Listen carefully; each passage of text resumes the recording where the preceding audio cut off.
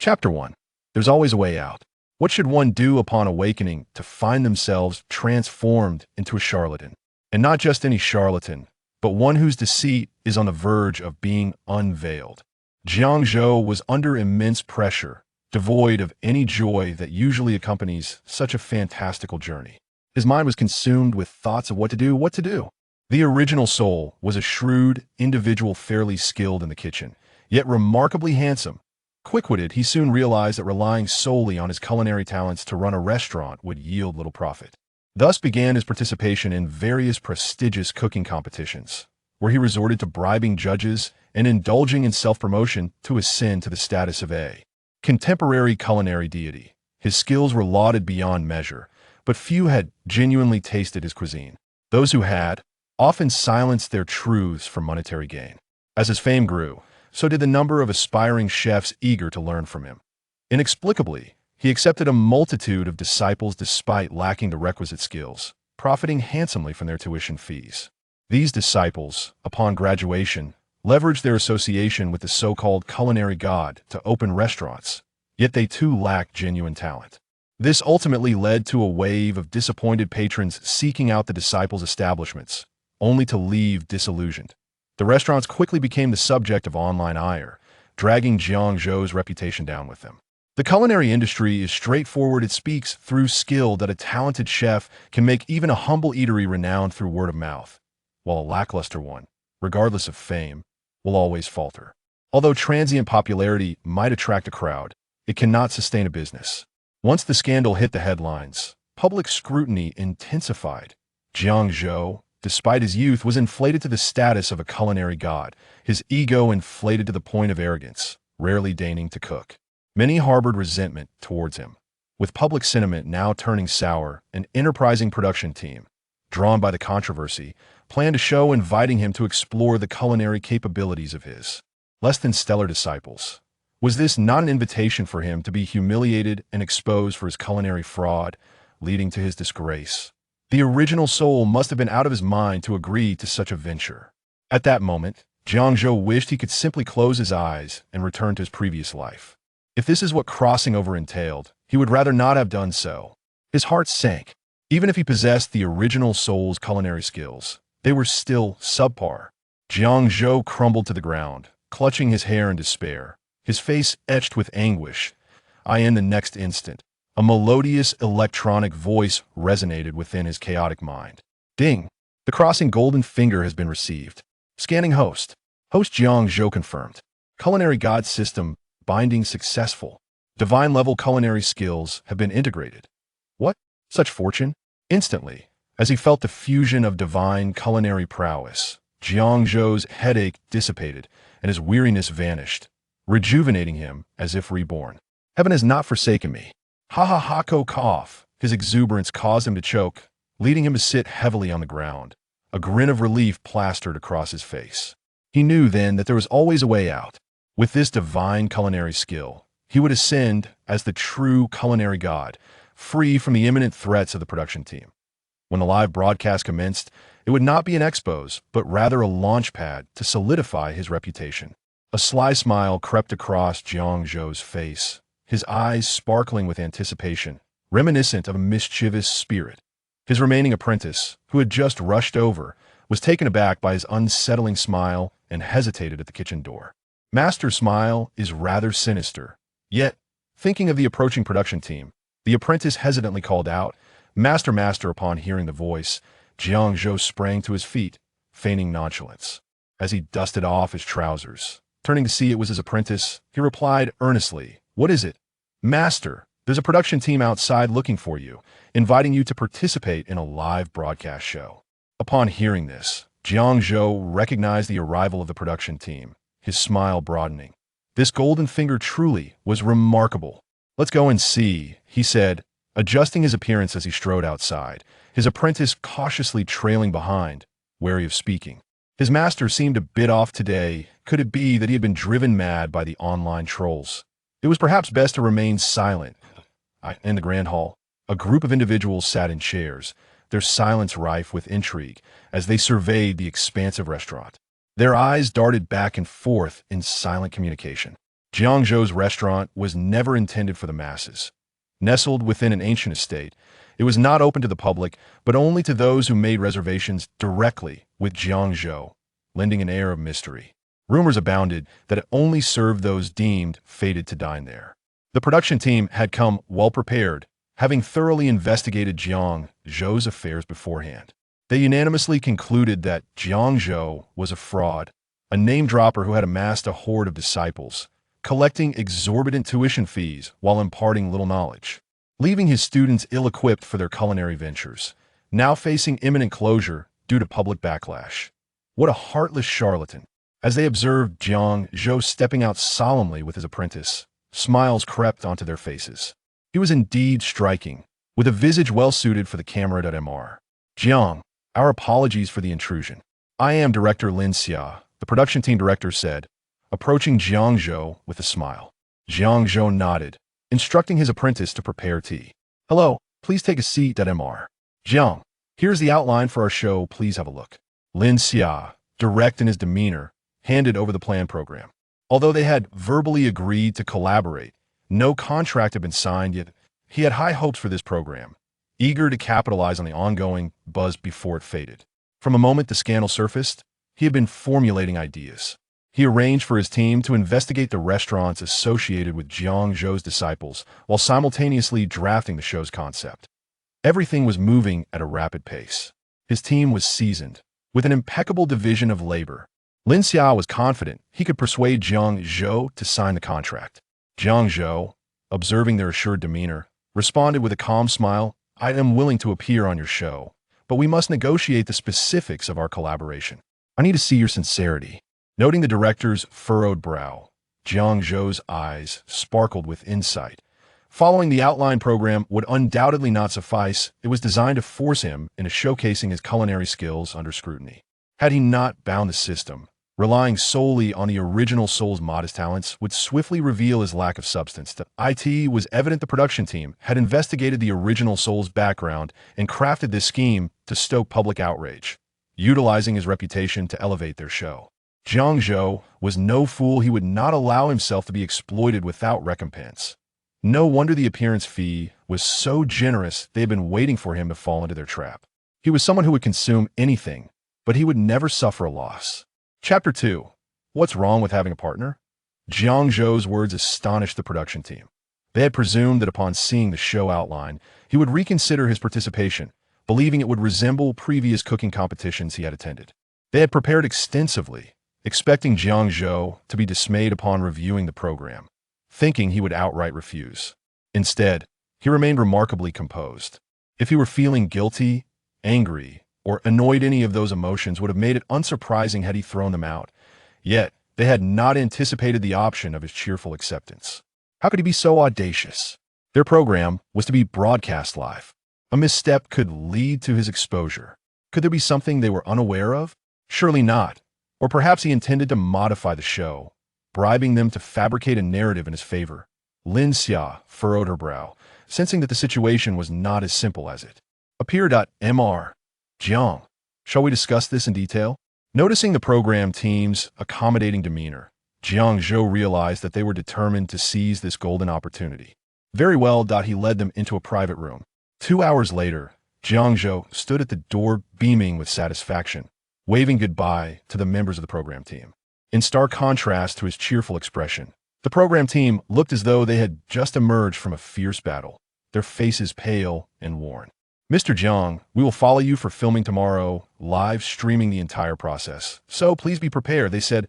Understood. See you tomorrow, Jiang Zhou replied, his smile seemingly at odds with the somber faces of the team. The program structure had been entirely overhauled by Jiang Zhou, with both parties redefining the overall direction of the show. Furthermore, the relationship had evolved from mere invitation to collaboration.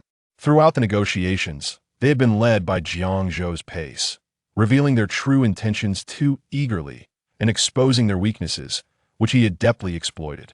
It was a painful realization. Fortunately, the essence of the program remained unchanged. They firmly believed that once it commenced, it would surely become a sensation. Returning to the kitchen, Jiang Zhou's apprentice observed his master's visibly good mood and hesitated to speak. Something felt off about his master today, stirring a sense of unease within him. With the senior apprentices now all having completed their training, he was left alone with his master, still learning little. He wondered when Jiang Zhou would recognize his earnestness and teach him culinary skills. Now that his master had agreed to participate in that live streaming program to visit his former apprentices, he feared there would be even less opportunity for him to learn cooking.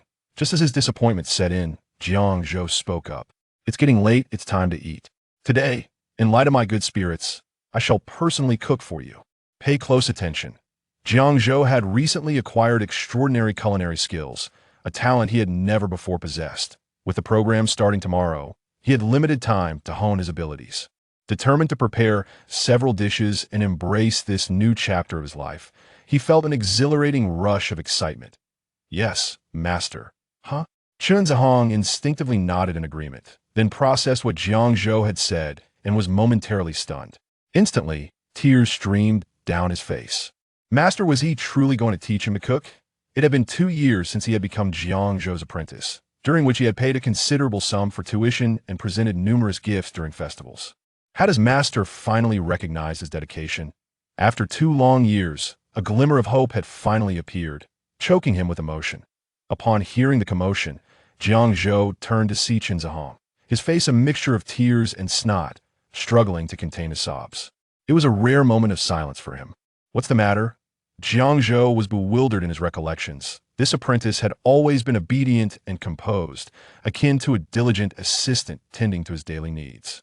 Yet now he appeared anything but steady. "It's nothing, master. I'm just overwhelmed with joy. Whatever dishes you decide to make, I will prepare the ingredients." Chun Zihong exclaimed, eager to fetch the vegetables. Jiang Zhou quickly stopped him. "You should wash your face and tidy yourself up first. Entering the kitchen in such a disheveled state would surely spoil his appetite." Well, yes, master." In the kitchen, Jiang Zhou reveled in the newfound mastery of his culinary skills, perceiving the kitchenware and ingredients around him as emanating an aura unlike any he had experienced before. It felt as though these were innate elements he had always known. The thrill within him was palpable, reaching a crescendo as he embarked on this culinary journey. Despite the restaurant rarely serving customers, the kitchen was well stocked with an array of fresh, high-quality ingredients. Jiang Zhou selected a beautiful piece of pork belly to prepare braised pork, alongside his favorite fish-flavored shredded pork and stuffed bitter melon, complemented by stir-fried seasonal vegetables and a winter melon meatball, super perfect culinary ensemble. He gazed at the ingredients. Various recipes flooded his mind. Rather than complex dishes, he yearned for simple home-cooked meals to soothe his startled spirit. Immersed in the joy of cooking, he lost track of time. Meanwhile, online, the program team swiftly announced the live stream, tagging Jiang Zhou with the news that it would air at 9 o'clock the following day. The announcement sent shockwaves through the internet. "What is this? Jiang Zhou is participating in the program. Is this a joke? He dares to join the show? How audacious! This character dares to show his face? Impressive. The program team must have some clout to invite Jiang Zhou. This is hilarious. They've exposed him, yet he still dares to appear on the show. I've never seen such shamelessness. I just want to know how much the program team paid him." During this time, numerous discussions about Jiang Zhou's lack of merit and skills flooded the internet. Many could not fathom why Jiang Zhou would join such a live streaming program. The sudden official announcement caught netizens off guard, quickly climbing to trending status. At lunchtime, Chun Zihong was already reading the online comments to Jiang Zhou. After selecting only a few, he grew frustrated and stopped. "Why aren't you reading more?" Jiang Zhou placed a pot of braised pork on the table. Observing his apprentice's demeanor, it resembled a duck with its throat seized, rendering him speechless, which amused Jiang Zhou. "Master, the comments online are utterly excessive. They haven't even tasted your cooking. How can they claim you cannot cook?" Chun Zihong, infuriated, slammed his phone onto the table, only to instantly remember it was his new device. He hurriedly picked it up, checking for any damage to the screen, blowing on it gently in concern. Chapter 3. The past is the past, and the present is the present. In truth, the new phone is only precious for a few days. When Chun Zihong noticed that Jiang Zhou exhibited no reaction, he curiously inquired, "Master, are you not angry?" Jiang Zhou responded with a calm smile. "Only lies provoke anger. Since you are aware that their words are untrue, why should you be upset?" Had it been before the system was bound, Jiang Zhou would have been in a state of panic. However, now that the system was in his possession, he felt compelled to declare, the past is the past, and the present is the present. He had now truly become a culinary master. The online critiques were merely trifles to him. The harsher the insults, the more gratifying the eventual triumph would be. The greater the contrast, the more fervent the show's popularity. Being part of this program meant greater profits, which was an undeniably splendid prospect. Jiang Zhou brimmed with confidence as he gazed at the table filled with his meticulously prepared dishes, his heart bubbling with joy. Just moments ago, he had been clamoring for a taste. By the way, this is the first time I am cooking for you. With that, Jiang Zhou lifted the lid of the clay pot, releasing a rich and savory aroma that permeated the air, instantly capturing Qin Zihong's attention. It was only when it was time to eat that Qin Zihong comprehended why Master had preferred solitude while cooking. It was not a matter of secrecy. It was a consideration for them. The fragrance during cooking was overwhelming. Standing in the kitchen, observing his master at work, the delightful scent invaded his senses, causing his mouth to water uncontrollably, soaking his clothes in anticipation. He paid no heed to the culinary techniques, utterly absorbed in marveling at the delectable aroma and yearning for a taste, especially with the braised pork simmering in the clay pot, cooked over a wood stove positioned at the kitchen door. The flames were carefully controlled to maintain a gentle heat for an hour. The longer it simmered, the more intense the meat's fragrance became. As the pork reached perfection, the aroma gradually subsided. Now, with the tightly sealed pot uncovered, the robust flavor of the braised pork rushed forth like a scorching wave, intoxicatingly fragrant.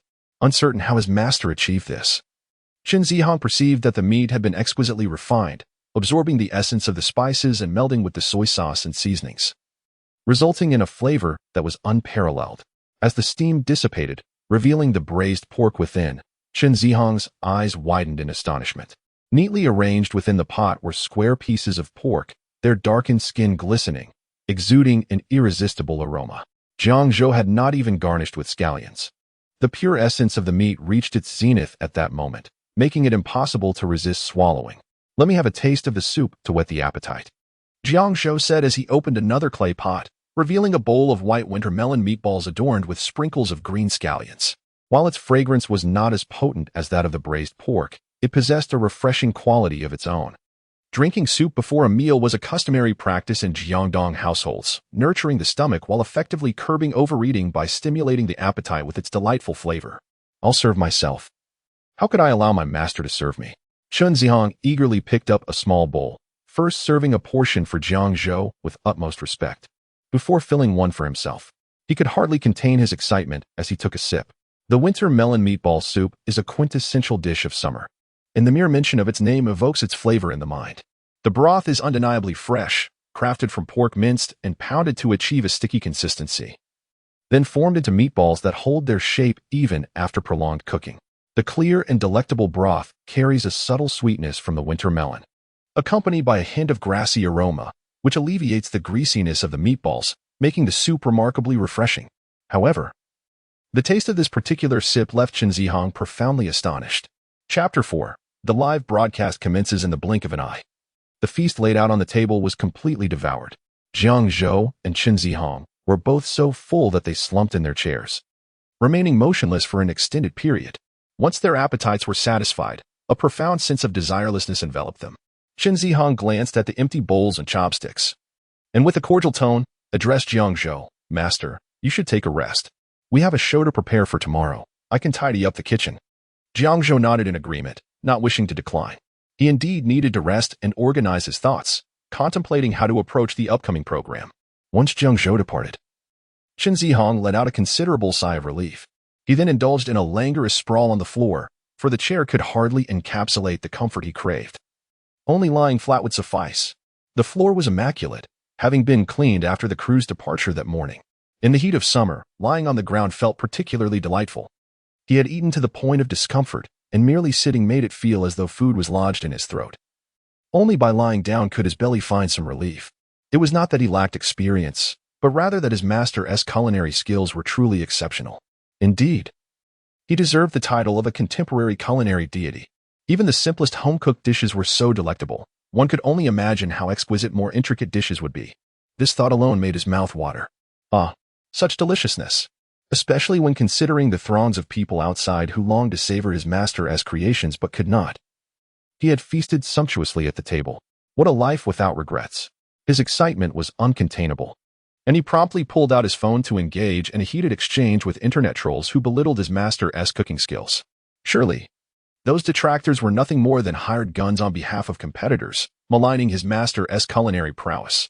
Were they from Xinchuan Tower? Previously, they had insinuated that his master's title of Chef King was purchased, and now the possibility of employing trolls was not beyond belief. Perhaps they were those food bloggers? After failing to secure a reservation at the restaurant, they had resorted to online rants against his master. And let us not forget the defeated competitors from the recent culinary competition who were still resentful about their loss. Considering all this, it seemed that anyone could be a suspect. It was infuriating. Each of them, lacking the skills of his master, could not bear to see him thrive and resorted to petty schemes behind the scenes. The more Qin Zihong engaged with these trolls, the more his anger intensified, leading him to stay up all night, consumed by the verbal battles. The following morning, when Jiang Zhou arrived at the establishment, he was greeted by the sight of Qin Zihong, who appeared as though a creature had drained his vitality. The dark circles under his eyes rivaled national treasures in intensity, and his complexion was haggard, as though he had endured a sleepless night. Young people ought to exercise moderation, otherwise age would catch up with them, rendering them unable to cope. After some contemplation, Jiang Zhou decided to pat his disciple on the shoulder and offered a gentle admonition. It was entirely typical for the youth to lack self-restraint in such matters, but this was excessive. Upon hearing his master's words, Qin Zihong's face flushed crimson in an instant, and without a moment's thought, he vehemently denied it. "No, master, I didn't tea. I merely stayed up chatting." The realization that he had spent the entire night arguing online made him question why he had become so engrossed, utterly lacking in composure. Especially yesterday, the master advised him not to pay heed to online comments, yet he ended up arguing with someone for an entire night. It's truly disheartening to see him unable to speak his mind. Consequently, Jiang Zhou's misunderstanding deepened. He feigned understanding and patted the young man on the shoulder once more. Qin Zihong replied, "You should practice your knife skills in the shop today. I will go check on your senior brother." As time passed, Jiang Zhou arranged matters for his young apprentice and settled down in the courtyard to await the arrival of the production team. Meanwhile, the crew had also prepared early. Once the live stream channel opened, a throng of online viewers flocked to watch. Even before the broadcast commenced, discussions about Jiang Zhou persisted, with viewers flooding the screen with comments against a black backdrop. Lin Xia, as the director, remained vigilant regarding the live room's activity. This particular live program was the simplest he had ever overseen. There was no need for a warm-up. A mere announcement of the time had drawn over 100,000 individuals to eagerly await in the live room, causing Lin Xia to smile broadly. The surge in popularity was remarkable. They had not engaged in any promotional activities, yet the excitement was palpable. Once the program commenced, surely the viewership would increase even further. The prospect of the show becoming a sensational hit invigorated the entire production team. On that Monday morning, the weary workers desperately sought stimulating gossip to awaken their minds for work. Many arrived at the office early, merely to indulge in distractions. The comments in the live room scrolled by at an astonishing speed, all discussing the fact that Jiang Zhou was indeed participating in a live broadcast. Previously, there have been numerous reports from netizens about the restaurant opened by Jiang Zhou's apprentice, which, aside from being overpriced, was notoriously unpalatable, lacking any value for money. The sole marketing point was the association with the culinary master's disciple. Unable to secure a reservation with the chef himself, patrons flocked to the apprentice's establishment to check it out, only to return disappointed. Those who managed to find the food commendable were likely compensated for their praise. The overwhelming influx of diners led to a consensus that the food was indeed subpar. This sentiment was not isolated to just one establishment run by the culinary master's apprentices. Many restaurants across various cities, claiming to be affiliated with the chef's disciples, fell short. Mediocre taste and lack of value for money were already regarded as generous descriptors.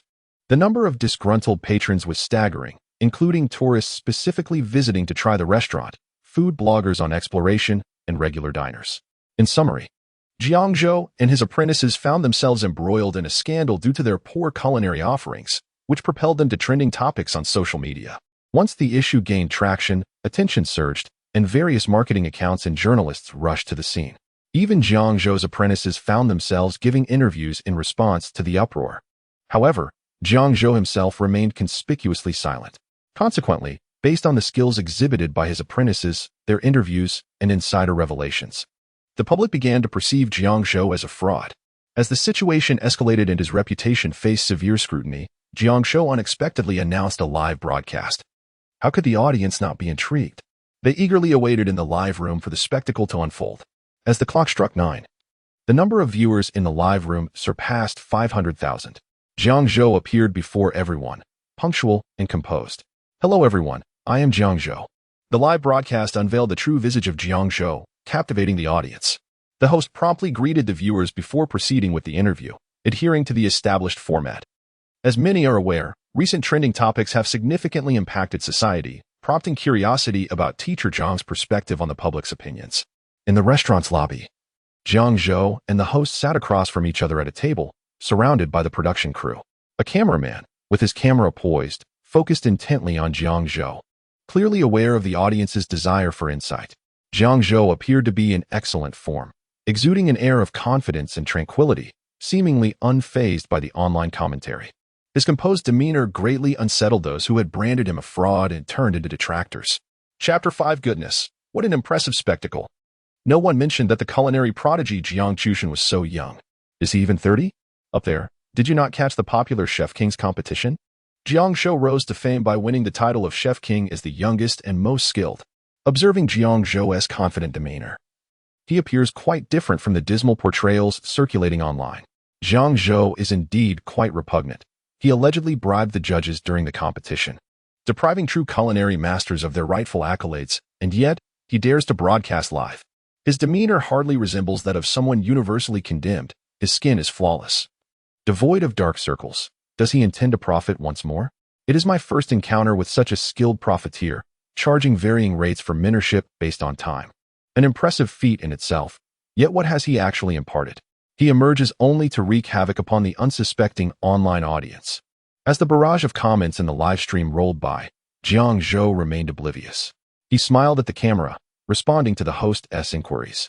There are myriad opinions about me online, yet I believe that hearing is but hearsay, seeing is believing. You shall soon witness the extent of my culinary prowess. Jiang Zhou understood the dynamics of online engagement. As he spoke, the live stream's popularity surged. Lin Xia, seated behind the monitor, diligently monitored the situation, and upon catching Jiang Zhou's glance, promptly gave a thumbs up. Regardless of his culinary skills, his marketing acumen was undeniably impressive. His self-taught expertise ignited the audience's curiosity, capturing their attention. Very well, let us not waste any time. Our first destination today is the Huixianjian restaurant, established by Master Zhang's disciple in Jiangdong City. Jiang Zhou nodded in agreement, having previously discussed the terms during the contract signing. The program's revenue was split, with him receiving 40% and the production team 60%. The specifics of the show's arrangement would adhere to the production team's directives, yet they would not schedule anything detrimental to Jiang Zhou, who retained veto power. He merely needed to visit his past disciples in a live stream format, facilitated by the production team. Jiang Zhou found these conditions quite satisfactory. He boarded the production team's vehicle, traveling to the Huixianjian restaurant, which belonged to his 24th disciple, conveniently located in the city. Upon arrival, the disciple, evidently aware of the live stream, had already gathered staff to welcome him at the entrance. As Jiang Zhou arrived, his 24th disciple diligently rushed over to open the car door, flanked by a group of waitstaff. Should he have donned a suit and sunglasses, he would have undoubtedly resembled a prominent figure stepping out in style. The viewers in the live stream were equally astonished by this grand display. Goodness, what an impressive scene. Jiang Zhou, composed and accepting of the warm reception, stepped out in casual attire, nodding to his disciple. The atmosphere hardly suggested a mere clarification visit. It felt more akin to an inspection. Master, we are truly honored by your presence. Please, come in.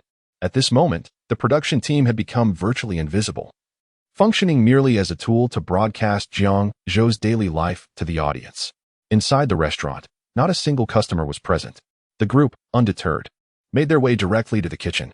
Meanwhile, viewers who had dined at Huixianjian began to voice their critiques about the restaurant's flavor in the comments. While the decor of this establishment may appear appealing at first glance, the prices are exorbitant, the flavors are mediocre, and the dishes, though flamboyant, fail to impress. I once tried the sweet and sour ribs, which were bizarrely topped with cotton candy. Upon serving, the sweet and sour sauce was drizzled over the ribs, resulting in a dish that was utterly unpalatable. What a novel concept, one might think. However, dubbed Snow Mountain sweet and sour ribs, it was truly revolting. Each dish, until tasted, left one in the dark regarding its ingredients, presenting a spectacle yet lacking in substance. The inflated prices paired with such disappointing flavors render it unworthy of a visit. I suspect this establishment will not survive beyond a year, given its culinary shortcomings. Jiang Zhou surveyed the restaurant's interior, which exuded an air of sophistication and appeared quite impressive. After taking in the surroundings, he turned to his disciple and inquired about the establishment's lackluster business. The original owner had only superficial relationships with these apprentices, offering basic guidance, while Jiang Zhou, relying on the memories of his predecessor, remained largely oblivious to the intricacies of their struggles. Vincent, faced with Jiang Zhou's question, offered an awkward smile and nodded in affirmation. His culinary skills had always been lacking, prompting him to seek mentorship from a renowned chef. Although he had learned to present dishes more aesthetically, their flavors remained subpar. He believed that with the title of a culinary master's apprentice, customers would naturally flock to his restaurant.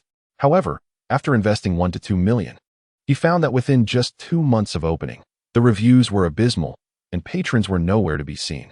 Now, with his establishment trending for all the wrong reasons, he had not opened for days, feeling utterly at a loss when his mentor arrived. Truth be told, Jiang Zhou had a knack for putting on appearances. Despite having taken on numerous apprentices, none seemed to realize that he was merely a fraud. His ability to deceive was remarkable, and it was only during a live cooking demonstration that his true lack of skill was unveiled. Are the dishes truly unappetizing? Jiang Zhou asked, feigning ignorance as he noticed Vincent's discomfort. Vincent, clutching his round belly, nodded in a more pitiful manner. Come on. It has been ages since I tasted one of your dishes.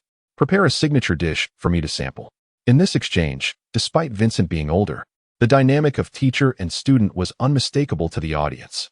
Viewers observed the tall, portly figure of Vincent, shrinking before Jiang Zhou like a quail, speaking in hushed tones, and remarked on the authenticity of the moment. It was reminiscent of a situation where a colleague towering at 6 feet 9 inches would regard a 5'5" teacher with similar trepidation. Indeed, regardless of profession, students exhibit the same reverence towards their instructors. Observing this dynamic, one could easily sense that Vincent's culinary skills were indeed lacking. Yet, the current generation of netizens seemed quick to judge, assuming correctness based solely on appearances. Could it be that with too many disciples, the mentor lacked the ability to provide detailed instruction? Fans of Jiang Zhou, please refrain from washing away criticism. It is unacceptable that he cannot teach while taking on so many apprentices. Have you seen the exorbitant tuition fees circulating online? They amount to hundreds of thousands. With such a substantial investment, is this the outcome? Surely, some of Jiang Zhou's disciples must be discontented. There must be those who cannot tolerate this situation, as it seems Jiang Zhou has imparted little knowledge and merely accepts gifts. In the blink of an eye, it was time for Vincent to showcase his culinary skills. He prepared the restaurant's signature dish, the Snow Mountain sweet and sour ribs. Online viewers expressed immense enthusiasm for the chef's live cooking demonstration, inundating the screen with requests for Jiang Zhou to cook as well.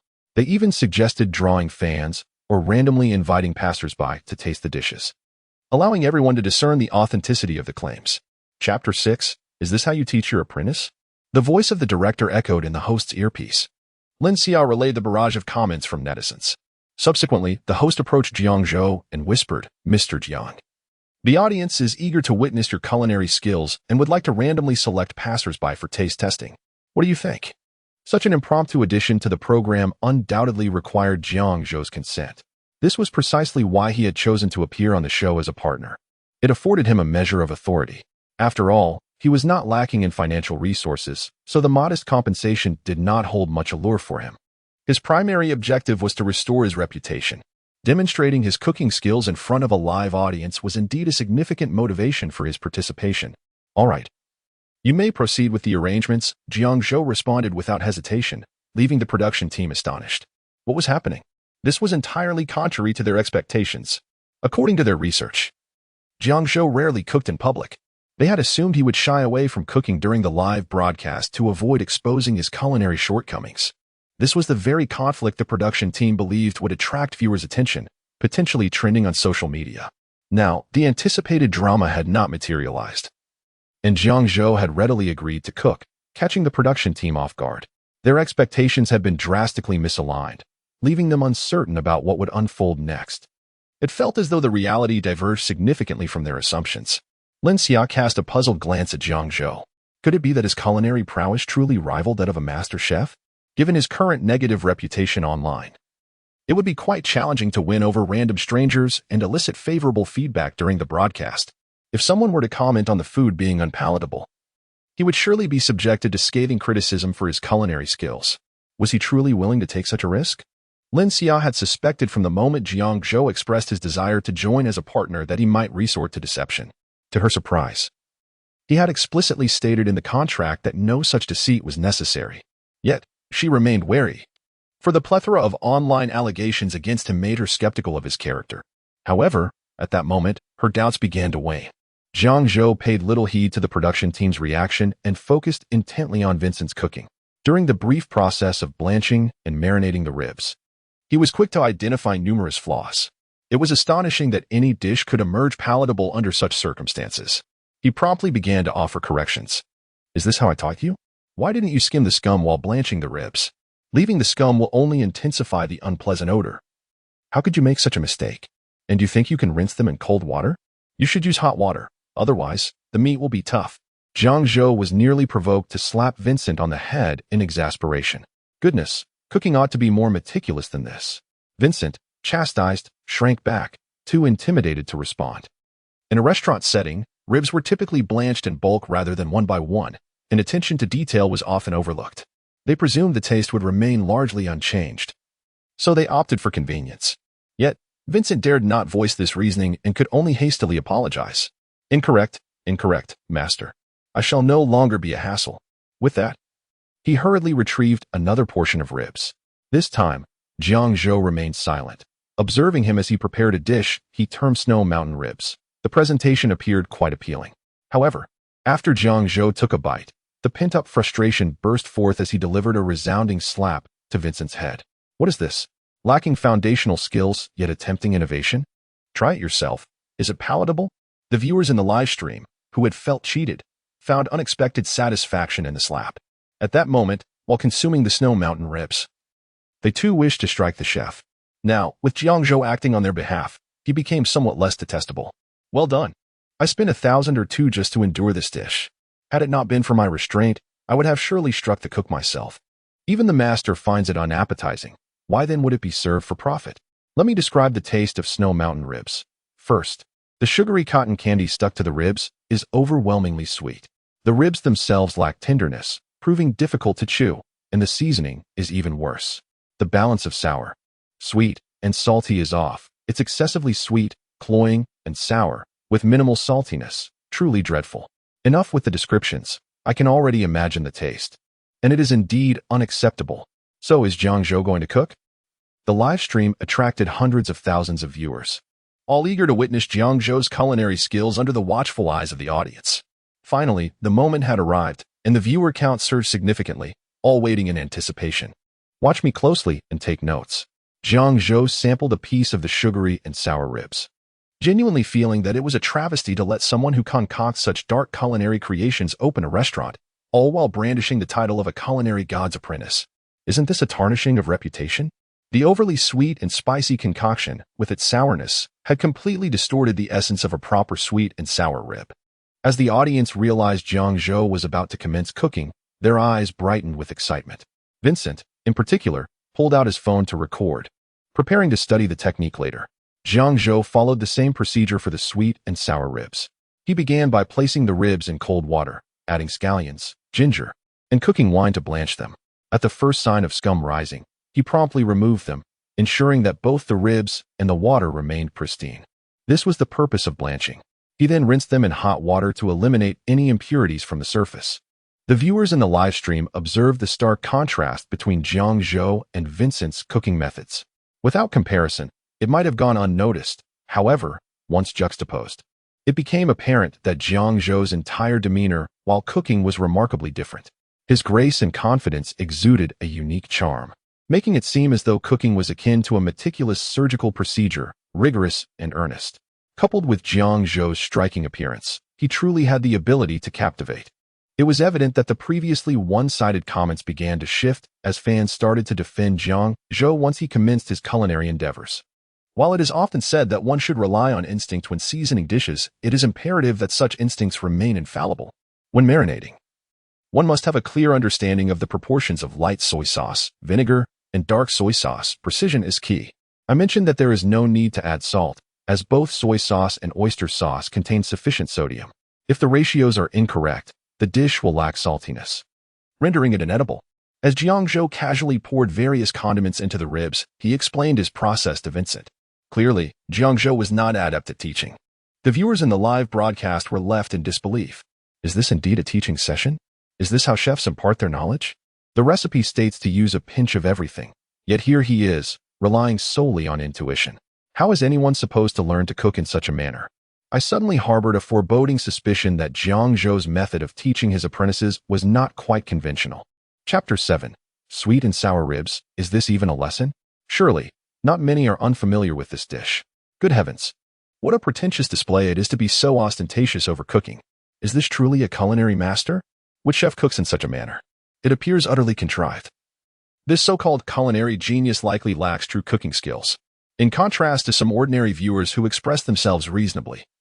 The majority of the live-stream audience comprises detractors of Jiang Zhou. Despite nearing 30, Jiang Zhou possesses an enviable appearance and a poised stature, devoid of the traditional image of a chef with a paunch. Observers often feel as though he is merely performing for show. It is possible that preconceived notions from online disparagement lead many to believe that a man so youthful could not possibly be one of the country's premier chefs. Dubbed a culinary god, such exaggerated praise can indeed be a source of disdain. The incessant barrage of negativity from the naysayers inadvertently elevates the live stream's popularity, drawing in curious onlookers. Jiang Zhou remains oblivious to this. As he prepares his dish, he simultaneously engages in the live broadcast by randomly inviting passers-by to the restaurant for a tasting. To maintain an air of mystery, only those who have not watched the stream are invited. This format of live broadcasting delights netizens, as they now prefer such authentic experiences to scripted variety shows. The simultaneous activities ensure that the tasting evaluations are both fair and impartial, precisely what the audience desires. The speed with which the sweet and sour ribs are prepared surpasses expectations. Jiang Zhou's technique eschews the traditional slow braising in favor of a quick stir-fry to enhance tenderness, resulting in a swift completion. When preparing meat dishes, one must either aim for a precise doneness or braise until tender. Being caught in between results in an unsatisfactory texture, neither tender nor well-cooked. Jiang Zhou's cooking resembles a display of skill. He nearly ignites the ribs in the pan while flamboyantly tossing them. Onlookers, unaware of the context, might assume they are witnessing a film shoot for a culinary master. The displayed artistry leaves even the critics momentarily speechless. They can only declare that Jiang Zhou is merely posturing, appearing impressive while surely lacking in flavor.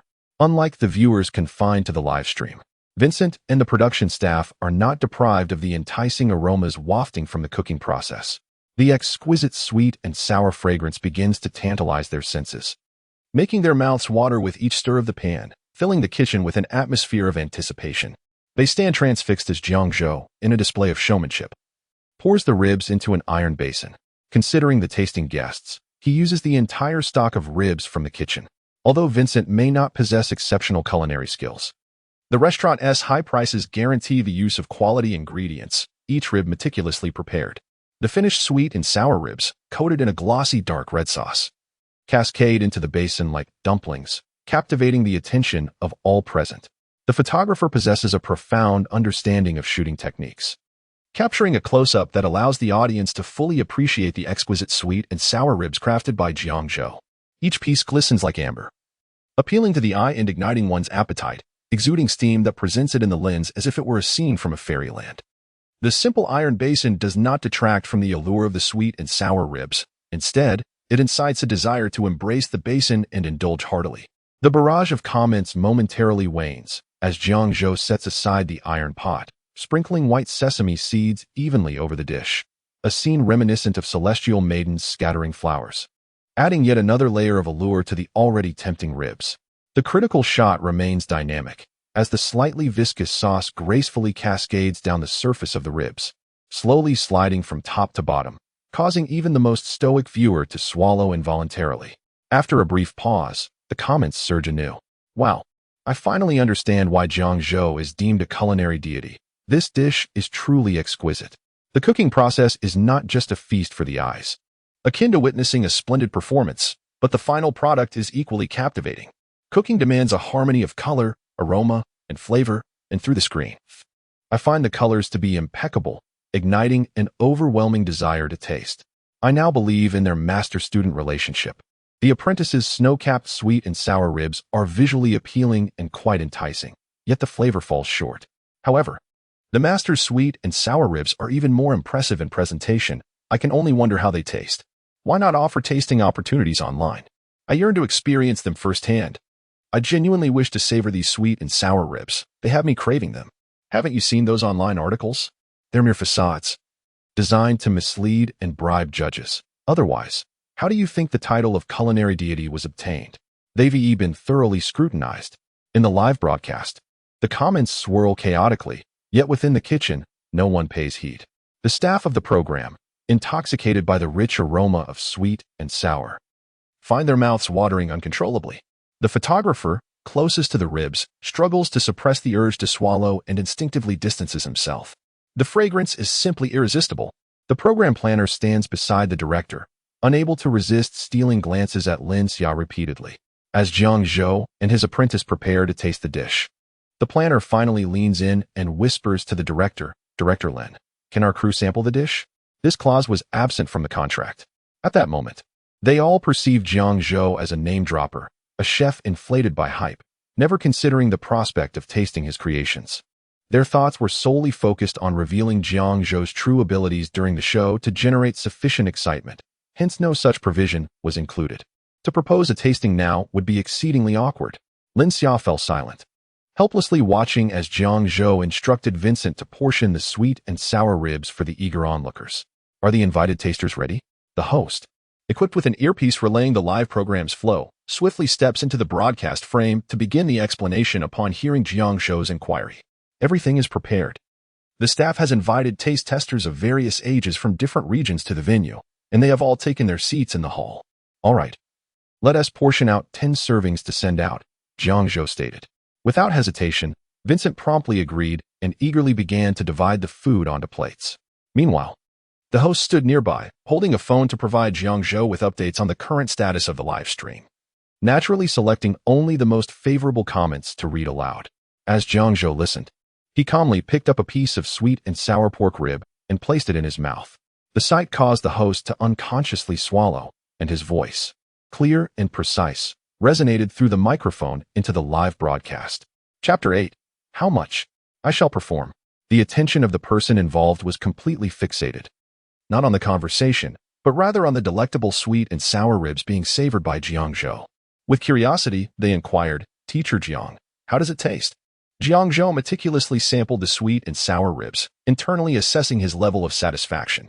If he were to be critical, he might note that the freshness of the ribs was somewhat lacking, and the seasonings were merely adequate. For example, the vinegar used was inferior, lacking in depth of flavor. However, relying on his divine culinary skills, he had managed to elevate the dish to a commendable level. Overall, he would assign it a score of 90. The flavor was a harmonious blend of sweet and sour. The exterior was slightly charred, while the meat within was tender, effortlessly separating from the bone with a mere tuck. The aroma of the meat was complemented by a hint of wine, and the taste was quite satisfactory. Once he finished the ribs, Jiang Zhou set down his chopsticks with an air of mastery. Qin Zihong, who was left behind in the store, watched this display with envy, wishing he could leap through the screen to taste what Jiang Zhou had prepared. Had he known his master would not only inspect the shop, but also cook, he would have done anything to follow along and partake in the feast, rather than remain in the store, relegated to watching others enjoy their meal. The pain of longing was unbearable. If he had never experienced his master's exquisite cooking, he might have been spared this agony of yearning. But having tasted it, he was now tormented by the sight of others enjoying it while he could not, biting on the corner of his clothing. Qin Zihong glanced at another phone displaying a live tasting session, his frustration mounting to the point of wanting to shatter his silver teeth. The desire to taste was thwarted, yet he had to endure the live commentary disparaging his master's culinary prowess. Truly, there is a limit to endurance. He seized his phone and began typing furiously. retaliating against the naysayers one by one. In the kitchen's live broadcast room, where Jiang Zhou was situated, despite a portion of the audience being drawn away by another tasting session, the viewership remained robust. The host stood beside Jiang Zhou, their gaze filled with longing as they eyed the sweet and sour ribs on the table. It was difficult to conceal such eagerness. Jiang Zhou, perceptive as ever, noticed this enthusiasm. Having prepared a large iron basin filled with ribs, Vincent had only managed to serve half of them in 10 plates. Each tasting plate, though small, was adorned with 3 beautifully arranged ribs, exquisite in appearance. The remaining ribs could certainly be sampled by the staff present, alleviating the skepticism in their gazes. "Would you care to taste?" Jiang Zhou prompted, and with that invitation, the host cast aside their reservations. Eagerly, they grabbed a pair of chopsticks and deftly selected a piece of sweet and sour rib, which they promptly devoured. The savory aroma of the meat, combined with the rich sweet and sour sauce, enveloped their palate, instantly awakening their taste buds. The sweetness of the granulated sugar, the tang of the vinegar, the umami of the soy sauce, and the savory essence of the meat melded together in perfect harmony, each element proportioned with exquisite precision. The ribs, crisp on the outside yet tender within, added an extraordinary allure to the experience, with the joy of gnawing the meat reaching its zenith the moment the bone was released. Chewing was effortless. The flavor was so captivating that it bordered on indulgence, rendering one addicted, yearning for piece after piece. How could such a sublime sauce exist? With the balance of sweet and sour so impeccably achieved, a hint more sweetness or acidity would have marred its perfection. With just a single bite, the host immediately recognized that Jiang Zhou's culinary skills were far from mere boastfulness. Such a level of seasoning is rarely achieved by chefs in the country. It was utterly delectable. From the moment the host picked up his chopsticks, the live broadcast camera divided its focus, capturing him in equal measure. The audience could distinctly observe the host relishing the sweet and sour ribs, his astonishment evident in his exaggerated facial expressions and the wide-eyed surprise that accompanied each bite. To the viewers, it all seemed rather contrived. The barrage of comments exploded in outrage. I questioned how Jiang Zhou could muster the audacity to appear on a live show, only to realize that the production team was complicit in this charade. Why not hire a host with better acting skills? It was painfully obvious that it was all staged. The budget must be substantial. I'd gladly partake in the performance. How much does this job pay? Are they still seeking talent? Jiang Zhou is truly despicable, even at this juncture. He attempts to perpetuate such deception? Jiang Zhou should exit the culinary realm, a disgrace to society. Meanwhile, Chen Zihong, with 2 phones in hand, juggled between 2 live streams, struggling to keep up with the flood of insults. As he finished one response, another barrage of negativity erupted on the other screen. Little critics. Have you ever tasted Chef Zhang's dishes? If not, on what grounds do you claim his culinary skills are lacking? Upon sending that message, he swiftly grabbed the other phone. Who are these so-called shills? The production crew was merely finding random individuals on the street to taste the food in front of everyone.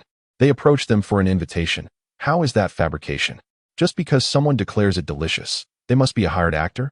Are we not allowed to speak the truth? If everyone says it's delicious, it must genuinely be so. Chen Zihong's fingers danced across the keyboard, typing fervently. He watched with fervor as passers-by enjoyed the food, channeling his frustration into a fierce rebuttal against the detractors. He single-handedly created an army of words. Years of gaming had equipped him with a vast vocabulary for insults. What is wrong with the production team? They invite a master chef to participate yet fail to engage any online support to manage the reviews. Watching netizens berate my master infuriates me.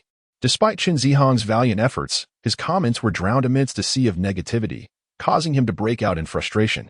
The kitchen staff of the production team had initially focused on the sweet and sour ribs. Seeing the host's enjoyment, they wondered if they might taste a piece themselves. However, upon witnessing the overwhelmingly negative comments in the live chat, even the production team found themselves trending for the wrong reasons, momentarily setting aside thoughts of the ribs. Linxia, observing the comments on her phone, turned to the planner beside her. As part of the production team, they had not anticipated that by fulfilling the netizens' requests to have strangers sample Jiang Zhou's dishes, they would end up being the ones vilified. It was truly an unjust accusation. They were, after all, on the side of the viewers. How had they become the targets of accusations of deceptive broadcasting? Such are the perils of live broadcasting. No matter how thoroughly one plans, unforeseen events always catch them off guard. They urgently needed to issue a statement. The production team had not been bribed to fabricate anything or deceive the audience. Lin Xia, observing the tide of public opinion, swiftly instructed the operations team. Upon reviewing the comments from both live streams, the planner urged everyone to remain calm and composed.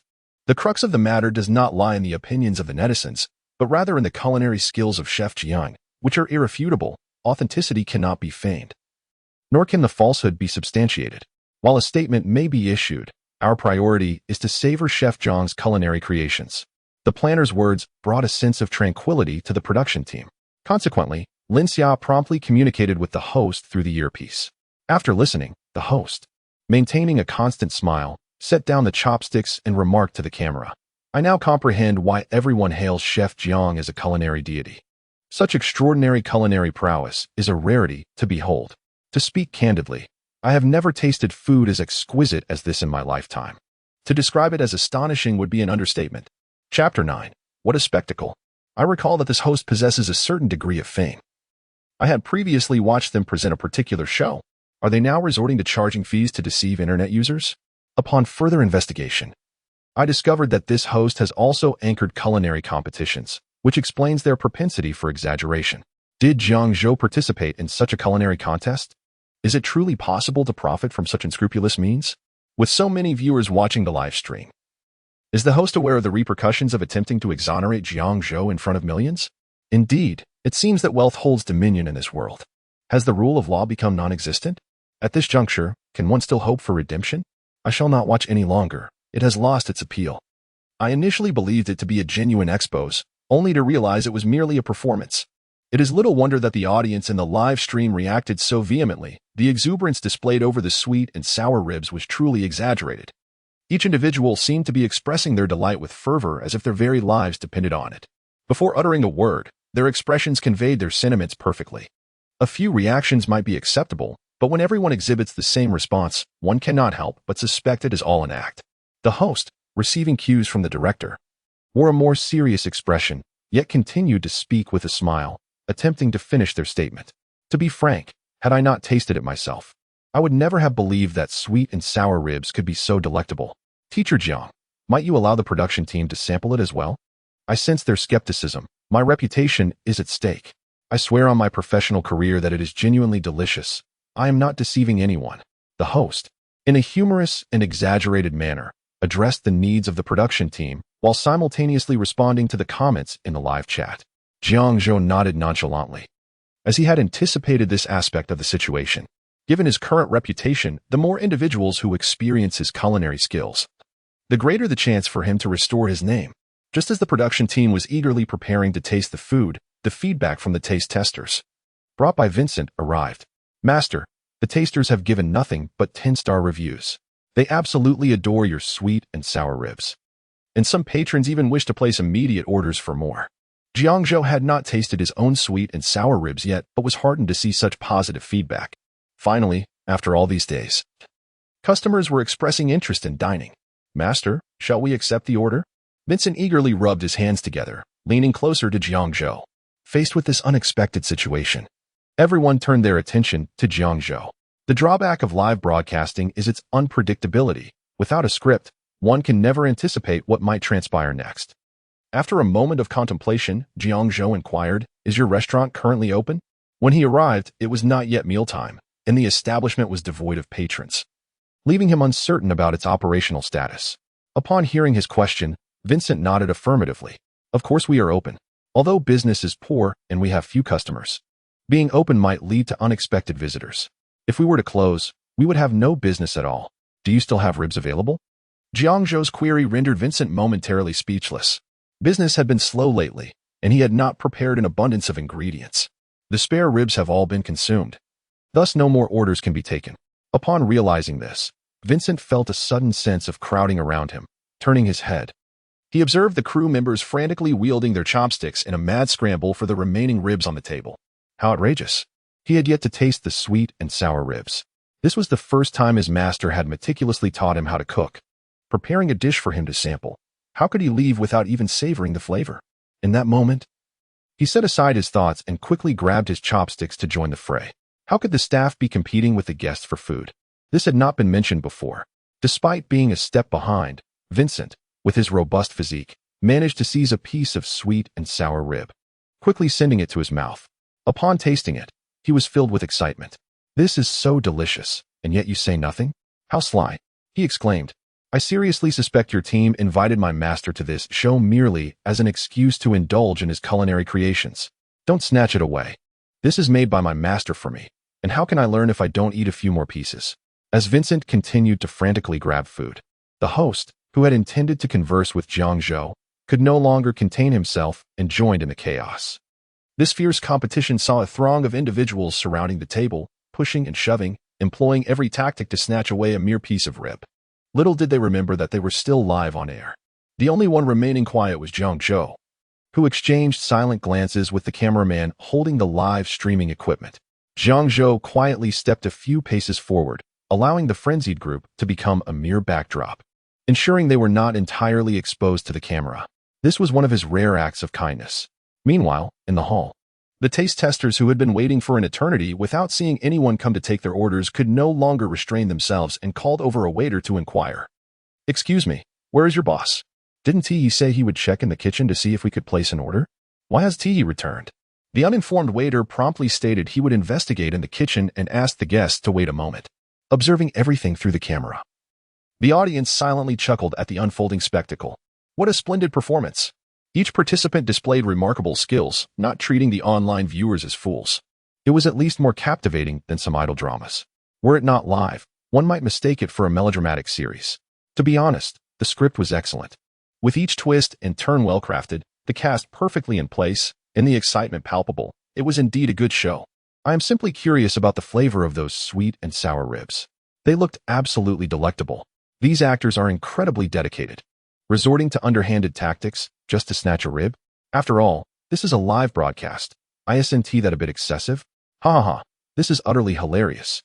What a dramatic plot twist. I must say, the production team understands marketing. I am now exceedingly curious about Jiang Zhou's culinary skills. Is he truly that formidable? What is Jiang Zhou's background?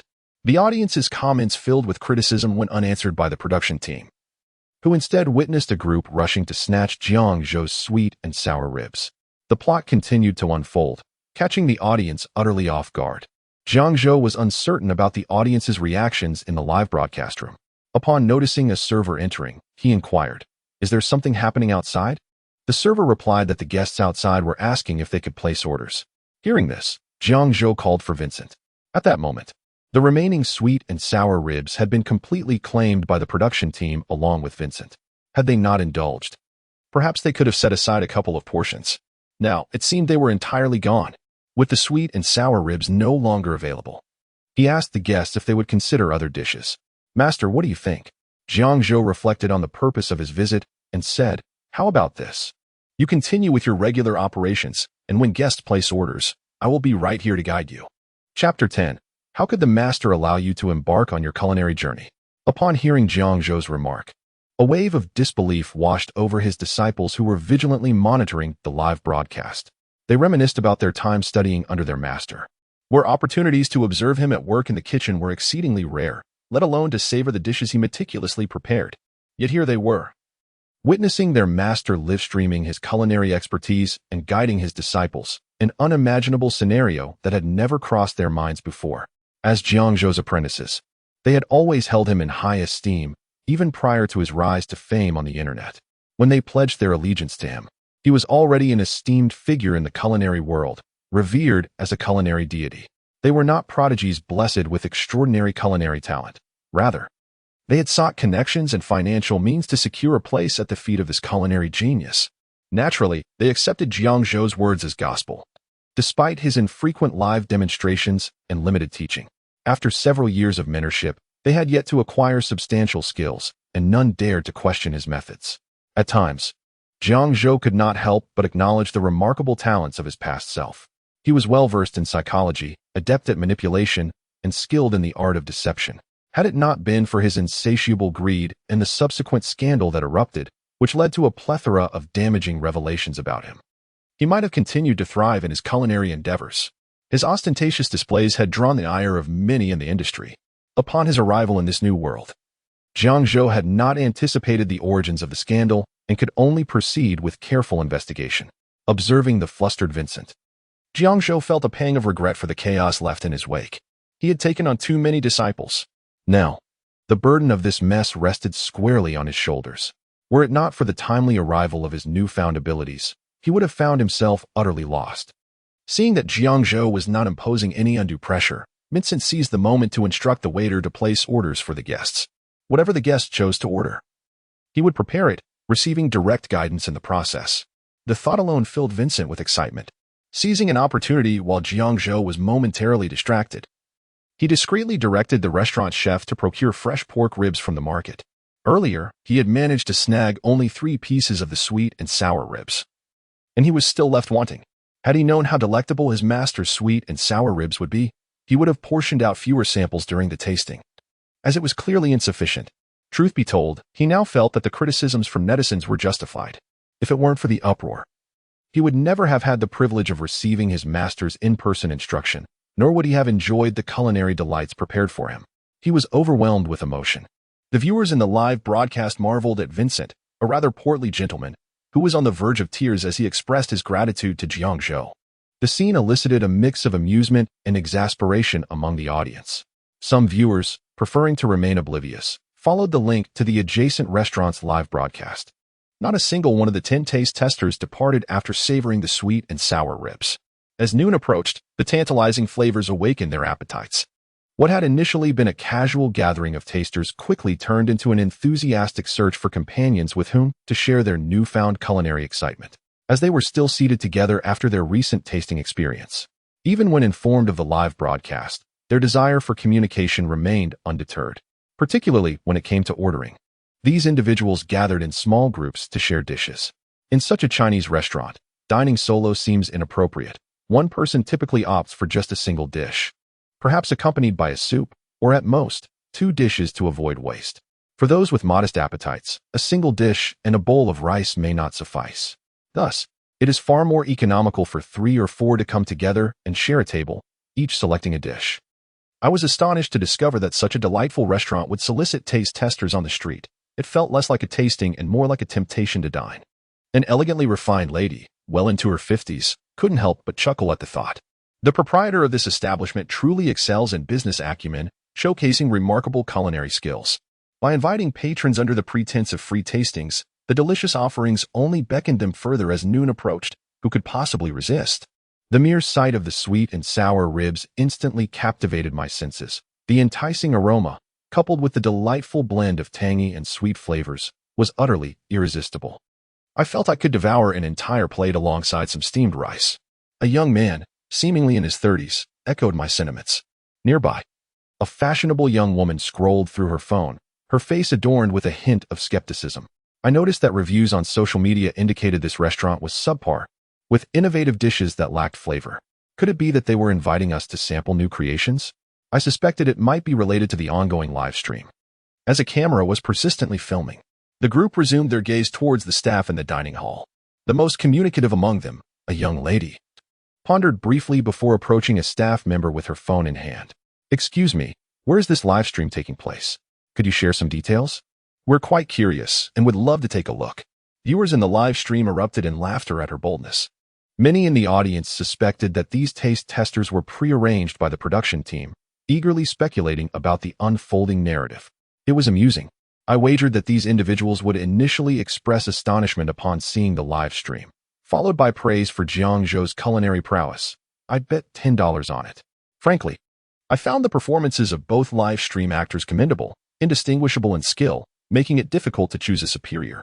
Let us give the young lady a surprise. We'll all flood the comments and see how they continue their act. Meanwhile, in the kitchen, Jiang Zhou was urging his apprentice to revise the menu, finding the situation quite amusing. However, was this live stream coinciding with the restaurant's public operations? If so, as a local, I could easily make my way there to sample the offerings myself.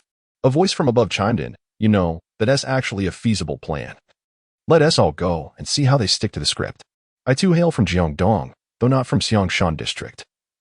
It's no trouble, just a short drive, and I'll be there in a matter of minutes. I'll broadcast the entire experience on Douyin. Rest assured it's not scripted. Unbeknownst to Jiang Zhou, the happenings between the restaurant and the live stream were unfolding without his awareness, as he focused intently on pressuring Vincent to amend the menu. What exactly is this romantic flame mountain? To be honest, Without his disciple's description, Jiang Zhou would never have guessed the dish just by looking at the menu and prices. It was enough to give him a headache.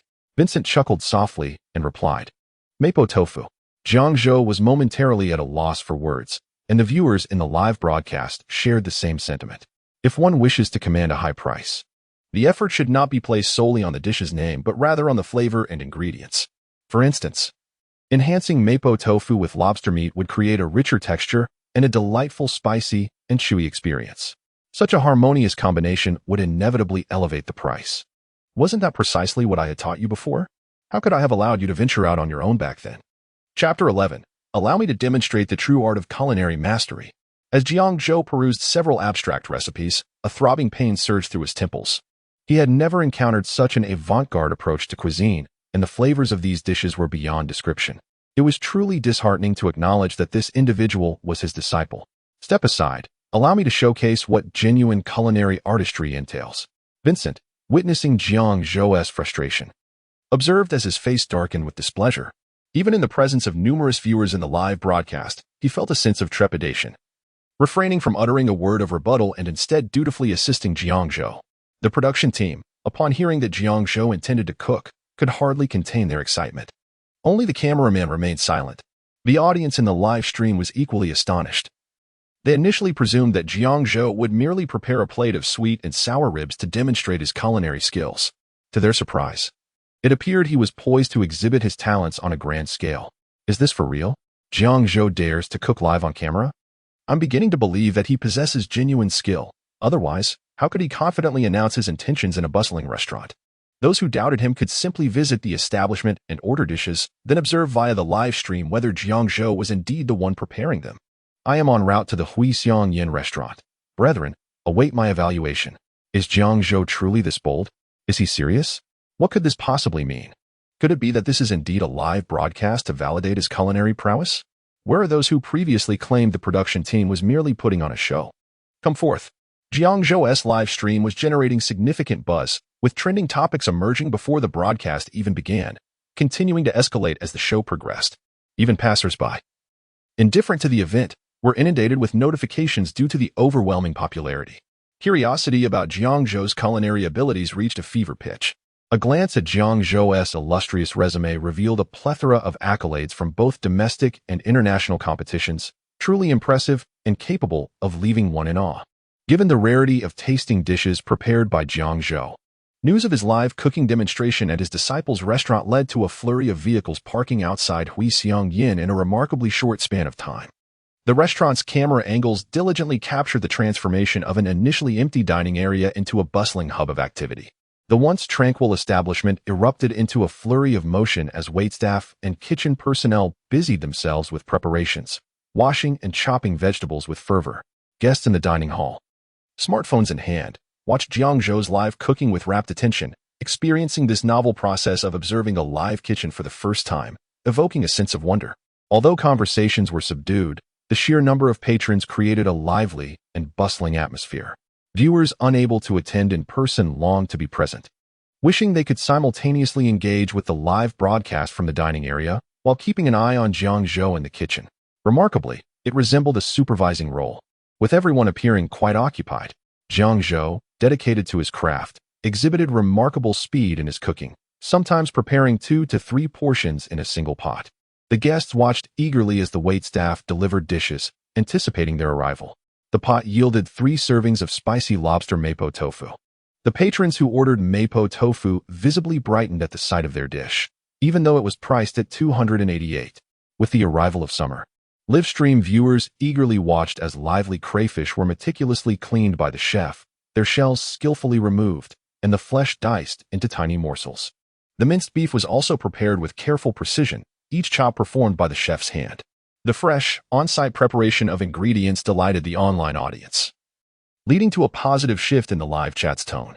To be candid, I would still patronize a restaurant that prepares all its ingredients fresh.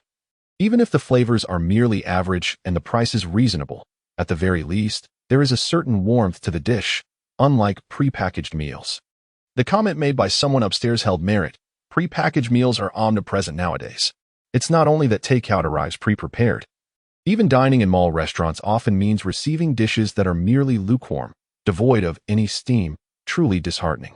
I observed Jiang Zhou's cooking technique, which seemed proficient, contrary to what is often claimed online. Don't be naive. What does proficiency matter if the taste is lacking? The apprentice is unscrupulous, and the master is no better. For a dish of mapo tofu, even with a touch of crayfish meat, charging 288 seems excessive. Yet, they still feigned changes to the menu? The diners of mapo tofu had little time to focus on the live chat.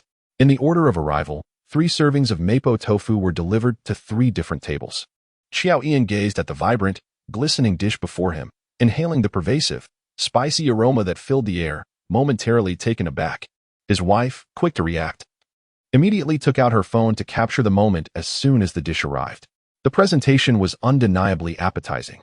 It was astonishing that someone could craft a dish so visually appealing. Each piece of tofu resembled white jade, enveloped in a glossy red sauce, with flecks of green onions that sparkled like jade accents. Truly beautiful. As she snapped photos, her astonishment was palpable. The dish looked enticing through the live stream, but seeing it in person, combined with its aromatic allure, amplified its appeal considerably. Xiao Ian nodded in agreement. Indeed, the mapo tofu exuded an air of luxury, distinct from ordinary fare. He seldom used the term lavish to describe a dish, yet upon its arrival, the sheer visual allure prompted such thoughts, making the price seem justified. It was truly intoxicating. The longer Xiao Ian remained in the presence of this delectable mapo tofu, the more he was tempted by its enticing fragrance. Unable to contain his eagerness, he reached for his spoon, ready to indulge. "Are you done taking pictures?" he urged, glancing at his wife, who was still focused on capturing the perfect shot. "Just a moment longer. I want to get a close-up," she replied. At that moment, Xiao Ian had never felt such impatience. Each passing second felt excruciatingly long as he swallowed hard, his thoughts consumed solely by the desire to eat. His wife rolled her eyes in response to his impatience. "Why not? Don't you also feel that every second of the plank is an agonizing eternity?" Xiao Ian. At last, 2 spoons simultaneously reached for the lobster mapo tofu on the table. Each piece of uniformly sized tofu was soft yet intact, perfectly shaped and arranged on the plate, resembling a flawless masterpiece, only to be disrupted by the 2 spoons. The tofu, tender and yielding, was scooped into the spoons, enveloped in a rich, slightly viscous red oil sauce, a striking contrast of crimson and ivory, with specks of brown, minced beef mingling seamlessly with the red lobster meat and tofu. In that moment, the fragrant spiciness of Sichuan peppercorns, accompanied by the rising steam, reached its zenith. With a single bite. Chapter 12. Mapo tofu. As Xiao Ian savored the scalding heat of the mapo tofu, his expression twisted into a grimace. A treasured cultural essence surfaced within him. Yet, the medley of flavors unfurling in his mouth compelled him to keep his lips tightly sealed, reluctant to relinquish the experience. The renown of mapo tofu is ubiquitous, a dish familiar to all corners of the streets, restaurants, and homes. Few are those who have not heard of or tasted it. However, the authenticity of its preparation remains a matter of debate. Whenever Xiao Ian craved spice, he would order this dish at restaurants or prepare it at home. Familiarity with the flavors had cultivated certain expectations. Yet, upon genuinely tasting this particular mapo tofu, he felt as though he had been slapped awake. While watching a live stream, he had dismissed the exaggerated reactions of the 10 tasting guests as mere theatrics, astonished at how a single bite could elicit such fervor. But once it was his turn, he comprehended the profound impact this dish had upon him. This culinary creation seemed to encapsulate the very essence of Sichuan cuisine. The sensations of numbing, spiciness, freshness, fragrance, and sizzling heat were vividly showcased. The first impression upon entry was the intense heat of the mapo tofu. A fiery warmth amplified by the numbing and spicy elements that sent sharp pangs through his tongue. As he chewed, the delightful tenderness of the tofu became apparent. This tofu was exquisitely delicate, likely crafted from silken tofu, dissolving effortlessly in his mouth, imbued with savory broth and an enticing spiciness that was simply delectable. The tofu's unique aroma and velvety texture, combined with the robustly spiced seasoning, were unmatched. The crispy minced beef and the springy lobster meat brought an extraordinary texture that spread throughout his palate. The beef, fried to a crisp and simmered long enough to absorb the broth, was undeniably flavorful. The addition of lobster meat introduced an element of innovation and surprise, harmonizing beautifully with the mapo tofu. The contrasting textures of the springy lobster against the tender tofu and crispy beef rendered this dish astonishing both in flavor and mouthfeel. As he finished a bite, The lingering sensations of numbing and spiciness remained palpably on his tongue, demanding attention. It was precisely this piquant thrill that rendered him unwilling to pause. To halt would invite discomfort upon his tongue. Instead, the continuous indulgence felt exhilarating and liberating. Xiao Yan and his wife, from the very first spoonful, fell into a wordless rhythm of sharing bites, lost in the exquisite flavors. Their only interruptions came when they requested rice and additional dishes from the waiter, marking a brief return to reality. However, they were not alone in their silence. As dishes continued to arrive at neighboring tables, a hush descended upon the once lively dining hall. If one were to listen closely, the absence of clattering utensils could only be described as profound silence. This peculiar quietude captivated the live stream audience. The earlier banter in the comments about providing a taste test had vanished. Was the restaurant truly enchanting? Why was everyone rendered speechless? The evaluation of the live broadcast indeed commenced, yet after a mere bite, the hosts fell silent, their phones askew, neglecting to engage with the audience, merely showcasing the table. A few remarked on the delectable dishes, which I found rather ordinary. However, with such a multitude echoing the same sentiment, it becomes somewhat implausible. Is there no one willing to voice an opinion? Is the food genuinely exquisite, or is there some monetary incentive at play? If the previous 10 tasters were actors, I could comprehend, but to suggest that all patrons of this restaurant are mere shills seems excessive. The crucial point is, as he gazed outside, a line has begun to form at the entrance. Is it truly that exaggerated? Xiao Yan also noticed the throng of individuals waiting outside. Upon turning around, he was met with several large faces plastered against the glass, and he was fortunate not to be startled. Through the glass, he observed the crowd's lips moving. Yet their words were inaudible, their expressions blank with confusion. Soon, he witnessed one individual growing anxious, furiously typing on their phone before thrusting it against the glass. Where a magnified message read, "Bro, is it delicious?" Xiao Yan, reflecting on this mute exchange, promptly picked up his own phone, typed fervently, and held it up for the other to see. Exceedingly delicious. Fellow countrymen do not deceive fellow countrymen. These 3 exclamation marks hardly encapsulated Xiao Yan's current emotions. They had traveled a considerable distance, driven by the curiosity surrounding Jiang Zhou, this controversial culinary master, and his cooking prowess. The two had ordered 4 dishes, far too much to consume, and their stomachs were nearing capacity. The prevailing sentiment was that those who berated Jiang Zhou online had undoubtedly never tasted his cuisine. Anyone who had savored these dishes would not entertain doubts regarding Jiang Zhou's title as a culinary genius.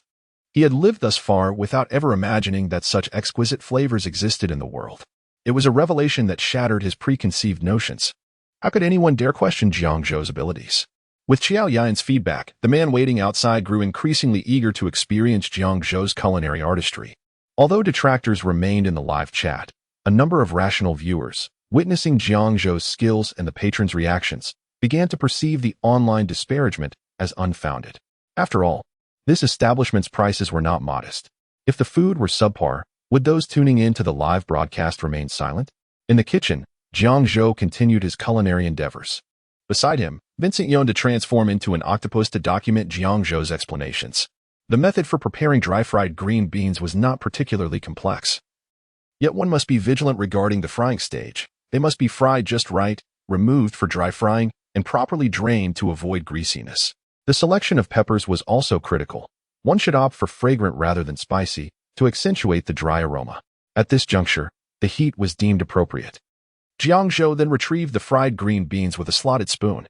The once crisp and tender beans had lost their freshness, taking on a slightly wrinkled appearance. Their color deeper than that of the fresh beans, yet still exhibiting an appetizing green hue. Vincent observed this batch of green beans, which bore no resemblance to those he had fried, and furrowed his brow in dismay. The words of the master are comprehensible to him. Yet why is he unable to execute them? What is the reason that the dish is perfectly cooked? Is it a matter of time, perhaps measured in minutes? Or does it pertain to the distinct flavors of the ingredients? Could it be merely instinct? Observing the master's effortless demeanor, it appears almost as if it is all within reach, so simple that it seems almost trivial. Vincent opened his mouth to speak but ultimately remained silent. Despite the apparent simplicity, he dared not confess his lack of understanding. What if the master deemed him inept, lacking in talent, and cast him out? Vincent once had a friend, also a chef, who had apprenticed under the same master. However, due to a lack of innate ability, he could not grasp the skills, ultimately leading to his expulsion. Upon leaving, he implored Vincent not to utter the master's name in public, claiming it was a disgrace to associate with such a person. Chapter 13. Is this temptation directed at me? During that period, Vincent refrained from approaching Jiang Zhou, fearing that his culinary inadequacies would be exposed. This apprehension lingers even now. Jiang Zhou expertly fried a large pot of green beans, setting them aside to drain. After casually offering a brief reminder, he returned to the stove, pouring out a generous amount of oil, leaving a bit at the bottom of the pot.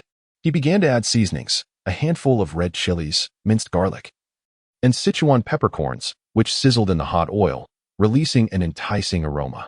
Following this, he added minced meat, stirring until the fragrance of the ingredients reached a delightful intensity before incorporating the fried green beans. The drained green beans appeared somewhat more shriveled than when freshly pulled from the oil, yet this did not diminish their exquisite flavor. Rather, it enhanced their delightful essence. Once again, he prepared several portions, and the restaurant patrons eagerly clutched their phones, anxiously awaiting the dish's presentation in the live stream. Jiang Zhou, immersed in his culinary craft, savored the role of a mentor, offering a few pointers here and there. However, lacking formal teaching experience, his culinary prowess seemed almost superhuman. In his memories, his own attempts at mentorship had been rather rudimentary, leaving him perplexed by his seemingly effective yet complex teaching style. The audience, who had been watching his live stream, appeared enlightened. Observing the restaurant patrons devouring their meals with rapturous delight, along with Jiang Zhou's effortless cooking, they seemed to grasp a profound truth. If, hypothetically, Jiang Zhou's culinary skills were indeed authentic, then based on his teaching method, it was understandable that his apprentices struggled in the kitchen. Was this the realm of genius? Was it merely a matter of offering a few critiques? Witnessing the diners devour their meals with such fervor, one could only conclude that Jiang Zhou's dishes were likely exquisite. If this premise held true, how remarkable was Jiang Zhou's culinary talent? How could he make cooking appear so effortless, leading one to believe they could achieve the same? As a chef, one must wonder if such extraordinary talent truly exists. The ability to replicate a dish after a mere taste seems implausible. Is this the stark contrast between genius and the ordinary? The experience felt all too real. Reminiscent of a math class where the teacher's explanation sailed over one's head while the top student grasped the concepts instantly. As the atmosphere of the live stream brightened, fellow chefs who had been monitoring the broadcast began to falter. Were these viewers truly blind? What culinary expertise could Jiang Zhou, perceived as a mere opportunist, possess? Could a simple demonstration and a few words redeem him? A competitor who had once participated in the same culinary competition as Jiang Zhou watched in indignation as the mood of the live stream shifted positively. He had previously celebrated when Jiang Zhou's name trended on social media due to negative comments, eagerly anticipating his downfall. Initially, he relished the moment when the chat was filled with scathing remarks. Unexpectedly, it has been but a short while, yet public opinion has turned on its head.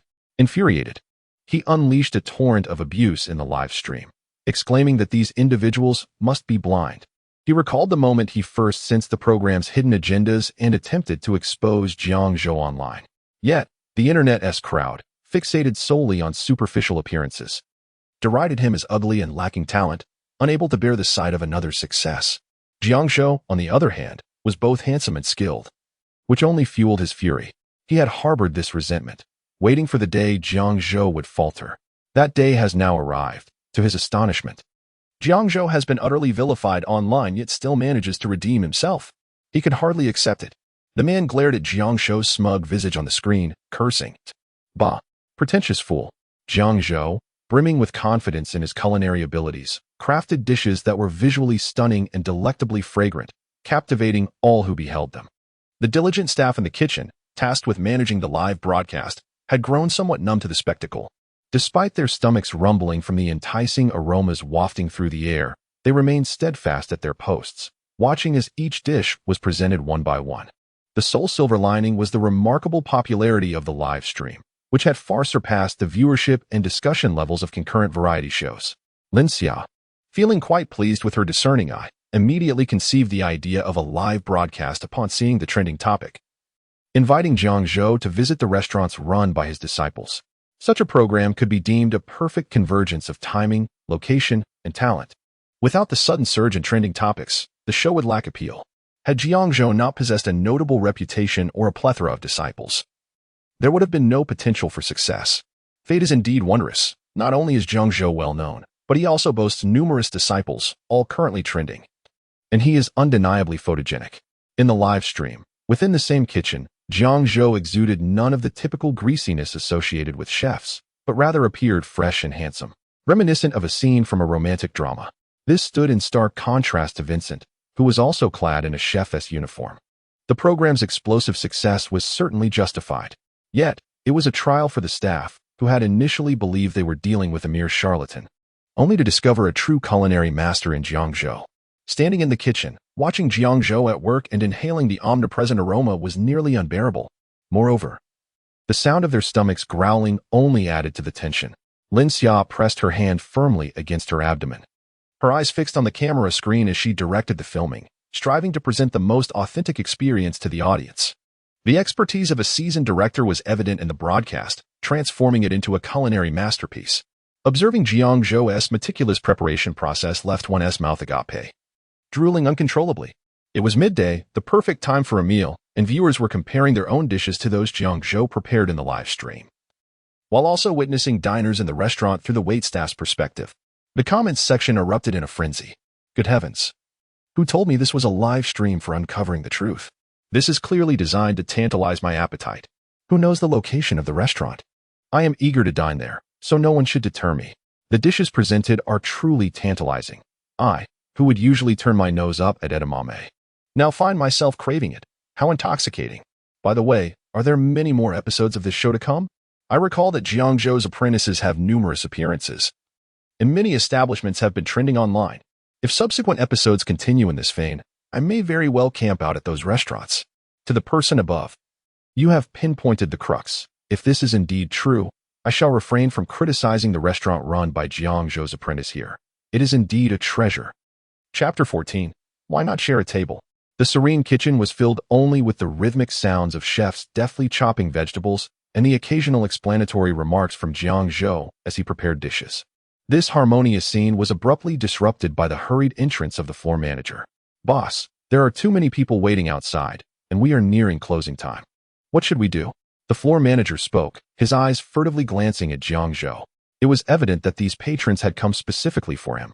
It is worth noting that even during the initial 3 days of the restaurant's opening, the clientele had never been so extensive as to warrant a queue.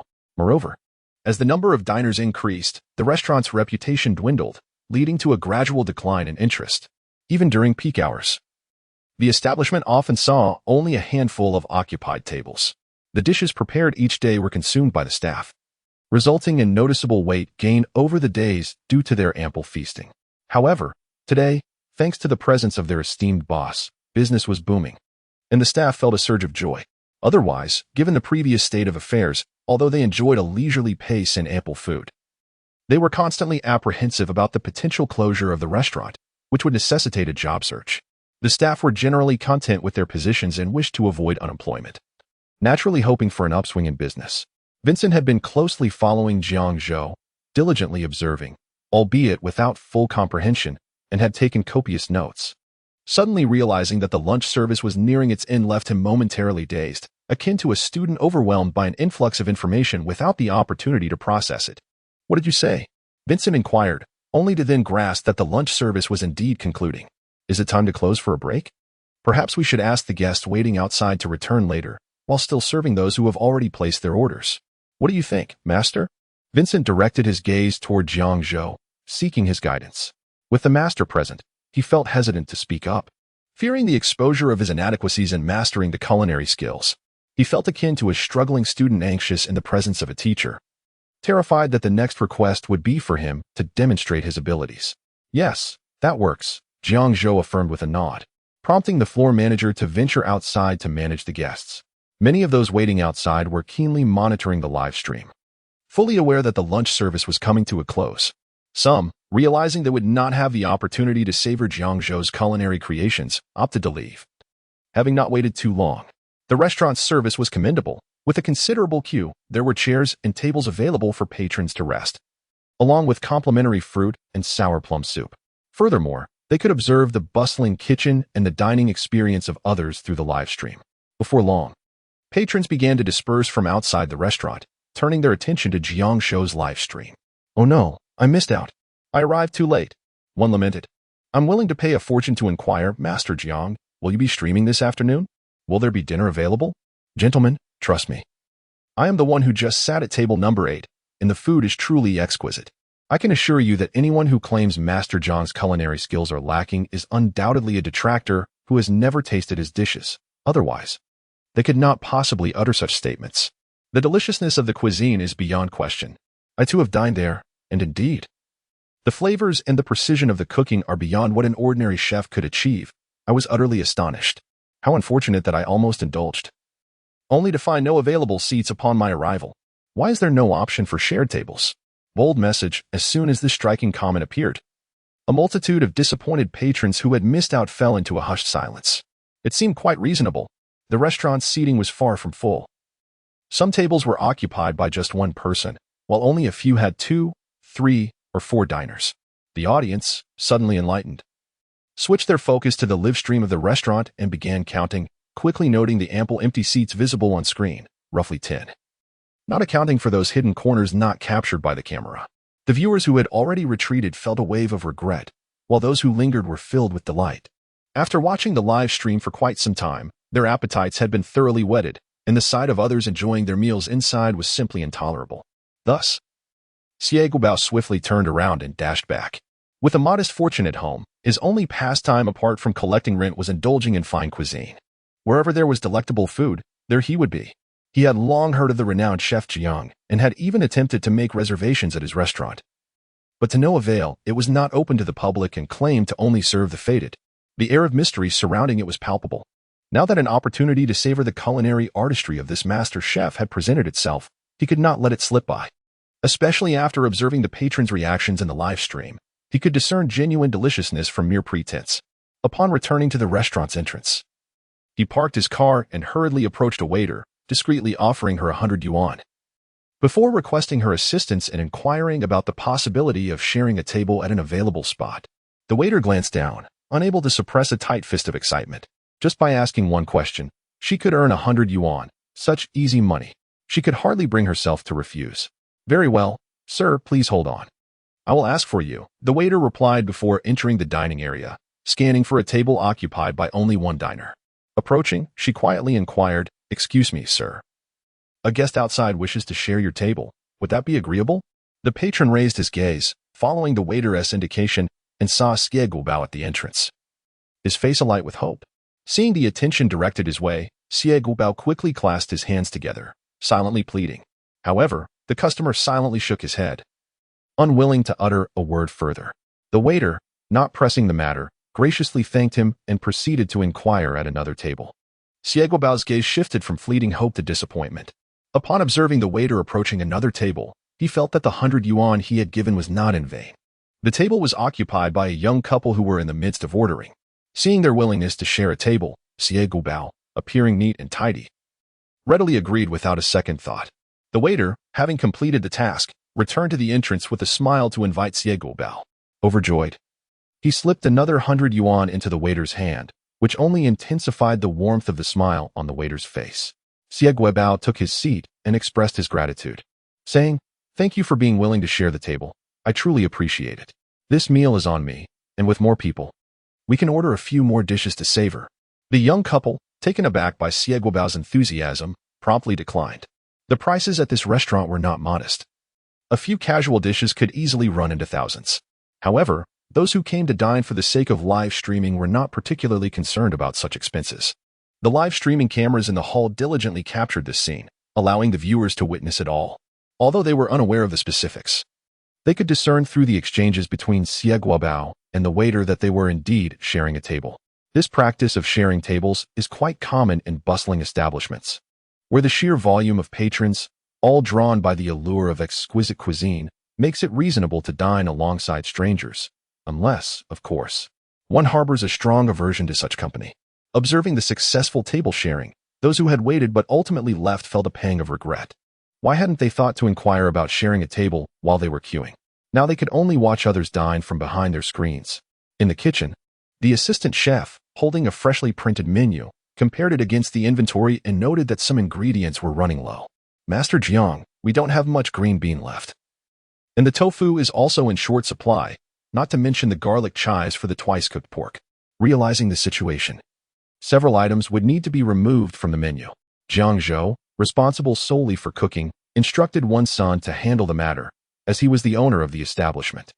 Winston swiftly directed the floor manager to operate the ordering system to remove dishes that were out of stock, ensuring that the remaining ingredients were tallied so that diners could see what was available. Meanwhile, in the dining area, patrons quickly discovered that the menu had dwindled significantly. Well, these people are ordering too quickly. Just a moment ago, there were 3 portions of sweet and sour ribs, and now they're gone. Hey, didn't you watch the live stream? They restocked the sweet and sour ribs. If they've restocked those, why not other dishes? This isn't enough to eat. There are only 3 dishes left. With only 3 dishes remaining, why aren't you ordering everything? What are you waiting for? I'll take an order of the steamed pork. As I saw in the live stream that it wasn't made from pre-packaged ingredients but was seasoned by Jiang Zhou himself, so it should taste delightful. Slurp. There's meat. Let's also have a stir-fried water spinach, something refreshing, and a soup. Orders began to flood in from the order machine as the assistant chef recited the menu while preparing the ingredients. Under Jiang Zhou's directive, the kitchen has transformed into a grand machine, dedicated to the creation of delectable dishes. The steamed pork in the pressure cooker is ready and is promptly served. I will slice the twice-cooked pork. You all need to practice your knife skills. A whole piece of meat, once boiled, is to be sliced thinly, ideally into 5 delicate pieces for stir-frying. Jiang Zhou, wielding a chef's knife, stands before the stove, attentively monitoring the pressure cooker while effortlessly slicing the meat with one hand, even managing to hold the menu.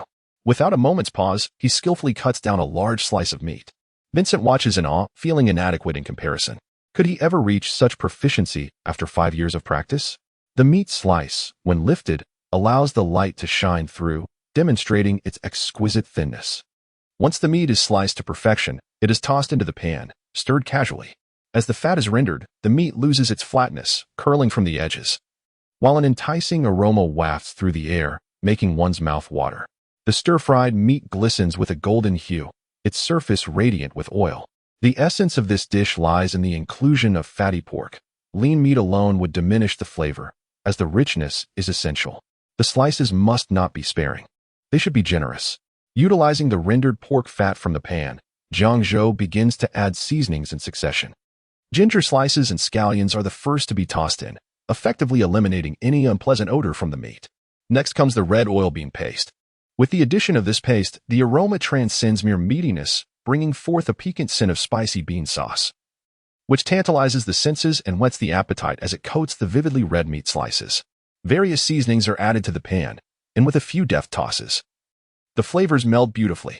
The resulting fragrance becomes intoxicating. The addition of red and green chilies along with garlic sprouts completes the dish of twice-cooked pork. Just before the garlic sprouts wilt, the dish is ready to be served. Service. Xie Guobao gazes intently at the screen, fixated on Jiang Zhou's expertly prepared twice-cooked pork, eagerly awaiting the moment it is placed before him. The omnipresent aroma captivates him, his eyes widening in anticipation. The young couple at the table also cannot resist the allure of the visually appealing and fragrant dish. Let us try it. I've seen customers in the live stream devouring their food. It must be delicious. As they wait for their meal, the 3 become acquainted, all being conversationalists. Their phones are tuned into Jiang Zhou's kitchen live stream, indicating they are there for him. With shared interests, their bond quickly deepens. I usually focus solely on the taste of the food when dining out, never paying attention to the chef. This is the first time I've been so intrigued by a chef. His popularity is immense. Indeed, responds Xie Guobao, who possesses a modicum of culinary knowledge. You might be mistaken in your focus. To truly savor delightful food, it's not merely about the restaurant, but rather the chef, as it is the chef who creates the dishes, not the establishment. For instance, there was once a century-old dim sum shop in Jiangdong that thrived immensely. However, following the passing of the previous generation's heir, the son, lacking the culinary skills of his father, could not replicate the exquisite taste, resulting in a noticeable decline in business. Upon hearing Xie Guobao's words, the young couple suddenly experienced an epiphany. How profoundly true. It is not sufficient to merely seek out delectable establishments. Prioritizing the culinary expertise of the chef is paramount. I have a feeling this dish will pair wonderfully with rice. The 3, unfamiliar with one another, restrained their appetites when the twice-cooked pork was served, engaging in polite conversation for a brief moment. It was only when they could no longer contain themselves that they abandoned their reservations and simultaneously picked up their chopsticks. The generous portion of twice-cooked pork piled on the plate left no doubt that they would begin with the meat. Each person swiftly took a large piece, and the plate was noticeably less full in an instant. Yet, as they savored the succulent morsels, expressions of bliss illuminated their faces. The meat, rich yet not greasy, exuded the delightful aroma of pork, revealing the exquisite nature of the fatty cuts at that very moment. The texture was incredibly tender, almost melting in their mouths. Furthermore, the thinly sliced pieces allowed all the flavors of the sauces to melt seamlessly with the meat, rendering it utterly delectable. The combination of the fragrant and spicy taste, alongside the indulgent yet light mouthfeel, left Stieglbau astonished after finishing the twice-cooked pork. At that instant, he realized that none of the myriad of dishes he had previously tasted could compare to this one. However, as they came to their senses, they paused, gazing at the two remaining pieces of meat on the plate, momentarily halting their chopsticks. Chapter 15. Is this something we can discuss openly? At a nearby table, a solitary diner observed the scene with calm detachment, savoring his plate of twice-cooked pork. This exemplified his aversion to sharing meals with others. It was not merely social anxiety. He was possessive over his food. Except for necessary gatherings, he preferred dining alone. He often fantasized about a system of individual servings, where each person could only eat from their own bowl. As he watched the trio at the adjacent table debate over the distribution of generous portions of pork, he could no longer contain himself. With his bowl in hand, he swiftly helped himself to a sizable piece, relishing it alongside his rice. The tender grains paired exquisitely with the spicy, fragrant pork. The sauce from the dish infused even the garlic shoots and peppers with delightful flavors, making for a truly appetizing meal. Although the pork appeared fiery red and intimidatingly spicy, its flavor profile was predominantly aromatic, an enticing blend of the piquant red oil and the rich umami of soy sauces, with a hint of the sweetness from rice wine. The sizable slices of meat filled his mouth entirely with each bite. He continued to shovel rice into his mouth, a wave of bliss washing over him, reaching an apex of satisfaction. As he continued to eat, he unceremoniously poured his entire bowl of rice onto the plate of twice-cooked pork, transforming it into a sumptuous pork rice bowl. The rice mingled with the remaining sauce, absorbing its essence and turning a vibrant red, glistening with flavor. The green and red pepper slices, along with the softened garlic shoots, even the small chili peppers, appeared irresistibly delicious. One could hardly imagine how exuberant and spirited he would seem with each mouthful. In his 20s, he was in his prime eating years. In mere minutes, he had devoured his entire pork rice bowl, leaving the plate gleaming. Devoid of remnants, he had thoroughly indulged in the accompanying scallions, ginger, and garlic as well. When the server returned with more dishes, she paused, taken aback by the empty plates. Instinctively, she glanced at the menu, confirming that the twice-cooked pork had been marked off. Had she mistakenly delivered it to another table? Approaching with caution, she inquired, "Sir, did the twice-cooked pork arrive?" The interval between dishes had been brief, and the pristine plates seemed as if they had just been washed. She genuinely questioned whether she had made an error in her service. The diner, observing her perplexity, calmly nodded. "Yes, it was served and consumed. Could I trouble you for another bowl of rice?" "That will suffice." Relieved to know she had executed her duties correctly, the server felt at ease, albeit slightly surprised by the speed of his consumption. With a swift transition to a polite smile, she responded warmly, "Certainly. Please hold on a moment." Thus, the bustling lunchtime service concluded under the watchful eyes of many. At 2:40, Jiang Zhou removed his apron, feeling surprisingly invigorated rather than fatigued. He relished the fulfilling experience of teaching, his spirits higher than ever. Observing the kitchen staff who had been tirelessly working since morning without a meal, Jiang Zhou turned his attention to Vincent, who was diligently serving tea and water nearby. "Master, you have worked hard and must be weary. Allow me to arrange for a highly skilled technician to provide you with some much-deserved rest." Such matters have traditionally been handled by disciples like them. At the age of 29, Master has devoted these years to culinary arts, neglecting even the pursuit of a romantic partner, finding solace only in foot soaks and massages. It is only natural that his disciples fulfill his needs. Before an audience of hundreds of thousands during a live broadcast, the host was momentarily rendered speechless upon hearing these words. Jiang Zhou did not anticipate that his eldest disciple would make such a blunder. He glanced awkwardly at the camera, his expression turning stern as he reprimanded. "Who instructed you to engage in such frivolities? Instead of honing your culinary skills, you indulge in these extravagant distractions." After his righteous rebuke, Jiang Zhou cast a furtive glance at the camera, reflecting on his own reaction and hoping that his serious refusal would not jeopardize his already precarious reputation. "Vincent, Taken aback by the scolding, felt his plump visage quiver nervously as he stole a glance at Jiang Zhou. What had come over his master? Was he truly fearful of the online critics, to the point of avoiding even foot massages? This left him feeling a tad anxious. The viewers in the live stream were laughing uproariously at Vincent's misguided flattery, nearly rolling on the floor with laughter. Ha ha ha, this is too hilarious. Can one truly say such things in front of us? Jiang Zhou's face flushed crimson, likely regretting his decision to take on such a disciple. If he could not master culinary skills, at least he could have some emotional intelligence. It seems men are all the same. My boyfriend also enjoys massages and even has a monthly subscription. To be honest, after watching the live broadcast for half a day, I believe the restaurant's lack of business is not solely due to Jiang Zhou. During lunchtime, when Jiang Zhou was at the helm, customers were queuing up. I can't go live. All those people were hired by the production team. I was present on site, and fellow countrymen do not deceive one another. Master Jiang's culinary skills are truly exceptional. I have never tasted anything so delectable, and I have posted photos and reviews on my homepage. The comment was made by Xiao Yan, who, after dining, returned home. A man who rarely posts on social media for the first time requested photos from the dining table with his wife, and then shared them across all platforms, WeChat, QQ Space, Weibo, and Douyin, leaving no stone unturned.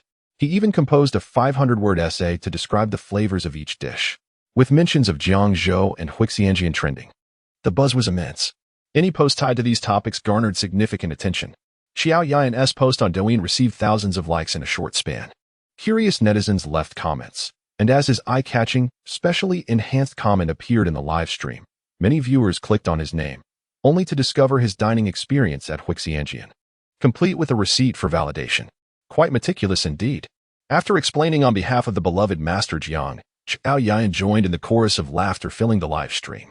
Men, especially those nearing 30, understand the allure of foot massages. It is a universal truth. Observing Jiang Zhou's flushed face, which betrayed his attempt to conceal his embarrassment, the comments flooded in, questioning the propriety of the massage establishment. In the kitchen, the atmosphere was thick with awkwardness. Jiang Zhou, gazing at his pitiful disciple, could not bear to let him suffer further humiliation in front of everyone, so he deftly shifted the topic. Well, it's quite late, and no one has eaten yet. You've seen me prepare lunch for the entire afternoon. Now it's your turn to showcase your learning. Upon hearing these words, Vincent's face not only trembled but turned pale in an instant. It was not as if he had maliciously arranged for his master to have a practitioner. If his master was unappreciative, that was one thing, but why must he repay kindness with enmity? Chapter 16. Perhaps this is not merely a matter of fate, but rather of destiny. Well, it is rather late, and with little food remaining in the kitchen, I have arranged for a table to be reserved at the esteemed Tianzi private room in Jiangda restaurant, so we may indulge in a splendid meal and allow the directors to savor the finest establishment in Jiangdong. As the pressure mounts, Vincent's mind races, swiftly seeking alternative solutions. This truly is a splendid idea. Had it been the original persona, he would have readily agreed. However, the individual seated here is Jiang Zhou. Reflecting on the current wave of criticism he faces online, along with the inadequacies of his apprentices, he finds himself devoid of any inclination to enjoy the moment. He yearns to immediately rectify the tarnished reputation of the original persona and embark on his new journey. Speaking of which, earlier while cooking, he had heard the system's notification sound, but had no time to check what it was, as he was live streaming. He could only wait until the broadcast concluded to investigate. With this thought, he fixed his gaze upon Vincent. No need, he stated. I've been explaining for quite a while. Let us see if you have grasped the concepts. Realizing there was no escaping the meal, Vincent forced a stiff smile and nodded. The worst had indeed come to pass. Vincent appeared as though he had consumed bitter melon, his expression one of distress. After escorting Jiang Zhou and the production team to the private room to rest, Vincent retreated to the kitchen alone to prepare the meal. The viewers in the live stream presumed that today's broadcast had concluded. Little did they anticipate Jiang Zhou's unexpected turn of events. Observing Vincent's reaction, the audience reveled in the unfolding drama, laughing until their sides ached. This was akin to a struggling student being publicly reprimanded after making headlines. The teacher arriving to conduct a surprise examination. What terrifying tales are you spinning upstairs? Just reading this makes me break into a sweat. I can hardly bear to imagine being scolded for poor performance in my field of study and facing my teacher's wrath. Truth be told, considering this scenario is indeed alarming. Have the netizens truly forgotten? The scandal surrounding Jiang Zhou's alleged cheating and bribery of judges has seemingly dissipated without consequence. There is no solid evidence claiming Jiang Zhou's culinary skills are fabricated. In fact, the online audience has been praising his culinary prowess, with his accolades trending. If previous programs could be manipulated, why not the current live broadcast? It has been but a short time since he trended. And you expect me to believe it was tea purchased? Jiang Zhou withdraws from the culinary world. As the barrage of comments resumed after Jiang Zhou and the production team entered the private room, the host, prompted by Lin Xia, began to engage Jiang Zhou in interaction with the live audience. Master Jiang, the fans in the live stream are curious. After the midday broadcast, will you remain at Huixianjian to continue mentoring your apprentices this evening? This inquiry, well, it truly struck a chord with Jiang Zhou. After a moment of contemplation, he deemed 2 live broadcasts in a single day rather exhausting, so he decided against it. No, it is unwise to teach too much at once. Let them practice and master the fundamentals before proceeding. The host's question resonated with the live audience, who had anticipated a lengthy teaching session, only to be surprised by its abrupt conclusion after just one midday session. Those who had missed the opportunity to taste Jiang Zhou's culinary creations lamented in the comments. They observed the host engrossed in his phone, reading the comments from fans, hoping that Jiang Zhou would be aware of their desires. Each fan was fervently expressing their thoughts. No, Master Jiang, how can you possibly stream for just half a day when so many brothers and sisters have yet to experience your culinary prowess? One lamented. I was just about to visit this evening, and now it's over? Master Jiang, I truly believe your apprentice lacks the ability to comprehend the intricacies of your craft. It is imperative that you take the reins more often. I genuinely wish to savor Jiang Zhou's culinary creations. Does anyone know the location of his restaurant? Another interjected, amused. It's laughable. Even before he gained trending status, Master Jiang was already renowned. Countless individuals yearned to taste his dishes, yet his restaurant remains closed to the public, only welcoming those deemed fortunate. Were it not for his apprentices dragging him into the limelight, the average person would hardly have the opportunity to relish his cooking, let alone witness him prepare it live. Goodness, this isn't merely about fortunate encounters. It's about wealth. How much does a meal cost? Has anyone actually dined there? Master Jiang, the child still wishes to savor your cuisine. The host, unfaltering in his duty, began to read the most frequently posted comments aloud for Jiang Zhou's attention. Jiang Zhou selected the inquiries he deemed most suitable for response. I generally spend my days immersed in culinary research at the restaurant, hence I seldom entertain guests. However, there will be opportunities for everyone to taste my skills in the future. After saying this, Jiang Zhou turned to the host and inquired, which of my apprentices' establishments shall we visit next? Upon hearing this, Jiang Zhou's apprentices, watching the live stream, perked up. Excluding a few overconfident ones who hoped to gain fame through the broadcast, the majority of them, whose restaurants were trending, dared not speak out.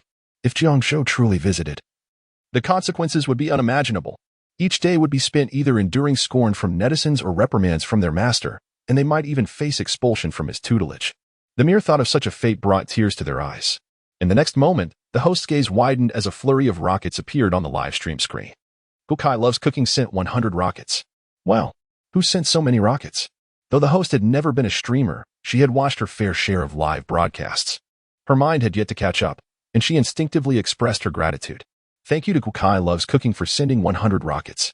Before she could finish her words of appreciation, a striking comment from Gukai Loves Cooking interrupted her. Don't thank me. Don't let the master notice me. Please have the production team arrange for me to appear last. Following the comment, another 20 rockets were sent, leaving the audience in awe. What a grand gesture. The way the comment was phrased was unmistakably from Jiang Zhou's apprentice. Was this elaborate display merely to ensure a delayed appearance for an exam? In that instant, the host's expression turned somewhat enigmatic. Noticing the abrupt halt in the host's speech, Jiang Zhou looked at him in confusion. What is the matter? The host, regaining his composure, quickly managed his expression, concealing the turmoil within. This gentleman, while you have sent an abundance of rockets, could you at least provide the name of your restaurant? Otherwise, how would the production team ascertain which disciple of Master Jiang he is? They would have to rely on his online moniker, which would undoubtedly require considerable effort. For a moment, the host's pleading gaze instinctively shifted towards the director nestled in the corner. Lin Xiao perceived the glance directed at her. Lin Xiao remained unresponsive.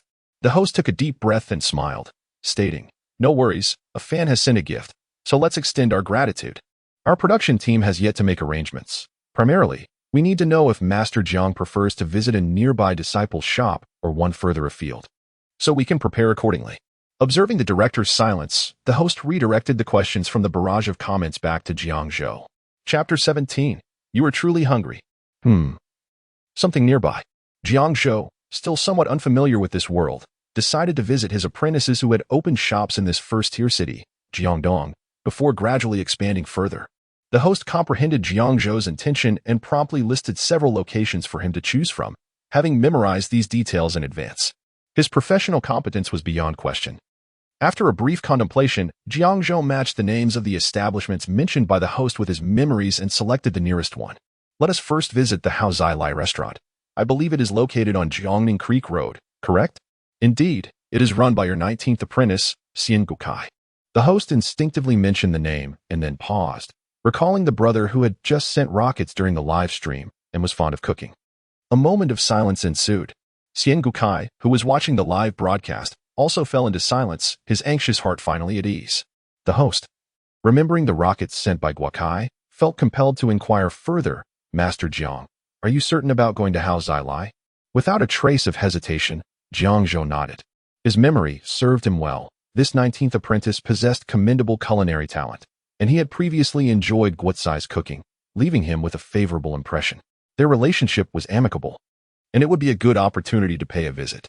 Moreover, among the numerous restaurants opened by his apprentices that had faced criticism trending online, this particular establishment had been spared the harshest remarks. Perhaps it was simply a misunderstanding. A visit would ease his concerns. The host discreetly glanced at the live stream, noticing that Gukai had not sent any comments, and nodded in agreement. The live stream's popularity surged due to the flurry of rockets sent by Gukai, attracting many viewers. They were astonished that such a cooking live stream could garner support from such a generous benefactor.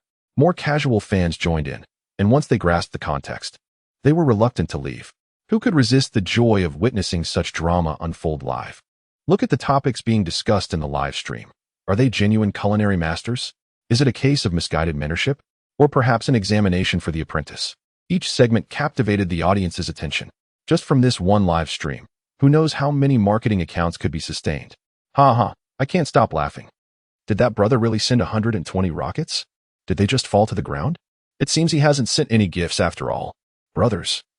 Doesn't this brother look familiar? Is Gukai the older brother from Princess Xuanxuan's family? I remember seeing him send gifts before. He was quite impressive. I know. I'm a fan of Xian. He is indeed the formidable elder brother from her family. He usually sends over 100 rockets during competitions. So why is he being so stingy with his master? Upstairs, you've made me laugh to tears. Is the master not as good as a woman? Ha. I hope Master Jiang doesn't watch the replay after the live stream. I can't imagine what that brother will go through. I just went back to watch the replay, and did you all miss the key points? The elder brother's fervent display of enthusiasm seems to have placed him in the precarious position of being the next target of the master's scrutiny. What a delightful twist. The amusement of the live stream has truly captured my attention. I have chosen to follow it. When is the next broadcast? I shall eagerly await it. Meanwhile, the viewers reveling in the spectacle have failed to transmit their joy to Xian Gukai, who, at this moment, is on the verge of tears, restrained only by his masculine composure. Upon hearing that the master intends to change venues and witnessing the dismal state of Brother One, he is resolutely inclined to resort to his usual underhanded tactics. Though his gifts have been acknowledged and the host has seen his messages, the outcome is far from what he envisioned. Thus, he unwittingly presents himself to the master, becoming the second victim of this unfolding drama. In an instant, sorrow envelopes him, rendering the live chat silent. The atmosphere in the stream grows heavy. The host is at a loss for words, and Jiang Zhou, typically not one for excessive chatter, contributes to the quietude. Just then, the timing is fortuitous, as when Sun has just completed the first dish, and the server arrives to present it, sweet and sour pork tenderloin. With ribs absent, the tenderloin is perfectly suited for this dish, requiring only minimal ingredients and a handful of seasonings, yet it promises to be a standout. The method of preparation is also meticulous, destined to impress. As the first dish is served, Jiang Zhou appears quite pleased. Observing the crew who have yet to eat, he cheerfully invites everyone to partake. The director and crew, indeed famished, do not hesitate to accept the invitation, settling down in the private room. Even the cameraman, eager for a taste, secures his camera in anticipation. After laboring all day without a single bite, His hunger is palpable. While it may not be the culinary creations of Master Jiang himself, he holds high hopes for the dishes prepared by his disciple. As the group indulges in the sweet and sour pork tenderloin, silence falls over them. Their furtive glances towards Jiang Zhou reveal their curiosity regarding his reaction. And what is his response? His expression darkens. After a single bite, he lays down his chopsticks. The entire stream now revolves around Jiang Zhou, whose countenance has soured, silencing the once jovial atmosphere. Tension thickens, and even the audience feels a pang of anxiety for when the sight of Master Jiang in silence evokes a sense of foreboding, reminiscent of a strict principle. Initially, I had been critical of the group associated with Xianjian, yet witnessing the stream has unexpectedly endeared that chubby fellow to me. His timid demeanor invokes an inexplicable reluctance to judge harshly. Ah, those upstairs must be quite hungry. It seems the taste has not met their expectations. Everyone's expressions post-meal are rather peculiar. What could be the matter? As one who has savored the dishes from Xianjian, I must inform you, should the proprietor fail to grasp the lessons imparted by Master Jiang, this venture may well be doomed. Before 2 minutes had elapsed, the second dish graced the table, Kung Pao chicken. The ingredients were among the few that could be found in the kitchen. Therefore, there were no issues in selecting them for this dish. Without uttering a word, Jiang Zhou picked up his chopsticks and began to taste. He did not extend a warm invitation to the crew to join him in this culinary experiment. As a revered culinary master endowed with a system, he could not afford to lose face. The stark contrast between his demeanor and the situation nearly sent the viewers in the live stream into fits of laughter. Oh, Vincent, you're not quite up to par. Master Jiang seems to think your dish is not presentable. Observing Jiang Zhou's evasive gaze, I burst into laughter at home, eliciting a comment from my mother wondering if I was slaughtering a pig in my room. What on earth could this flavor be? I am not curious about the taste of mediocre food, but I am indeed intrigued by the flavor that rendered an entire room of people silent. Ha ha ha. Master Jiang, may I have just a taste? I promise I will only take one bite. What has caused everyone to stop using their chopsticks? Chapter 18. The moment has arrived at last. The exhilarating moment has come. A series of dishes were served, and Jiang Zhou grew increasingly silent with each bite. Even without the need to evaluate through the system, he could discern that these dishes were subpar. For such an exorbitant price, the mediocre, one might even say unsatisfactory, taste is no wonder that the diners have taken to social media to express their discontent. This hardship is his to bear. After preparing the meal, he hid in the kitchen, reluctant to face the world. The live broadcast from the private room was clandestinely underway. Once the restaurant's operations concluded, the cameras in the main hall were turned off. Entering the live stream revealed Jiang Zhou and others dining within the private room. At the mere sight, Vincent felt his legs weaken, nearly collapsing. The pressure he faced while cooking was immense. Not only had his master recently critiqued him, but the multitude of viewers in the live stream and the weight of online public opinion added to his anxiety. Furthermore, the dishes he prepared were also part of an assessment. Merely managing to avoid trembling hands was a testament to his psychological fortitude. As he cooked, his thoughts oscillated between the master's instructions and the disparaging comments from netizens regarding his culinary skills. Striving to emulate his master's techniques only left him distracted, resulting in dishes that fell short of expectations. Vincent felt a profound sense of despair as he slowly approached the private room. This seemingly short distance took him several agonizing minutes to traverse. Each moment felt excruciatingly drawn out, reminiscent of the fear he felt on the way home after failing an exam.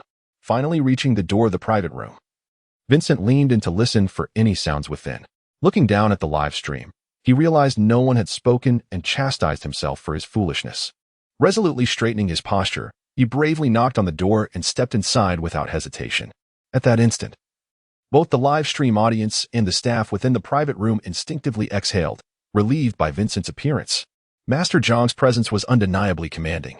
Even from a distance, one could sense the low pressure radiating from him when he was displeased. The eager onlookers, who had initially come to witness the spectacle, found it hard to endure this chilling atmosphere. However, upon seeing Vincent, the chat was immediately revitalized. The excitement surged. The moment has arrived. My favorite segment, the dish critique, is here. I can't wait to hear Master Jiang's mini lecture. Ha ha ha. Vincent looking so intimidated in front of Master Jiang is hilarious. I can feel the fear emanating from Vincent. Truth be told, this was indeed a scene from hell. While having less than delicious dishes is not entirely unforgivable, charging such a premium price is simply unacceptable. Master Jiang will likely point out his apprentice's flaws for improvement. Perhaps through this live broadcast, his culinary skills will enhance. And then we would be fortunate enough to savor the master's artistry. If we cannot enjoy Jiang Zhou's cooking, we could still dine at his apprentice's establishment. Yet I wonder if you are aware of why Jiang Zhou and his apprentice trended on social media? It stemmed from numerous patrons with similar sentiments visiting the restaurant opened by Jiang Zhou's apprentice, only to be met with disappointing culinary experiences, leading to a slew of negative press regarding culinary inadequacies and alleged competition misconduct. As for the veracity of these claims, I cannot say, and I shall refrain from elaborating. Those curious may seek the truth for themselves. Jiang Zhou observed the timid Vincent, whose fearful demeanor was palpable, despite his considerable stature. He found himself unable to voice his reproach. Yet, he could not fathom how such a dish, such as Kung Pao chicken, could turn out so poorly after having demonstrated the entire process multiple times, from the meticulous preparation of ingredients to the final product, addressing every detail and point of caution. The seasoning was evidently imbalanced, resulting in a disjointed flavor profile. The spiciness was separate from the sweetness and the sourness, as if individual components had been arbitrarily assembled without proper cooking. A single bite instilled a sense of despair. Please, take a moment to taste the dish you've prepared. I will guide you through it, step by step. Jiang Zhou's calm tone offered Vincent a profound sense of relief. Obediently, he settled beside Jiang Zhou. The closest dish was the cold chicken salad, a common and straightforward dish in Sichuan cuisine, often regarded as a simple home-cooked meal. Vincent had considerable experience with this dish. He boiled the chicken until it was cooked, chopped it into pieces, prepared a dressing, and garnished it with cilantro, simple yet effective. The vibrant red sauce poured over the pale chicken provided a striking visual impact, creating an appetizing appearance. However, half a chicken lay on the plate. With only a few pieces disturbed, the rest remained untouched, a clear indication of the dish's shortcomings. Vincent took a deep breath and lifted a piece of chicken to his mouth. The meat was neither dry nor particularly tender, easy to chew. Yet the spicy seasoning was overwhelmed by an excess of vinegar, while the garlic flavor was rather subdued, and the salt was insufficient, rendering it somewhat bland. Frowning, Vincent chewed thoughtfully, internally critiquing the dish, and glanced towards Jiang Zhou. Cold chicken salad, a fundamental cold dish, typically requires a myriad of basic seasonings. However, in this instance, he could discern only soy sauce, vinegar, chili oil, garlic, and a hint of sesame oil, with even the salt being scant. This led to the chicken relying solely on the dipping sauce for flavor, leaving the meat near the bone lacking in taste, while the skin was overly salty, resulting in an overall insipidness that made the chili oil and sesame oil flavors jarring. If you're going to skimp on the salt, you should have added some during the boiling process to infuse the chicken with flavor. Without it, while there may be some freshness, the lack of salt renders it unpalatable. Moreover, the texture of the chicken is off.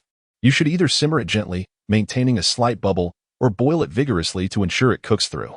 Achieving a perfectly pink bone indicates just the right doneness, yielding the most tender and succulent texture.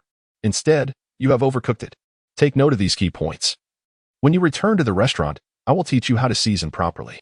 Vincent, taken aback by Jiang Zhou's identification of so many flaws without resorting to reprimand, found himself unexpectedly feeling guilty.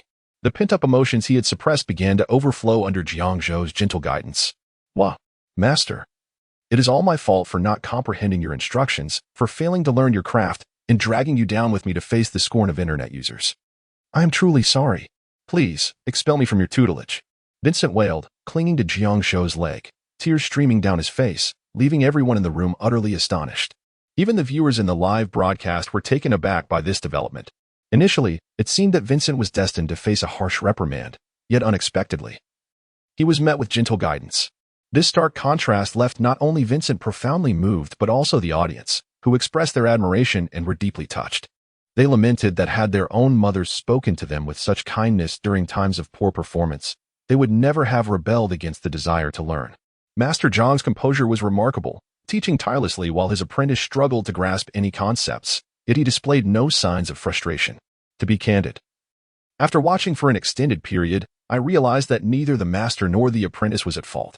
Master Jiang is evidently a prodigious talent. His culinary skills are extraordinarily refined, and what appears to be simple techniques are, in fact, beyond the comprehension of the average individual.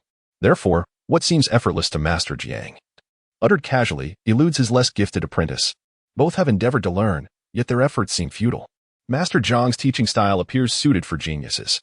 Upon reflection, I believe I can grasp this now. Thus, the location for Master Jiang's next live session has been determined. As for the time, a friend of mine is gravely ill and wishes for nothing more than to savor a meal prepared by Master Jiang before departing.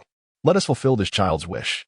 Master Jiang, I too have a friend. Your friends are indeed fortunate to have someone like you. Chapter 19. Are you a science student? Jiang Zhou observed Vincent, who was on the verge of tears, nearly bubbling with snot, and could no longer contain himself. If you could temper your fanciful ideas just a bit and follow my instructions, even if you don't reach my level, your dishes wouldn't taste so dreadful. I won't even bother to criticize you. Why on earth did you add brown sugar to your cold chicken? And in your kung pao chicken, did you really add ketchup? What possessed you to do that? Jiang Zhou meticulously enumerated the peculiar ingredients Vincent had incorporated into each dish, leaving him utterly astonished. Initially, the online viewers, who had empathized with Vincent's sorrow, began to fall silent upon hearing Jiang Zhou's remarks. The sentiment had ultimately been misplaced. What they had anticipated was a tale of a genius mentor and a foolish apprentice. Yet, geniuses are a rarity in this world. Most people are not particularly clever. As they reflected on their own experiences, they felt a twinge of sympathy for Vincent, and even those who had previously derided his cooking had begun to forgive him. Little did they know, this fellow had concocted his dishes based solely on his own whims. They wished they could rewind time and slap themselves for feeling sorry for Vincent. While they were concerned for him, who would lament the torment inflicted upon their palates by such bizarre culinary creations, Vincent gazed at Jiang Zhou with tear-filled eyes, cowering in his seat like a quail. Yet, his expression betrayed a hint of defiance. Jiang Zhou noticed this, and so did the fans in the live stream. This kid, weighing an estimated 200 pounds, was clearly full of rebellious spirit. Seriously, which benevolent teacher instructs their students to cook in such a manner? One viewer timidly inquired. Aren't seasonings meant to be added as one pleases? I previously visited a restaurant where every dish tasted nothing like what I expected. They were all familiar dishes. Yet the flavors were distinctly off, failing to capture the authentic essence. The staff claimed it was innovative cuisine, so we didn't protest, but we never returned. The reason for their dissatisfaction suddenly became clear. I can't stop laughing.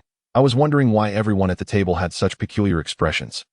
Jiang Zhou sighed at Vincent's obstinate demeanor, rubbing his temples in frustration. Being a teacher is truly challenging, especially when the student possesses such strong personal opinions. That only complicates matters further. What troubles you? Speak your mind. Vincent, initially hesitant to retort, knew he should simply endure his master's reprimands, even if he felt a flicker of defiance within. However, since his master had encouraged him to speak, he decided to voice his thoughts. Master, I believe cooking is akin to conducting experiments. Each combination of ingredients and seasonings is a trial. The variations in both the ingredients and the seasonings create unique experiences for diners. If every dish were identical, produced by a machine, what would be the difference? There would be no emotion in that. Vincent spoke with conviction, his passion evident. Yet his fervent declaration only deepened the silence among those present and the viewers in the stream. Lin Xiao, unable to restrain herself, finally asked, "Are you a science student?" Though Vincent was somewhat perplexed, he nodded in affirmation. Indeed, he was a science student, and his grades were commendable. Upon graduation, rather than pursuing a career aligned with his field of study, he discovered a passion for cooking, which rekindled the joy he once experienced while conducting experiments in the laboratory. The enigma was thus unraveled. Jiang Zhou sighed in resignation and proposed a new suggestion. Why not explore molecular gastronomy? It seems well suited for you. Upon hearing this, those in the live stream who were unfamiliar with molecular gastronomy quickly turned to the internet for information. The master truly lived up to his title. Instead of abandoning his disciple, he immediately envisioned a new career path. Remarkably, this idea aligned perfectly with Vincent's culinary approach. I just researched it. Molecular gastronomy is about applying scientific principles to create innovative dishes. Is this not a perfect match for Vincent's cooking style? Brilliant. Master Jiang is encouraging his apprentice to delve into molecular gastronomy, which is sure to attract curious customers. I wholeheartedly agree. How did I not consider this method before? Truly, all roads lead to Rome. Jiang Zhou elaborated on the potential of pursuing molecular gastronomy, and Vincent's eyes sparkled with excitement as he listened. This was indeed his ideal culinary approach. Frankly, the master's vague references to temperature, timing, and quantities left him perplexed. Only precise instruments could rigorously determine delicious results. Thus, seeking guidance from a master chef was undeniably essential, as he could serve as a beacon in Vincent's culinary journey. Vincent felt profoundly grateful for having chosen such an exceptional mentor, whose culinary skills were not only extraordinary but who also thoughtfully considered his aspirations, diligently instructing him. The investment was indeed worthwhile. He even noted the presence of post-service support. Should his restaurant business falter, the master would be there to assist him. He truly was the master's favored disciple. Overwhelmed with emotion, Vincent found tears streaming down his face. Observing Vincent's heartfelt display, Jiang Zhou felt a sense of tranquility. After a long day, he yearned for a moment of rest. Consequently, after addressing Vincent's concerns, Jiang Zhou prepared to conclude the live stream. Today, we have successfully achieved our goal of exploring the restaurant, and I trust everyone has uncovered the truth alongside us. Our next episode will air in 3 days, and I look forward to seeing you all then. Jiang Zhou bid farewell. The host seamlessly took over, and soon the live stream concluded amidst the reluctant gazes of the audience. As Jiang Zhou departed, he offered Vincent a few parting words, ensuring he was not disheartened but rather exhilarated by the newfound direction. Satisfied, he returned to the program's vehicle, where Lin Xia spoke up first. Master Jiang, our inaugural live stream went exceptionally well. The online audience never dipped below 500,000, peaking at 2 million viewers. The revenue from gifts is quite noticeable in the back end. Most importantly, your culinary talent has gained traction. The buzz surrounding your delicious creations is currently trending on social media, having swiftly ascended to the 6th position on the hot search list without any interference from our production team. Currently, regarding the previous scandals, rational netizens are adopting a wait-and-see attitude, and the number of detractors has significantly diminished. Jiang Zhou listens in silence. This situation has exceeded his expectations remarkably. It can be said that he has achieved a preliminary effect of redemption. However, the number of people who have experienced his culinary skills remains insufficient to substantiate his title as a culinary deity. He still needs the production team to visit all his apprentices, showcasing his culinary prowess. As more individuals sample his creations, doubts about his culinary expertise will dissipate. The previous genuine scandals will no longer be believed, and instead, netizens will voluntarily come to his defense. After all, his current skills speak for themselves. Chapter 20. Could it be that you are a genius? The minibus came to a halt at the entrance of Jiang Zhou's private dining establishment.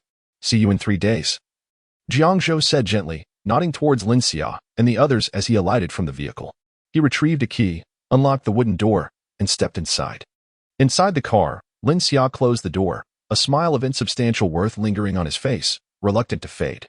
Director Lin, the program was a resounding success. Shall we hold a celebratory gathering this evening? The planner, seizing any opportunity, expressed a desire to organize a drinking party. As familiar faces, everyone instantly grasped his implication. Although they had anticipated considerable popularity during the program's preparation, the reality of its success still brought immense joy. Initially, they had hoped to invite Master Jiang to participate in a manner that would yield greater profits.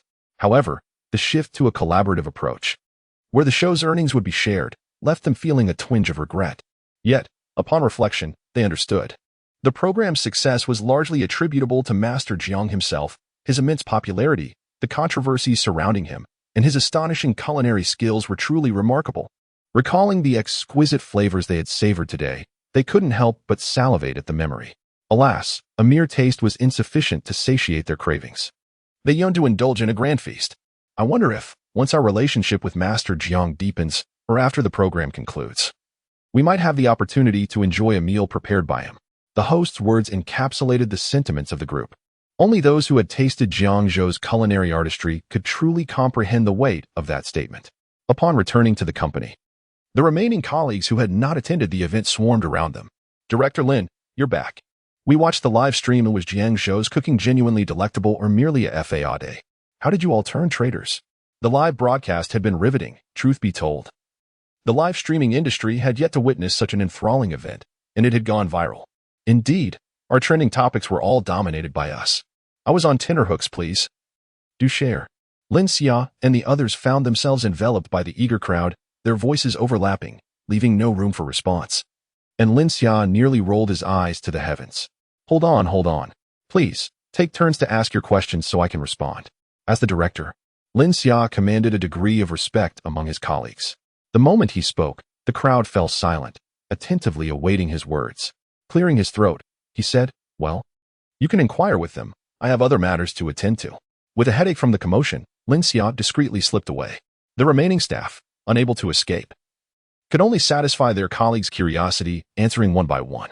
Master Jiang's culinary skills are indeed authentic. All the negative news online is unfounded. We tasted the sweet and sour ribs he prepared live, and I have never encountered anything so exquisite in my lifetime. The flavor was simply extraordinary. I never expected this. I thought those reports were leaked by insiders. We verified them, and they turned out to be false. How astonishing. We initially believed that this live broadcast would be a means to undermine Jiang Zhou, yet unexpectedly, it transformed into a platform for his redemption. Is it truly false then? What circulates online about Jiang Zhou fabricating results, bribing judges, suppressing competitors, and slandering contestants? That remains uncertain. Regardless, Master Jiang's culinary skills are undeniably authentic. I dare assert that few can rival his prowess nationwide, which explains why he is heralded as a culinary deity. I long to savor the dishes prepared by Master Jiang. Amidst the crowd, the quietly observant assistant, perplexed by the discussions, pondered aloud. We are all aware of Master Jiang's routine, if we wish to indulge in his creations. It is rather straightforward. Merely disguise ourselves as ordinary patrons and order directly from the restaurant when the live stream commences. Are there any regulations forbidding us from dining during our break? The assistant's assertion was strikingly evident amidst the chorus of lamentations. So conspicuous was her statement that silence abruptly enveloped the previously lively group, all eyes turning towards her. Initially confident in her words, the assistant began to second-guess herself, particularly as the bustling atmosphere shifted to one of stillness, with everyone fixated on her. Those who had found no fault in her comment now appeared enlightened. Could it be that you were a genius? Astonishing. A multitude had been mulling over their thoughts, fixated solely on the prospect of food, yet never considered this alternative. Little shrimp, you are remarkable. How did I not think of this? When the broadcast begins, I shall lurk outside the venue. And as soon as Master Jiang begins to cook, I will promptly place my order. Indeed, we can all accompany one another to the site. Solutions abound when faced with challenges. Thus, it was settled. I am utterly tempted by Master Jiang's culinary artistry. Director Lin announced an evening gathering, urging everyone to prepare and wrap up their current tasks, declaring that none shall return without indulging in the festivities. Li Xiaomi observed her co-workers, who had once again become animated, while she reverted to a state of invisibility. Nevertheless, her spirits remained high. This indicated that the group deemed the plan feasible. In 3 days, they would have the opportunity to put it to the test. A glimmer of yearning sparkled in Li Xiaomi's eyes as she gazed at the photos of dishes crafted by Jiang Zhou, swallowing hard in anticipation. Never before had any food, even through a screen, ignited such appetite within her. Previously, she had never understood the feeling of nocturnal cravings. Now, she finally experienced it.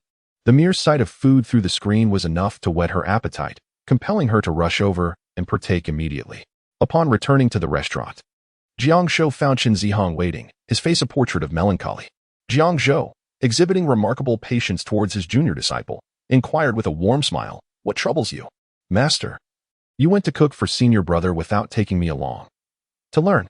Chen Zihong instinctively altered his wording, sensing that his master would prefer to hear the term learn.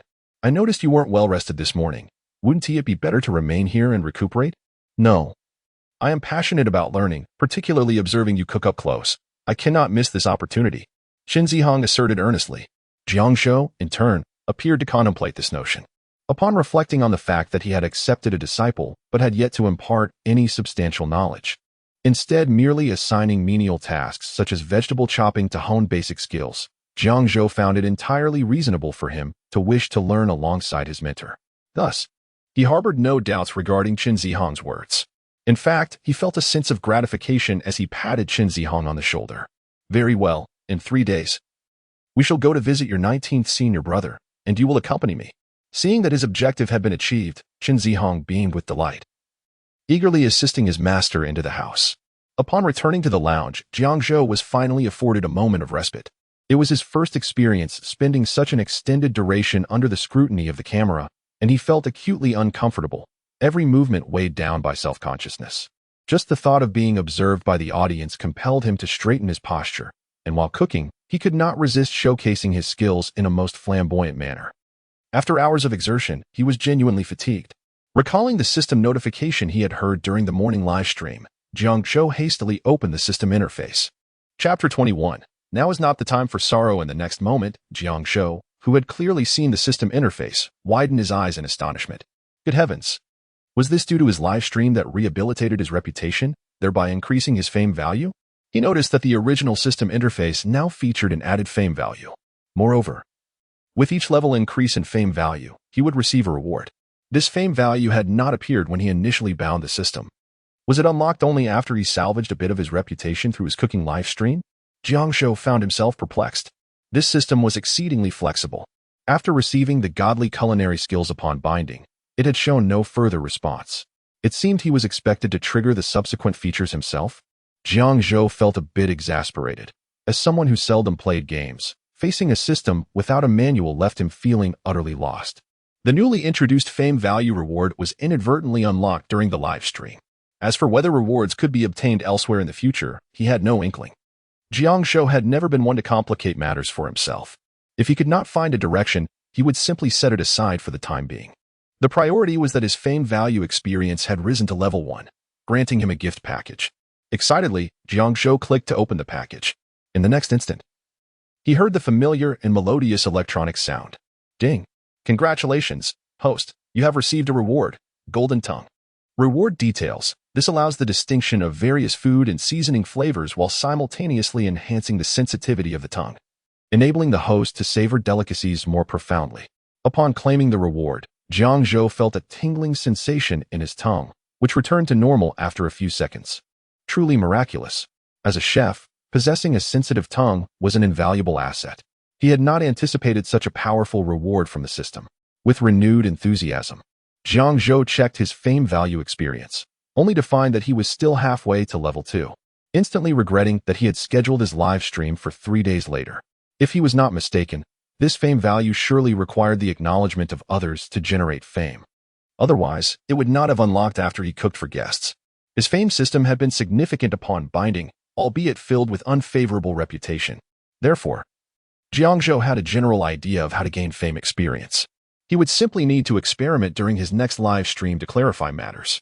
With the acquisition of the Golden Tongue, Jiang Zhou felt invigorated, his legs no longer weary, and his back free of pain. He sprang up, eager to showcase his culinary prowess in the kitchen. Armed with godly culinary skills, his dishes were already incredibly delicious, and combined with the Golden Tongue, he could hardly fathom how exquisite they would become. Thus, Chen Zihong observed his master, who had just claimed he would rest, bustling into the kitchen mere minutes later. Initially, he too had intended to take a break. After engaging in verbal sparring with some trolls the previous night and spending the morning watching his master's live stream while bantering with the trolls in the comments, he had planned to rest once the stream concluded. But just as he lay down, his master entered the kitchen. When had his master become so industrious? He had cooked all afternoon at Senior Brother's restaurant, and now he was going to cook again? Having participated in a show, Chen Zihong found himself perplexed by the relentless pursuit of reputation. Unable to find solace, he lay awake, troubled by the thought of missing out on his master's culinary creations. The mere idea of sleeping through a meal prepared by his master would be enough to rouse him from slumber, compelling him to chastise himself. Thus, he followed Jiang Zhou into the kitchen. "Master, are you preparing a meal? I am here to assist." Upon entering the kitchen, he was greeted by the sight of his master already donned in an apron, which instantly uplifted Chen Zihong's spirits. He hastily sought to put on his own apron to lend a hand. However, Jiang Zhou, observing Chen Zihong's weary demeanor, furrowed his brow and inquired, "How long has it been since you last slept? You should rest. I am cooking dinner now, and it would be perfect for you to wake up in time to eat without needing to help." Faced with his master's resolute gaze, Chen Zihong reluctantly removed the apron and, resembling a wandering spirit, found a secluded corner to collapse onto the sofa, succumbing to instant slumber, a testament to his exhaustion. Meanwhile, on the other side, Xian Gukai slumped despondently onto the sofa, disheartened by the conclusion of the live broadcast. His disciples, witnessing his forlorn state, hurried to his side. "Master, what troubles you? Did you encounter the Grandmaster? Has he mentioned when he will visit the establishment?" They inquired, offering him freshly squeezed watermelon juice. Yet, despite their tender attentions, Xian Gukai remained unamused. The thought of being tested on his culinary skills before a multitude of viewers filled him with dread. With the Grandmaster coming, we must prepare ourselves adequately. This realization jolted Xian Gukai from his lamentation. It was not the time for despair. With 3 days before his master's arrival, he had ample opportunity for redemption. He sprang up and dashed towards the kitchen, disregarding his 3 female disciples in his haste. The trio exchanged glances, momentarily at a loss for words. Surely, Master isn't off to hone his culinary skills, is he? He must be right. Perhaps we should follow him. With uncertain expressions, they trailed behind him to the kitchen. Concurrently, as the live broadcast concluded, a flurry of news articles emerged online regarding the event. The previously exposed scandals had captivated the audience, who were eager to witness the unfolding drama. Contrary to expectations, Jiang Zhou had not met his demise. Rather, the live stream had provided ample entertainment. Dishes prepared by the so-called culinary fraud were received with praise, suggesting that the seemingly inept disciple merely lacked direction. Various clips showcasing memorable moments from the broadcast propelled Jiang Zhou's popularity to new heights. Viewers eagerly anticipated the next live broadcast, curious about the unfolding narratives. As the show's dramatic twist shattered their preconceived notions, revealing truths starkly different from their expectations. Particularly intriguing was the fact that Jiang Zhou had taken on numerous disciples, leading one to wonder if they could all be as talented as the legendary figures of lore, defying the disparagement found in trending discussions. The anticipation for the next episode, featuring a new set of disciples, left the audience in a state of exhilaration. Whether it was the fervent act of showering 100 rockets in the live stream merely for a grand entrance, or the direct selection by the master, these events have captivated the online community. Following the conclusion of the broadcast, netizens eagerly began to search for news regarding Jiang Zhou's restaurant, Hao Zai Lai. It is well known that the eateries run by Jiang Zhou's apprentices have faced scorn for their subpar cuisine, leading to their trending status. However, as netizens delved deeper, they discovered that Hao Zai Lai garnered the least amount of criticism. This revelation sparked a wave of curiosity. Could it be that the restaurant's association with Jiang Zhou's apprentice played a role? The responses from informed patrons became increasingly intriguing. In the face of the inquisitive onlookers, they remained reticent, merely stating that the establishment bore no blame. When pressed further, they suggested that one should simply taste the food to comprehend the truth. This air of mystery only heightened the curiosity among netizens, keeping the topic at the forefront of discussions. Chapter 22. The difficulty of earning money and the challenge of eating excrement behind the screens of mobile phones. Those discerning diners gazed at the comments made by netizens on behalf of the restaurant Hao Zai Lai, their expressions akin to having ingested excrement. Good heavens! Who could possibly defame the esteemed Hao Zai Lai? Yet, they remained silent. This delightful surprise would only be unveiled during Master Jiang's live stream, where the effect would be most profound. It was certainly not due to any benefits received from the proprietor of Hao Zai Lai, nor a result of indiscreet chatter outside. In the kitchen, Jiang Zhou meticulously followed his recorded recipes while preparing dishes. 3 female apprentices surrounded him, one wiping sweat, another providing a massage, and the third offering encouragement. In the corner, a junior was washing vegetables. The entire kitchen seemed to be a stage alone. Master, your knife skills have improved remarkably. Indeed, I can rival those of my master, he replied, though he felt a tinge of embarrassment upon recalling Jiang Zhou's knife techniques showcased in the live stream. The disparity was indeed vast, prompting a rare moment of humility. How could I compare to my master's skills? I still have much to learn. The 3 apprentices, hearing his humble words, looked as if they had encountered a ghost. Had their master met his match? Was he truly experiencing a moment of self-doubt? In the next instant, their professional ethics compelled them to react swiftly.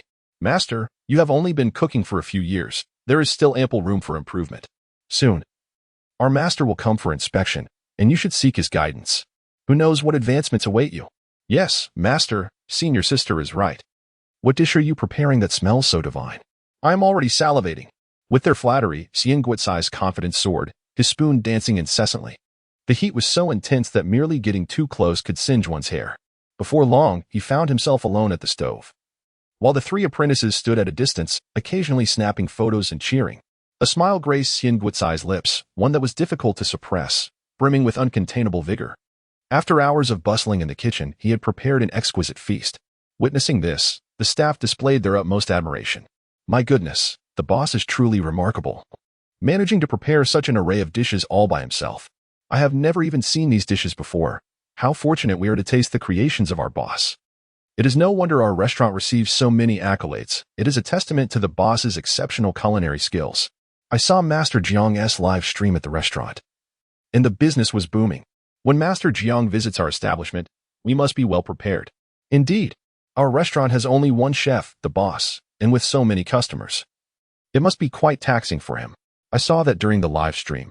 Master Jiang was the one cooking. Our boss is such a diligent person. he will surely lend a hand. Boss, you are my idol. As the flattery reached its zenith, everyone settled in the dining hall, awaiting Xian Guotsai's emergence to partake in the meal. Naturally, the conversation turned to the topic of the live stream. It is worth noting that Master Jiang is scheduled to visit their establishment in 3 days. At that moment, they might even find themselves on television.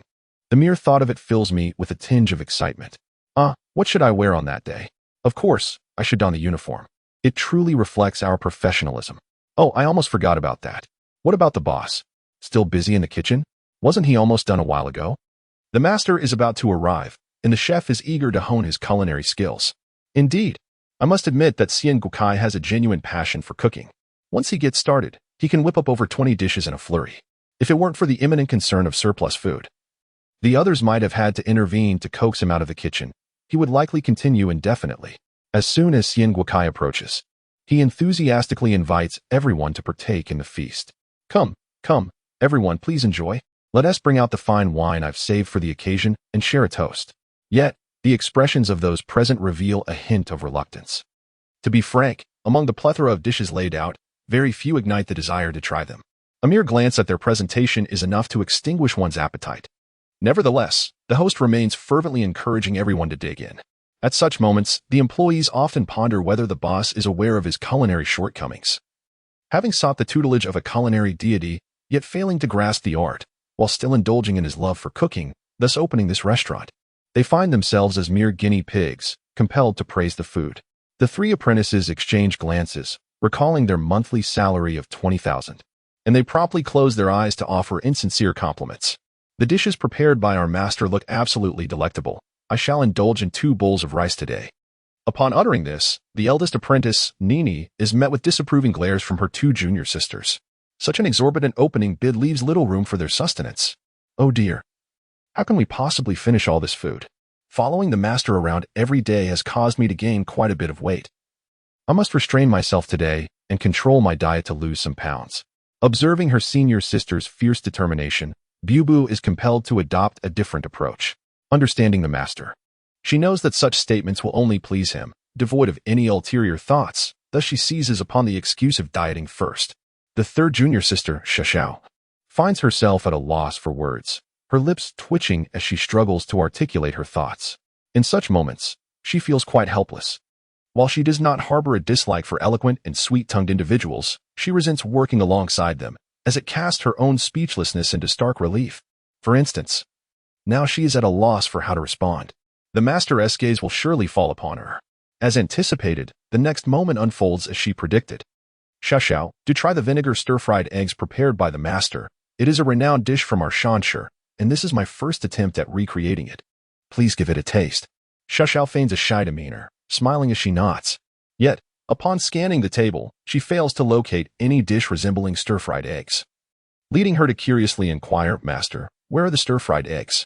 Seeing his young apprentice still so bewildered, Xian Guokai helplessly retrieves the vinegar stir-fried eggs from Shanshi to present them separately for everyone to sample and evaluate.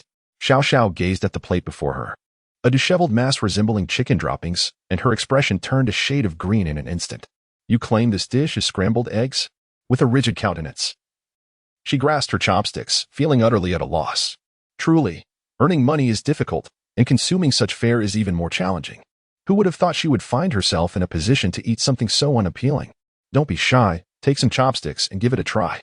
This is a renowned dish from my hometown, one I haven't tasted in ages, he encouraged.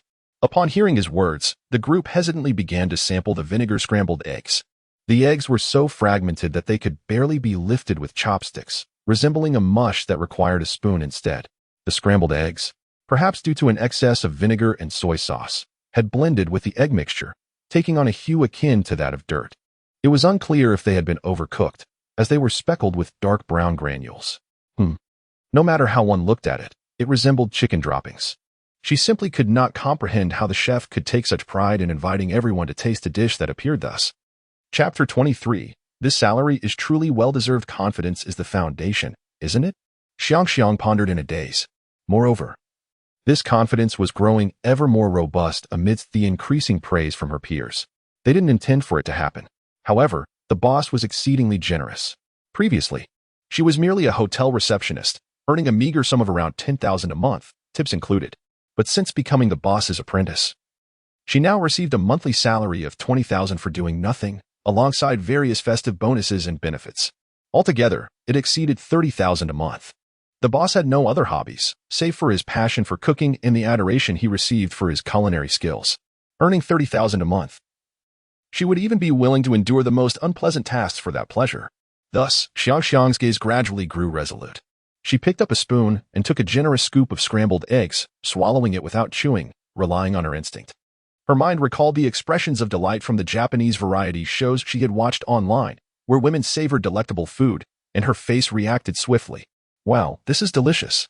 As she spoke, her eyes sparkled with admiration directed at Xian Guokai, her face flushed with excitement, or perhaps from holding her breath in anticipation. These eggs were so tender that they slid down her throat effortlessly, bursting with an authentic vinegar flavor. Observing her genuine praise devoid of any theatrics, the other staff members fell into silence. The wages of the employees varied, but the 3 female apprentices of the boss earned significantly more. And the other staff never felt envious. Given their exemplary emotional value, they truly deserved every penny. The art of conversation they exhibited was not something just anyone could master. Low emotional intelligence, it's awful. I couldn't even chew. I just swallowed it. High emotional intelligence. It's so tender that it glided down my throat without the need to chew. The authentic taste of vinegar indicated that the scrambled eggs indeed had a tangy flavor. Did Shanshi truly have this dish? If Xiang found it delicious, it must have been exquisite. She wanted to taste it too.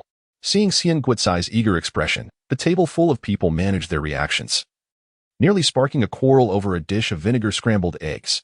Each person reached for the serving spoon, ultimately lifting a scoop of what resembled a dismal creation. At times, they thought the boss was quite remarkable. Just look at this dish. It seemed to fill a gap in the realm of culinary creativity. They were certain the dish could not have looked like this originally. Even if their cooking skills were not exceptional, the excessive vinegar was discernible. Who could possibly ruin scrambled eggs to such an extent? Yet, these thoughts remained unspoken. They could only swallow the scrambled eggs, feigning delight. Delicious, delicious. If it weren't for the boss making this dish, I would have never tasted vinegar scrambled eggs. The flavor is truly extraordinary. Indeed. It was the boss's vast experience at play. Is this authentic Shanshi cuisine? It has a distinct flavor. Seated in his position, Xian Guokai felt an inexplicable pang of conscience upon hearing those words. He refrained from declaring that it was indeed the authentic Shanshi vinegar stir-fried eggs. This was my exclusive recipe, one I often savored during my time at home. The employees, upon hearing his words, wore expressions of sudden realization. No wonder it tasted so exquisite. It was a dish passed down in the boss's family. Indeed, I believe this dish is worthy of a place on the menu. To be named secret stir-fried eggs. As soon as this was uttered, the gaze of everyone at the table turned toward him. What a ruthless individual. To indulge oneself while attempting to drag others into the fray. The man speaking faced the astonished looks of the crowd without a hint of change in his countenance. Instead, he took another spoonful of the stir-fried eggs, savoring it with such finesse, as if it were indeed a culinary masterpiece. Were it not for the fact that everyone had already tasted it, they might have been easily deceived. The boss certainly earned his salary. The employees were rapidly becoming accomplished actors. Ha ha ha, it seems this vinegar stir-fried egg truly suits your palates. Let's discuss further. The restaurant will be closed for a few days. I intend to refine my culinary skills and be in peak form to welcome my master in 3 days. The initial anxiety and trepidation among the group settled with each affirmation of his culinary prowess. Xian Guokai regained his confidence. Enjoying one dish alone is not sufficient. Let us explore others and share your suggestions. The boss's words were to be taken lightly. They had previously voiced their opinions. But whenever anyone hinted that a dish was lacking in flavor, the boss would always find a counter-argument.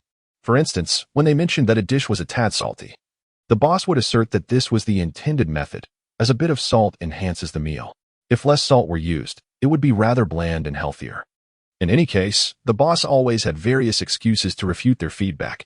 After a few instances, everyone understood that the boss's words were merely for show. Thus, they closed their eyes and praised the dishes. Delicious. The boss truly is a disciple of the culinary gods.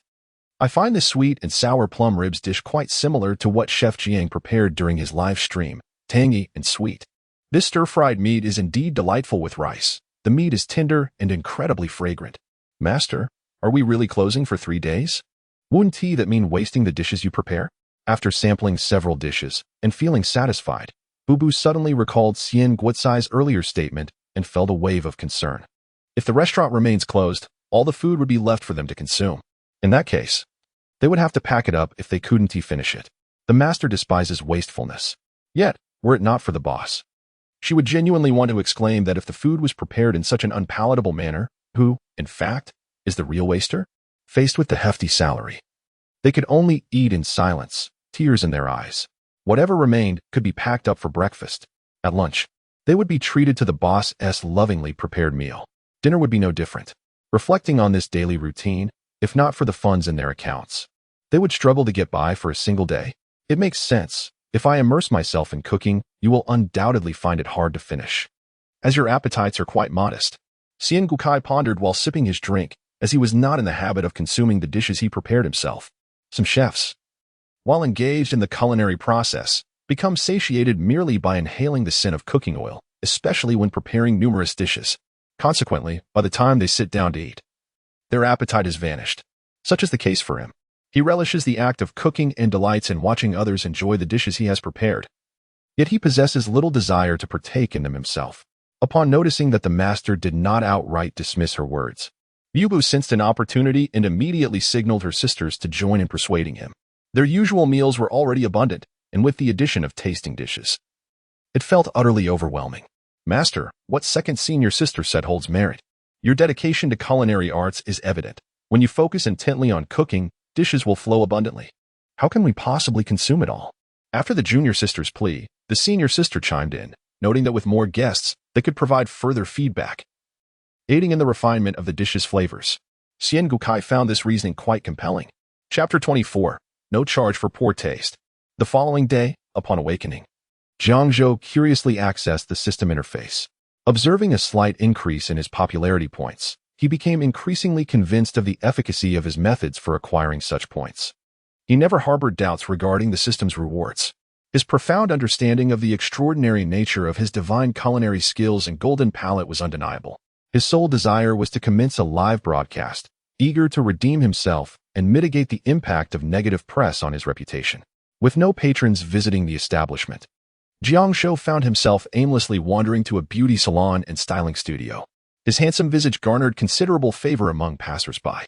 Maintaining this appearance was beneficial for sustaining his public persona. Prolonged exposure to the kitchen smoke and grease had left his complexion somewhat oily and slightly discolored. Regular maintenance was essential. Moreover, his hairstyle was rather unkempt. It required careful attention.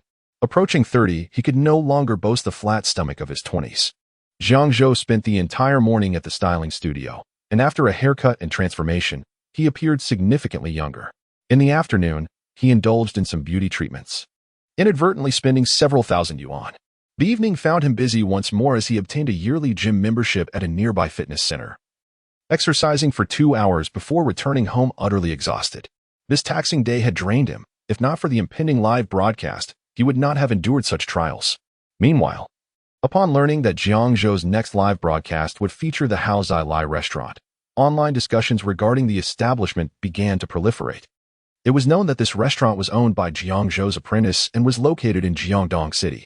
Amidst the mixed reviews surrounding the restaurant, only a handful of mild critiques regarding the food's flavor emerged, a stark contrast to other establishments that faced severe backlash and closure. This made Hao Zai Lai appear particularly unique. Additionally, the lack of inquiries from netizens contributed to the restaurant's normal opening day, where a considerable influx of local patrons arrived to check in. During the weekday lunchtime, the crowd was modest. However, as evening approached and young professionals finished their work, Hao Zai Lai experienced a surge in guests. Concurrently, online check-in posts about the restaurant began to multiply. For instance, Qiao Yin, who had gained thousands of followers from tasting Jiang Zhou's culinary creations, being a local, was approached by numerous netizens in private messages and comments, urging him to visit Hao Zai Lai and share his tasting experience to satisfy the collective curiosity. For the first time, he found himself under such scrutiny. It was only reasonable for Qiao Yin to oblige, especially given his own intrigue. After work, he took his wife to Hao Zai Lai. Upon entering, he was not surprised by the opulent decor, having seen over 100 virtual rockets in the live stream, with millions of viewers bearing witness. Not to mention, some onlookers had been drawn in by the spectacle of those rockets. After some clarification, they understood that such a number was trivial, especially compared to the substantial sums lavished during competitive broadcasts with female streamers. The matter of the master being outperformed by a female streamer had amused everyone for quite some time. After being guided to their seats by a waitress, Xiao Ian was momentarily stunned upon receiving the menu. Skeptical, he took a second glance and then turned to the waitress beside him with a look of astonishment. "Excuse me, is what your menu states for real?" The menu's first page boldly proclaimed, "All dishes in this establishment are unpalatable, no payment required." This striking declaration was impossible to overlook. If this were indeed true, he could understand why the restaurant run by Master Jiang's disciple, which had faced widespread criticism online, had somehow escaped such condemnation. Yes, if patrons found the food unsatisfactory, differing personal tastes could be acknowledged, and the owner would not charge for unappetizing meals. Xiao Ian exchanged incredulous glances with his wife. It was hard to fathom such a business model. Who runs a restaurant like this? Surely, this would lead to financial ruin. Then, considering the owner's status, he pondered whether they might be wealthy enough not to care about such trivialities. This only deepened his curiosity. What could possibly motivate such an owner? The whims of the affluent were indeed beyond their comprehension. Nevertheless, this policy was rather amiable towards diners. The confidence of the owner was palpable, no charge for bad food. An intuitive sense warned Xiao Ian that something was amiss. He decided to order a couple of signature dishes, a soup, and 2 bowls of rice. The waitress responded with a bright smile, warmly reminding them that there was only one chef in the establishment, the owner himself, so the food might take a bit longer to prepare. "No problem," he replied, observing another waitress serving fruits and chilled jelly. It struck him that restaurant owners must be quite affluent. His wife, having heard his comment, hesitated to speak. "Have you forgotten the news online?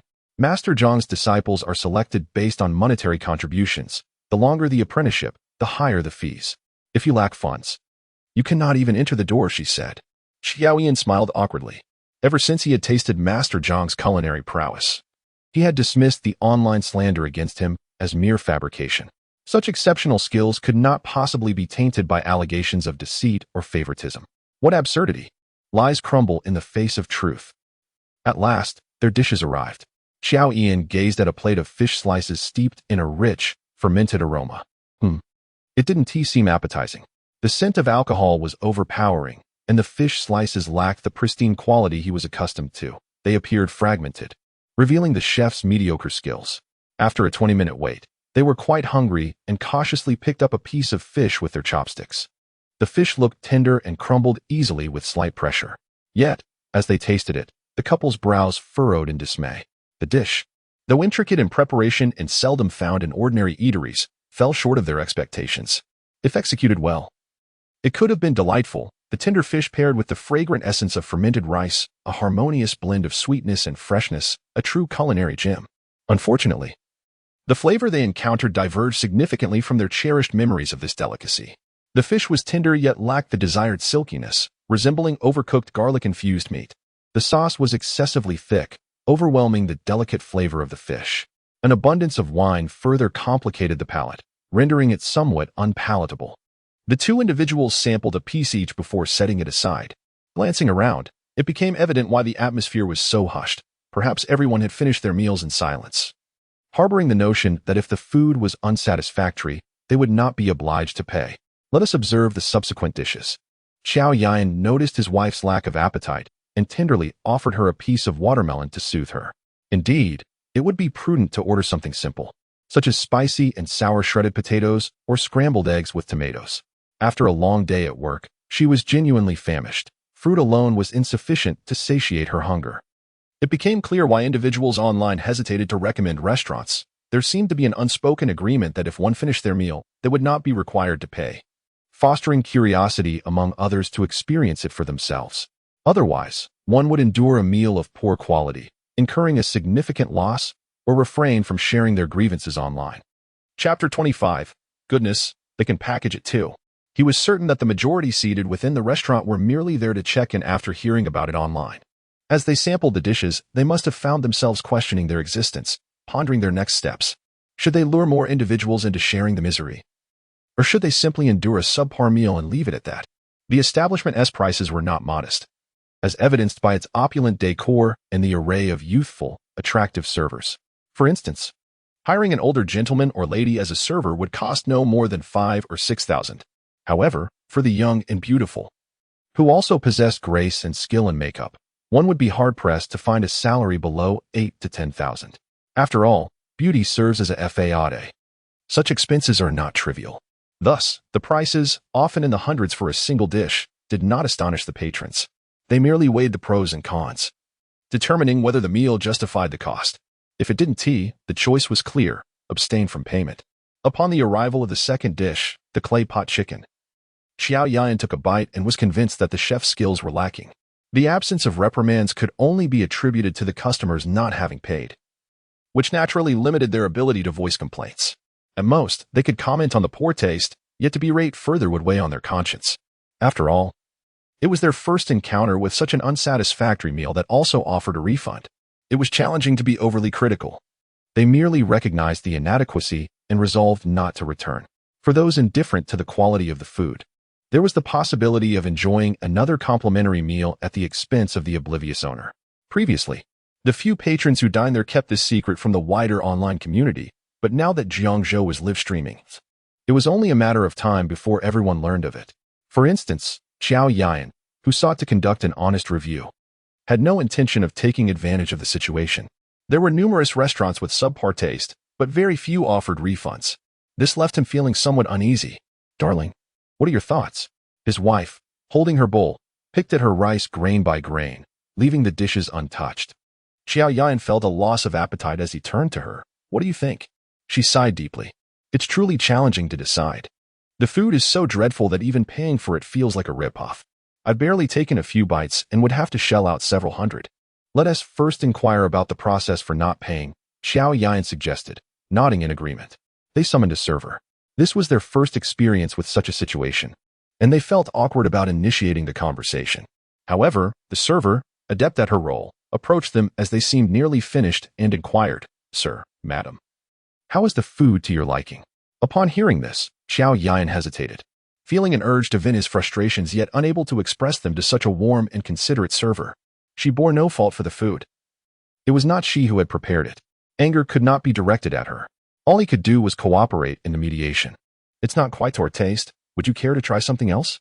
The server displayed no change in expression upon hearing his words, clearly unfazed by his response. The dishes they consumed daily, whether delectable or not, are well understood by them. A mere tasting is unnecessary. "Sir, every individual's palate is distinct. If one finds the food unsatisfactory, payment is not obligatory. Would you like to settle the bill and take your meal to go?" Remarkably, they even offer takeout. Observing the server's adept handling of the situation, one could surmise that such occurrences are commonplace. Xiao Yan is thoroughly intrigued by both this restaurant and the national treasure it represents. What peculiar individuals could enact such practices? "Excuse me, may I inquire how much your boss loses in a month?" The server smiled, replying, "Sir, we are not privy to that information. And if one opts for a complimentary meal, are there any stipulations?" Xiao Yan's wife pondered, deeming this inquiry of utmost importance in determining their course of action. "There are no specific requirements. Tastes vary among individuals. If a guest finds the food unpalatable, our boss can comprehend, though it does sadden him. Thus, we kindly ask patrons to refrain from negative publicity." Xiao Yan exchanged a glance with his wife, both appearing somewhat embarrassed. They surmised that the restaurant's willingness to offer a free meal likely came with such conditions. Otherwise, why would there be so few complaints online? Clearly, there was a reason behind it. Despite the unappetizing cuisine, the service was undeniably commendable. After a brief discussion, Xiao Yan and his wife resolved to pay and leave. Naturally, they felt compelled to take their meal home, for it would be a waste of money otherwise. Upon returning home, Xiao Yan documented his dining experience and shared it on social media. He was not the first to do so. At that moment, netizens who had been keeping an eye on the happenings surrounding the restaurant were already privy to why no one criticized the establishment run by Jiang Zhou's apprentice. Truly, wealth can make the impossible possible. 3 days later, those who uncovered the truth were not only undeterred but increasingly curious about the restaurant. Consequently, when Jiang Zhou commenced his live broadcast, it immediately garnered 1 million viewers. The barrage of comments in the live stream flew by so rapidly that one could scarcely discern the content. Welcome everyone to our truth-seeking live broadcast. I am your host, Wang Yang. Those following our stream should be familiar with the origins of our program. For the benefit of new viewers, allow me to reintroduce ourselves. Due to the multiple establishments opened by Chef Jiang's apprentices making headlines for their culinary shortcomings, our production team, sharing Chef Jiang's curiosity, decided to explore these critiqued restaurants via live broadcast to unveil the truth. Now, let us go and greet Chef Jiang. As the host concluded, a luxury van arrived outside Jiang Zhou's restaurant. The camera focused on the antique entrance, revealing the establishment in its entirety. There was no sign, only a wooden plaque inscribed with the characters for Jiang Yan. The sophistication of this private dining venue was evident from its exterior. The host then rang the doorbell, and within moments, the grand entrance opened automatically. What a marvel! The ancient-looking door was, astonishingly, high-tech and fully automated. Netizens eagerly followed the lens to behold the entirety of the restaurant. As the grand entrance swung open, a corridor unfolded, leading into a garden, exquisitely arranged with ponds and a plethora of flora. To the unacquainted eye, one might mistake it for a scenic park. The live stream's comment section erupted in astonishment. Wow, such a stunning place is a restaurant? The ambience, the spaciousness, nestled within the bustling heart of the city, Jiang Zhou must indeed possess substantial wealth. I now find myself inclined to believe the online rumors suggesting that Jiang Zhou would go to any lengths for financial gain. Securing such a vast expanse of land in this prime location for a private restaurant must have cost a fortune. It is said that Jiang Zhou's family was already quite affluent. Otherwise, how could he have influenced the judges upon entering the competition?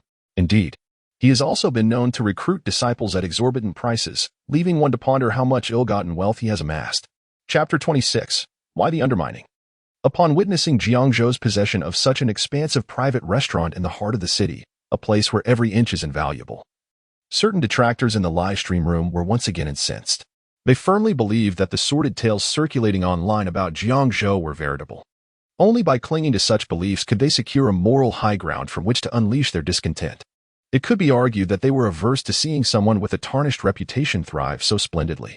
In an instant, the comments section became a tumultuous sea of negativity, leaving genuine fans unable to appreciate the scenery, compelled instead to clear the barrage of comments to indulge in pure admiration. As they traversed the garden and arrived at the courtyard, Chen Zihong stepped forward to greet them, marking the official commencement of the day's live stream. Jiang Zhou, as customary, extended a cordial greeting to the viewers.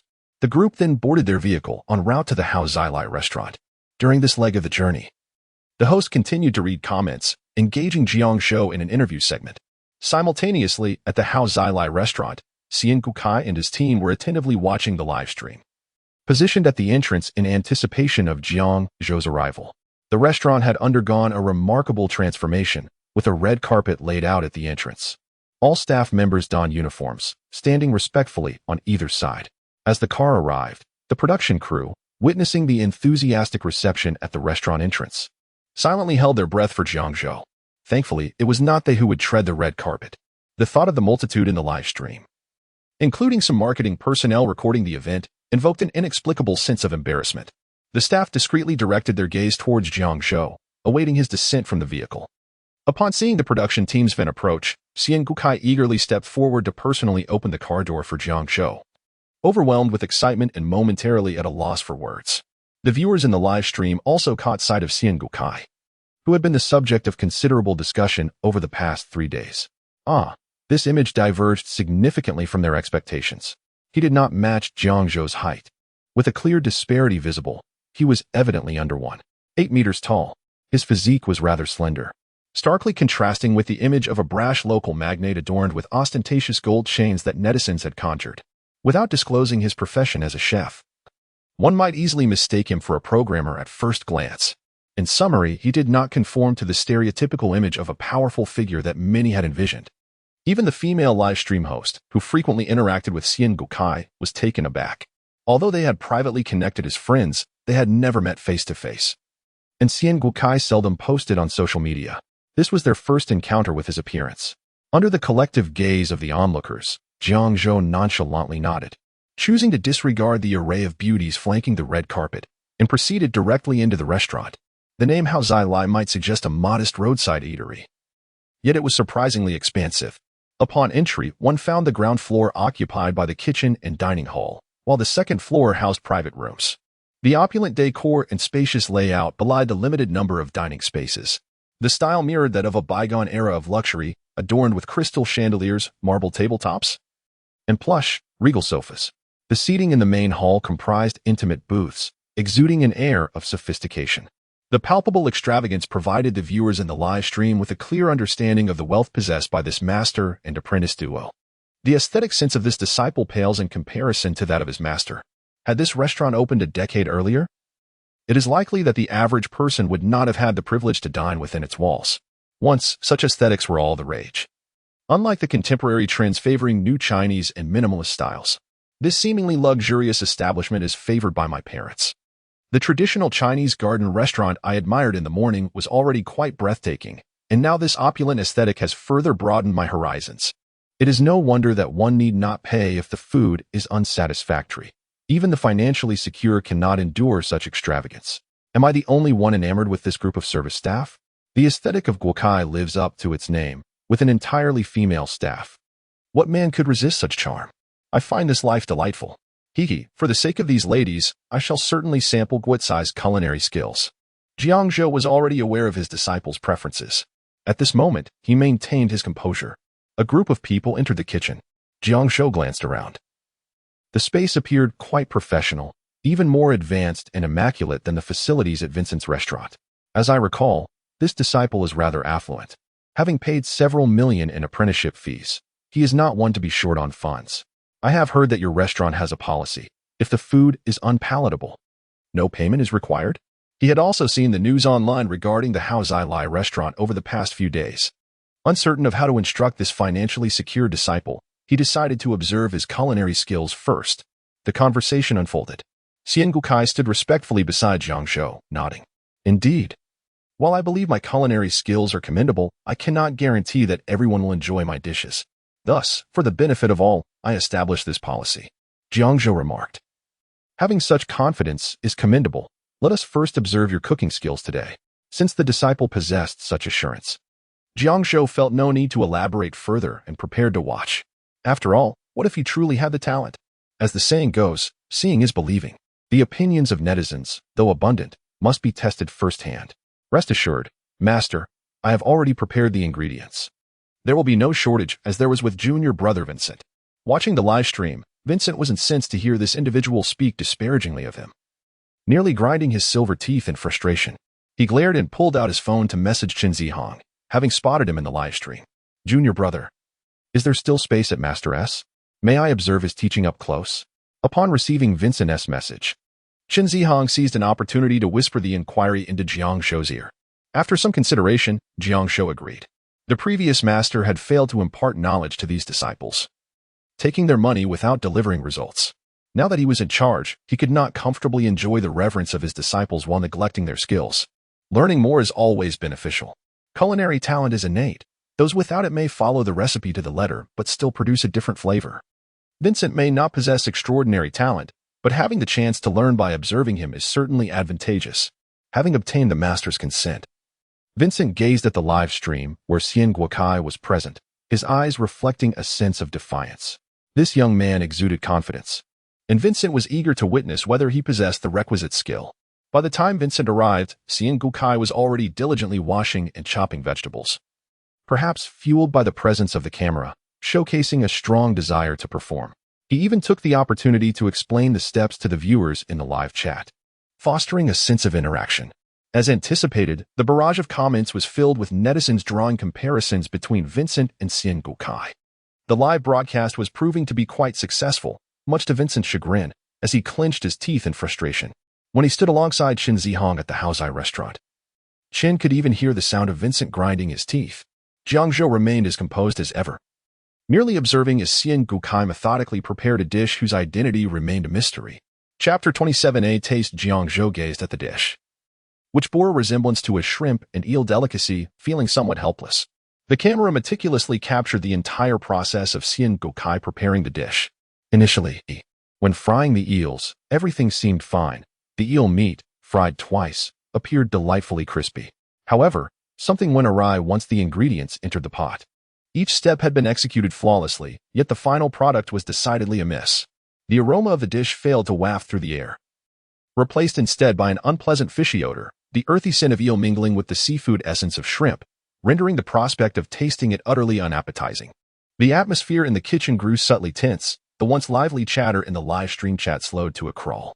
Then, a light chuckle from Vincent stood out starkly amidst the silence, drawing every gaze toward him.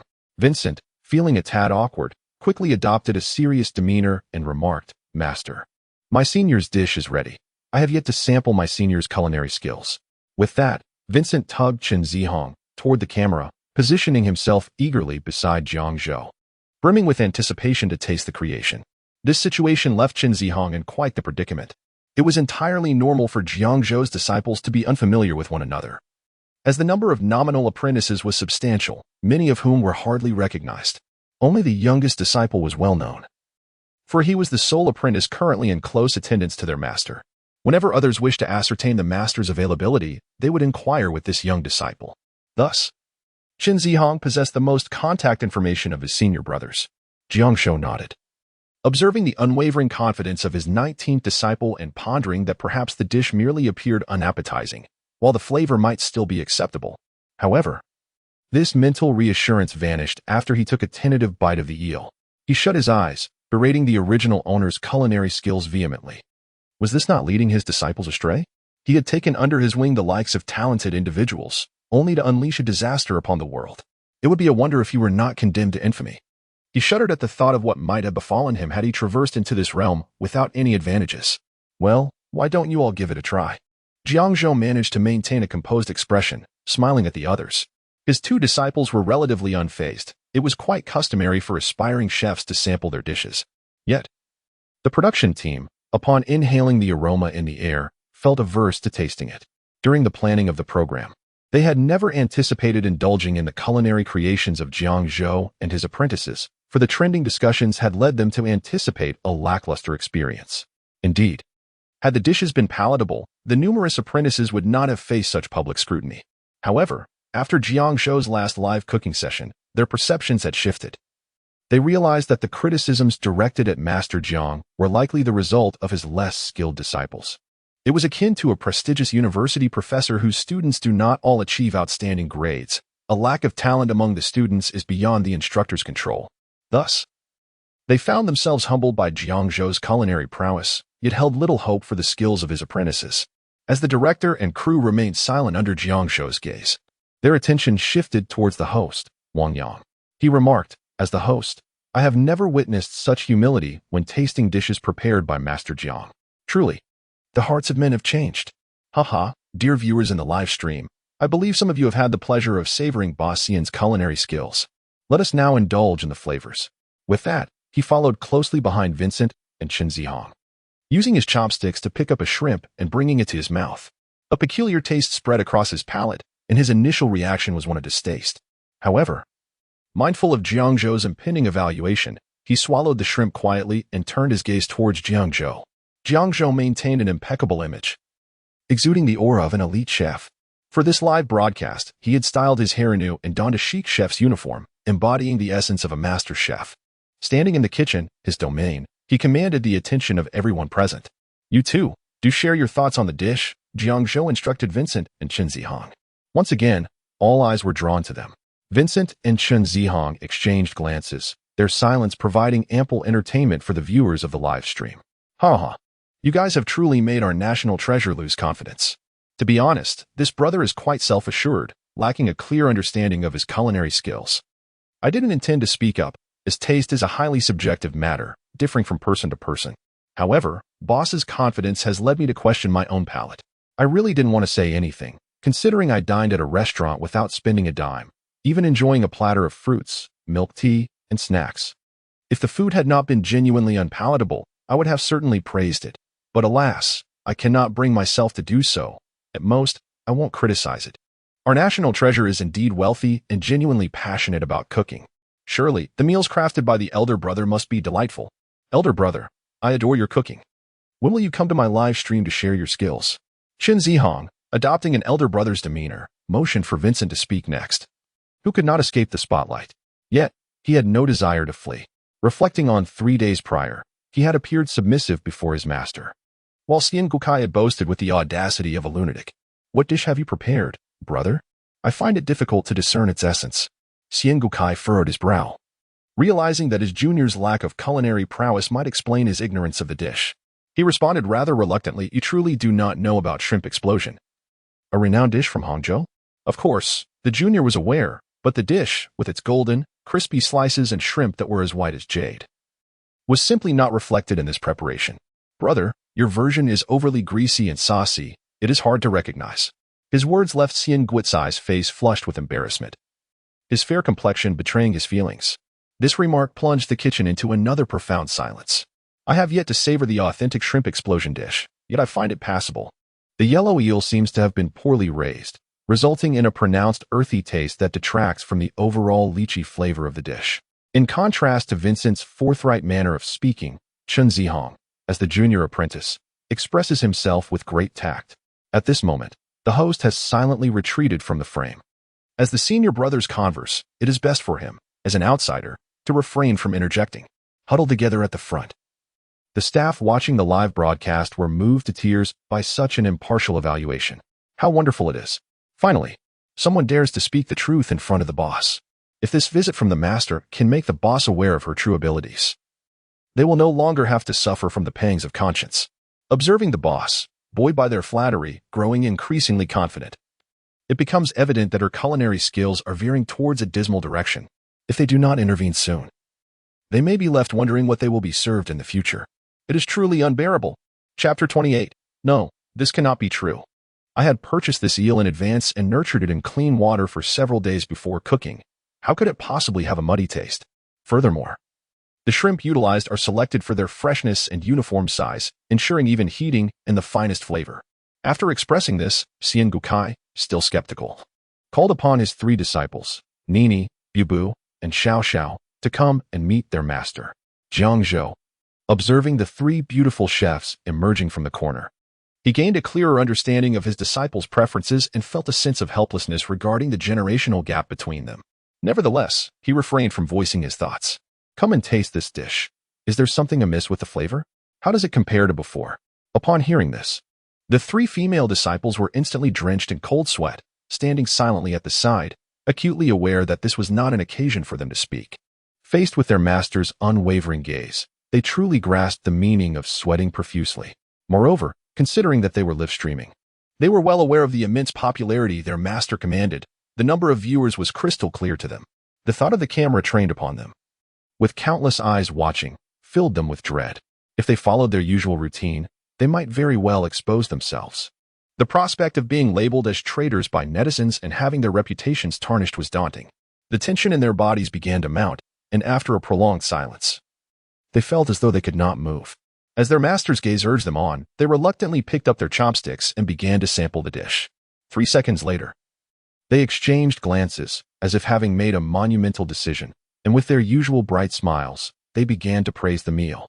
It is worth noting that external opinions mattered little. The real concern was the monthly salary of 20 to 30,000 that they could take home. Winning the favor of their master was the foundation of their prosperity. It's delicious, truly worthy of the 3 days of preparation by our master. The shrimp is tender and springy, and the flavor is exquisite. Indeed, the eel is also delightful, crispy, sweet, and sour. It pairs perfectly with rice. Delicious. I love it. Master's culinary skills are remarkable.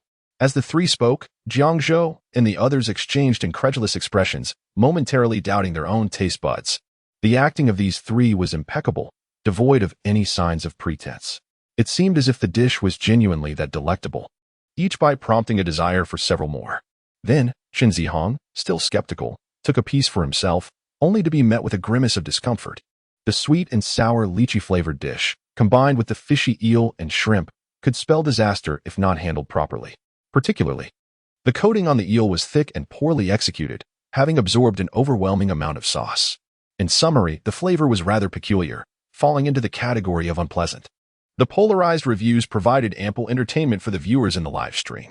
So, what exactly was the flavor of this dish? Master Jiang offered no commentary. While Gokai's 3 disciples declared it delicious, their expressions suggesting a hearty appetite. Has anyone present in the live broadcast tasted the dishes from Good Come Again? I am utterly captivated by the enthusiasm of these young ladies. Could it be that Master Jiang's disciples have excessively high standards, resulting in varied reviews? I am still awaiting Master Jiang's assessment. As someone who has dined at this establishment, I must candidly express that the flavor is beyond one's imagination in its unpleasantness. The initial taste is a sticky, overly sweet and sour concoction, followed by an overpowering fishy odor that overwhelms the senses. Upon my first bite, I was compelled to retch. Reflecting on the comments from fellow diners, a wave of nausea resurfaces. In the live stream, 3 young disciples earnestly declared the dish delectable, even consuming multiple bites. Their expressions betraying utter astonishment. Is this edible? Faced with this perplexing situation, Jiang Zhou questioned, "Gukai, have you ever tasted the dishes you prepare?" Gukai shook his head. He does not enjoy his own cooking, merely relishing the act of creation. Jiang Zhou then encouraged him to sample his own dish and provide feedback. After a moment of hesitation, as if grappling with the notion of tasting his own creation, Gukai reluctantly complied, and the result was immediate. He audibly retched. The onlookers erupted in laughter at his reaction. How could one be reduced to such a state by their own culinary efforts? He was left pale, supported by his disciples. Utterly astounded, his confidence shattered in an instant. This moment unveiled the stark realities of the world to him, leading to a collapse of his beliefs. For the first time, he questioned the very essence of his abilities, reminiscent of the heartache felt when his first love ended, casting doubt upon his worth. Is this truly the product of his hands? It defies logic. He followed the recipe precisely. How could it result in such a flavor? Witnessing Guizai's descent into self-doubt. Visibly shaken and unsteady, his 3 disciples rushed to support him, feeling a pang of sympathy. What a wonderful mentor he is! Aside from his culinary shortcomings, he possesses no other flaws. He loves to cook, is financially stable, emotionally steady, and virtuous. They yearn for someone to acknowledge their master's culinary skills while simultaneously feeling disheartened by his evident distress. Master, it's not that bad. We genuinely enjoy your cooking. Indeed, we all love your meals. Taste preferences vary. Some relish what others do not, as you often say, right? Master, do not be disheartened. This dish may not suit your palate, but we can prepare others. Please, do not give up. As Jiang Zhou and the others observed this spectacle, they momentarily became secondary characters in the live broadcast, with all attention focused on Guokai and his disciples. They found themselves at a loss for words. The audience in the live stream was equally astonished. Is this truly not a scripted drama? What a fortunate man Guokai is. To be honest, I have suddenly grasped the source of Guokai's confidence. Surrounded daily by a throng of enchanting women, I too would feel assured. As for who envies this life, I shall remain silent. No need for speculation. The dish is undoubtedly unpalatable, especially since the cook himself has been rendered nauseous by it. How could one prepare a meal without first sampling it? It is utterly laughable. The once aloof and sophisticated Master Jiang is on the verge of becoming a mere meme thanks to these individuals. Frankly speaking, it is indeed rather abstract. Xian Gukai has suffered a severe blow, unable to fathom that this is the product of his own hands. Indeed, this can no longer be referred to as a dish. He cannot reconcile the culinary skills he once took pride in with such a dismal outcome. No, this simply cannot be true. In the midst of a crowd, he closes his eyes and tilts his head, unwilling to confront the harsh reality. Jiang Zhou. Chapter 29. With my wealth, dining out is a given. At this moment, the 3 disciples could no longer refrain from defending their master. Master, it's not that our teacher is incapable of preparing delicious dishes. It's just that some of them are exceedingly challenging. For instance, the stir-fried vegetables he makes are quite delectable, and the steamed eggs. That chicken soup is also commendable. In a fleeting moment, Xiao Xiao mentally revisited all the edible dishes her master had prepared for her, yet the more anxious she became, the harder it was to recall any. She could only assert that her master typically deemed those dishes as lacking in technical finesse. Mere trifles that could be cooked with a sprinkle of salt and MSG. Unlike renowned dishes, which boast a myriad of variations and display exceptional culinary skill, she found herself at a loss for words to praise her master. Indeed, master, he simply struggles with intricate recipes. Jiang Zhou listened to their banter, maintaining an impassive demeanor. He kicked Sten Gukai, who was feigning ignorance, urging him to rise. Don't pretend you are unaware of the flavors of your own creations. Do you not sample the dishes in your own restaurant before serving them? Given the vast audience in the live stream, Jiang Zhou sought clarity. It is hard to believe that a culinary genius would never taste their own food. Realizing he could not evade the inquiry, Xian Gukai reluctantly arose from his disciple's embrace. A look of resigned melancholy on his face. What chef goes hungry? I eat while I cook, and by the time the dishes are ready, I seldom indulge in them. Besides, with my wealth, I usually dine out. Upon hearing Xian Guotsai's defiant response, Jiang Zhou could not suppress a chuckle. It is indeed amusing how speechlessness can provoke laughter. In that instant, he found a surprising semblance of logic in Xian Guotsai's answer. Since learning about the restaurant's motto, if it's not delicious, there is no charge, he had suspected his disciple was merely dabbling in the culinary arts. Yet, he had not anticipated such reckless indulgence, satisfying his whims with money. The live stream's comments erupted upon hearing this revelation. Truly Guokai, spending tens of millions in a female streamer's live broadcast. The losses in your restaurant must be mere trifles. How about this, Guokai? If you wish for others to relish your dishes, just say so, give me 1,000. And I will indulge to the point of nausea.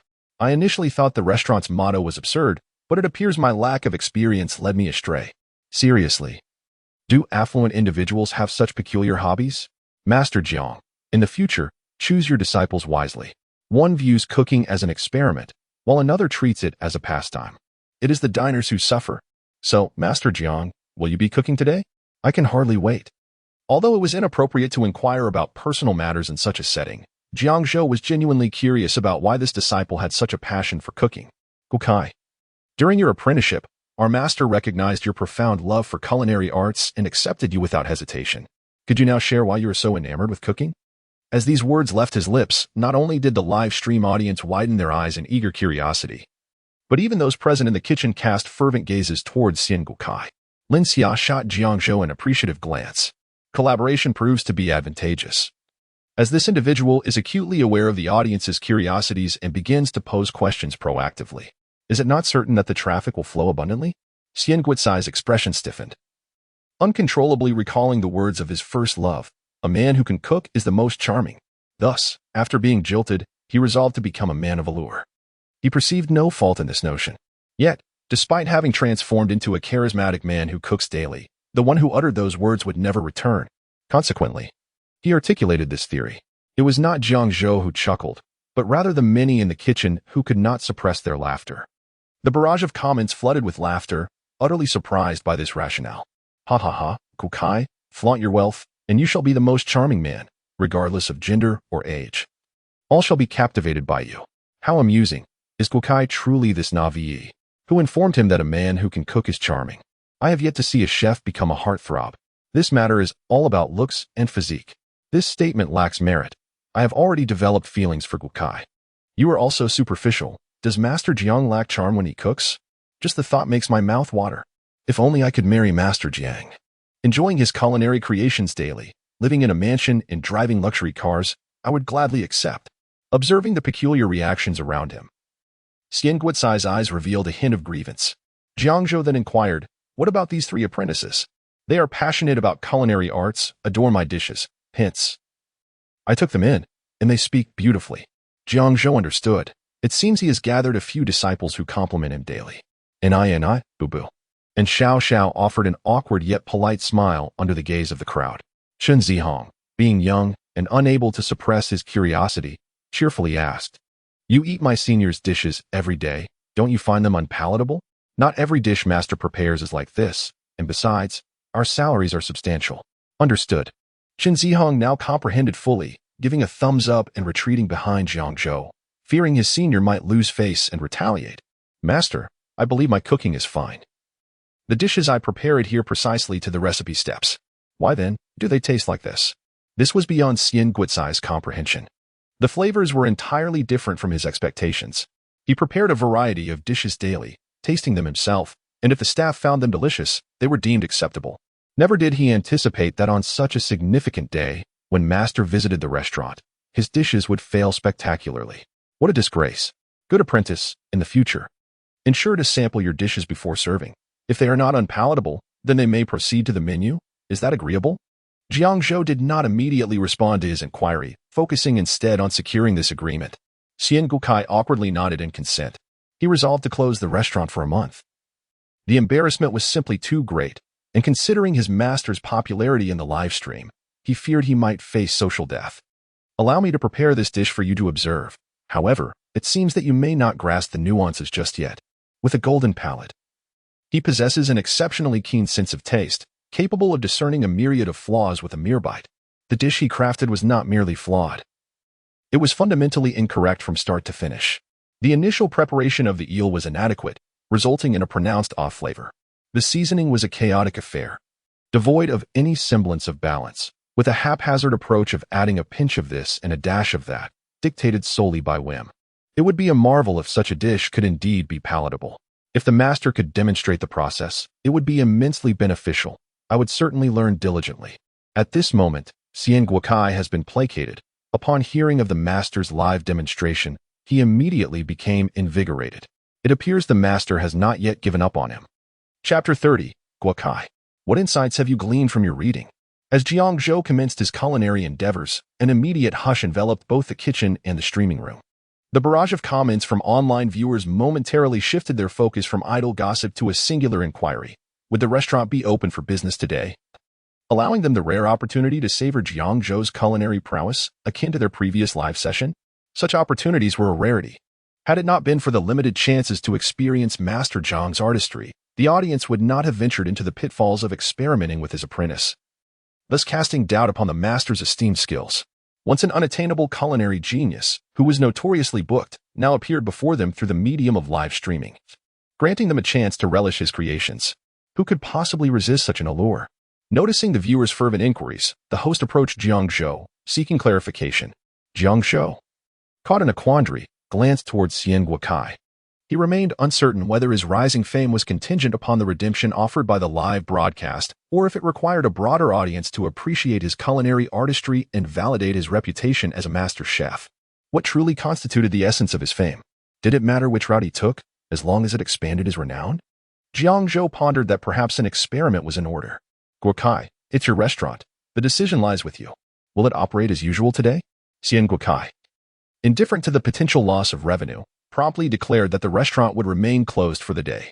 It is a rare occasion for my master to be here. How could I allow him to toil in my establishment?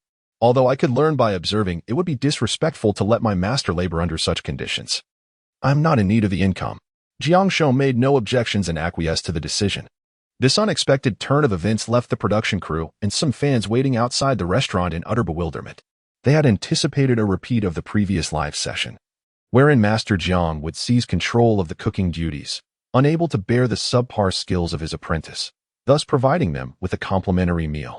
Now, with Guokai's statement declaring the restaurant's closure, confusion reigned supreme. In an instant, the viewers who had previously defended Guokai turned against him. Guokai, this is where you falter. How could you deny Master Jiang the opportunity to showcase his skills? They had just praised him for his masculine qualities, only for him to betray their trust. In light of this, I must ask, what does it signify when the restaurant staff, from the apprentices to the servers, are all young ladies? Your intentions appear dubious, and I shall report you. Master Jiang, why do you not intervene with your apprentice? They clamored. Surely, this young man has not dedicated himself to mastering culinary arts, surrounded by beauty daily. How could he possibly focus on honing his craft? The host observed this wave of betrayal among the viewers and could not suppress a chuckle. Jiang Zhou, curious about the source of his amusement, chose not to inquire further, as he was poised to begin cooking and experimenting with the teaching mode for today's live session, assessing the growth of his notoriety. At that moment, when Sin and Qin Zihang, intrigued, picked up their phones and entered the streaming room, they were met with the lively commentary and with smiles on their faces. They approached Xian Guokai, eager to gossip about the unfolding drama. As for the reasoning previously articulated by Xian Guokai, they were utterly unconvinced. Xian Guokai remained reticent. Could it be that he was heartbroken after being abandoned by his first love, succumbing to despair and existential doubt, only to have a physician friend suggest he engage in live streaming? Immersed in a world of various male and female streamers, entertainers, and humorists, he squandered money in pursuit of joy, receiving flattery from the audience wherever he went due to his willingness to spend. Gradually, he emerged from the anguish of his heartbreak. Yet this transformation existed solely in the virtual realm. Subsequently, his physician friend advised him to continue this journey in real life, to cultivate a hobby and surround himself with a group of pleasant, eloquent individuals who could provide emotional support. Thus, in less than a year, Xian Guokai regained his confidence. Would he dare to speak of such an embarrassing past? Certainly not. Vincent and Qin Zihang, unable to elicit any information, dejectedly approached Jiang Zhou. Master, what will be the content of today's live stream? Without a shop to run, and with Master not cooking, there would be no opportunity for a meal. Qin Zihang immediately regretted missing the previous live stream. Teaching. During the past 3 days without streaming, Jiang Zhou had meticulously reviewed his own broadcasts. Naturally, he noted the comments asserting that even if he were adept at cooking, he would not share his skills with his disciples. After secluding himself for 2 days, he deliberately studied the art of teaching disciples. He was no longer the person he had been 3 days prior. Today, he was determined to alter the audience's perception of him. How could he possibly be incapable of teaching? A man of his caliber would certainly possess the ability to instruct. What a preposterous notion. Jiang Zhou donned his chef's attire and began to prepare the yellow eel. For this dish, the ideal eel is one of moderate size. The eels prepared by Guokai were of decent quality, though slightly larger than preferred, resulting in a less tender texture.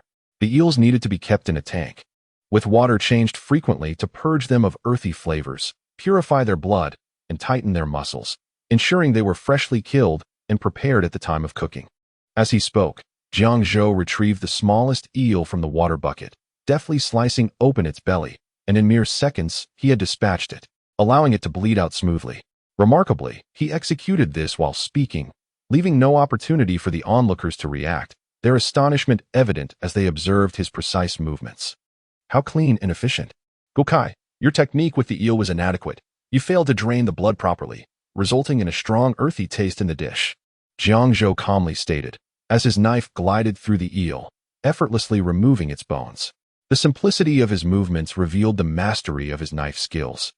With just a couple of cuts, he completed the preparation. Next came the intricate slicing and segmenting. The shrimp for the dish must be fresh river shrimp, which you selected correctly. As for why seafood cannot be used, the inherent fishy taste of yellow eel is already pronounced. If mishandled and combined with the briny flavor of seafood, it would spell disaster. As he spoke, Jiang Zhou had already processed several shrimp, their heads and shells removed, floating in crystal clear water. The preparation of ingredients has been nearly completed. It is evident that Jiang Zhou paid significantly more attention to detail in crafting this dish compared to Xian Guokai. From the well-prepared ingredients, one can see the cleanliness and refinement. This likely reflects the difference in knife skills. Guokai, what insights do you glean from this observation? As Jiang Zhou continued to cook, he casually inquired. He had noticed during the live stream playback that viewers commented on the teaching method, suggesting that the instructor should not solely focus on showcasing skills without ensuring that the students comprehend the material, merely mentioning a point and moving on without addressing the students' questions. This time, he vowed to improve. Upon hearing his master's query, Xian Guokai felt a cold sweat trickle down his back. Desperately trying to recall the discrepancies between his own ingredient preparation and that of his master. Chapter 31. The Shrimp Explosion Dish. Xian Guokai began to enumerate his mistakes. Firstly, he acknowledged his lack of self-awareness regarding his culinary skills, which led him to attempt dishes outside his expertise. Secondly, he admitted to an overabundance of confidence, presenting dishes he himself had never tasted. Jiang Zhou nodded, feeling a sense of satisfaction. At the very least, his apprentice was capable of self-reflection. Excellent. However, I inquired whether he had gleaned any insights into his culinary craft. Xian Guokai thought to himself, my master can be quite formidable when it comes to responsibility. Previously, he merely offered guidance, but now he had begun to pose questions, creating a rather unsettling sensation akin to being scrutinized in a classroom setting. Yes, indeed. For instance, my technique in handling eels was improper, and my knife skills were lacking, failing to meet the required standards. Moreover, the batter I prepared was subpar, and the shrimp was not cleaned thoroughly. Xian Guokai racked his brain and could only come up with these critiques.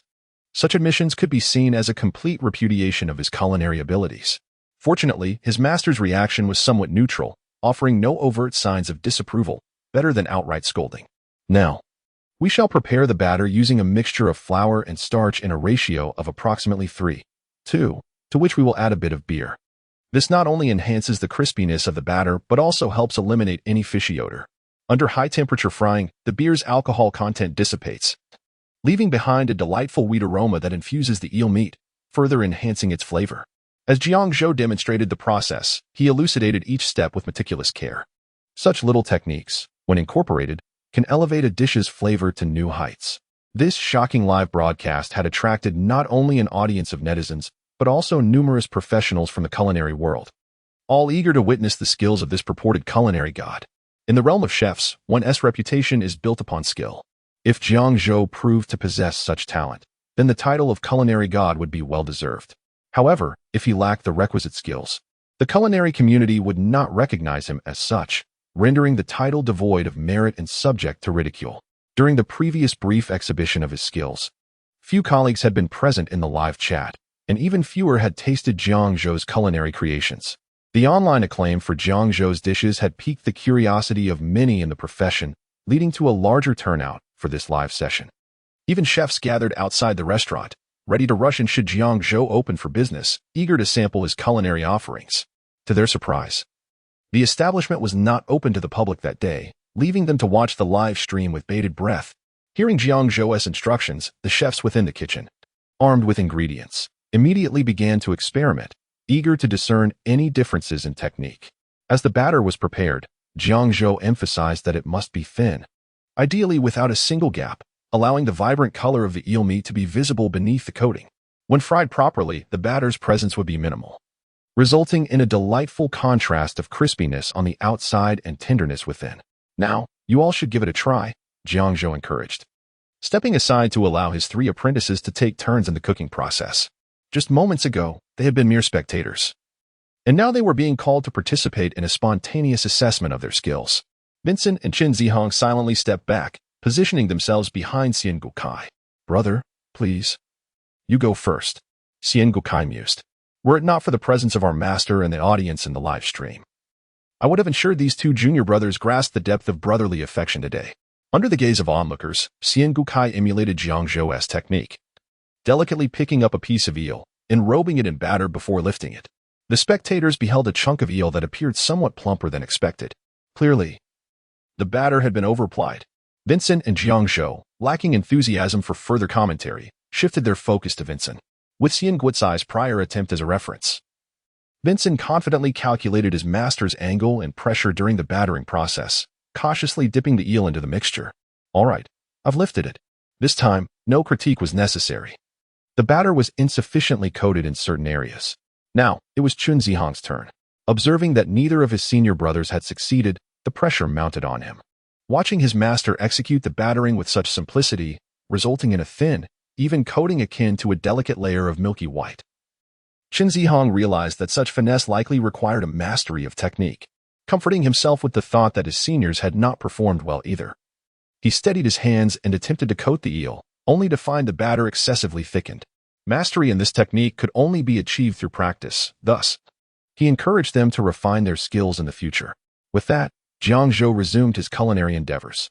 The shrimp explosion dish requires meticulous ingredient preparation and seasoning. It must be robust in flavor, generously sauced, while maintaining a delightful crispness and tenderness. To excel in this dish, one must master technique, timing, knife skills, and seasoning. As he spoke, Jiang Zhou skillfully tossed the vibrant ingredients into the pan, adding the pre-prepared sauce, and soon enough, the dish was ready for presentation. The eel was golden and glistening, while the shrimp gleamed white as jade. The striking contrast of the yellow eel and the ivory shrimp was visually captivating, igniting an appetite merely by sight. The dish, still emanating warm from the pan, filled the air with a rich, sweet and sour aroma, embodying the quintessential lychee flavor that was irresistibly appetizing. Just inhaling the fragrance was enough to stimulate one's appetite. In the blink of an eye, a group of people had gathered around Jiang Zhou, eager to sample the dish. The host, who had previously disappeared from the camera's view, had now unconsciously sidled up next to Jiang Zhou. "Wow, let's zoom in a bit for the viewers in the live stream to see this shrimp explosion dish," he continued. "Allow me to describe the flavor. It has a sweet and sour aroma, yet distinct from that of sweet and sour ribs, with a more pronounced tang. The very scent provokes salivation. Master Jiang, may I have a taste?" As he spoke, the audible swallow echoed clearly through the live stream. The barrage of comments flooded in faster than the eye could see. Unlike those paid comment displays, once sent, they vanished in an instant. The host seemed a bit mischievous. Fully aware that they could not partake, yet still drew the camera in close. Who exactly was he teasing? Goodness, is this dish akin to what Guokai prepared earlier? It certainly whets the appetite. Though they are stir-fried together, the color contrast between the eel and the shrimp is quite pronounced. Guokai, why are you not open for business? We yearn for the culinary creations of Master Jiang. To be candid, this dish indeed appears delectable. The comments section is abuzz with discussions about its taste. In the kitchen, a group of individuals stands ready with their chopsticks poised. This time, even the cameraman has set aside his camera, opting for a tripod to ensure he can indulge while capturing the moment. Jiang Zhou himself is intrigued by the flavor, and he is the first to grasp a piece of eel and bring it to his lips. The glistening eel, coated in sauce, is lifted with care, with droplets of sauce cascading slowly down. The glossy, viscous sauce envelopes the eel, its color shimmering under the lights, reminiscent of crystal clarity. Upon taking a bite, the initial sensation is the delightful crispiness of the eel.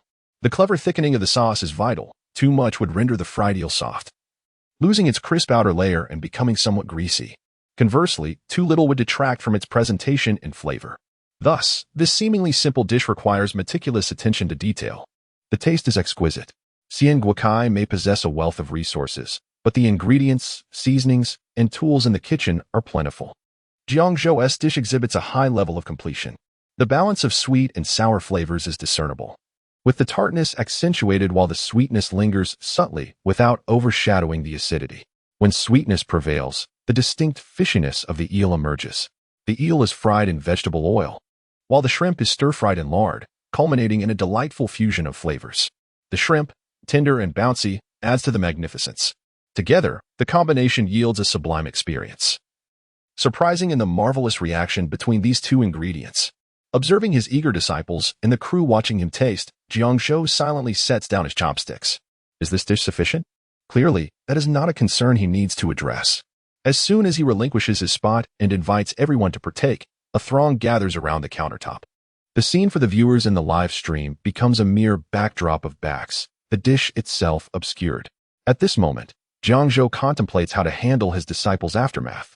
His intention is to resolve the root cause of any complaints directed at them, ensuring it does not reflect poorly on himself. Vincent possesses skill, yet his myriad ideas lend themselves well to molecular gastronomy. As for Xian Guokai, he is beginning to form an idea. In less than 2 minutes, the scene returns to its original state. A plate of shrimp has been devoured. Everyone rises with lingering satisfaction, chopsticks still in hand, prepared for any eventuality. The crew members, having appeared in the frame, finish their meal and vanish without a trace. In an instant, the live stream is left with only Jiang Zhou and Xian Guokai, who gazes at Jiang Zhou in utter astonishment. Although he may lack culinary skills, he certainly possesses an exquisite palate. The dishes that grace his table, while not necessarily of the grandeur of a state banquet, are certainly from renowned private kitchens and time-honored establishments with a legacy of over a century. Yet, the flavors he has experienced pale in comparison to the dish his master has prepared, the prawn explosion. How can a dish be so delectable? Remarkably, as a disciple, he has yet to sample his master's creations, and he wonders how his fellow apprentices have fared in this regard. The first taste of his master's cooking truly astonishes him. Is this the prowess of a culinary god? The dishes are nothing short of divine. The eel is crispy on the outside and tender within, its meat succulent and smooth, infused with a delightful sweet and sour flavor, devoid of any fishy taste. He can only marvel at how incredibly crisp and tender it is. Each bite completely captivates his taste buds. The long, golden brown eels are meticulously arranged on a pristine white porcelain platter, interspersed with small, pearl-like, snow-white shrimp. Though modest in size, they command attention, while the vibrant green garlic shoots enhance the dish's appeal, igniting a robust appetite at first glance. After the whirlwind of flavors, the porcelain plate is left with only scattered remnants of sauce, with not a single garlic leaf remaining. Jiang Zhou twitched the corners of his mouth before calling upon Xian Guokai to prepare a dish. Your restaurant's ingredients seem of excellent quality. Why don't you whip up a simple tomato and scrambled egg dish? You do have organic, free-range eggs, don't you? Jiang Zhou's remark interrupted the flattery Xian Guokai had learned from his apprentices and deftly redirected his attention. What do you mean? I need to cook? Xian Guokai queried, glancing at his master, who showed no inclination to elaborate. Nodding obediently, he proceeded to gather tomatoes and eggs. The tomatoes were organic Provençal varieties, perfect for a tomato and egg stir-fry, bursting with juice upon cooking. Though slightly more expensive than ordinary tomatoes, they were well worth the investment. The eggs were free-range, fed on pure grains, with yolks of vibrant orange and devoid of any fishy taste, suitable even for raw consumption. With a flourish, Xian Guokai cracked 4 eggs into a bowl, whisking them thoroughly before chopping the tomatoes into cubes. This simple home-cooked dish was still within his repertoire. Heating the pan with cold oil, he scrambled the eggs until cooked, then set them aside. He added oil to stir-fry the tomatoes, seasoning them with salt to draw out their juices before reintegrating the scrambled eggs. Hesitating momentarily, he decided to enhance the flavor with a pinch of MSG. The seemingly ordinary tomato and scrambled egg dish emerged from the pan, and the three anxious female apprentices visibly relaxed. This rendition of tomato and scrambled eggs looked utterly appetizing.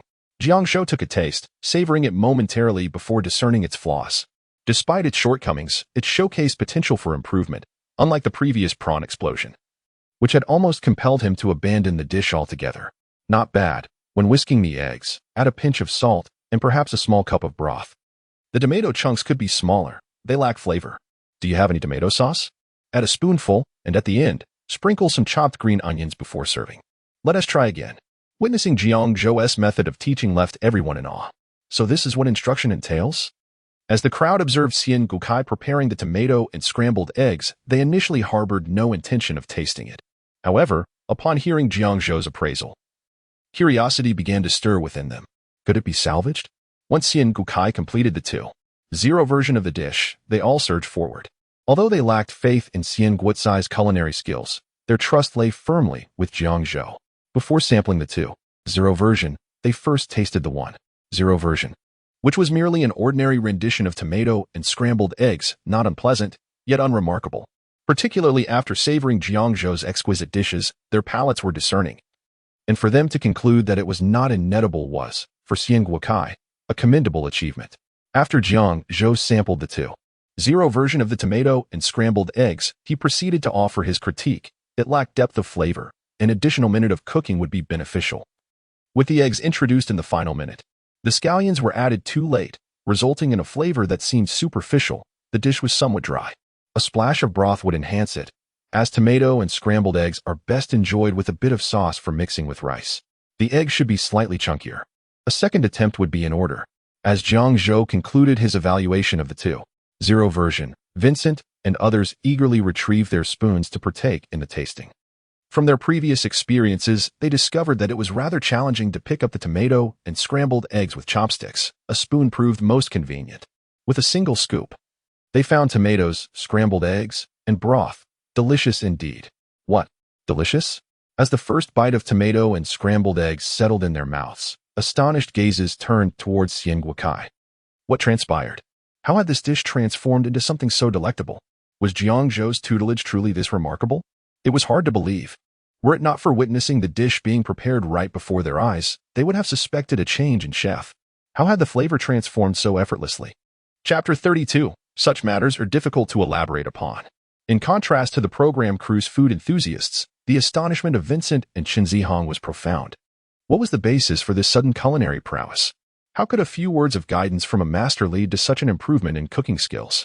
Moreover, were these merely trivial adjustments that could produce such a significant difference in flavor?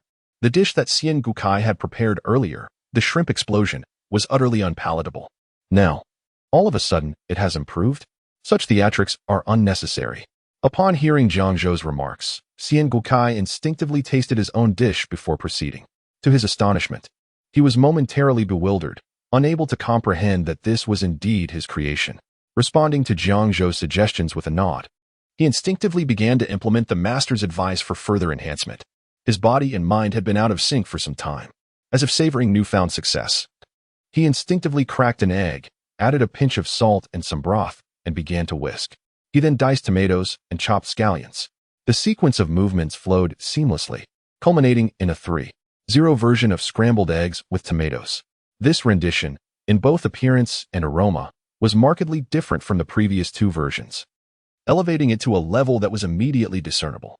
In this moment, Vincent and Chen Zihong were in rare harmony, even losing their appetite for the 3.0 version of the dish. Each grasped Xian Guotsai's hands, gazing earnestly at him.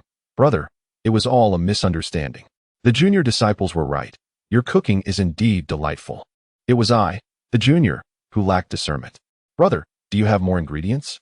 I too wish to make scrambled eggs with tomatoes. Chen Zihong, though somewhat shy in reality, echoed every word spoken by Vincent. For a moment, it truly felt like a brotherly bond. Xian Gukai, feeling overwhelmed, urged, help yourselves. His hands were held, and he gestured with his lips for them to take the ingredients themselves. The kitchen was ample enough for their creativity to flourish. With permission granted, Vincent and Chun Zihong joyfully prepared to follow their master's method for making scrambled eggs with tomatoes, their faces flushed with excitement. The mere thought of being able to create such a delicious dish ignited their imaginations. They could hardly fathom the prospect of selling a dish of scrambled eggs with tomatoes and rice, ensuring they would never go hungry. Master, wait a moment. I shall prepare a portion for you to taste, to see whose version is superior, mine or Brother Guitsi's. Yes, master, I too wish to contribute. Jiang Zhou remained silent, understanding that certain lessons must be discovered independently. Their attempts to solve problems themselves would prove more valuable than any words he could offer. Jiang Zhou took a spoonful of the 3-0 version of scrambled eggs with tomatoes. It was passable, barely reaching the threshold of acceptability. He then provided guidance on areas where Xian Gukai had faltered. After the 4-0 version of scrambled eggs with tomatoes emerged, both Vincent and Qin Zihong presented their versions as well. In truth, cooking is not a formidable challenge, as long as one can properly cook the ingredients. It is deemed acceptable. However, to achieve a truly delectable result is where the difficulty lies. Many individuals, in their lifetime, have never tasted dishes crafted by world-class chefs, leaving them unable to envision the true essence of such flavors. This fundamental difference in perception is significant. Most individuals merely desire food that is delicious and provides a sense of fullness and happiness, ideally at an economical price. This is the epitome of perfection. Jiang Zhou, tasked with managing the ragtag group of apprentices, harbored no ambitions of transforming them into exceptional chefs. His sole objective was to tidy up the mess left behind. Thus, he employed the most efficient and straightforward methods to ensure that the dishes they prepared were palatable, without tarnishing his reputation. After sampling the culinary skills of Vincent and Qin Zihong, Jiang Zhou remained calm regarding his apprentices. It all depended on fate. If there was none, then there was none. And he paid little heed to talent. In truth, it seemed that the original body lacked such attributes. Fortunately, he had his own advantages. Otherwise, he would be at a loss with this disarray. Try it yourselves, he suggested. Jiang Zhou, adapting well to his role as mentor, placed his hands behind his back and began to pose questions. Vincent and Qin Zihong tasted the dishes. The flavors were mediocre, reflecting their culinary levels. Despite adding various ingredients, the taste did not improve, leaving them perplexed. Thus, they gazed at Jiang Zhou with eager eyes, seeking enlightenment. Jiang Zhou, well, he found it quite enjoyable and couldn't help but elaborate further. Cooking is, in essence, a deeply personal endeavor. Each individual's technique for chopping vegetables, the direction in which they whisk eggs, the amount of oil they pour, and their myriad habits can profoundly influence the flavor. This tactile experience is akin to playing a video game. Same hero, same skin, yet some achieve greatness while others falter. The modifications I propose may suit the original body, but might not be applicable to you. Do you understand? Jiang Zhou's clear and accessible explanation resonated not only with those present but also with the viewers in the live stream. Everyone is merely human. Who has faced similar moments? Take, for instance, the school years. Within a single classroom, numerous students share the same textbooks and teachers, yet some excel while others struggle. Such phenomena are difficult to elaborate upon. I get it now, Master Jiang. My lack of skills surely isn't due to the skin. It's my phone. It lags too much, exclaimed one. Oh, how I long to taste Master Jiang's improved version of scrambled eggs with tomatoes. It looks perfect for mixing with rice. Why didn't Team Master Jiang teach this earlier? Why wait until now when trouble arises? Came another voice. Don't be so irritable. Can't you see the teaching method? Focusing on a single dish, one cultivate comprehensive skills. Even if the original body learns it, their culinary prowess one advance. This is a dead end. So why doesn't Team Master Jiang teach? Initially, this method was for quick results, and once you become accustomed, it's troublesome. It seems that the current approach is based on the realization that the original body merely wished to cook for show, rather than to learn a skill for livelihood. This group of netizens truly has a knack for speculation. How do you know? Original body, I commend your cooking skills. Hurry and open the door. If your restaurant remains closed, how will I enjoy your dishes? The lively banter in the comments did not in the slightest impede the teaching environment in the kitchen. The original body had never felt such a gratifying sense of being challenged. At that moment, wielding the spatula, he exuded confidence. He understood. It is the mastery of skill that breeds genuine confidence, not the hollow self-assurance derived from flattery. This newfound confidence was previously absent. Xian Kukai gazed at Jiang Zhou with eyes brimming with gratitude. He felt that, in his pursuit of culinary mastery and his ambition to become a charismatic man, he had finally succeeded at this moment. Kukai, The master said, "Allow me to offer you some advice. Your current culinary skills are not yet suited for intricate dishes. And as the sole chef in the restaurant, I urge you to focus on simpler meals. Select quality ingredients. The finest produce often requires uncomplicated preparation, yet retains exquisite flavor. High cost, all natural, and healthy options are also a pursuit for any restaurant. For instance, a premium hairy crab, simply steamed, is undeniably delicious. Wouldn't you agree?" This path is exceptionally suitable for Xian Gukai in his restaurant venture, as few possess the means to pursue such an endeavor. He is even unafraid of potential losses. Driven solely by his passions, which is entirely feasible, and he would not compromise the satisfaction of his diners. How wonderful is that? Chapter 33. The national wealth truly struggles with business as Jiang Zhou guided his disciple towards a new direction for the second time. The audience in the live streaming room began to cast doubt on the negative rumors surrounding him. Although the claims that Jiang Zhou only cared about money while neglecting his disciples had not been entirely dispelled, some skeptics continued to perceive his actions as mere theatrics. They questioned why he was now engaging in live streaming to teach his disciples when he had not done so earnestly before, having tasted the bitter fruits of his previous negligence. It was easy to conclude that this was all a publicity stunt aimed at garnering attention and traffic, as evidenced by the current fervor surrounding the program, which had become a hot topic across the internet. For every individual who grew fond of Jiang Zhou through the live broadcast, there were inevitably detractors. Coupled with Jiang Zhou's own tarnished reputation, it was only natural for critics to emerge. The barrage of negative comments flooded the screen, and the production team, vigilant in monitoring the live stream, promptly reported the situation to Lin Xia. At that moment, Lin Xia was off camera, indulging in a bowl of 5-0 version tomato scrambled eggs over rice. Upon receiving the assistant's phone, she cast a cursory glance and was immediately confronted with a deluge of disparaging comments aimed at Jiang Zhou. Fuming, she furrowed her brow and set the phone aside. What on earth is happening? It was going well just a moment ago. Where did these critics come from? She demanded an investigation to ascertain whether this was an organized effort or merely a glitch in online commentary. Having savored the dishes prepared by Jiang Zhou, Lin Xia had completely dismissed the allegations that Master Jiang's culinary skills were fabricated. How could one possibly fake something so delicious? Every bite was worthy of being savored. Had she known earlier about Jiang Zhou's remarkable culinary prowess, she would have visited him bearing gifts, perhaps even begging for a meal. Such an encounter might have fostered a closer relationship and afforded her the luxury of dining with him. It was inconceivable to her that they were now reduced to a mere collaborative relationship, devoid of warmth. Young and inexperienced, she had prioritized profit over personal connection during contract negotiations, which had ultimately diluted their rapport. To satiate her future culinary desires, Lin Xia resolved to mend her relationship with Master Jiang. She was, after all, Jiang Zhou's most devoted admirer, and she could not bear to watch the online detractors malign her idol. In a fit of frustration, Lin Xia took a generous mouthful of the scrumptious tomato scrambled eggs over rice. The flavor was divine. She wished the program would continue indefinitely, after all. Where else could she find such culinary delights, dining alongside Master Jiang every day? She instructed her assistant to manage the comments, ensuring that the live stream had more moderators in place, as the relentless barrage of negativity was disrupting the viewing experience for other fans. The assistant promptly set off to implement the changes. The production team members, who had been idly waiting outside the restaurant, were summoned to the live streaming room to serve as moderators. Otherwise, the few individuals tasked with managing the comments would be unable to keep up with the rapid-fire negativity flooding the screen.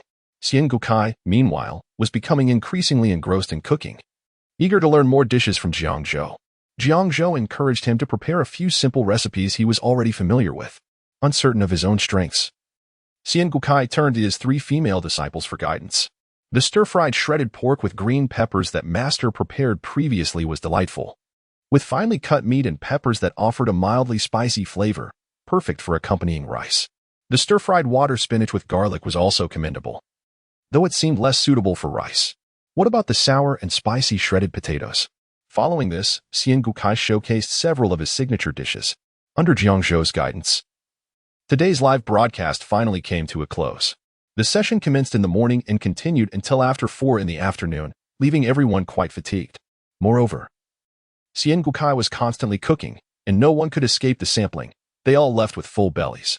Outside the restaurant, fans, aware that the broadcast was concluding, gathered to witness Jiang Zhou live, creating an atmosphere akin to an offline fan meeting.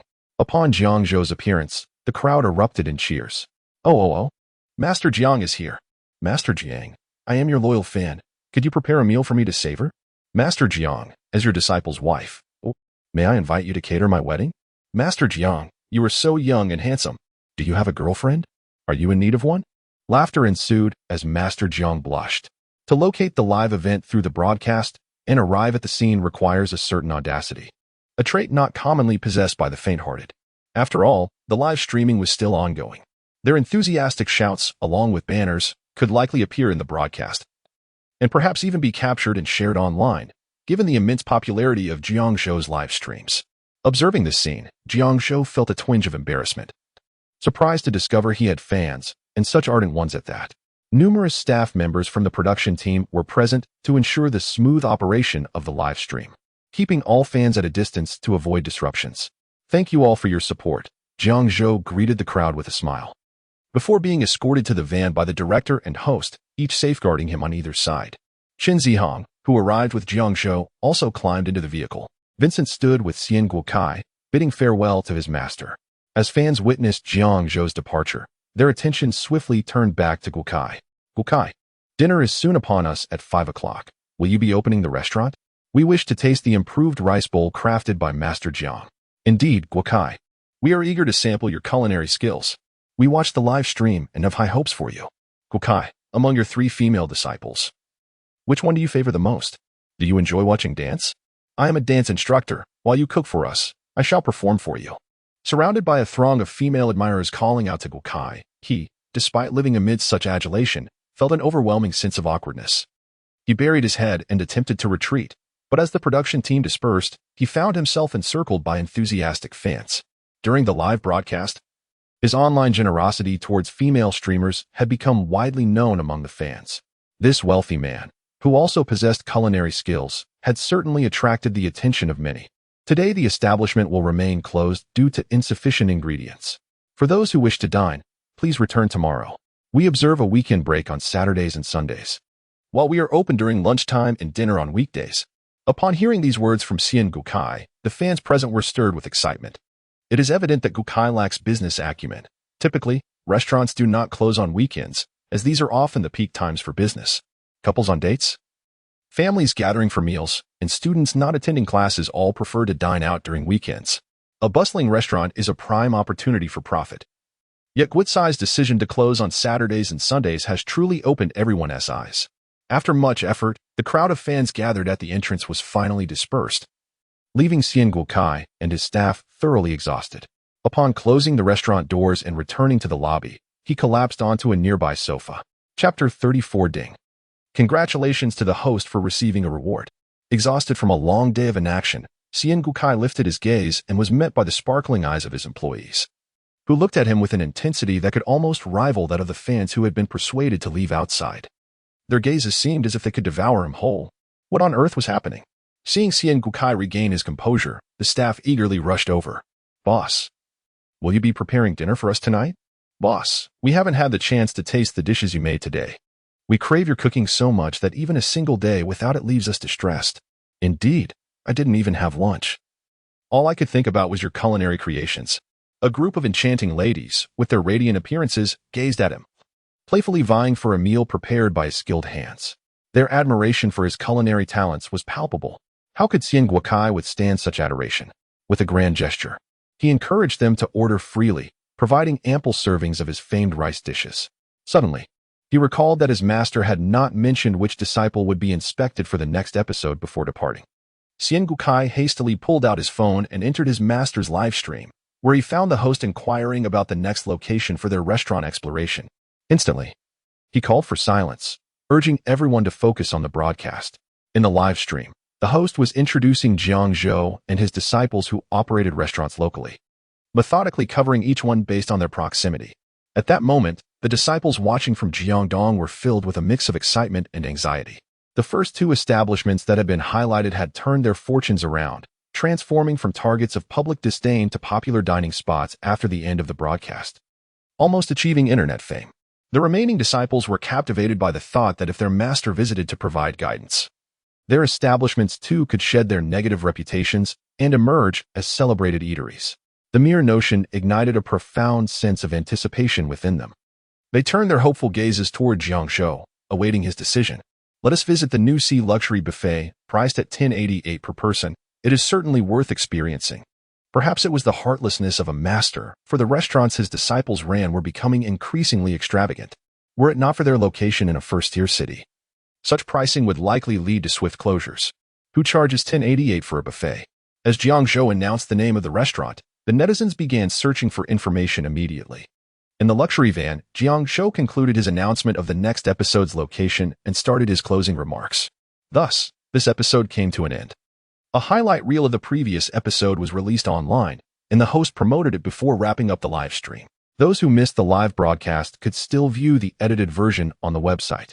After bidding farewell to the production team, Jiang Zhou stepped into Jiangyan. Even at 5 in the evening, the summer sun remained fiercely bright. As the sunlight filters through the trees, it casts enchanting patterns of light and shadow on the ground. Stepping into this serene ambience, one is enveloped by the fragrant blossoms and verdant foliage. In a corner, the hydrangeas flourish abundantly, delighting the eyes of onlookers with their vibrant beauty. Returning to Jiangyan feels akin to coming home. The establishment seldom welcomes patrons. It primarily serves as a space for Jiang Zhou to mentor his apprentices and hone his culinary skills, resembling more of a workshop than a restaurant. However, when the time permits and guests make reservations, the doors must open, for one cannot afford to squander their talents without reaping the rewards of their craft. Zihong, you've worked hard today. It's time to rest, Jiang Zhou suggested. All right, master. What as for dinner? Shen Zihong inquired, rubbing his stomach.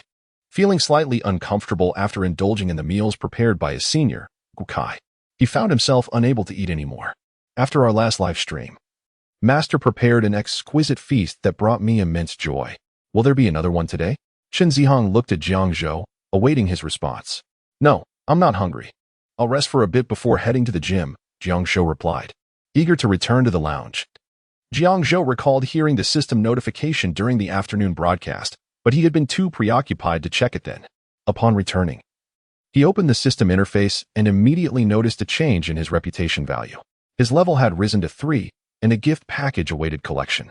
Without hesitation, he claimed the package. Ding! Congratulations, host, you have received a reward, 1 enhancement of physical constitution. In the next moment, Jiang Zhou felt a surge of warmth coursing through his body, instantly dispelling his fatigue. He was astounded by the effectiveness of this reward, which had quietly transformed his physical condition, enhancing his bodily strength. A robust constitution brings myriad benefits. Increased stamina is merely a trivial advantage, while a strengthened constitution significantly reduces the likelihood of illness. Jiang Zhou felt a deep sense of satisfaction, for to him, vitality and health surpassed the value of material wealth. The prospect of becoming healthier thrilled him. With his fatigue alleviated, Jiang Zhou tidied up, changed his clothes, and prepared to sweat it out at the gym. As a culinary master, he could not afford to let himself go.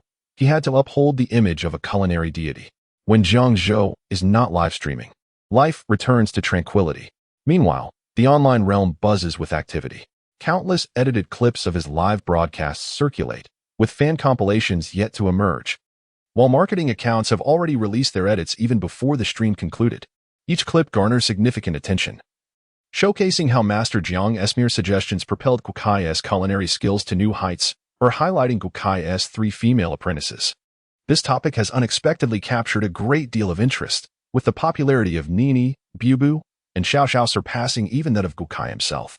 After all, the allure of 3 stunning women together is undeniably compelling, especially given their commendable actions. Before a plate of indiscernible cuisine, one can extol its virtues with remarkable eloquence. The level of proficiency displayed elicits sympathy from netizens, particularly a group of detractors who propagate unfounded rumors regarding an inappropriate relationship between Gu Kai and themselves. Who, after all, recruits 3 stunning apprentices? Consequently, spurred by the activities of these critics, the media frenzy surrounding the trio of female disciples has exceeded all expectations. That evening, Nini, Bubu, and Xiao Xiao became aware of the slanderous gossip circulating about their mentor-apprentice relationship, which incited a flush of indignation across their faces. After consulting Gu Kai for his perspective, they promptly recorded a video to refute the baseless claims online. With their affairs currently garnering significant attention, and in light of netizen suggestions, they decided to follow up their video with a live broadcast to clarify matters in real time. They approached this situation with a clear conscience, considering the accusations utterly absurd. What was there to fear? Their fiery tempers left them eager to confront the online provocateurs directly, unable to endure the lingering resentment. Chapter 35. The popularity of Jiang Zhou. The grand performances online unfold one after another, yet none are related to Jiang Zhou. In his spare time, he indulges in honing his culinary skills while casually perusing the profiles of his disciples. Meanwhile, Xian Guotsai's restaurant, under Jiang Zhou's guidance, has experienced a surge in popularity, with patrons queuing daily to dine there. Within a mere 3 days, its fame has dramatically transformed online, with countless check-ins and reviews praising the rice dishes. Diners rave about the quality, despite the price of over 100 yuan per serving, which is quite steep. Nevertheless, the restaurant remains bustling with customers. Xian Guokai, who initially embraced the challenge with enthusiasm, finds himself utterly exhausted by the end of each service, his hands weary and heavy. Even the most passionate cook cannot withstand such relentless demands. It is well known that being a chef is a grueling vocation. If it were merely about stir-frying, it might be manageable, but when one adds the tasks of washing, cutting, and prepping ingredients, cooking a single dish can take upwards of 10 minutes. Even if he were to hire someone for prep work, he must remain at the stove, tirelessly stirring. Moreover, his culinary prowess does not allow for others to assist in achieving the finest flavors. Following Jiang Zhou's instructions, he realizes that he must handle everything himself, from chopping and preparing to cooking, to recreate the tomato scrambled eggs that Jiang Zhou had taught him. Thus, for 3 consecutive days, he has stood at the stove during mealtimes, bustling about. Aside from having help with washing vegetables, he does everything else on his own. After hours of inhaling the scent of cooking oil, he finds himself so saturated with the aroma that he rushes to the massage parlor as soon as service ends. Too weary to even eat, devoid of appetite. Finally, the weekend arrives, granting him a much-needed respite at home, coinciding perfectly with his master's live broadcast. Xian Guokai has since ceased to mention his love for cooking. Reclining in his private cinema, he casts the live stream onto the large screen, blissfully sinking into the comfort of his sofa. In the broadcast, Jiang Zhou and his entourage are seen heading to the New Sea luxury buffet restaurant. Contemplating this, Xian Guokai sends a message in a small group chat with Vincent and Chen Zihong. Are you going to the New Sea luxury buffet restaurant? Moments later, Vincent replies with a photo showcasing the restaurant's interior. He occupies an entire table alone, and the image captures the bustling atmosphere, with every table filled with patrons. Xian Guokai? When I send a question mark, it is not a reflection of my confusion, but rather an indication of yours. Are you coming or not? Vincent quickly responds, Xian Guokai, on my way. Following my master to enjoy delightful fare is a must. Moreover, today's outing is a buffet, and I am eager to see how it can be improved. Not only is Xian Guokai curious, the online community is equally intrigued. The criticisms surrounding the New Sea luxury buffet restaurant highlight that it does not warrant its price, with many asserting the food is unappetizing. The promise of an all-you-can-eat seafood experience seems too good to be true, with limited offerings upon arrival. Consequently, the pricing appears utterly outrageous, especially given that he is a disciple of Jiang Zhou, adding him to the list of those receiving criticism. Jiang Zhou arrived at the New Sea luxury buffet restaurant ahead of schedule. This establishment, open daily, exudes a lavish ambience akin to that of Xian Guokai, operating with a carefree attitude, shutting its doors at whim or opening them as it pleases. Anticipating Jiang Zhou's visit, all the tables had long been reserved. Today, those hoping to dine at the restaurant found themselves without a seat. Reservations were made solely for the opportunity to witness Jiang Zhou's live broadcast, where he might showcase his culinary skills or impart knowledge. Not only his fans, but also the curious and some envious peers flocked to the venue. Thus, discerning the true motives of the diners proved quite challenging. Jiang Zhou, however, remained unfazed. If he were concerned about attention, he would not have participated in this program. The more people who focused on him, the better. The success of his public redemption would only amplify his fame, leading to more experiences. Presently, his rising notoriety would unlock a reward package upon reaching the next level, serving as his motivation. With determination in his eyes, Jiang Zhou stepped out of the car. One of his numerous disciples awaited him at the entrance. Master, your arrival truly elevates the prestige of our restaurant. Yang Ruoli approached Jiang Zhou with a courteous demeanor, anxious that his solo greeting might seem inadequate. Master, the seats were booked 3 days prior, and I didn't have the chance to inform the staff. So the restaurant is quite crowded now. I hope it doesn't disturb your peace. No worries, business is paramount. A bustling atmosphere is delightful. I'm merely here to dine. Is there still a table available? Jiang Zhou remained indifferent to the commotion. Otherwise, he wouldn't have assisted Vincent in the kitchen during his first live broadcast. Guests must be attended to, lest it tarnish the establishment's reputation. Yang Ruoli hurriedly followed Jiang Zhou, glancing at the carpet beneath his feet.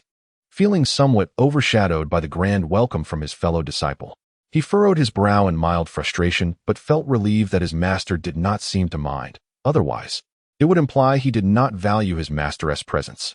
Of course, we have a splendid table reserved for you by the window. At this moment, the restaurant was filled with patrons eager to catch a glimpse of Jiang Zhou, including several food bloggers, some of whom were live streaming. Watching the comments flood in, the food bloggers eagerly awaited Jiang Zhou's arrival. As soon as the diners recognized he had entered the restaurant, their anticipation grew, eyes fixed on the staircase. Jiang Zhou stepped into the restaurant, expecting a lively atmosphere. Instead, he found an audience of silent diners, all gazing at him as if awaiting his presence. His stride faltered momentarily before he composed himself and walked further inside, noting how the ambience had quieted. The host, Wang Yang, was the first to greet the crowd with a microphone in hand, followed by Yang Ruoli, who warmly encouraged everyone to enjoy their meal. The atmosphere lightened slightly, yet the room remained hushed. Diners who had come with friends leaned in to speak quietly among themselves. Master Jiang appears even more captivating than in the live broadcast. Naturally, he must possess remarkable charm. Otherwise, how could he withstand criticism for lacking talent and merely relying on his looks? I am particularly curious about how Master Jiang will transform the buffet experience. Previously, I visited a restaurant called Good Again, and it was simply extraordinary. The rice bowls served there could easily find a place on my cafeteria menu. What is this cafeteria menu, you ask? It is merely a selection of delightful dining options to choose from when one is uncertain about what to eat. A friend nodded in agreement, requesting that I send her a copy.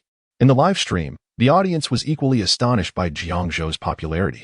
Observing solely from the live stream does not reveal the full extent of his appeal. However, this time, the venue was bustling with people, and a glance from the camera vividly conveyed Jiang Zhou's current popularity. Chapter 36. Hot pot-based Jiang Zhou strolled in the center, accompanied by Yang Ruoli, who was elaborating on the offerings. The live stream camera followed Jiang Zhou's perspective, providing the audience with a first-hand viewing experience. A long buffet table was adorned with an array of exquisite dishes, including the relatively expensive king crabs and an abundance of Australian lobsters. There were also stalls for roasted duck, barbecued meats, and Japanese cuisine. Hot pot and grilled meats were plentiful as well. From this vantage point, the price of $10.88 seemed rather reasonable. Viewers in the live stream expressed their skepticism. Given such luxury, the price of $10.88 made sense, after all. Jiangdong is a first-tier city, where high consumption is the norm. If it were a buffet of this caliber, one could understand the criticism stemming from poor taste. Have you considered that the buffet owner might have prepared these delicacies specifically for Jiang Zhou's visit, knowing he would be live streaming? Buffets often appear lavish, but in reality, few dishes are genuinely enjoyable, and the prepared foods are frequently unpalatable. I have never indulged in buffets. They seem to waste ingredients, and one often ends up with an upset stomach. As Yang Ruoli led Jiang Zhou to each station, they could hear chefs in uniforms calling out to their master. With so many new apprentices suddenly appearing, Jiang Zhou cast a complex expression at Yang Ruoli. This apprentice was even more ruthless than the last, gathering so many students so casually, much like his own approach to mentorship. Jiang Zhou himself was no exception, so he could not criticize his disciple. He could only smile and nod. They then settled at a table, casually inviting Qin Zihong to bring a little of everything from the buffet. They decided to skip the grilled meats and opted instead for a pot to cook some vegetables. Every move Jiang Zhou made was scrutinized by the other diners, all eagerly anticipating how he would enhance the buffet experience. After all, the transformation brought about by Xian Guotsai's culinary skills had previously astonished many patrons. Those who had not tasted Xian Guotsai's cooking were not overly surprised by the deliciousness of a rice bowl. It was simply a well-prepared dish. However, even the cheapest sour and spicy shredded potatoes in a rice bowl cost 108, which is beyond the reach of many. Chefs who had tasted the dishes remarked that the quality of the ingredients significantly elevated the culinary experience. Good potatoes, simply boiled in water with a sprinkle of salt, are delightful. With decent culinary skills, one can create dishes that are not lacking in flavor. Thus, with high ingredient costs, a rice bowl priced over 100 can still be delicious. Coupled with the immense popularity of Jiang Zhou's incident, it has propelled the business of the Good Again restaurant to unprecedented heights. Patrons who have dined on dishes crafted by Jiang Zhou find them even more delectable. They eagerly anticipate dining there again and again. Given Jiang Zhou's immense popularity, who would not feel envious? Some food bloggers have recognized the potential for fame through Jiang Zhou's exploration of restaurants, eagerly following in his footsteps. The first episode featuring Vincent is notable. The restaurant is currently closed for renovations while exploring molecular gastronomy. In the second episode, the culinary skills of Xian Guokai, guided by Jiang Zhou, resulted in a delectable rice dish that garnered widespread acclaim. Virtually every patron who visited deemed it delightful, prompting a flurry of food bloggers to flock and document their experiences. The videos circulated like wildfire, captivating a vast audience. Those unable to savor the dish expressed a profound curiosity regarding its exquisite flavor. Even ordinary patrons, upon sharing their casual videos, received an abundance of likes, proving to be a veritable key to viral success. The fortunate diners from the first episode who had the privilege of tasting Jiang Zhou's artistry were particularly enthusiastic, frequently returning to the restaurant. Although the culinary prowess of the establishment's chefs could not match that of Master Jiang, patrons were content to indulge in the creations of his disciples as a satisfying substitute. The restaurant had undoubtedly established itself as a recognized alternative in the hearts of food enthusiasts. Had the disciples opened their establishment with such standards from the outset, praise would have been abundant and disappointment would have been averted, thus avoiding any negative trending on social media. If the food at this buffet underwent a transformation thanks to Jiang Zhou's guidance, the online reputation would experience a complete turnaround. Seated by the window, Jiang Zhou surveyed the array of dishes before him, sampling each delicacy with a measured demeanor. After tasting a variety of hot dishes, he instructed Yang Ruoli to clear the plates. The pots were then brought to the table. Jiang Zhou refrained from commenting on the flavors, and neither the live audience nor the diners expressed any opinions. The absence of Master Jiang's critique undoubtedly held significance. Furthermore, the diners present acknowledged the mediocrity of the offerings, sparing the disciples from harsh judgment out of respect for Master Jiang. The buffet typically featured a hot pot section. A small two-person pot was prepared, with Chen Zihong opting for a dual-flavor broth. Alongside, there were platters of vegetables and meats. Once the broth reached a boil, Jiang Zhou casually added several slices of fatty beef to both the spicy and mild sides. Within mere moments, the meat changed color, prompting him to retrieve it. The quality of the fatty beef was commendable. Upon cooking, it curled up without falling apart, indicating it was not composed of inferior cuts. Surrounded by onlookers, Jiang Zhou transitioned from initial discomfort to a state of calm, having mentally prepared himself for the attention. After sampling the cooked beef from the spicy pot, he turned to Yang Ruoli and instructed, "Fetch a soup spoon for porridge, a spoonful of green peppercorns, 1 grass fruit, 2 segments of scallions about the length of 2 fingers, 2 shiitake mushrooms, a few slices of ginseng, and several sprigs of cilantro." As soon as he finished speaking, Yang Ruoli's eyes lit up with excitement, fully aware of the potential impact of Jiang Zhou's instructions. His hands trembled with anticipation as he quickly called over a nearby server, urging, "Hurry, bring what my master requested." The New Sea Luxury Buffet, being a high-end establishment, certainly had these common ingredients on hand, and he promptly dispatched someone to retrieve them. The diners, who had been closely following Jiang Zhou, were equally invigorated by the unfolding events. Vincent and Xian Guokai swiftly seized a passing waiter, exclaiming, "Quickly, bring us the ingredients that Master Jiang mentioned." They were not alone in their fervor. Nearly every patron in the establishment shared this sentiment. The once tranquil restaurant erupted into a cacophony of excitement at that moment. "Waiter, please bring us a portion of Master Jiang's signature seasoning for our table," one exclaimed. "Oh dear, I ordered the spicy broth. I must switch to the dual flavor pot." Another lamented, "Master Jiang is truly remarkable, having directly enhanced the hot pot base."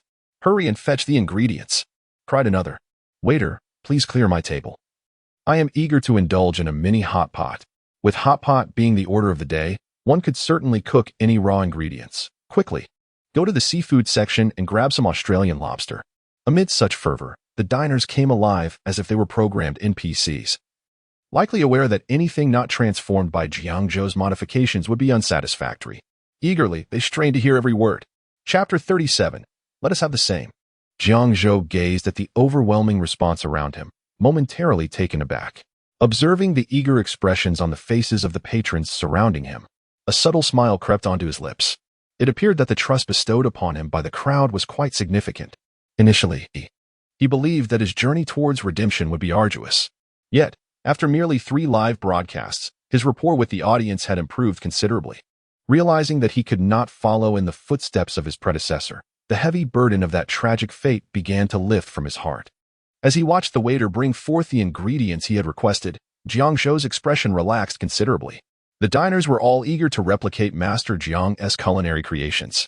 Once Yang Ruoli confirmed that there were sufficient ingredients to meet the demand, she waved her hand decisively, instructing the staff to prepare the necessary items for the patrons.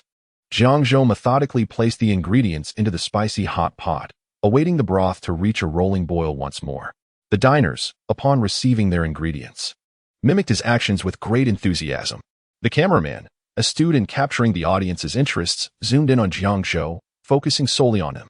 Every movement he made was captured in close-up, allowing viewers to witness every intricate detail. In the interim, Jiang Zhou sampled the tender beef slices cooked in the mild broth. This time, he requested an abundance of ingredients: half an onion, 1/8 of a cabbage roll, a piece of carrot, a segment of white radish for red dates, enoki mushrooms, shiitake mushrooms, yellow bean sprouts, and dried scallops, over a dozen items in total.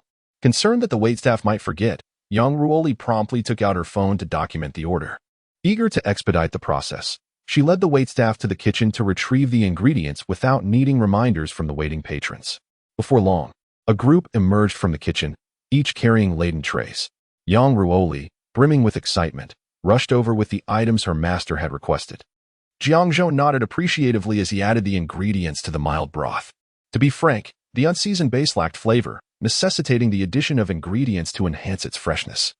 The essence of a hot pot lies in its base, which must elevate the flavors of the ingredients rather than overpower them with a singular taste.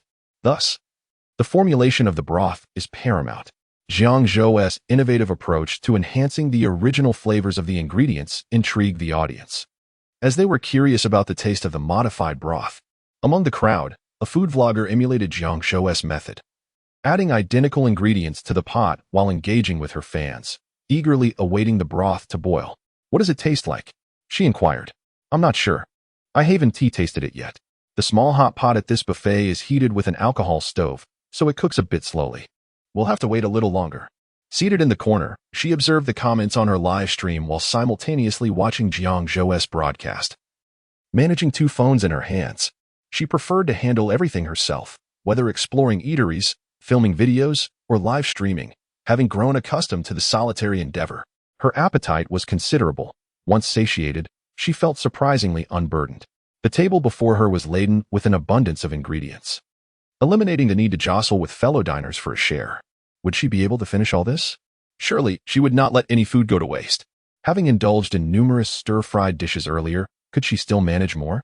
Indeed, those had merely served to whet her appetite. The hot pot was the true feast, especially since it had been refined by Master Jiang, promising a delightful experience. Yesterday, when she visited the restaurant, the covered rice was delectable. Yet she regretted missing Master Jiang's inaugural live broadcast, thus missing out on his culinary prowess. As a food exploration influencer, having over 2 million followers was commendable. Typically, her live streams attracted around 10,000 viewers. Today, however, she found herself riding on the coattails of Jiang Zhou's stream, where over 100,000 viewers were present. Naturally, her audience paled in comparison to Jiang Zhou's, whose streams boasted millions due to the platform's preference for high-traffic broadcasts. This sudden surge in popularity was a delightful surprise for her, especially as her follower count had been stagnant at around 230,000 for quite some time. Just in the past couple of days of live streaming her food explorations, her followers had swelled to over 270,000 and were still rapidly increasing. If she continued to accompany Master Jiang on his culinary journeys, reaching 3 million followers seemed effortless. The mere thought of this possibility made her smile, her eyes narrowing in delight. Gazing at the hot pot before her, her expression mirrored that of a lover's gaze.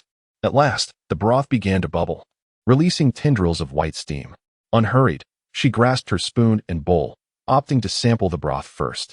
"Dear family, let us first taste this broth," she exclaimed. It was a refreshing, mildly rich concoction, exuding a wholesome, milky hue. The simmering hot pot base was less intense than the accompanying spicy broth, yet upon closer inspection, it revealed an unexpected allure. The aroma wafted towards her like the heady fragrance of a lily, inviting and enticing. In contrast, the non-spicy broth akin to the understated allure of jasmine, promised a scent that would surely uplift her spirits once inhaled. The steam enveloped her face, carrying with it the subtle yet undeniable freshness of the vegetables, mushrooms, and seafood mingling together. Without a moment's hesitation, she took a sip, the exquisite flavor bursting upon her palate. Her entire visage radiated joy, as if she had just savored a nourishing elixir, glowing with vitality. To the viewers in the live stream, this transformation was astonishing. What is happening? They wondered. She took but a sip of the hot pot broth, and yet her dark circles seemed to have faded. Just moments prior, her complexion had been pale. Now, a rosy glow adorned her cheeks. Could she possibly be a plant? Brought in by Jiang Zhou. It seemed too contrived. Could a mere sip of broth truly work such wonders? Such exaggeration was hard to fathom. Having severed my ties, I always believed that Orange's exploration of eateries was quite authentic, yet I was taken aback to discover the contrary. Orange, dear Orange, do not merely indulge in the delicacies. Enlighten us about their flavors. In a mere few bites, she drained the broth in her bowl. With an eager gaze, she swiftly seized a spoon and replenished her bowl. In her haste, she scalded her tongue, which jolted her back to reality. Regaining her composure from the delectable broth, she remembered she was live streaming. Quickly, she adorned her face with a smile and faced the camera, showcasing the bowl of soup in her hands. Family, Master Jiang is truly remarkable. What initially seemed unremarkable, merely a broth enhanced by MSG, has transformed completely. It now possesses the freshness of bone broth, the crispness of vegetables, the umami of mushrooms, the brininess of seafood, and a hint of sweetness from red dates. All these flavors meld together into an indescribable freshness, absolutely extraordinary. I have never tasted anything like it before. After expressing this, she felt the broth had cooled down somewhat and gulped down a generous mouthful. Yet again, she found herself grimacing from the heat. How could it still be so hot? In the next moment, she was enveloped by the rich flavors, and with a swift slap on the table, Orange stood up in excitement. Goodness! How does the broth become even more flavorful with each simmer? This sip surpasses the previous one in its deliciousness. Orange's eyes widened in astonishment, her face displaying utter disbelief. Her exclamation caught the attention of those at surrounding tables, including Jiang Zhou, who turned to see a chubby young girl with wide eyes, her round gaze filled with sincerity, shaking her head in bemusement. Chapter 38. Is someone looking for trouble? It is said that simmering the broth for a longer duration allows the flavors of various ingredients to meld together, resulting in a more exquisite taste. This sentiment was directed not only at the diners present but also at the audience watching the live stream. After 2 sessions of broadcasting, Jiang Zhou had become quite adept at the art of live streaming. He was now capable of engaging with the viewers, explaining the nuances of the experience. Meanwhile, Lin Xia, observing from the sidelines, was moved to tears and occasionally scanned the table, hoping for an opportunity to snag a bite. The desire to indulge was overwhelming. In the midst of this, a server hurriedly approached Yang Ruoli, whispering urgently in her ear. The next moment, Yang Ruoli's expression shifted dramatically. Jiang Zhou, still live on air, cast a glance in her direction but chose to ignore it, continuing to savor the hot pot. Yang Ruoli exchanged a knowing glance with Chen Zihang, and together they stepped outside the crowd. The security guard reported that there's a disturbance downstairs. I'll go check it out. You keep an eye on the master, Yang Ruoli instructed. Unbeknownst to him, he was unaware of just how delightful the master's improved hot pot was. He only recognized this as his path to prosperity. He could not bear to see anyone jeopardizing his means of success. All right, brother, you go ahead. With that, Yang Ruoli stealthily made his way downstairs. At that moment, a crowd had gathered at the entrance, their expressions filled with indignation as they glared at the security personnel, hurling insults. Everyone knows your boss's master is a fraud. How can such a person be exonerated? This live stream is nothing but a farce filled with hired actors. Your boss from Shanghai isn't any better. What do you serve at your 1088 buffet? Now you suddenly have king crabs for a live stream? If you dare to deceive, why not let us in to taste it ourselves? And yet, you claim to have a culinary genius? Truly blind. If you possess skill, why not showcase it? As Yang Ruoli descended, he was met with these vitriolic remarks. His cultivated demeanor faltered for a moment, but he quickly regained his humble and gentle composure. What seems to be the problem? He inquired. Upon hearing his voice, the crowd recognized him as the owner of Shanghai, the live stream star. Confronting the owner of an extravagant buffet was decidedly different from addressing a security guard, and their demeanor softened considerably. Mr. Yang, are you going to keep the doors closed to your business? Or do you only serve the affluent? Upon hearing this, Yang Ruoli's expression stiffened momentarily. as he noticed individuals in the crowd wielding their phones, unsure whether they were live streaming or recording. That's not the case. Today we're not open for business. And these guests made their reservations 3 days prior. We have documented the specific reservation times. If you don't believe us, we can publish them online. If such statements were to circulate, who knew how they would be misconstrued? Would it be claimed that he looked down upon the less fortunate? With the current popularity of the Master's live stream, it could lead to dire consequences for the restaurant, potentially facing accusations of closure instead of revival.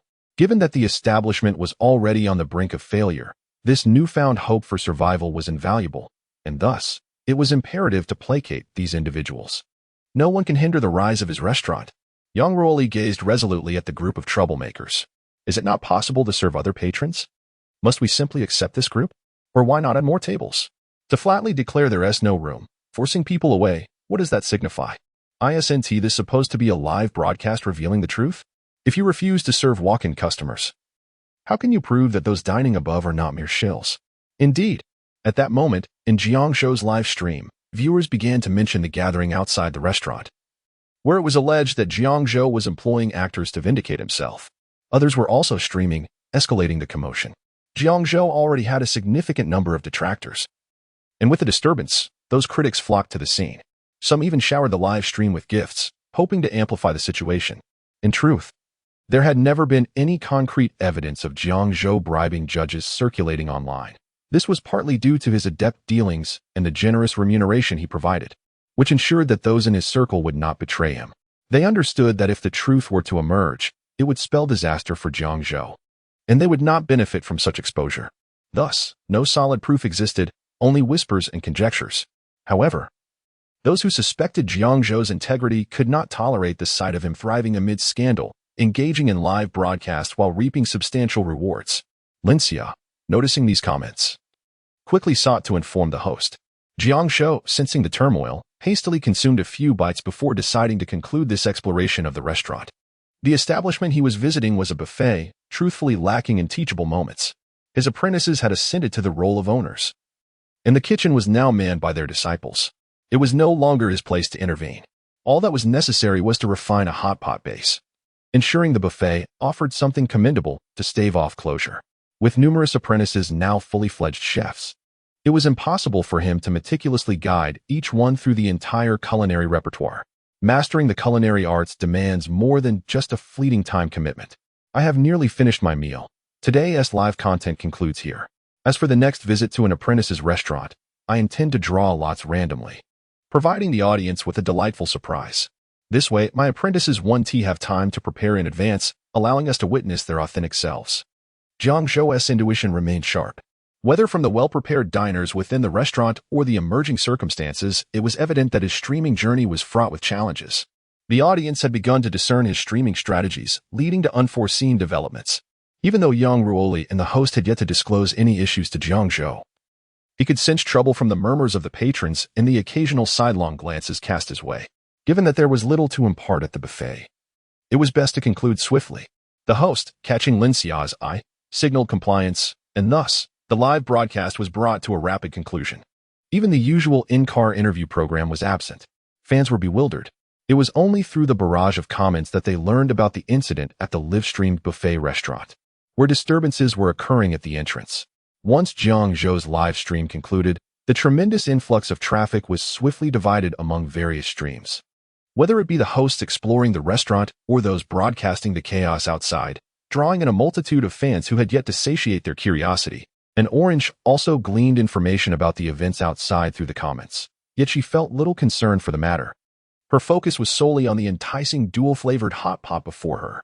She yearned to discover the distinct flavors of the ingredients once cooked, for each held its own delightful surprise. Every bite was extraordinarily fresh, immersing her in a culinary experience from which she found it impossible to extricate herself. Chapter 39. Is Master Jiang's livestream merely an attempt at redemption? As an Orange leisurely poured the non-spicy broth over the frozen tofu in the dish, he chattered animatedly to the camera. I do prefer the non-spicy broth a bit more. I'm not particularly adept at handling spice. When it's too hot, it tends to diminish my appetite, and I can't indulge as much. When dining at a buffet, one must certainly eat to their heart's content. Especially at 1088, this is the most extravagant buffet I've ever experienced. If I don't brace myself against the wall on the way out, I might just have to deliver a couple of self-inflicted punches in the middle of the night. Moreover, this broth is simply divine. It could make even a shoe sole taste exquisite. The cabbage I just had was cooked to perfection, its leaves tender and saturated with the broth, bursting with flavor with every bite. It was so delightful that I felt like I could devour an entire head of cabbage. The frozen tofu, once submerged, would surely be delicious, filled with countless pores that absorb the broth. I can hardly imagine the explosion of flavor in my mouth with each bite. As he spoke, the orange shook his head in delight. In a word, it's extraordinary. Those fans who have yet to experience this are likely left salivating. Onlookers were divided in their opinions. Some believed the orange must have been paid off to feign enjoyment as a food blogger, while others questioned whether it truly tasted that good. Meanwhile, Jiang Zhou and his entourage descended the staircase, only to be met by Yang Ruoli and the group she was confronting, still embroiled in a heated argument. Yang Ruoli endeavored to placate the situation, and upon hearing footsteps, turned to see her master emerging, startled. She quickly instructed the security to manage the unruly crowd and hurried back to Jiang Zhou's side. "Master, why have you come out? The situation here is still unresolved. Please don't confront them." Jiang Zhou had been aware of the unfolding events since he concluded his live stream. The production crew feared he might become upset upon learning that some questioned his credibility, and they were attentive to his demeanor as they spoke. However, Jiang Zhou remained unperturbed. Only someone who lies or lacks the ability to maintain composure would react with anger in the face of scrutiny. With the culinary prowess of a master chef, what reason had he to be upset? He simply chose to ignore them. "It's all right. Today's live stream has concluded. Just remember the hot pot base recipe. It should suffice for your needs." Upon hearing that the live stream had ended, Yang Ruoli felt a sudden jolt. Hadn't her master spent the afternoon attending to his two disciples? Why was he leaving after less than 2 hours with her? Was he perhaps displeased with the lack of a grand welcome? Her expression shifted several times. Jiang Zhou offered no explanation, and with the production team escorting him, he made his way to the van, completely disregarding those who had come to protest his abilities. They doubted his culinary skills, and he believed it was their responsibility to provide evidence of his alleged inadequacy, not his to prove his competence. As they witnessed Jiang Zhou's departure, the crowd was left in stunned silence. Was Master Zhang's livestream simply an attempt at vindication? How could they voice such strong doubts? Yet he walked away without a flicker of response. Bewildered, they watched as the van drove off, leaving them engulfed in its exhaust. As the group led by Jiang Zhou departed, it signified that there were now available seats upstairs. Yang Ruoli glanced at the live streaming phone, narrowing her eyes with a smile. "Everyone, there are now seats available upstairs. Would you like to purchase tickets to enter?" The price of $10.88 subtly deterred many. This was precisely why, even with Jiang Zhou streaming from this location, few chose to queue up in person. Spending $10.88 for a hot pot meal was indeed a considerable expenditure. A moment of silence enveloped the group as they turned their gazes toward the man holding the phone. Upon witnessing this, Yang Ruoli discerned who was spearheading today's endeavor. He maintained a stoic expression, awaiting a response. "Let us go. I wish to see what Jiang Zhou is capable of." Adding a few extravagant ingredients and boasting as if he were something remarkable. Such individuals are beneath my contempt. Those with tarnished reputations, seeking to profit from their notoriety through live streaming, shall be unmasked by me, Xia Yuan, who will act as a harbinger of truth to expose this deception. You all may return. It's too crowded for seating. I shall ascend first to take a look. With 20 or so followers in tow, the prospect of spending $10.88 each was a burden too great for his wallet to bear. Thus, he resolved to investigate first. Should it be a scam, he would broadcast the truth live, bringing the establishment to its knees. Xia Yuan, accompanied by a few companions, paid the bill and strode confidently toward the upstairs restaurant. In his imagination, the current fervor of his live stream would surely draw the attention of those dining above, aware of the unfolding drama. Upon their arrival, he anticipated a spectacle akin to that when Jiang Zhou first appeared, with all eyes fixed upon him. The thought of one day receiving such acclaim filled him with arrogance, prompting him to walk with an exaggerated swagger, as if to declare, "Your father has arrived." The viewers in the live chat were particularly exhilarated.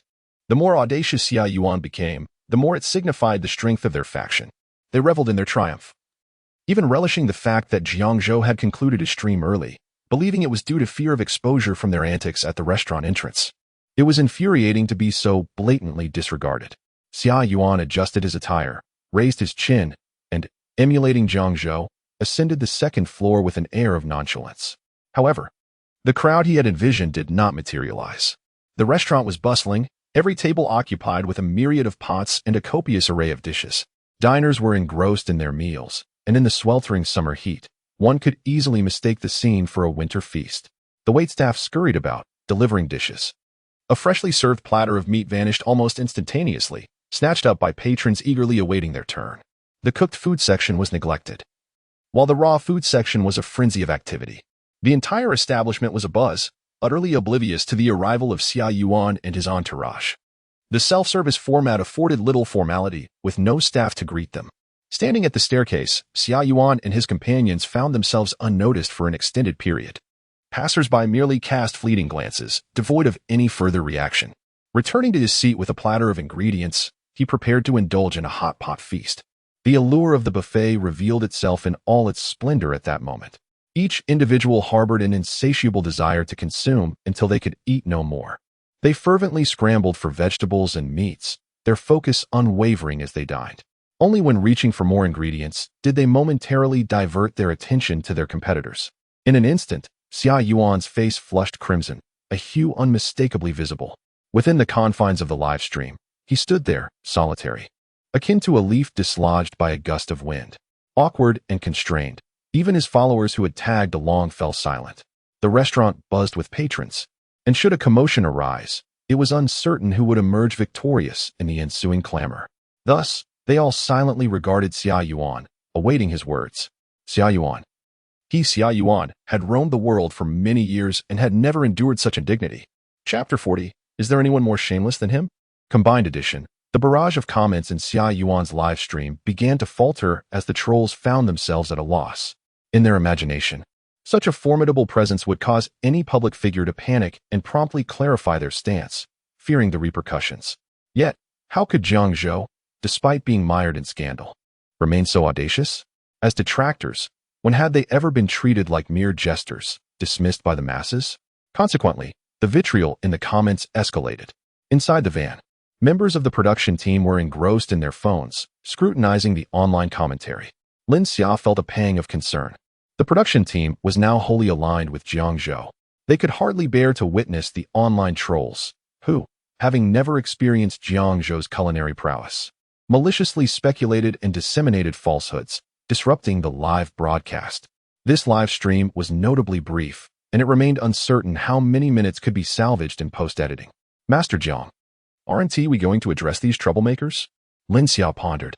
In her view, the program's popularity was surging, and the prospects appeared bright. It was paramount to avoid any negative press, as it could adversely affect viewership ratings, as well as the audience engagement and gifts during the live session. Jiang Zhou smiled faintly, an air of pride unmistakable in his demeanor. The dishes I create cannot be savored by just anyone. Only then did Lin Xia and the others awaken to the truth. Master Jiang had never been one to be easily approached. Considering that he was merely in his 20s, yet had already garnered numerous accolades as a culinary king in national competitions, he was a celebrated figure in the culinary realm. For the average person, obtaining a meal crafted by him was nearly impossible. There were even rumors that affluent individuals had offered exorbitant sums to host Jiang Zhou at their banquets, yet he remained elusive. Had it not been for the inadequacies of his disciples, whose lackluster skills drew public criticism and thrust them into the trending topics, they would never have succeeded in coaxing Master Jiang to make an appearance on the live broadcast. Reflecting on how misled they had been by the various scandals surrounding Master Jiang, they felt a deep sense of regret. They were now his most ardent supporters. No one could defame Master Jiang in their presence. After making his statement, Jiang Zhou noticed the director's expression shifting with unease, causing a flicker of concern in his heart. Had his previous words been too pretentious, unsettling the audience? Yet, given his persona and past actions, coupled with his extraordinary culinary skills, did he truly need to cook for anyone who doubted his talent? There were countless individuals who might question his artistry. He could exhaust himself trying to satisfy them all. It would be far better to address the root of the issue. The trouble began when his disciples opened their restaurants, their skills lacking, leading to scathing reviews from diners that thrust them into the spotlight of online criticism. This sparked widespread skepticism regarding his own culinary expertise, resulting in a flurry of scandals targeting him as their master. Now, he merely needed to collaborate with the production team to visit his disciples' establishments, imparting some culinary wisdom to prevent them from facing further backlash, thereby resolving much of the controversy. "What's wrong? Is there something amiss?"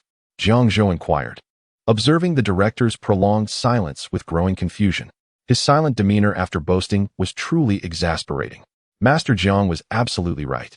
Lin Xiao, regaining her composure, responded resolutely to Jiang Zhou's words. Jiang Zhou. Upon arriving outside the Jiang banquet, Jiang Zhou escorted Chen Zihong out of the vehicle. The production team returned to their journey. Once they were back in the lounge, free from the need to uphold his culinary prestige, Jiang Zhou retrieved his phone and opened the live stream of the rowdy group. He didn't even bother checking his fame. He was eager to see what transpired after his departure. However, he was met with a pitch-black screen, seeing nothing but hearing a faint murmur, blinking in confusion. Exiting and re-entering the stream, he was still confronted by darkness. Were it not for the scrolling comments indicating this was indeed a live stream, he might have thought it was merely a black screen. The barrage of comments flew by rapidly, and Jiang Zhou meticulously deciphered the insults directed at him, confirming that this was the rowdy group S stream. But what did this black screen signify? "Xiaogu, where have you taken the brothers? What is going on? Are you dining while locking the family in a small darkroom? Wasn't it said we would watch Jiang Zhou clear his name? What's this? It's so dark. It feels like being imprisoned. I'm leaving. I think I saw a streamer in an orange live stream. Is it real? Someone take me along. Brothers, this streamer is dishonest. They promised to confront him, yet left us here while they dashed off to seize the dishes. I must see for myself." Suddenly, someone from the adjacent food blogger's live stream shouted, causing the viewers in the current stream to dwindle by several thousand. Jiang Zhou, with a perplexed expression, followed the crowd into the neighboring orange live stream. There, a person was queuing with their phone, waiting for meat rolls. The luxurious buffet had now transformed into a self-service hot pot restaurant after Jiang Zhou's modifications to the broth. Yang Ruoli had instructed the kitchen to cease all cooking, simply cleaning and sending out the fresh ingredients. At this moment, no one desired the cooked dishes. Waiters emerged from the kitchen with 2 large bowls of fatty beef and lamb rolls, and keen-eyed diners, clutching their tongs, eagerly awaited the arrival of the meat to seize as much as possible. When dining at a buffet, one must indulge in meat to their heart's content. The vegetables were far too inexpensive. At 10.88 per person, even a single bite less would be regrettable. Summer Yuan stood among the crowd, eyeing the freshly sliced meat rolls, eager to pounce. Once the meat rolls were placed on the counter, the experienced waitstaff swiftly withdrew, as if they had used a teleportation skill. The moment the meat rolls arrived, the previously calm line erupted into chaos. With only 2 bowls available and no restrictions on portions, everyone aimed to grab as much as they could. As the first few individuals snatched their share, those behind were left with nothing. Thus, when the dishes were served, manners were quickly abandoned in the frenzy for meat. "Hey, no need to rush. The plates are all jostled. Let us line up one by one. What's the hurry?" The crowd was suffocating. Everyone pushed back. As the meat was being snatched, the live stream of an orange-clad broadcaster became increasingly unstable. She hung her phone around her neck and surged forward to grab the meat. The phone shook violently, losing all semblance of stability. The viewers, accustomed to such indignities, erupted in a frenzy of complaints. The world spun around me. I felt dizzy. Alas, I am about to be crushed. Can the host not broadcast properly? Surely, it would be better to have the phone held by a server than to endure this chaotic display. This perspective is truly bizarre. Goodness. I just witnessed the adjacent host pilfering vegetables. Sharp-eyed netizens immediately spotted the audacity of Xia Yuan, who, unable to procure meat for himself, resorted to stealing from another's plate. Is this host behaving appropriately? How can he engage in such misconduct without fear of repercussions? It was utterly hilarious. Wasn't he someone supposed to expose Master Jiang's deceit? Yet, after merely enjoying a bite of hot pot, he vanished, and he abandoned the live stream? Finally locating the host, I was astounded. He left us to languish in the live stream while he reveled in merriment. I was in a state of panic. Could the host not remind those whose meat was being stolen to confront the brazen thief? Meanwhile, the orange-clad broadcaster was too preoccupied with seizing meat to notice this trivial matter. Xia Yuan, driven by greed, snatched a morsel from someone else's plate and was reluctant to leave, seeking to repeat his theft. When the rightful owner turned around and discovered his meat missing, fury ignited within him. "Ah, you scoundrel, how dare you steal my meat?" This was the hard-won spoils of his long wait in line, only to be whisked away in an instant. In his anguish, the man delivered a swift kick to Xia Yuan, still reeling from the shock of being caught. Xia Yuan found himself on the ground in the next moment. This unexpected turn left the onlookers aghast. In an instant, everyone hastily retreated, clearing the area of the incident. As Xia Yuan fell, he clutched the meat roll tightly. If only he could relinquish his grip, he would not have tumbled, merely staggering slightly. Yet, the spectators could only watch in dismay as he crashed onto the tiled floor, a sight that was painful to behold. The orange-clad broadcaster, finally recalling that she was live-streaming, quickly aimed her phone at the now vacant area to let her fans witness the unfolding drama. Jiang Zhou scrutinized the man sprawled on the ground, desperately clutching his meat roll. He confirmed that this was indeed the same troublemaker he had encountered at the restaurant entrance.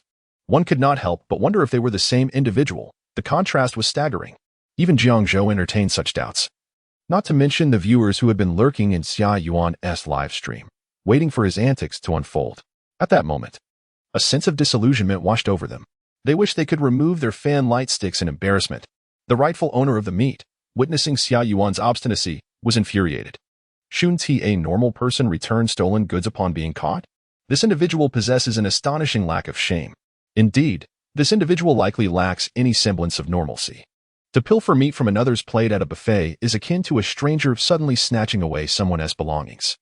The rightful owner of the meat turned a shade of green in his fury, exclaiming, "Return what is mine." Summer Yuan feigned ignorance, having already cast the meat aside. It was imperative that he retained it. Otherwise, he would have suffered both humiliation and an unwarranted kick. You initiated the violence. This meat constitutes my medical expenses. Otherwise, a trip to the hospital awaits you. The meat's owner was left bewildered, truly having never encountered such unabashed shamelessness. His hands trembled slightly in rage. Yet remembering that he had indeed struck first, he shot Summer Yuan a furious glare before departing. Such a brazen method of extortion was unprecedented. He vowed never to cross paths with him again. Should they meet, he would strike once more. Witnessing Summer Yuan's remarkable adaptability, having secured a plate of meat, many onlookers widened their eyes, contemplating as they observed him retreat, concealing his face. The restaurant was bustling with patrons. The kitchen produced freshly sliced meat that vanished in an instant. Some who had remained stationary, returning time after time without success, had gleaned a lesson. If a kick could procure meat, it was certainly an option. After all, what ended up in one's mouth was indisputably theirs. However, following Summer Yuan's escapade, diners became wiser, swiftly grabbing a plate of meat and guarding it jealously, denying others a chance to snatch it away. This left those who wished to employ the same tactics feeling disheartened. Having returned to his seat with the meat, Summer Yuan promptly deposited it into the pot.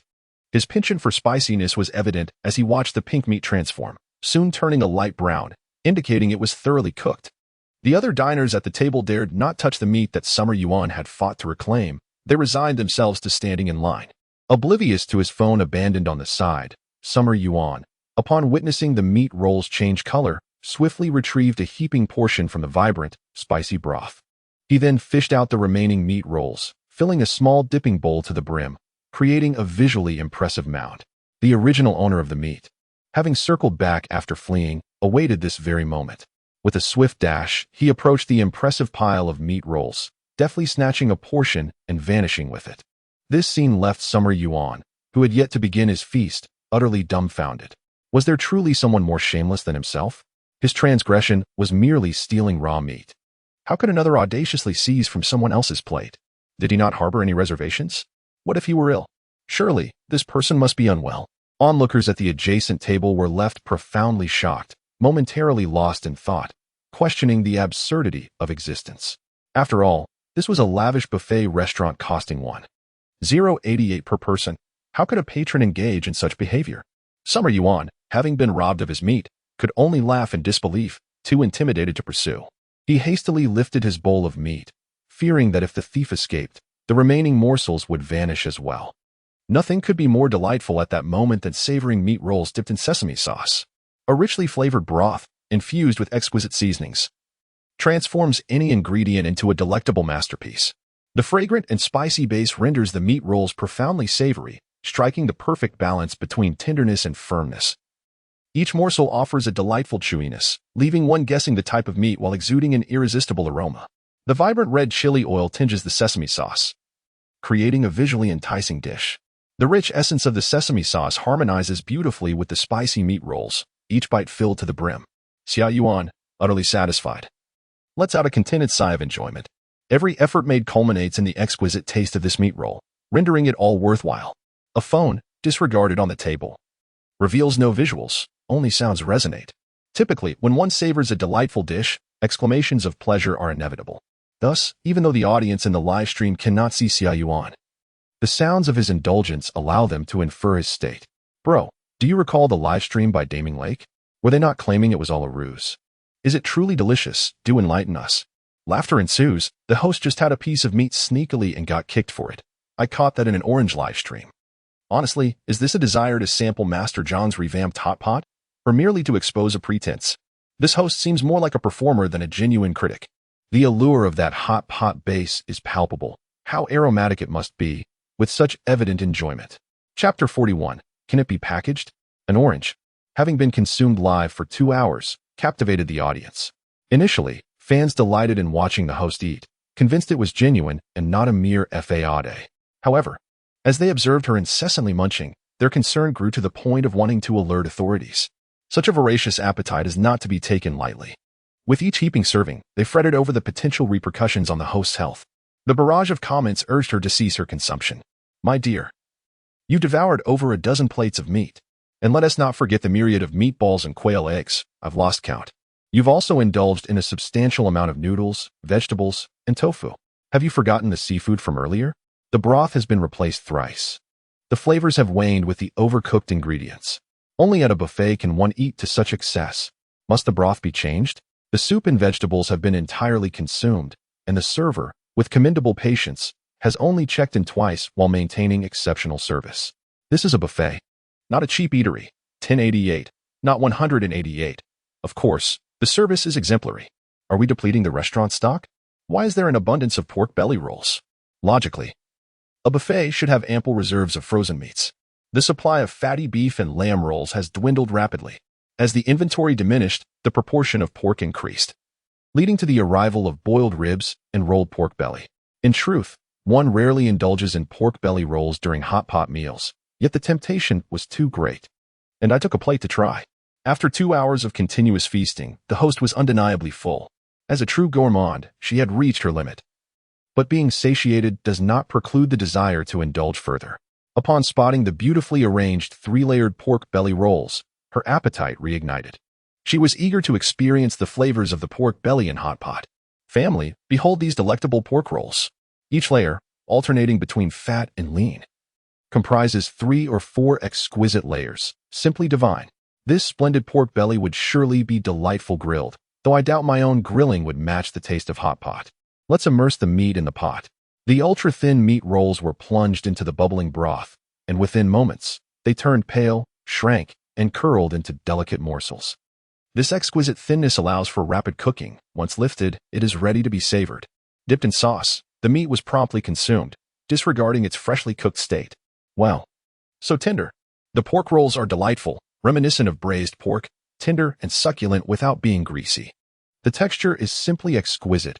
How did I not realize that pork belly rolls could be so delicious? Spicy and fragrant, it's truly a treat. The broth, refined by Master Jiang, is exceptional, seemingly eliminating all unpalatable elements and leaving only the essence of exquisite flavors. The pork belly is exquisitely tender and delightfully chewable, devoid of any unpleasant odor, instead infused with the rich and aromatic flavors of the spicy broth, reminiscent of herbal undertones. Truly delectable. A young lady, referred to as Orange, savored the pork while showcasing it to the camera, providing a brief introduction before swiftly finishing a plate of meat rolls. Observing the audience's comments expressing concern about her satiety and the potential health risks of overeating, Orange gently caressed her stomach and gazed pensively at the hot pot base. After a moment of contemplation, she retrieved her spare phone to peruse the details of the new luxurious buffet restaurant. Typically, buffet establishments impose time limits on dining and have strict policies against wastefulness. If one takes an excessive amount of food and fails to finish, a penalty may be incurred upon departure. The dining duration at the new luxury buffet is 4 hours, which is ample time for a meal. However, who can truly indulge in an uninterrupted 4-hour feast? Even a competitive eater like Orange found herself at a limit after just over 2 hours. She pondered whether it was wasteful to leave the broth largely untouched, contemplating if it could be packed to take away. As she sat in silence, the audience grew increasingly concerned, speculating whether she had overindulged. When Orange finally regained her focus, She was startled to see fans expressing their intentions to report her for potential distress. No, I'm perfectly fine, she reassured them. I do feel a bit full, but it's not unbearable. I simply didn't team manage my appetite well today. Usually, I stop when I'm about 80 to 90% full to avoid gaining weight.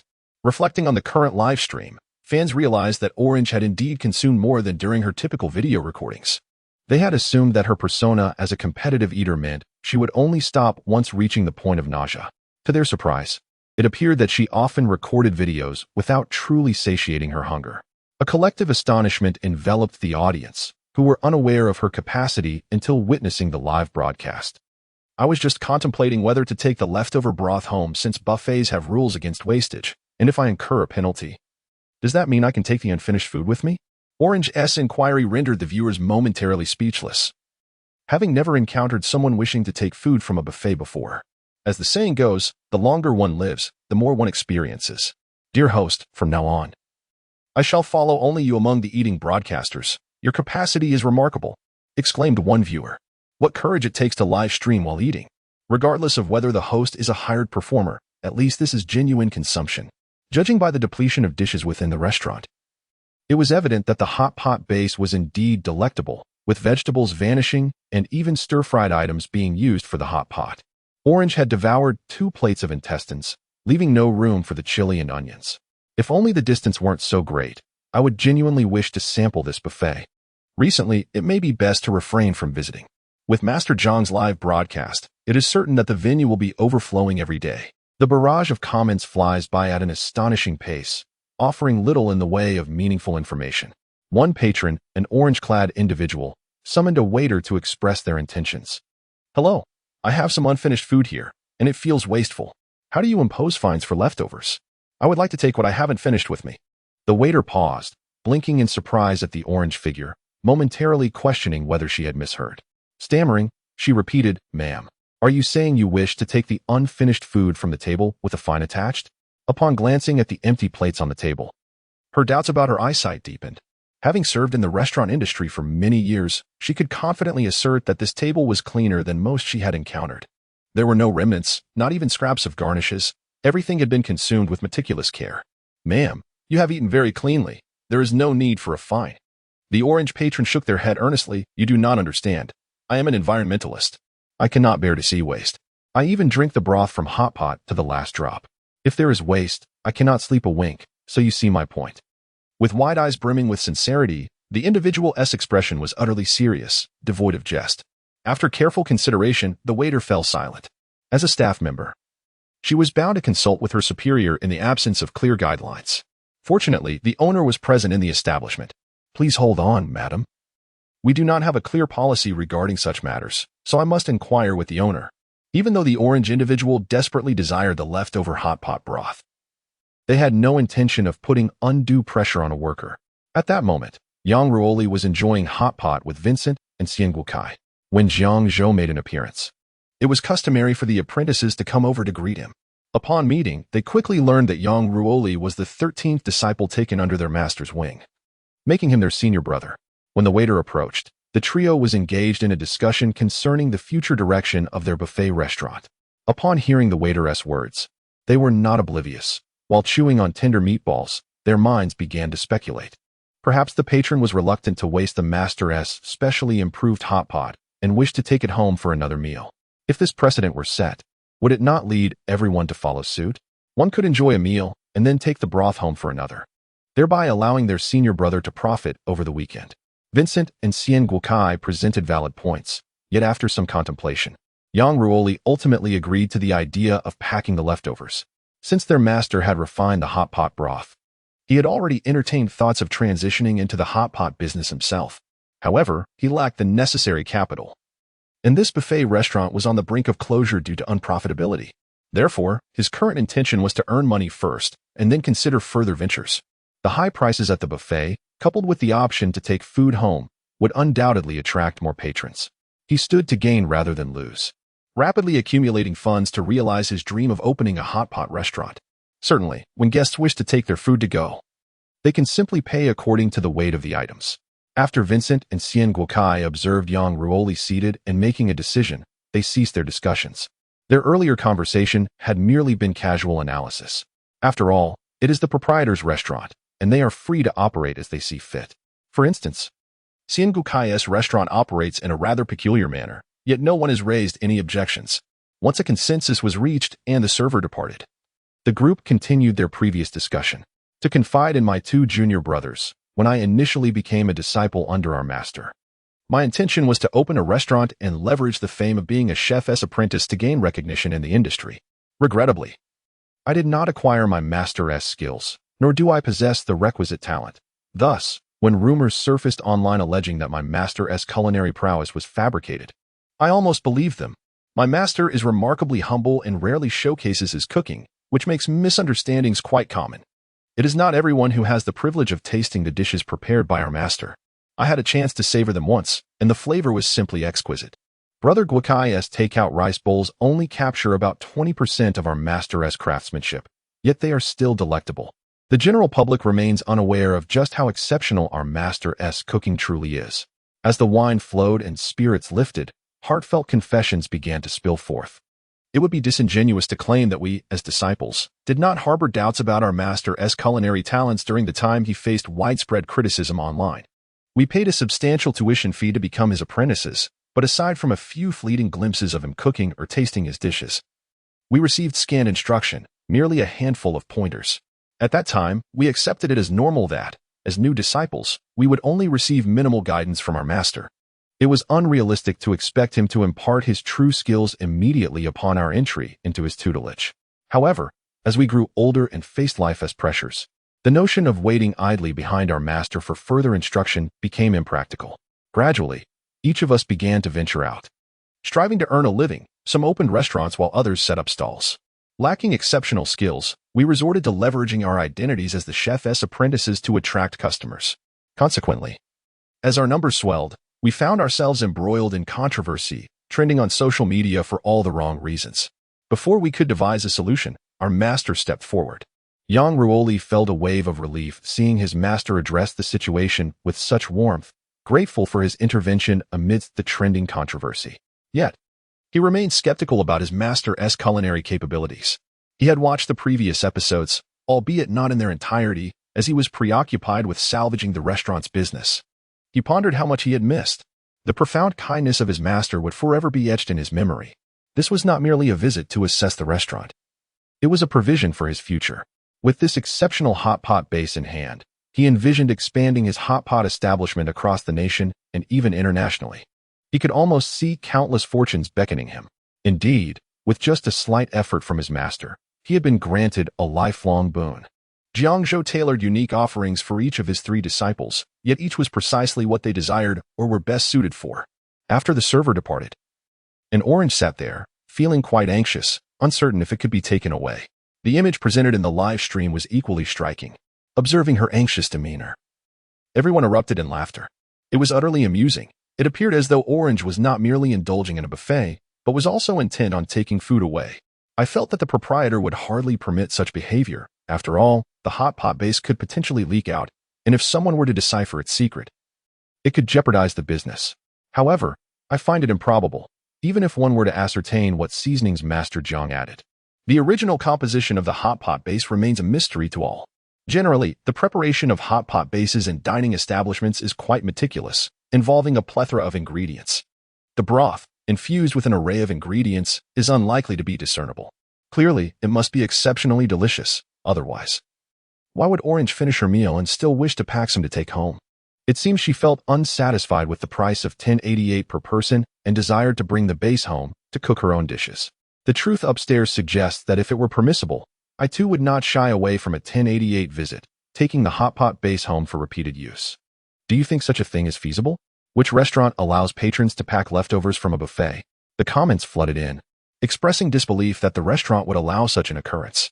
Yet, upon witnessing the server return with a takeout box, the viewers in the live stream were left in utter astonishment. Chapter 42. What is the truth?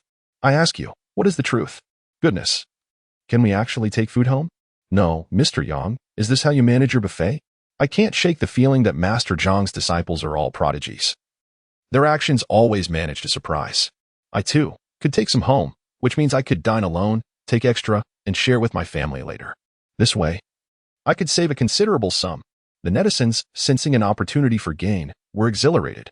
Sometimes, it wasn't about the food itself, but the thrill of reaping rewards.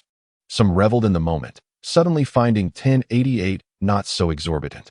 Meanwhile, a more pragmatic group questioned the plausibility of such a windfall, deciding to wait for the follow-up from a certain orange. One orange delightedly requested the server to pack the leftover broth, a spicy base and a mild one, filling 2 large boxes. The diners around, thoroughly enjoying their meals, were taken aback upon witnessing the server packing for her. Wait, did anyone mention that packing was allowed? Server. Server. Can we take food home? Server, we want to pack 2, bring me 2 boxes. No, make it 10. Server. In an instant, the restaurant was filled with voices clamoring for the servers to pack their meals. Everyone had arrived early, eager to witness Jiang Zhou's live broadcast. And after indulging for so long, they were already quite full. Upon seeing someone actually packing, excitement surged through the crowd. Just as the servers had finished attending to one table, another table immediately followed suit with their requests. The restaurant was a cacophony of patrons calling for service. The servers, standing amidst the throng, wished for extra arms. Wherever a voice called out, they turned their heads, their necks spinning in confusion. With so many demanding takeout, the uninformed servers were bewildered. They hadn't heard the boss mention anything about packing. The entire restaurant descended into chaos. Sir, we do not offer takeout services. I apologize. What? Someone is packing? The other busy servers were entirely unaware of this new development. Upon hearing the patrons' exclamations, they too were perplexed. The orange, as the pioneer in this endeavor, became the focal point of the restaurant, while the rest of the servers remained oblivious to the possibility of packing. Silence fell as they gestured towards the orange's table. The 2 conspicuous takeout boxes gleamed and dazzled the onlookers. The servers, bewildered, approached the situation. Did the boss say packing is allowed? How did we not know? The servers, encircled by curious patrons, awkwardly nodded in acknowledgement. Their low-key actions had unexpectedly stirred the entire restaurant into a frenzy. Patrons, unwilling to waste their unfinished meals, considered paying a fine to take home what they hadn't consumed. As a buffet establishment, perhaps packing wasn't standard practice. Yet, the boss had stated that, per regulations, taking home unfinished food as a fine was permissible, provided the payment was made according to the specified weight. It cannot be deemed a violation, nor is it a newly established regulation. Everything has its traceable origins. The other guests are also aware. It turns out that it is not merely packaging, but rather a fine for food left uneaten that is to be taken away. How's the price determined? We wish to take home the hot pot broth. If we order 2 portions, what would the penalty amount to? One need not ponder this, as undoubtedly the most delectable items at this buffet are those 2 pots of broth. If payment is required to take them away, it is certainly these 2 pots that one desires. The penalty for waste at the buffet is clearly stated in the purchasing notice, and thus it is generally accepted by all. If one does not leave an entire table full of leftovers, excessive waste will seldom incur a fine. A buffet priced at $10.88 per person would never engage in actions that offend its patrons. Hence, it is indeed rare for guests to proactively request to pay a fine for unfinished food. Once the fine is paid, the food can naturally be taken away. Otherwise, there is a fear that guests may resort to calling the authorities. The patrons suggest that the fine be calculated by weight for the remaining hot pot broth. The servers, having never encountered such guests, cannot help but confirm this repeatedly. Ultimately, they reassure themselves that perhaps those dining are not financially constrained. Paying $10.88 for a buffet meal and then paying extra to take home the hot pot broth does not seem particularly outrageous, does it? The bewildered servers, grappling with their confusion yet adhering to the notion that the customer is always right, proceed to fetch takeout boxes and calculate the charges according to the restaurant as penalties. The price of 100 grams at 100 yuan is certainly not inexpensive, especially since patrons are packaging the hot pot broth, which equates to spending several hundred yuan just to take it home. The servers initially believed that upon hearing the price, guests would abandon this absurd notion. To their astonishment, each one proceeded to pack their broth. Originally, the takeout boxes were intended solely for staff use, yet they found newfound purpose. Witnessing patrons who indulged in a meal costing 1,000 or 2,000 yuan perplexed the servers. What is so appealing about taking home leftover hot pot broth? Those leaving the restaurant with takeout boxes appeared to revel in their fortune, departing with the broth and smiles on their faces. Exiting together, they exchanged knowing glances as if they had found kindred spirits. A camaraderie blossomed among them. Indeed, this hot pot broth is extraordinary. Upon returning home, they could prepare another feast. Moreover, the remaining broth could be used to cook noodles the following morning. In my opinion, there is no need to finish all the ingredients from the hot pot. The leftover flavors can make for a delightful medley. Rice soaked in broth is equally delicious. This broth enhances any dish. No, this is too extravagant. I plan to portion the broth and freeze it, so that when I cook noodles or vegetables, I can add a piece, thus enabling many delightful meals. The security guards stationed at the restaurant's entrance, overhearing this conversation, could not maintain their composure. What are these guests discussing? Although they understand the language, do they grasp the true meaning behind the words? The two security guards were utterly astonished by the content of the conversation, exchanging bewildered glances to confirm whether they were indeed hearing things or had somehow traversed into a parallel universe. How could it be so surreal? Their eyes met, both reflecting sheer shock. It was evident this was not a dream. In this era, the interests of the wealthy are truly peculiar. With polite smiles, the guards bid farewell to the guests as they departed with their takeout boxes. When new patrons arrived, they were informed of the insufficient ingredients and that lunch vouchers were no longer available for purchase. Reservations for the evening session were the only option. The fans who made the effort to come were not in vain. Those who specifically arrived intended to sample the offerings. It was not a fruitless journey after all. Xia Yuan, as one of the last individuals to secure a spot at the buffet through some clever maneuvering, was also the final one to leave. Throughout the meal, it was only when he reached for his phone to settle the payment for the takeout soup base that he realized the live stream had not been turned off. What a blunder. The live stream still had 20 to 30,000 viewers, demonstrating just how bored this batch of internet users was. At that moment, as Xia Yuan picked up his phone, his face a mask of shock, the barrage of comments in the live stream began to surge. "Oh, Brother Xia, have you finished your meal? What phone is that? So full of battery. I didn't realize President Xia had such an appetite. You've been eating for an hour or two. Haven't you? Didn't you see he packed some to go? President Xia truly has prowess. Honestly, President Xia, are you still a fan of Jiang Zhou? Where's the truth? I'm just asking for the truth." Overwhelmed by the flood of comments, Xia Yuan, feeling guilty, hastily shut down the live stream. My phone is out of battery and the internet is down. Why is the screen blacking out?" Just as he uttered these words, the live stream abruptly vanished. As the online audience processed this, should we even mention national essence?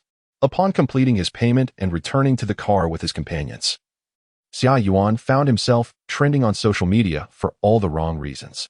With a single misstep, he had offended thousands. His face contorted in distress. He wished he could slap himself. He was supposed to expose the true nature of Master Jiang during the live stream. How had he forgotten everything in the midst of enjoying hot pot? It was all due to the fierce competition for food at the restaurant, causing him to eat while anxiously scanning his surroundings like a thief. The moment a dish was served, he would rush to seize it, leaving him in a frenzy. The seafood and meat sections were battlegrounds. If you hesitated for even a moment, you would go hungry. It had been exhausting. After a single meal, he had walked over 20,000 steps. Moreover, he had to be vigilant against others snatching his meat. Dining had turned into a tiring affair. Nervously, Xia Yuan opened the trending topics, and then the world seemed to collapse around him. How was it possible that his meat-snatching incident, where he was kicked to the ground, had also made the trends? A video of the meat's owner reclaiming his cooked meat was also circulating. His once glorious reputation was in shambles. Xia Yuan felt a wave of darkness wash over him, nearly rolling his eyes in frustration. His companions, witnessing this, cast furtive glances at him. For someone like their elder brother, who valued his reputation so highly, having such an embarrassing video spread across the internet was surely infuriating. In the next moment, they witnessed Xia Yuan's face flush a deep crimson, a mixture of anger and embarrassment, his lips turning pale, startling his subordinates. "Big brother, remain composed. Although your acquisition of the meat has become public knowledge, it has already found its way into your stomach. Those who missed out on the opportunity are merely envious of you." As soon as this was uttered, the subordinate hurriedly trying to offer Xia Yuan water trembled, clearly lacking the finesse expected of a junior. Was he not merely pouring salt into the wound? "Boss, disregard his nonsense. You are a model citizen, refraining from altercations. And the meat you acquired was rightfully yours, correct?" Goodness, even the subordinate couldn't resist poking fun at the boss. Xia Yuan rolled his eyes, clearly reluctant to accept the reality of the situation. The frightened driver among the subordinates hastily started the car and sped towards the hospital. How could he be rolling his eyes at this moment? Jiang Zhou's every live broadcast consistently ignites immense discussions online. This time, however, it was particularly remarkable. with trending topics cascading one after another. The simultaneous appearance of an orange and Xia Yuan overshadowed even Jiang Zhou's improved hot pot-based material, which had been trending. Instead, the recordings of their live streams were shared by enthusiastic netizens, sparking a fervent discussion among passers-by. A culinary streamer had broadcasted for several hours, setting a precedent by packing leftover hot pot base from a buffet. This soon became a trend, with patrons from a restaurant following suit. On the other hand, Xia Yuan, the leader of the internet trolls, caused a scene during a live broadcast, forcing Jiang Zhou to prematurely close his own streaming session. Ironically, as Xia Yuan indulged in hot pot, he had promised to expose the truth behind Master Zhang's culinary deception, yet ended up leaving viewers hanging for several hours. It was only when he finished eating and went to pay that he realized the situation. The series of events, including his own embarrassing moments, brought sheer delight to Jiang Zhou's fans. Even before any scandal emerged, Jiang Zhou had amassed a considerable following of admirers. Following several live broadcasts, his fan base expanded further, with his Weibo followers now exceeding 10 million. This illustrates the remarkable level of his popularity. Furthermore, in response to the burgeoning skepticism on the internet, Jiang Zhou began live streaming visits to his disciples' establishments, assisting them with their current challenges. This not only proved his dedication, but also countered the claims circulating online about his neglect of his disciples. His confrontations with the trolls during this process were undeniably effective in attracting more fans. Numerous netizens, drawn in by his rebuttals, developed a fondness for Jiang Zhou. Additionally, many who were previously unfamiliar with him came to appreciate his culinary skills after experiencing the talents of his disciples, further increasing his fan base. As a result, Jiang Zhou's popularity surged, elevating his status during his subsequent 3 live broadcasts. It is worth noting that the requirements for fame increase significantly with each level. Despite his hasty broadcast today, which he assumed yielded minimal fame, he was pleasantly surprised by the outcome. Jiang Zhou gleefully opened his level up gift package. Ding! Congratulations, host. You have received a reward, 1 longevity pill. Reward details: 1 longevity pill can extend lifespan by 1 year. What a valuable item! Jiang Zhou consumed the small pill with a swift motion.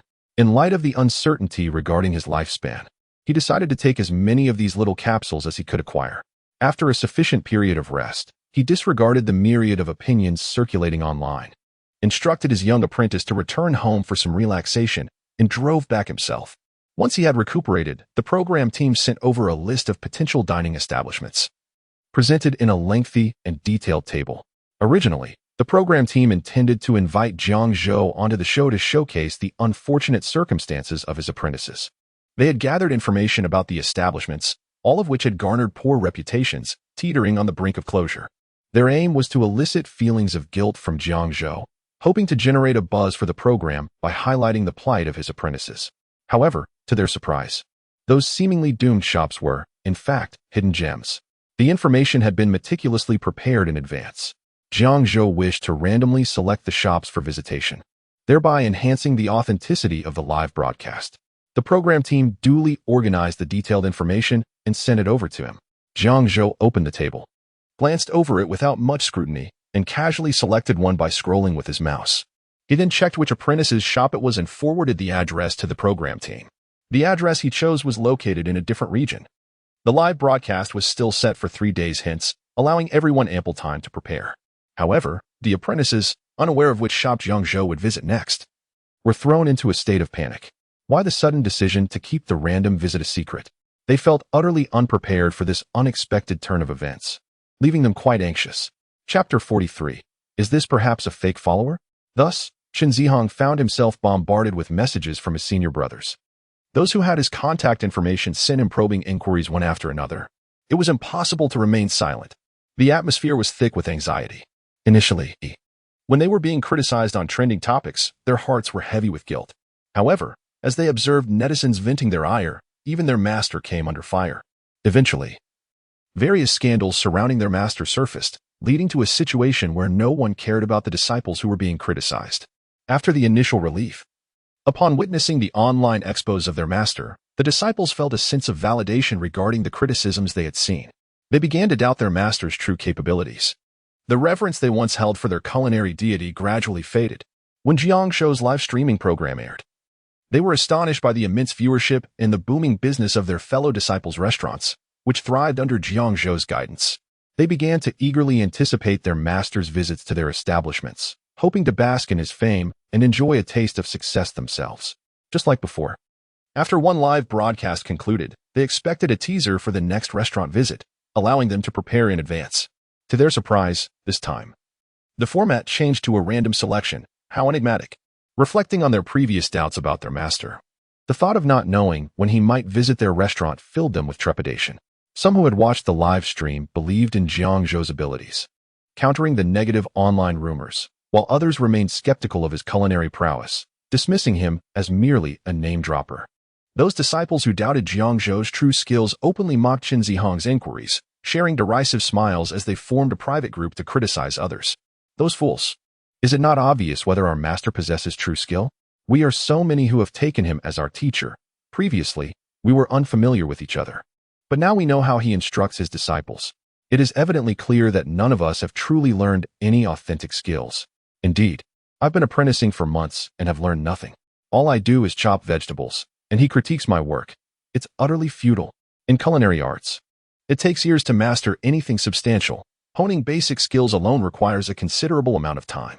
As the exaggerations grew, someone dared to voice a reasonable opinion but was met with a barrage of collective disdain. Whose side are you on?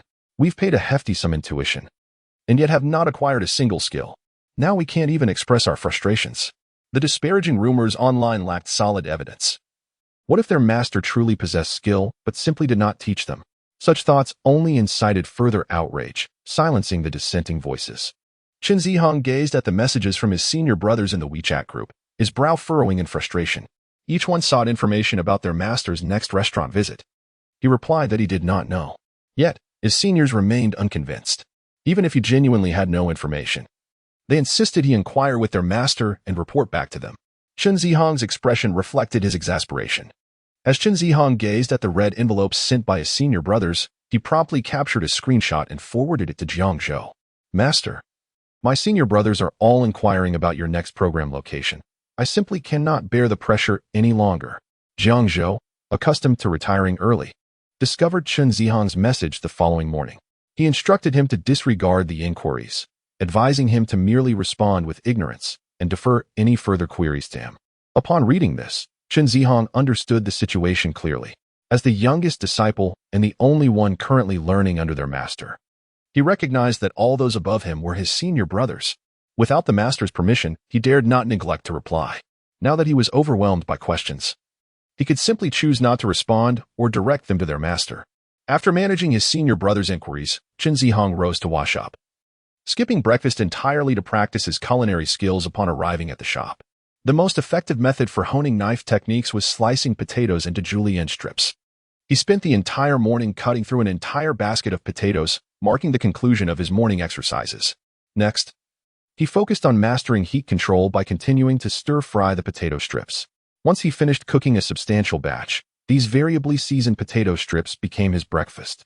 Noticing that their master had yet to arrive by midday, Qin Zihong found himself reluctant to consume his own practice creations. Thus, he resolved to dine at his senior brother's restaurant. Weighing the options between Xian Shixiang's and Yang Shixiang's establishments, he ultimately opted for Xian Shixiang's. After all, no matter how expensive a serving of rice with toppings might be, it could never rival the 1088 price tag. As the saying goes, one should save where possible and spend where necessary. The money saved could be devoted to honoring the master, ensuring a future filled with enjoyment. Having decided on his lunch destination, Qin Zihong set off for the restaurant House Zilai. Upon arrival, he was taken aback by the transformed state of the establishment. A long queue at the entrance served as undeniable evidence of its newfound popularity. Glancing at the time, he noted that it was only just past 10 o'clock, well before the 11 o'clock opening. How could there be so many people already lined up? After a moment's thought, he sent a message to Xian Gukai and learned that the restaurant had yet to open. These patrons were merely waiting in anticipation. Qin Zihong was not a figure of little renown. Those who had witnessed Jiang Zhou's live streams would recognize him as the master's young disciple. Thus, he was able to enter House Zilai without queuing. Among the waiting crowd, some were initially taken aback by his apparent cutting of the line, but were quickly informed by bystanders. What is happening? Someone's cutting in line, and you don't care? Brother, that's Jiang Zhou's young disciple. His fellow brothers don't need to queue like us. The unremarkable scalper, Li Heng, felt a twinge of discomfort at the revelation. Did this expose his lack of fandom for Master Jiang? As a scalper, he possessed an acute sensitivity to profit opportunities. The recent buzz surrounding Jiang Dong across various social media platforms highlighted the demand for the queue at Hao Zai. Recognizing this as a prime opportunity to earn, he swiftly posted on social media offering to stand in line for patrons. His phone buzzed with inquiries from a plethora of clients. Within a mere 5 days, his schedule was completely booked. Why 5 days? Because the restaurant astonishingly closed on weekends, truly impeding his revenue potential. His time is money. Thus, upon witnessing someone cutting in line, he instinctively became irate. He never anticipated that this would nearly expose his negligence in conducting thorough research for work. Before arriving, he had merely thought of a restaurant that could reserve a spot in line. There was no need for him to gather information. Now, with the plethora of promotions from popular eateries, he could hardly muster the interest to look. Such establishments might only enjoy a fleeting moment of fame before fading into obscurity. To his surprise, there were secrets within that he remained oblivious to. The bystanders behind him indeed harbored some suspicion towards Li Hong. Every diner present in line was surely captivated by Master Jiang's live broadcasts, and subsequently enamored by the rice bowls crafted by Xian Guokai. How could they not recognize Chen Zihong? This must be a false fan. Chapter 44. One person, one order. Did you not come to watch Master Jiang's live broadcast? Upon hearing the perplexed remark from a passerby, Li Hang maintained his composure, calmly shaking his head. I simply observed the long queue, with so many people waiting. The food here must be exquisite, wouldn't you agree? Being a seasoned scalper, he was acutely aware that the general public often harbored disdain for scalpers, viewing them as interlopers who usurp others' rightful places. While venturing out, Li Hang never revealed his scalper identity. Even though he was oblivious to the reasons behind this restaurant's popularity, the passerby's words instantly bridged the gap between him and the others in line. Perhaps he might even glean some recommendations. As anticipated, upon hearing his comments, not only did the individuals behind him, but those in front as well turned to him with expressions of delight.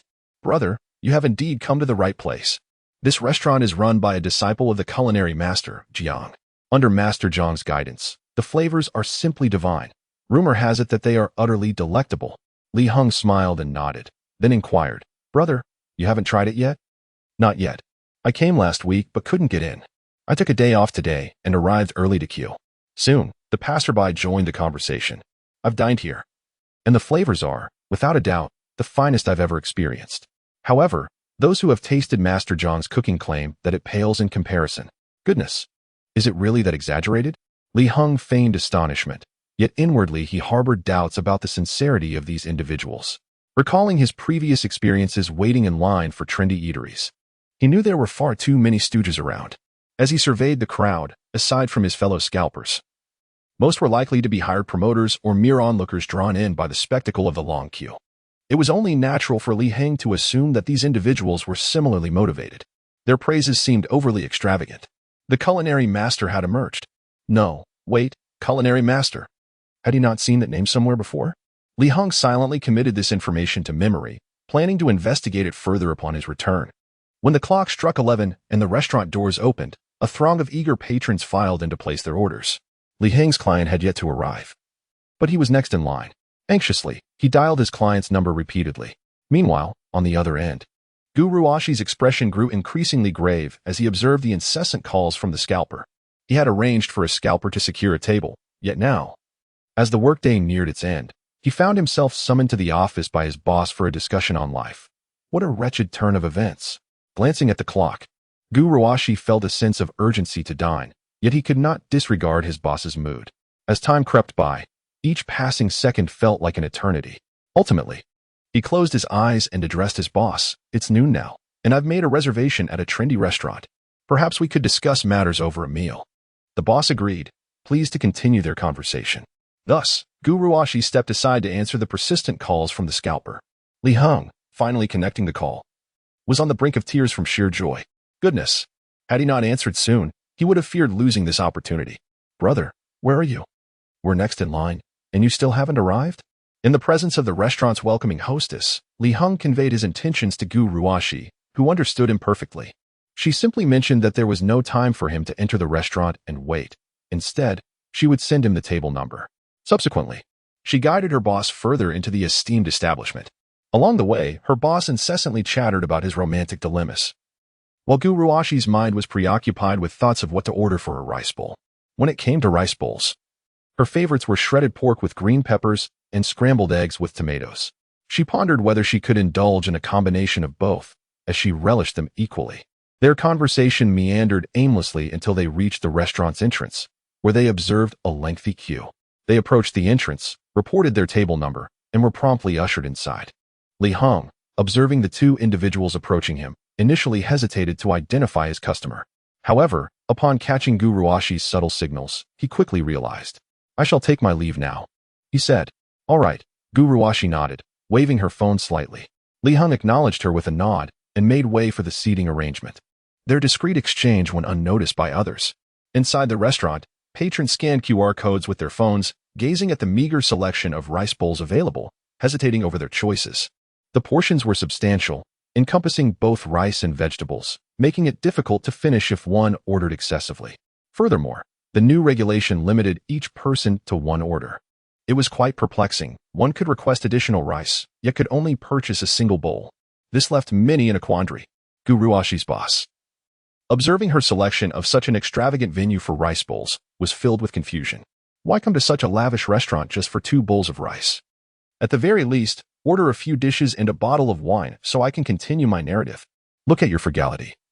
Feel free to order anything you desire, order more. It's on me. Guru Ashi paused momentarily before handing her phone to her boss. With perplexity, her boss accepted the phone, only to find the menu populated solely with beverages and rice bowl options, all subject to purchase limits. "This is truly astounding," he exclaimed, momentarily speechless. "Shall we consider another establishment? I'll cover the bill. Choose freely." "Boss, you'll understand once you try it. This place is reputed for its delectable rice bowls and has garnered immense popularity online." Guru Ashi was unwilling to switch venues, for this reservation had cost her 500 yuan, procured from a scalper who had queued ahead of time. Leaving now would render her expenditure futile. "Then let us indulge." With that, her boss resumed recounting his romantic escapades. "She's perpetually angry. I'm so busy with work, meetings, clients, negotiations. If I don't answer her call promptly, she accuses me of not loving her anymore, and then she cries and throws tantrums. I can't fathom what occupies her mind all day, listening to her boss's grievances." Guru Ashi calmly adjusted her glasses. "Boss, you know my stance. One word, breakup." Such a melodramatic romance, if listened to excessively, could surely dampen her appetite. After waiting several days to finally savor the rice bowls guided by Master Jiang's expertise, she couldn't allow her appetite to be compromised. "A breakup is hardly warranted. She still harbors profound affection for me. Her occasional clinginess is inconsequential, as long as she refrains from disturbing me during work hours." Guru Ashi mused. What a match made in heaven. After all, who is he, an outsider, to interject or offer counsel? Guru Ashi's thoughts drifted to the enticing rice dishes, her gaze wandering around the establishment. The partitions were well constructed, preventing her from glimpsing the situations at other tables. Yet, the pervasive aroma of delectable dishes wafted through the air. The tantalizing scent of spicy stir-fried pork with chili hinted at a fiery flavor, likely quite piquant. Meanwhile, the sweet and tangy aroma of tomato scrambled eggs was utterly delectable, infused with the unique fragrance of ripe tomatoes. It seems the ingredients employed are indeed of superior quality, as their inherent aromas are exceptionally rich. Simply sitting in the restaurant, enveloped by these enticing scents, can awaken one's appetite. Chapter 45. Another bowl of rice. Before long, Guru Ashi's ordered rice bowl had arrived. It must be said that the preparation of rice bowls is remarkably swift. Even when a restaurant is bustling with patrons, they manage to serve each dish within mere minutes. The rice bowl was presented with steam rising, and the rich aroma of the dishes enveloped the senses. The boss, immersed in his complaints, was momentarily captivated by the enticing fragrance. The words of grievance lingered on his lips, but the delightful scent compelled him to sneeze. Oh, how delightful! The boss's attention was instantly diverted, his gaze fixated on the rice bowl. Rice bowls are indeed a commonplace yet beloved dish. Steamed rice is served on a plate rather than in a bowl. This is to prevent the rice from becoming overly thick, which would hinder the flavorful broth from penetrating the lower layers, leaving the bottom rice bland and unseasoned. A plate, with its expansive surface area, allows the stir-fried vegetables to rest atop the rice, enabling the broth to seep through more thoroughly, resulting in a more delectable meal. Guru Ashi had chosen the classic tomato and scrambled egg rice bowl, a quintessential dish. Upon noticing this delicacy on the table, he could not resist the temptation to indulge in a bowl. He ladled some broth over the rice, mixing in the tender, sautéed tomatoes with the fragrant eggs, creating a harmonious blend. He took a generous spoonful and savored the delightful combination, a sense of satisfaction washing over him. Before him lay a visually appealing tomato and scrambled egg rice bowl. The vibrant red tomatoes, softened to perfection, mingled seamlessly with the rich broth, while golden chunks of egg, intact and fluffy, nestled within the crimson sauce, adorned with flecks of green onion. The vivid red, yellow, and green hues combined to create an irresistible visual feast. The assault on both sight and smell was enough to make one's mouth water uncontrollably. The tangy tomatoes and the freshness of the eggs were an enticing combination. In that moment, Guru Ashi's focus was solely on the food, ignoring the boss seated across from him. He eagerly picked up his spoon and began to mix the tomato and scrambled egg rice bowl meticulously. The enthusiasm of the rice being stirred, combined with the steam rising from the dish, filled the air with an intoxicating aroma. He swallowed in anticipation, determined to ensure that every grain of rice was infused with the savory sauce. The large pieces of egg were gradually broken down by the spoon, merging with the rice. He continued to stir until the rice transformed into a glossy, vibrant red. Finally, he scooped a heaping spoonful of the rice bowl into his mouth. A grand bite that required effort to chew. Yet the satisfaction of the flavors was sheer bliss. The oily rice, soaked in the tangy sweet broth, combined with the tender, silky egg, was a culinary delight. The eggs, having absorbed the tomato broth while cooking, were imbued with a flavor unlike any other. The texture, tender and juicy, was simply exquisite, prompting him to indulge in hearty bites. With each mouthful, the aroma intensified, the tartness of the tomatoes mingled with a hint of sweetness, complemented by the savory richness of the dish, creating an exquisite harmony. This bowl of rice was indeed the pièce de résistance. Delicious dishes paired with fragrant rice evoke a sense of culinary delight. The authentic Wuchang rice, meticulously prepared using Jiang Zhou's unique technique, possesses a natural sheen and an inherent oiliness that is simply exquisite. The aroma of the rice is rich and inviting, offering a delightful chewiness that makes it delectable even on its own. When transformed into a rice bowl, it becomes utterly irresistible, prompting one bite after another. Guru Ashi finds himself wholly immersed in the savory experience of the tomato and scrambled egg rice bowl. The sweet and tangy tomatoes, having released their juices and softened during cooking, deliver an unexpectedly rich flavor. Almost in a daze, he finishes the entire bowl. He painstakingly savors every last drop of sauce and grain of rice clinging to the bowl's sides, only to awaken from his culinary reverie when he realizes it is all gone. What? It's finished already? He muses. At that moment, he hears a voice and looks up to see his boss, engrossed in licking the plate clean, leaving no trace of sauce behind. No wonder it had been so quiet for a while. It turns out his boss had not been ridiculing his tumultuous emotional journey. Another bowl, please. As he observes his boss about to embarrass himself further, Guru Ashi quickly interjects, "Boss, there's a limit of one bowl per person, remember?" His boss, momentarily taken aback, admits he had indeed forgotten. But what kind of establishment is this? Who restricts diners from enjoying their meal? Guru Ashi sighs and gestures toward the queue outside. Look at those people waiting. Without purchasing, they might not even get a chance to eat. This restaurant has only one chef, so they likely devised this strategy to manage the demand. Guru Ashi understands the situation well, considering how popular Master Jiang's live streams are, drawing countless eager patrons. The restaurant must be overwhelmed with requests. Although his boss does not fully grasp the context, his curiosity about such a delightful eatery is piqued. Usually busy with work, he spends his free moments wooing his girlfriend and is oblivious to the local gossip. With Guru Ashi's guidance, he acquires Li Heng's WeChat and secures a dinner reservation, arranging for a scalper to queue in advance, wanting to treat his girlfriend to a meal. How enlightening, Guru Ashi reflects, marveling at how a mere few words from his master can yield such delectable dishes.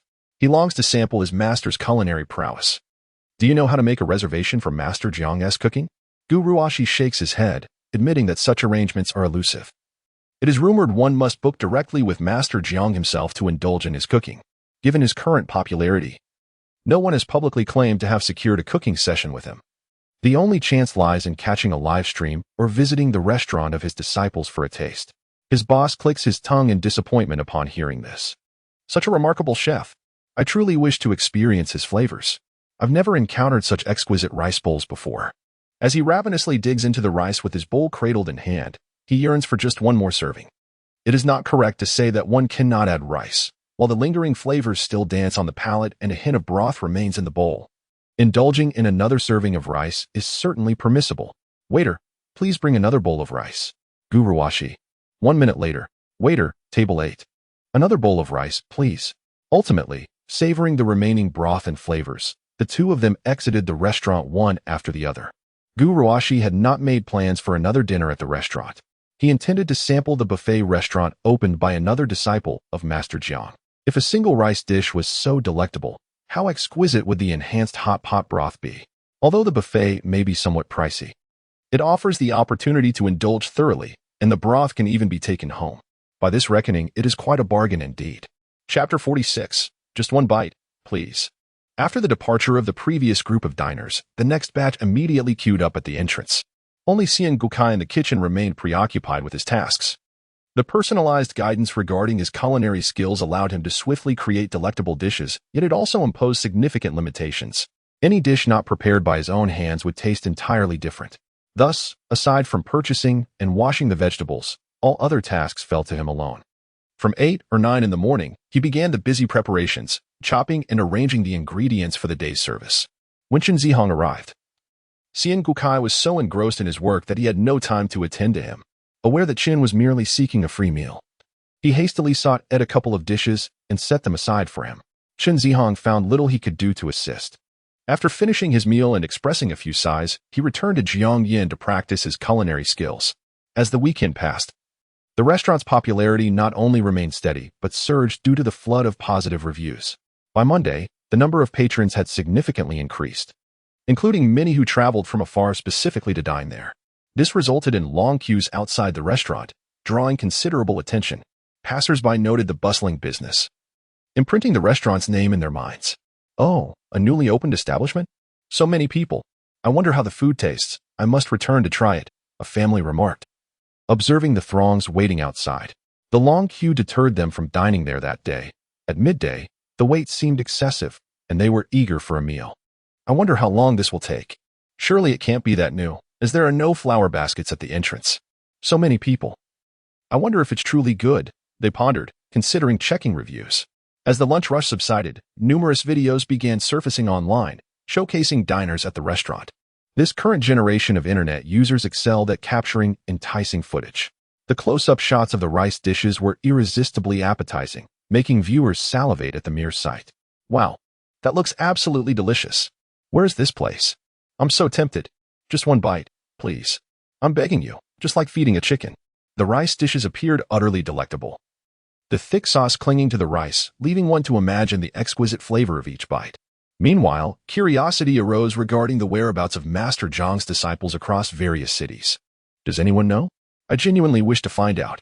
Assistant Wang, you have 3 minutes. I need all the information on Master Jiang, a voice commanded. President?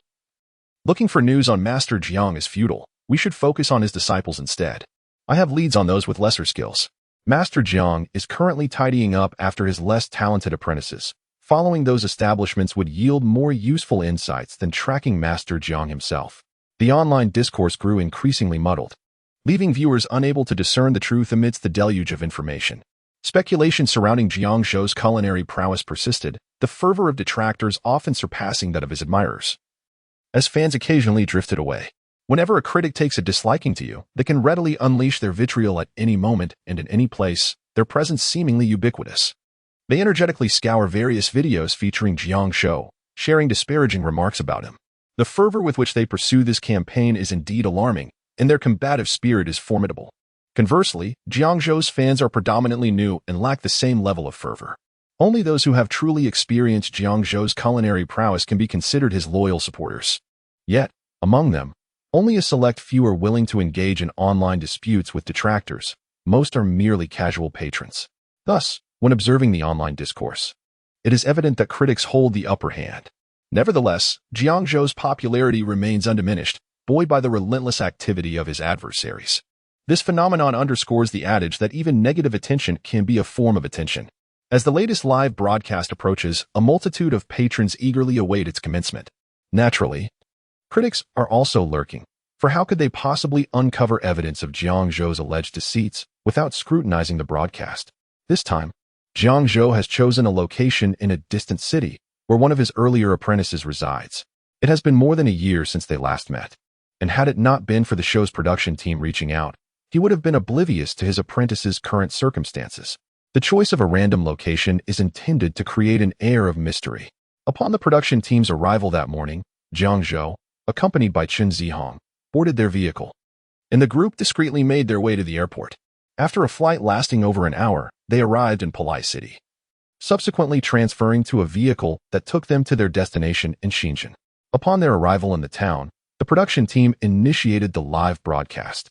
In an instant, a tidal wave of fans flooded in, momentarily overwhelming the live stream. Fortunately, the platform had anticipated Jiang Zhou's high viewership and had deployed staff to maintain order. Otherwise, the broadcast would have faltered. As fans entered the stream, they were greeted by the sight of Jiang Zhou's ever-handsome visage, clad in a pristine white chef's uniform. His neatly cropped hair and pronounced brows exuded an undeniable masculinity, a testament to his objective handsomeness. Fans who clicked into the live stream were quick to shower him with compliments. "Ah, Master Jiang, how handsome you are. Master Jiang, I found the restaurant you opened, but I couldn't locate the reservation link. I long to taste your dishes.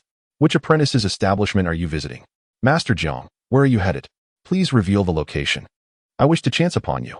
It's quite a puzzle, considering you have so many apprentices. Having just returned from a trip to Jiangdong, I must say, the skills of your apprentice, honed under your guidance, are truly impressive." Jiang Zhou smiled softly at the camera. Wang Yang, serving as the host, began the introduction, reading aloud the names of the sponsors. Indeed, their live broadcast had garnered enough popularity to attract sponsorships. Viewers chuckled at the lengthy list of brands being introduced. Well, in just 3 days, our live show has secured sponsors. Master Jiang has truly made a name for himself, attracting advertisers. It was a rare sight to witness sponsors making an appearance in a live broadcast, though such collaborations had existed before in variety shows. The variety show is evidently lacking in substance. Our live stream features only Master Jiang, which hardly attests to its value. What is appealing about a charlatan's broadcast? If one possesses true skill, why shy away from operating a restaurant publicly? Indeed, it seems they are merely engaged in theatrics, relying on mere appearances to deceive their followers. There are individuals arranged by Lin Xia lurking in the live stream, skillfully steering the conversation. The atmosphere in the streaming room is quite pleasant, with discussions revolving around the location of this episode's featured restaurant. The production team has kept the audience in suspense, aware of their curiosity. It is not until the vehicle arrives outside the restaurant that the truth is unveiled. The camera shifts to the exterior, revealing Jiang Zhou as he exits the car. The viewers are greeted with the sight of a modest eatery, diminutive in size, nestled beside a dilapidated old neighborhood, with the restaurant's signage faded from the sun's relentless rays. Surrounding it are numerous aged trees, and even in the midday sun, there is a palpable lack of clientele, indicating poor business. Chapter 47. Overthrowing the Jiangzhou alliance in this seemingly ordinary place, the viewers watching the live stream were left guessing its identity. However, the disciples awaiting their master's visit in the chat room were met with disappointment. Instinctively, they speculated about which fortunate senior brother had been randomly selected by the master. Some disciples, familiar with their master's preferences, pondered further. Given the master's penchant for wealth, could it be that he had clandestinely accepted money from a disciple in exchange for visiting this establishment?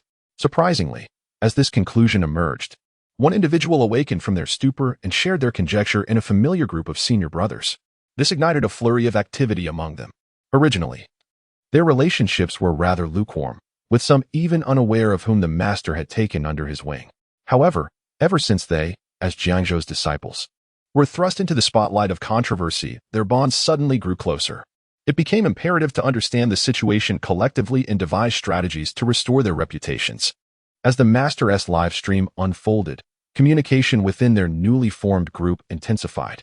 When the notion of the master accepting money for his visit surfaced, they all began to contemplate the possibility that it might indeed be a scheme orchestrated by him. Perhaps they should discreetly contribute some funds to encourage the master to visit the establishment, maximizing their chances of reaping the benefits of the live stream. Moreover, during the stream, was the master's cooking and the modified recipes genuine? I remain skeptical of online claims suggesting that the master's culinary prowess is so exceptional that he would never impart his skills to his disciples. With so many of us lacking any culinary talent, is it truly impossible for us to learn anything? If only Jiangdong were closer. I would have gone to taste it myself. So, should we not show our respect to the master? As for me, I shall refrain. I am devoid of funds. When I first became a disciple, I paid a hefty fee of 600,000, intending to recoup my investment by opening a restaurant after mastering the craft. Yet, not only have I failed to earn back that sum, but I have also accumulated a mountain of debt. Where would I find the money to honor the master? I, too, lack funds. My restaurant incurs losses daily. What began as a meaningful discussion about honoring the master swiftly devolved into a lamentation of financial woes. Upon noticing the lack of enthusiasm in the group for bribing the master, Lu Rong's eyes flickered with determination. If no one else would take the plunge, then he would. Once the master concluded his live stream, he would reach out to establish a rapport. In the live stream, Jiang Zhou entered the quaint little establishment without pause. Upon stepping inside, he observed four neatly arranged tables in the main hall alongside the adjacent kitchen. At a glance, the place was eerily quiet, devoid of any patrons. Is anyone here? Qin Zihong, gauging his master's expression, took a few steps inside and called out. No sooner had he spoken than a loud crash resonated from the kitchen. Someone had fallen. Jiang Zhou remained silent for a moment, waiting for the person inside to emerge. Qi Shaoran, blissfully napping in a reclining chair, was jolted awake by the noise. The chair, of poor quality, collapsed at the folding joint, sending him tumbling unceremoniously to the floor, grimacing in pain. Is anyone here? What is on the menu? Qi Shaoran rubbed his dairy while setting aside the folding lounge chair. Then, in this peculiar posture, he exited the kitchen. In the next moment, the entire room, along with the cameras, turned to him. Qi Shaoran. Jiang Zhou. Qi Shaoran, gazing at the assembly of people, the cameras, and his master standing amidst the crowd, could hardly contain his astonishment. Master, you have finally come to see me. I have endured so much hardship. Despite being in his 30s and unmarried, Qi Shaoran remained a spirited youth. The fact that he was chosen for this live broadcast featuring his master filled him with both surprise and joy. What a delightful day. Jiang Zhou twitched his lips, pulling him up. You're a grown man. This is a live broadcast. Have some shame. It was quite a burden to receive such a grand gesture from someone older than him. However, Qi Shaoran was not overly concerned with appearances. He had watched all of his master's previous live sessions. Not knowing the start time of this particular broadcast, he had waited all morning, even dozing off during his midday lull. To his astonishment, the opportunity had indeed fallen into his lap. Could it be that his path to success would begin today? Master, please have a seat. It must have been a tiring journey. Everyone else, please sit down and rest. You haven't had lunch yet, have you? What would you like to eat? I'll prepare it. Qi Shaoran warmly welcomed his guests. His restaurant was a renovated space in his family's old house, with the dining area in the front and living quarters in the back. Since he didn't have to pay rent, the earnings from the restaurant constituted his daily income. In this aging community, with few residents and his mediocre culinary skills, combined with relatively high prices, it was unsurprising that his establishment had garnered a poor reputation. Business was typically sluggish. After watching his master's live stream, although he was uncertain if his master would visit his restaurant, he had nonetheless prepared a substantial amount of ingredients, just in case. To his delight, fortune had indeed smiled upon him. Qi Shaoran was brimming with joy, his face flushed with excitement, yet he managed to maintain his composure. In the live broadcast, as viewers noticed Jiang Zhou had taken a seat, they grew anxious, having yet to discern the location. Host, you haven't introduced this place yet. Ah. Please tell me quickly. This place seems so familiar. Is it in the same city? This disciple looks older than the master. Jiang Daosher, please reveal your location. If you don't hurry, I might miss it. What about the production team? Is anyone attending to us, the audience? The production team had indeed noticed, but the decision rested with the director. Upon realizing that the viewers had yet to guess their destination, Lin Xia relayed a message to Wang Yang. Meanwhile, as Qi Shaoran busied himself with cooking, Jiang Zhou sat idly, feeling somewhat bored. They decided to have the host engage the audience in conversation to satisfy their curiosity and pass the time while waiting for the dishes to be prepared. Wang Yang, having received Lin Xia's instructions, spoke up. Master Jiang, everyone is quite curious about your apprentice who accompanied you on this store visit. Could you enlighten us? The viewers in the live stream, finally hearing the host touch upon a pivotal topic, expressed their satisfaction. At last, the burning question on everyone's minds had been addressed. The anticipation was palpable. Who wouldn't he be eager to have close encounters with Master Jiang, or perhaps savor a dish crafted by his skilled hands? It's worth noting that the two restaurants, having undergone Master Jiang's enhancements, are now experiencing an unprecedented surge in business. The well-prepared restaurant has even instituted a purchasing limit, 1 dish per person. It is said that those with hearty appetites often order a portion of braised rice alongside a serving of plain white rice, mixing them together. While the sauce may be somewhat less abundant, the flavors remain delightful. This is in stark contrast to the New Sea luxury buffet, where patrons have resorted to brawls over meat rolls. The establishment has since posted signs prohibiting fights and food theft. Nevertheless, such behavior continues unabated, necessitating the intervention of staff to distribute food manually, forbidding self-service. Following incidents of food theft that prompted diners to involve the authorities, it seems the restaurant may face closure. Consequently, the emergence of new dining establishments has everyone eagerly poised to rush in, as more people sample the dishes from the 2 restaurants. Discussions surrounding Jiang Zhou's culinary artistry intensify. A mere hint from him can transform his apprentices' skills dramatically, if such is the case. One can only imagine the magnitude of his own talent. According to a select few who have had the privilege of tasting his creations, the flavors defy comparison, revolutionizing their culinary perceptions. The delectable dishes he produces appear almost otherworldly, far surpassing the abilities of his apprentices by leaps and bounds. The praise has grown increasingly hyperbolic. Especially after Jiang Zhou's modifications, the food's exquisite taste has driven many to fervently desire to experience his culinary prowess firsthand. Alas, such opportunities remain elusive. This fervor only escalates, keeping Jiang Zhou's popularity soaring. Furthermore, some detractors are tirelessly attempting to undermine his culinary skills, alleging fraudulent practices and competitions. The live stream has now attracted an audience of 2 million viewers. Upon hearing the host's inquiry, Jiang Zhou calmly nodded. To maintain an air of sophistication, he refrained from checking the comments on his phone during the broadcast. Additionally, with the bustling crowd and the rapid scrolling of comments, it was more prudent to wait for the production team to relay any pertinent information. The crew closely monitors the live stream and promptly notifies the host of any issues, which gives him peace of mind. We are currently in Jiangzhou Town, Penglai City, at the establishment of my 6th apprentice. It appears the business is not thriving. We shall sample my apprentice's culinary skills shortly to discern the reasons, Jiang Zhou succinctly explained before concluding his remarks. Wang Yang quickly seized the opportunity to continue, stating, "This time, our live broadcast location was chosen at Master Jiang's discretion. Fortunately, we had 3 days to prepare, booking flights, arranging transportation, and finalizing the itinerary. We set off early this morning and arrived at noon. Did you find this episode particularly surprising?" Wang Yang's impassioned words did not elicit a response from the audience. Instead, their minds were occupied with locating the venue. "I am familiar with Penglai City, but where is Jiangzhou Town?"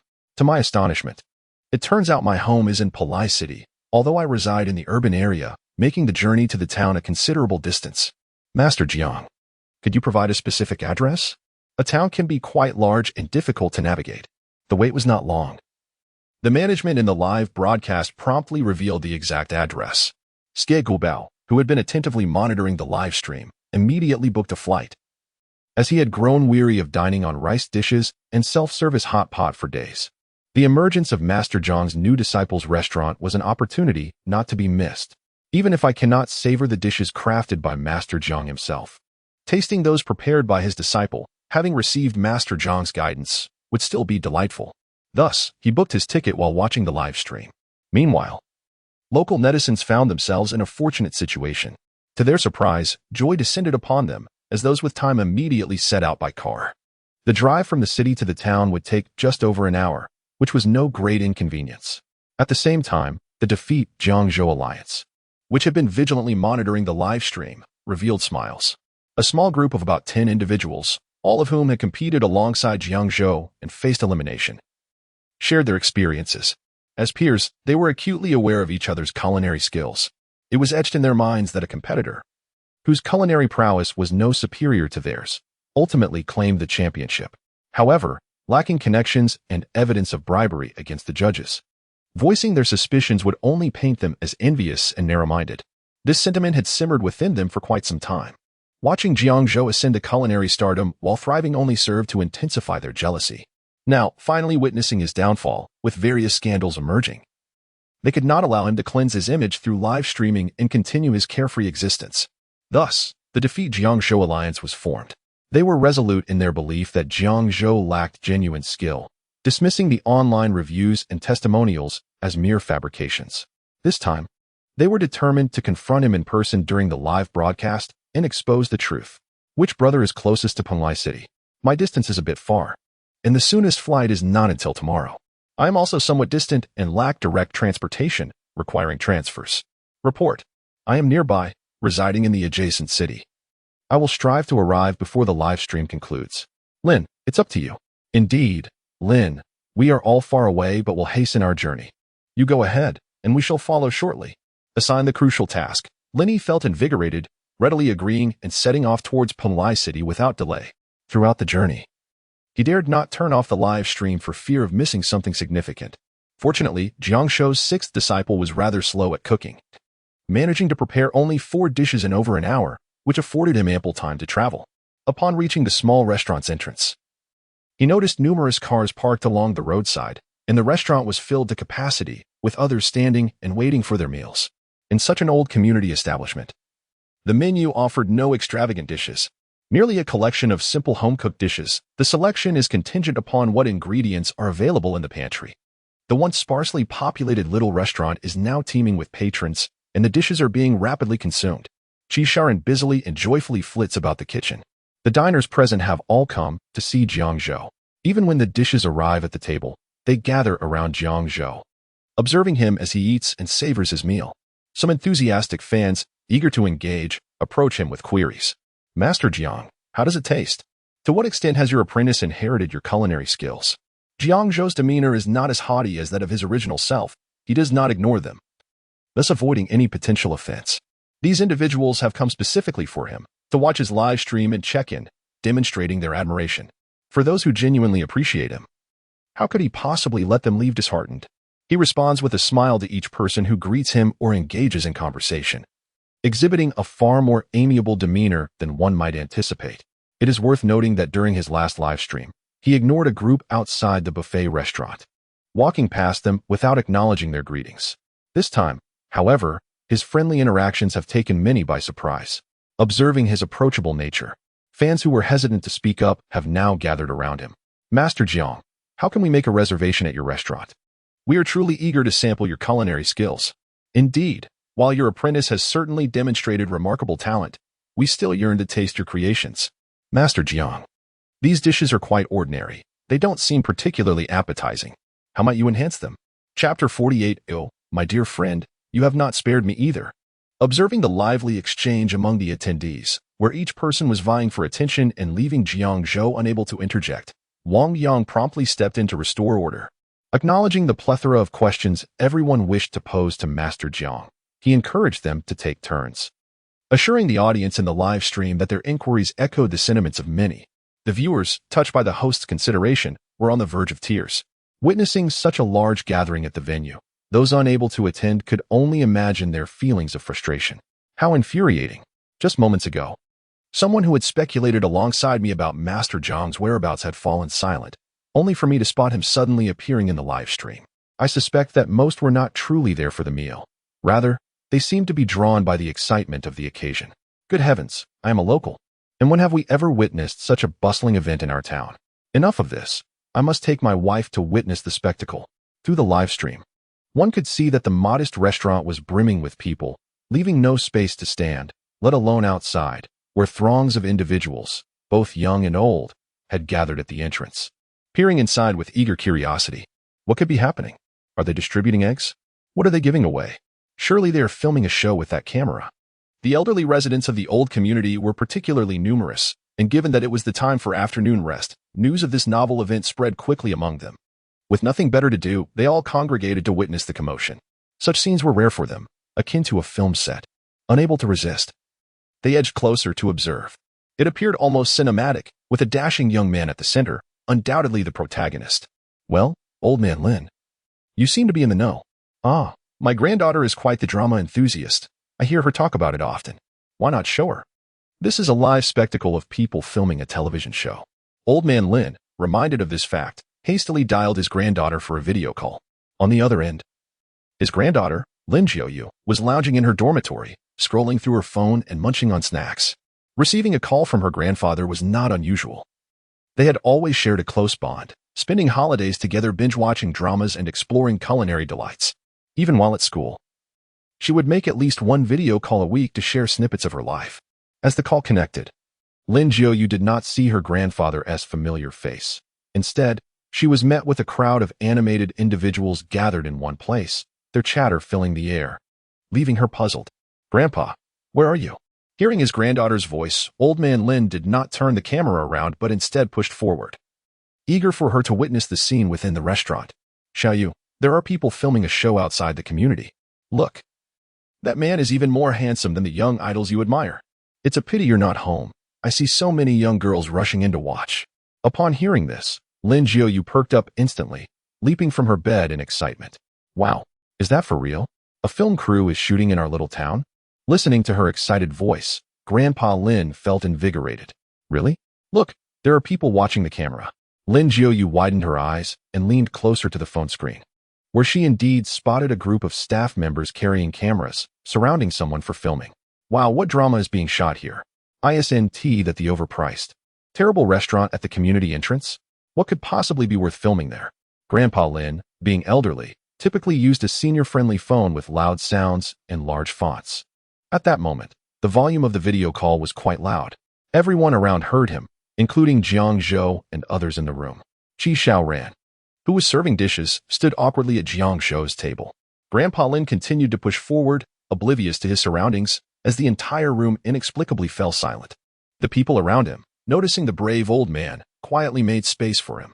Grandpa Lin felt that the younger generation truly respected their elders, appreciating their courtesy. He held the phone steadily, expressing his gratitude. Jiang Zhou turned to witness this friendly scene, his lips twitching slightly. As he glanced back, he found Grandpa Lin's phone aimed directly at him, and Lin Jiu recognized Jiang Zhou's face. The poor camera quality made it hard for her to distinguish clearly, but she felt he looked familiar. Could it truly be the small celebrity she followed, filming at her doorstep? "Grandpa, he looks a bit familiar. Could you bring the camera closer? I can't see clearly." In the now quiet environment, Lin Jiu's words sent the live stream fans into fits of laughter. "Haha. I love this spontaneous live stream. Unlike the previous episodes where we knew in advance, this is just too entertaining." "Exactly. I believe this time it's not staged. I'm dying of laughter. Wait, does this girl know she is live streaming? If she trends later, won't she be mortified?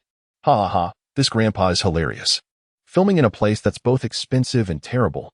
I'm in stitches." The audience in the live stream was thoroughly entertained.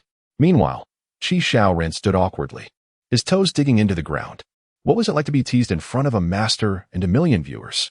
At that moment, facing the collective gaze, his face flushed with embarrassment, he glanced at his master. "Master, try this organic bok choy. I grew it myself in the garden." Qi Xiaoran feigned ignorance, blushing as he placed the dish on the table, then turned to flee. Jiang Zhou observed the bok choy, noting the holes from insect bites, which made him believe it was indeed homegrown, albeit not particularly appealing. He nodded, preparing to taste it. Just then, nearby diners began to chime in. "Boss, bring a portion of that organic bok choy for our table." As soon as she finished speaking, her companions nudged her. "Are you out of your mind? That bok choy is 38 a portion." Being openly called expensive left Qi Xiaoran's expression stiff and aggrieved. But this bok choy is organic. He serves his guests with the utmost dedication, treating them almost like revered ancestors. Yet he has become so attached to the produce he cultivates that he often refrains from indulging himself, reserving it solely for his patrons. Only when a customer places an order does he venture into the garden to harvest the fresh, pesticide-free bok choy, which he prices at 38 per serving without a shred of regret. Qi Xiaoran feels a pang of grievance, though he remains silent about it. The live performances unfold in a succession, captivating the audience to the point where they're unsure of where to direct their attention. The host, caught in a dilemma, struggles to determine whom to assist first. Jiang Zhou pauses for a moment, contemplating whether to sample the dish before making a statement. Upon tasting the bok choy, he finds himself at a loss for words. The vegetable is rather aged, and with just a few chews, the gritty texture reveals its maturity. As for the flavor, it is disappointingly simple, merely seasoned with a sprinkle of salt and a dash of MSG, quite ordinary indeed. To a discerning diner, it certainly does not justify the price of 38. However, for Qi Xiaoran, who has painstakingly nurtured this produce, he cannot reconcile with the notion that it is priced too low. He might even feel it should be higher. Qi Shaoran returns to the kitchen to continue his culinary endeavors. After the live stream reveals the location of his modest restaurant, it suddenly gains remarkable popularity. It has been ages since he has been this busy. Lin Jiaoyu, observing the video call with Jiang Zhou and listening to their conversation, feels as though she is not watching a television drama but rather following a food blogger. With utmost seriousness, she analyzes the visuals on the screen. Her roommate, noticing her sudden change in posture, sits up with a grave expression, curiously leaning in to see what has captured her attention. Initially fearing something might be amiss, she is taken aback to find Lin Jiaoyu intensely studying a food exploration stream. Isn't this just the trending Jiang Zhou truth-seeking live broadcast? Her roommate wonders aloud. What is so fascinating about it? It's not like we can join in from school. The unexpected interruption startles Lin Jiaoyu, leaving her puzzled. Huh? She responds. You know about this live stream? Her roommate, having only caught a fleeting glimpse, had not paid much attention but had scrolled past Jiang Zhou's broadcast earlier in the day. Recognizing him instantly. Oh, you're recording a video. Lin Jiaoyu nods, glancing at her phone to see her grandfather's live broadcast, and then she freezes in shock. Is this live? With my grandfather so close and the sound on speaker, won't the audience hear everything? Realizing the implications, she hastily excuses herself to her grandfather, saying she has something to attend to before ending the call. She quickly navigates back to Jiang Zhou's live stream, only to be met with a flood of mocking comments. Ha ha ha, this girl finally realizes it's a live broadcast. They laugh. I feel like I'm witnessing a grand performance. The young lady's live stream has ended, eliciting laughter among the viewers. Do you think she will return to watch the broadcast? I certainly believe she will. The mere thought of her finding Master Jiang familiar and fixating on him brings a smile to my face. Even as I struggle to recall where I have seen him before, I suspect the recorded stream has already circulated. To the organization, I have ascended the ranks and even purchased a dough to ensure a wider audience can witness this. The individual above who bought dough truly is a kind-hearted soul. Upon seeing these comments, Lin Jiaoyu was momentarily taken aback, overwhelmed by the goodness still present in the world. Her roommate, witnessing the scene, burst into laughter. Ha ha, Jiaoyu. You are quite naive. Your grandfather's phone is remarkably loud. Where did you purchase it, and what brand is it? My grandmother's hearing isn't great, and she could really use such a phone. My dear friend, you have not spared me either. Lin Jiaoyu's face turned a shade of green with embarrassment. Furiously, she opened Pinduoduo and shared the phone link. As Xiangren prepared more dishes, the number of patrons savoring the flavors increased. To describe it succinctly, if the taste had come from a family member, it would be deemed acceptable. Yet, if it were served in a restaurant, it would be considered unsatisfactory and lacking in value, a meal you would not wish to repeat. Consequently, a group of diners who had gained a clear understanding of Xiangren's current culinary skills gazed eagerly at Jiang Zhou, whose table was now laden with an array of dishes. Xiangren had prepared all of his signature dishes, resulting in a table brimming with pots, stir-fried dishes, stews, and soups, creating a lavish spread that he could not consume alone. Thus, the crew in Qinzihong gradually picked up their chopsticks to sample the food, though they only tasted a bit, nothing particularly remarkable. The focus was on Master Jiang. This episode was meant to address his apprentices' culinary shortcomings, or to provide hands-on instruction. Jiang Zhou leisurely wiped his mouth and turned to the slightly anxious Xiangren at the table's edge. There's no need to be nervous. This beef hot pot, did you braise it just this morning using store-bought braising packets? Although framed as a question, his tone carried a sense of certainty. The other dishes lacked finesse, their flavors hardly qualifying as delicious. However, the beef hot pot stood out. The flavor of the braised beef was quite acceptable, especially when simmered with cabbage and tofu skin. It likely contained hot pot base ingredients, as the red oil and spiciness suggested. For the beef hot pot, it is essential to add onions, celery, and carrots in appropriate proportions during the braising process. The beef should ideally soak for several hours before being stir-fried in canola oil to enhance the texture, after which it should be set aside. The broth should utilize a reduced amount of hot pot base, about a quarter less than usual, as the current version is overly greasy. Start by sautéing the hot pot base with scallions, ginger, and garlic to extract the red oil, then add the broth for simmering. Simple broth can be made using pork bones, beef bones, or chicken carcasses. As for the ingredients in the hot pot, feel free to use whatever you prefer. Please do it this way again. If something is missing, so be it. Jiang Zhou's words trailed off when Lin Yi, who had been observing from the sidelines, unexpectedly interjected. Master Jiang, We are all eager to taste this improved beef pot. If the young brother lacks anything, do not hesitate to inform me. I have friends in town who own a restaurant and can deliver it directly to you." As a member of the faction opposing Jiang Zhou, Lin Yi's seemingly considerate remark was evidently laced with ulterior motives. He sought to prevent Jiang Zhou from using the flavor of the dish as an excuse for failure. After all, he was not alone. He had an entire alliance backing him. What was a mere acquisition of ingredients to expose Jiang Zhou's ruse? His companions were en route, some already in town, ready to procure supplies from the restaurant's kitchen, ensuring that the necessary ingredients would be delivered to Jiang Zhou today. He was keen to observe how this performance would unfold. Jiang Zhou, interrupted mid-sentence, felt no anger. Upon hearing Lin Yi's statement, he instinctively turned his gaze towards the production team, suspecting that this individual was a plant.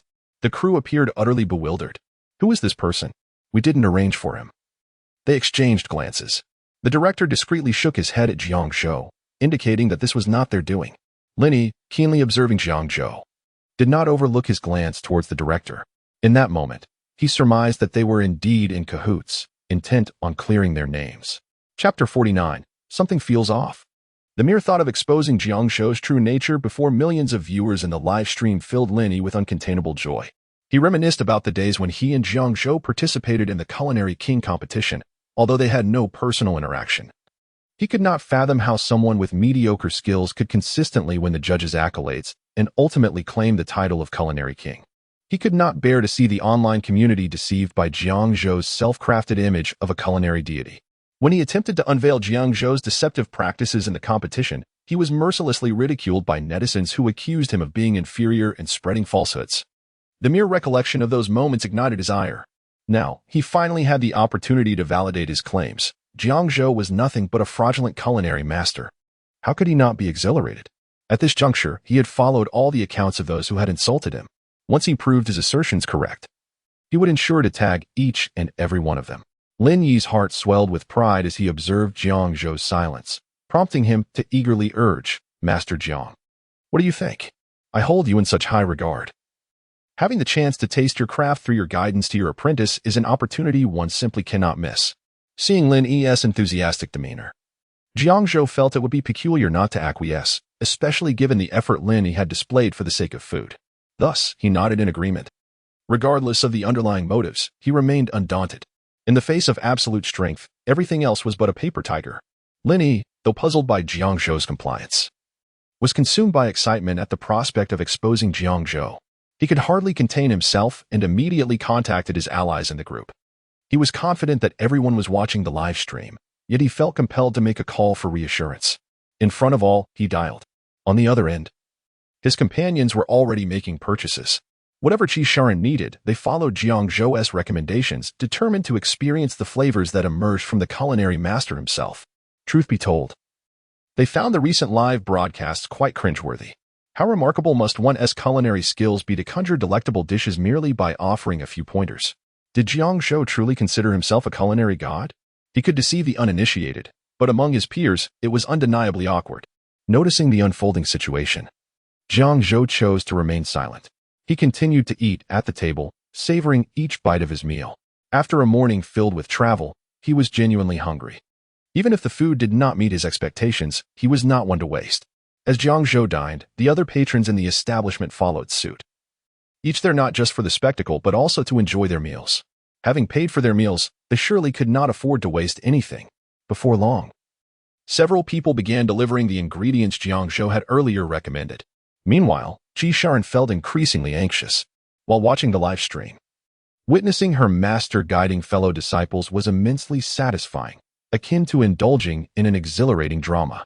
However, now that the situation had turned personal, she grappled with her own self-doubt and insecurity regarding her master's teachings. This was no trivial matter. A multitude of diners gathered at the scene, seemingly drawn by the allure of the live broadcast. What if the dishes he prepared fell short of expectations? Would he not be subject to scorn? Moreover, the master's live stream attracted an audience of considerable size. Initially, he believed he could use the absence of certain essential ingredients for his braised meat as an excuse. After all, how could his modest establishment compete with the opulent restaurants owned by his affluent peers, where the kitchens brimmed with an abundance of ingredients? He had hoped to shield his pride should the dishes he crafted fail to please. Yet now, The very items his master had mentioned were delivered in full. The beef pot was thus an unavoidable undertaking. The lack of confidence in Qi Xiaoran was palpable, his gaze almost glued to Jiang Zhou, seeking a modicum of assurance. Jiang Zhou, perceptive to this unease, offered him a reassuring glance, encouraging him to proceed as instructed. With so many awaiting his culinary creation, Qi Xiaoran, despite his trepidation, dared not voice his apprehensions, donning a stiff smile as he carried the ingredients towards the kitchen. His silhouette exuded a sense of melancholy, embodying a resolve that seemed to march towards inevitable failure. The audience in the live stream sensed an air of disquiet. Something feels amiss with Master Jiang's disciple. Doesn't he? One remarked. Indeed, I share that sentiment.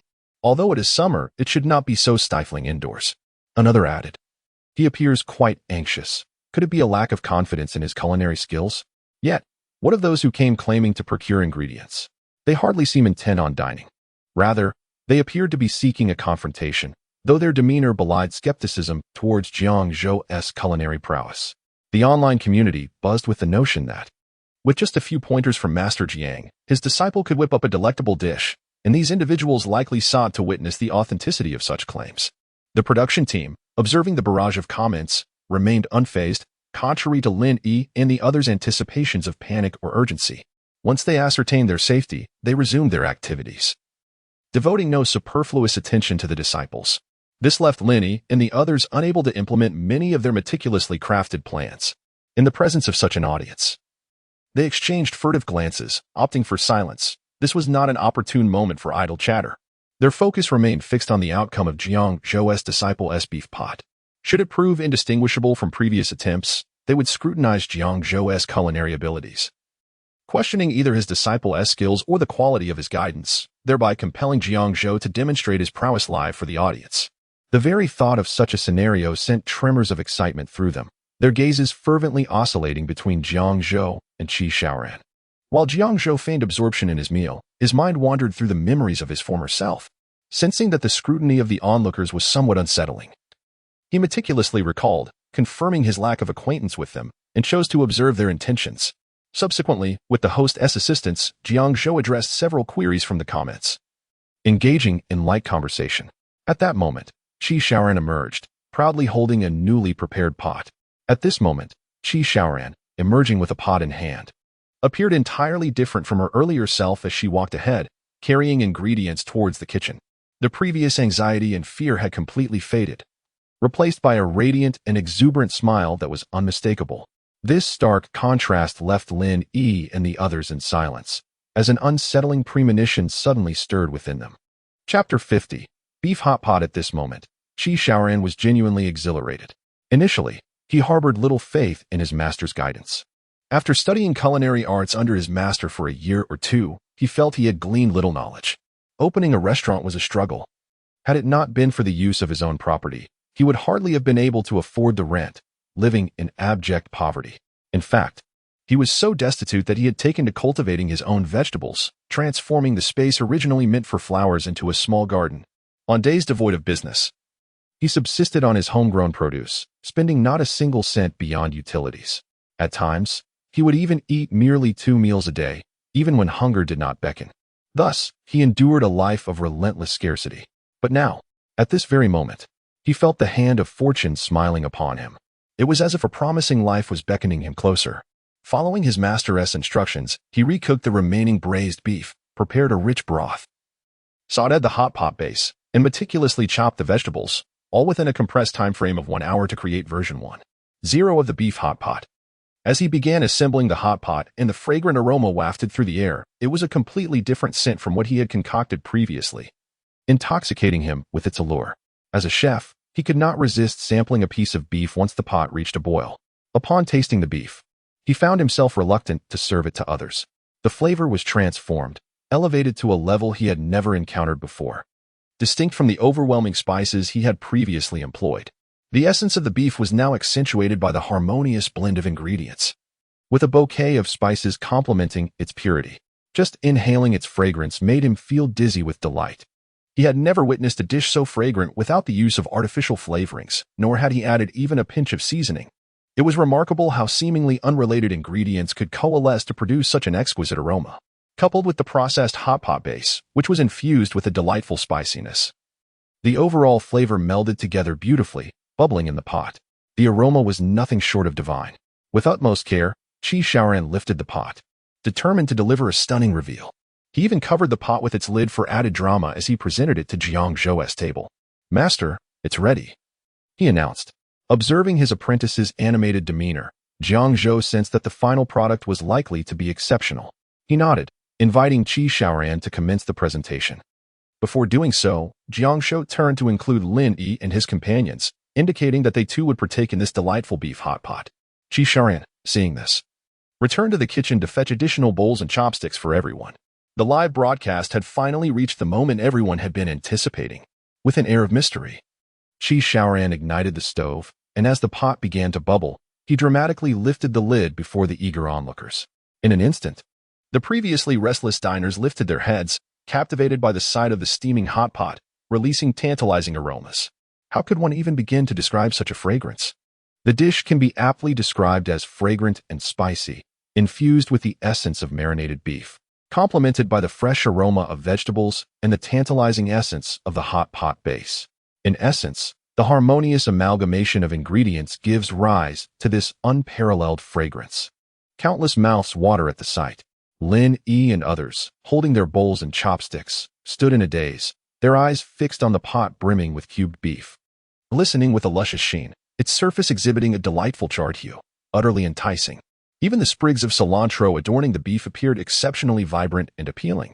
One can hardly imagine the exquisite flavor that would arise from pressing the cilantro into the broth and savoring it. Jiang Zhou, inhaling the aromatic steam from the bubbling pot, remained silent. He picked up a piece of beef that had been soaking in the broth, allowing it to cool slightly before indulging.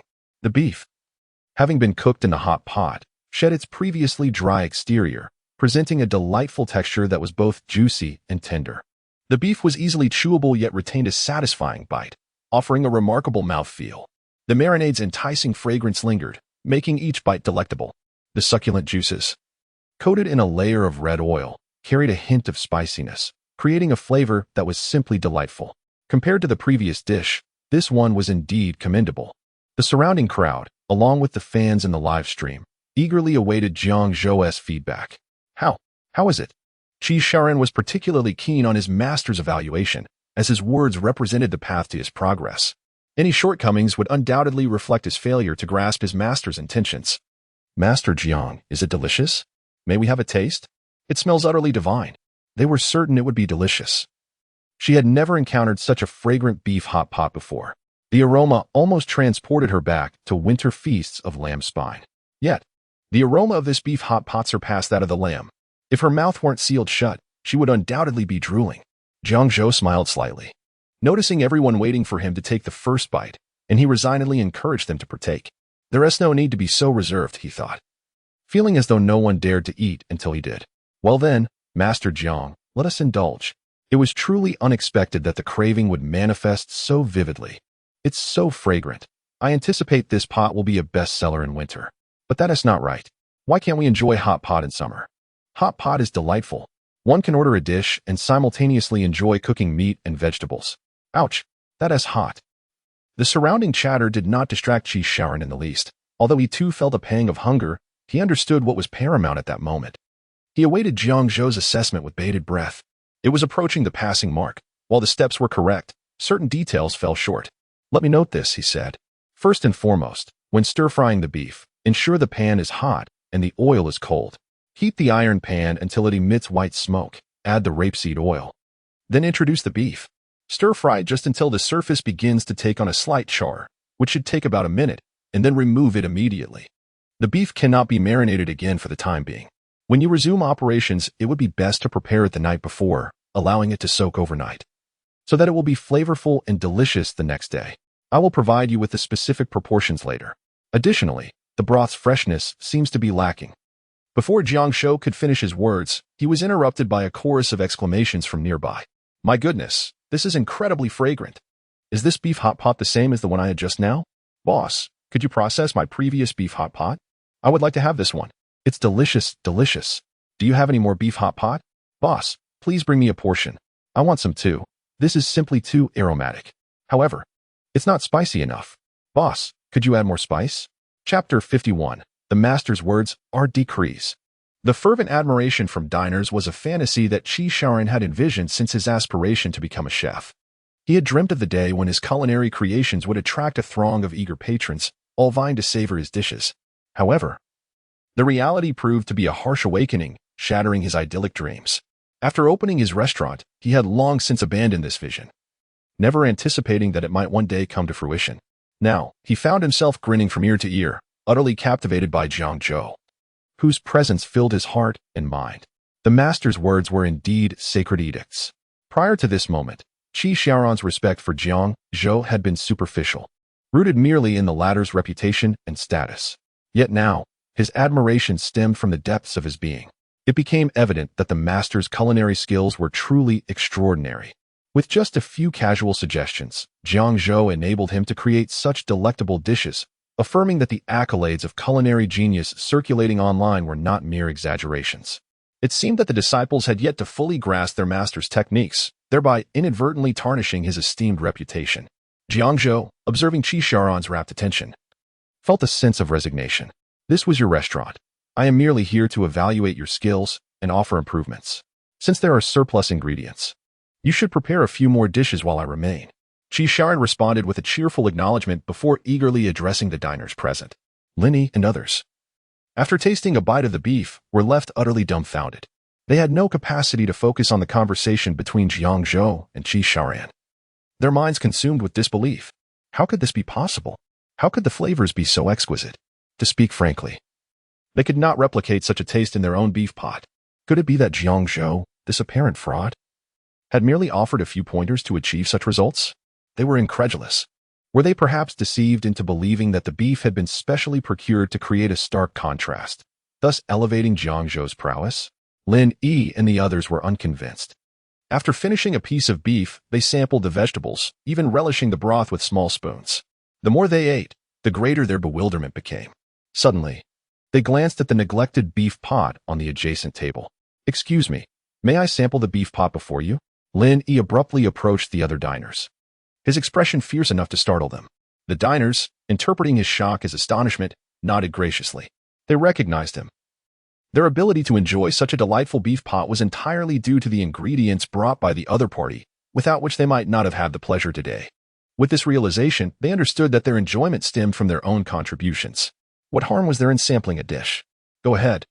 But it cannot compare to the delightful enhancements made by Master Jiang. Upon receiving an affirmative response, Lin Yi wasted no time. He deftly picked up a piece of beef with his chopsticks and placed it in his mouth. Upon careful tasting, he found the flavor to be worlds apart from what he had just experienced. There was not a hint of similarity. The disparity was staggering. As he chewed, he exchanged glances with his companions, each face reflecting astonishment and confusion. The unfolding events were far removed from their expectations, especially as they heard Qi Shaoran express his intent to further refine the beef pot. They stood silently on the sidelines, poised to observe.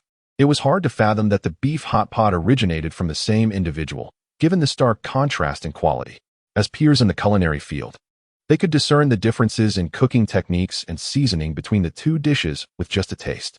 How could Jiang Zhou possess such remarkable skill, effortlessly guiding his apprentice to such rapid improvement?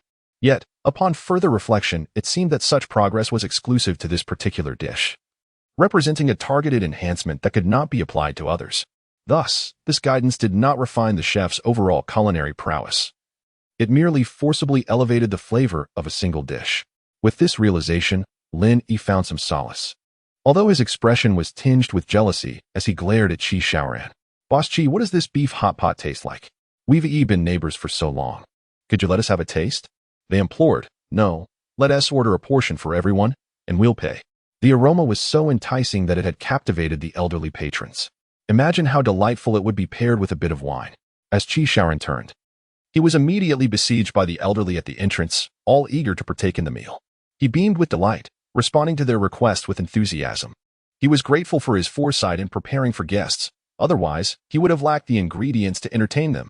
He had been preparing for a visit from his mentor, hoping he wouldn't draw the short straw. With only a day's notice, he had taken the precaution of readying the ingredients, even marinating beef and keeping fish in the courtyard tank. In essence, he was thoroughly prepared. Fate tends to favor those who are ready, and clearly, his preparation was paying off. Just a moment. I'll whip up a batch right now for everyone to taste. Today's beef hot pot is on me. As a trial for all, observing the crowd, Ji Shaoran began to formulate a plan. Even someone unfamiliar with business could recognize that a gathering of people signifies potential customer traffic. In such a bustling environment, inviting people to sample the food to enhance the restaurant's visibility was entirely reasonable. He considered the many faces around him, including numerous locals and those visiting after seeing the live stream. Each person represented a potential customer. Previously, he lacked the confidence to retain these patrons, but now, with his beef hot pot, he was convinced that those who tasted it would return. For the sake of future business, Ji Shaoran felt particularly generous. As he glimpsed the prospect of profit, the modest initial investment seemed trivial in comparison. His declaration ignited an even more vibrant atmosphere. Boss Chi is so generous. As compliments from the diners filled the air, Ji Shaoran floated back to the kitchen, merrily preparing the beef hot pot according to Jiang Zhou's instructions, chuckling to himself. Stir-frying the beef, stir-frying the hot pot base, in the live stream. Viewers were astounded to hear that the attendees could enjoy free samples. What? They didn't mention that we could taste it for free on site. No, production team, aren't each of your episodes distinct? Why didn't you mention the tasting segment earlier? What time does it conclude? Is it still possible for me to arrive now? What exactly is the flavor of this beef? Has anyone experienced it? I am exceedingly curious. As a chef, one must admit that with the use of rich broth, hot pot base, and an array of fragrant spices, it would be quite challenging to create an unpalatable beef hot pot. It seems this program isn't as fabricated as rumored online. The live stream's popularity surged. And Jiang Zhou, feeling a bit bored, glanced at the system interface, noticing the increasing fame value, which brought a smile to his face. The beef hot pot was substantial. Yet the venue was crowded. With each person wielding 2 pieces of chopsticks, it swiftly vanished. Even the accompanying vegetables were devoured by the patrons. Remarkably, the cabbage was delicious, tender and infused with flavor. Although slightly overcooked, it was delightful, spicy yet fragrant, harmonizing beautifully with the beef, perfect for a meal.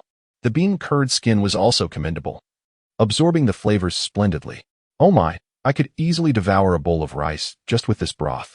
Master Jiang has outdone himself. The improved broth boasts a rich, spicy essence without being greasy, absolutely splendid.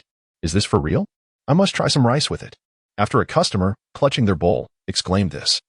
The broth in the beef hot pot was entirely consumed. One last individual boldly scooped a bowl of rice directly into the pot, triumphantly declaring victory in this culinary battle.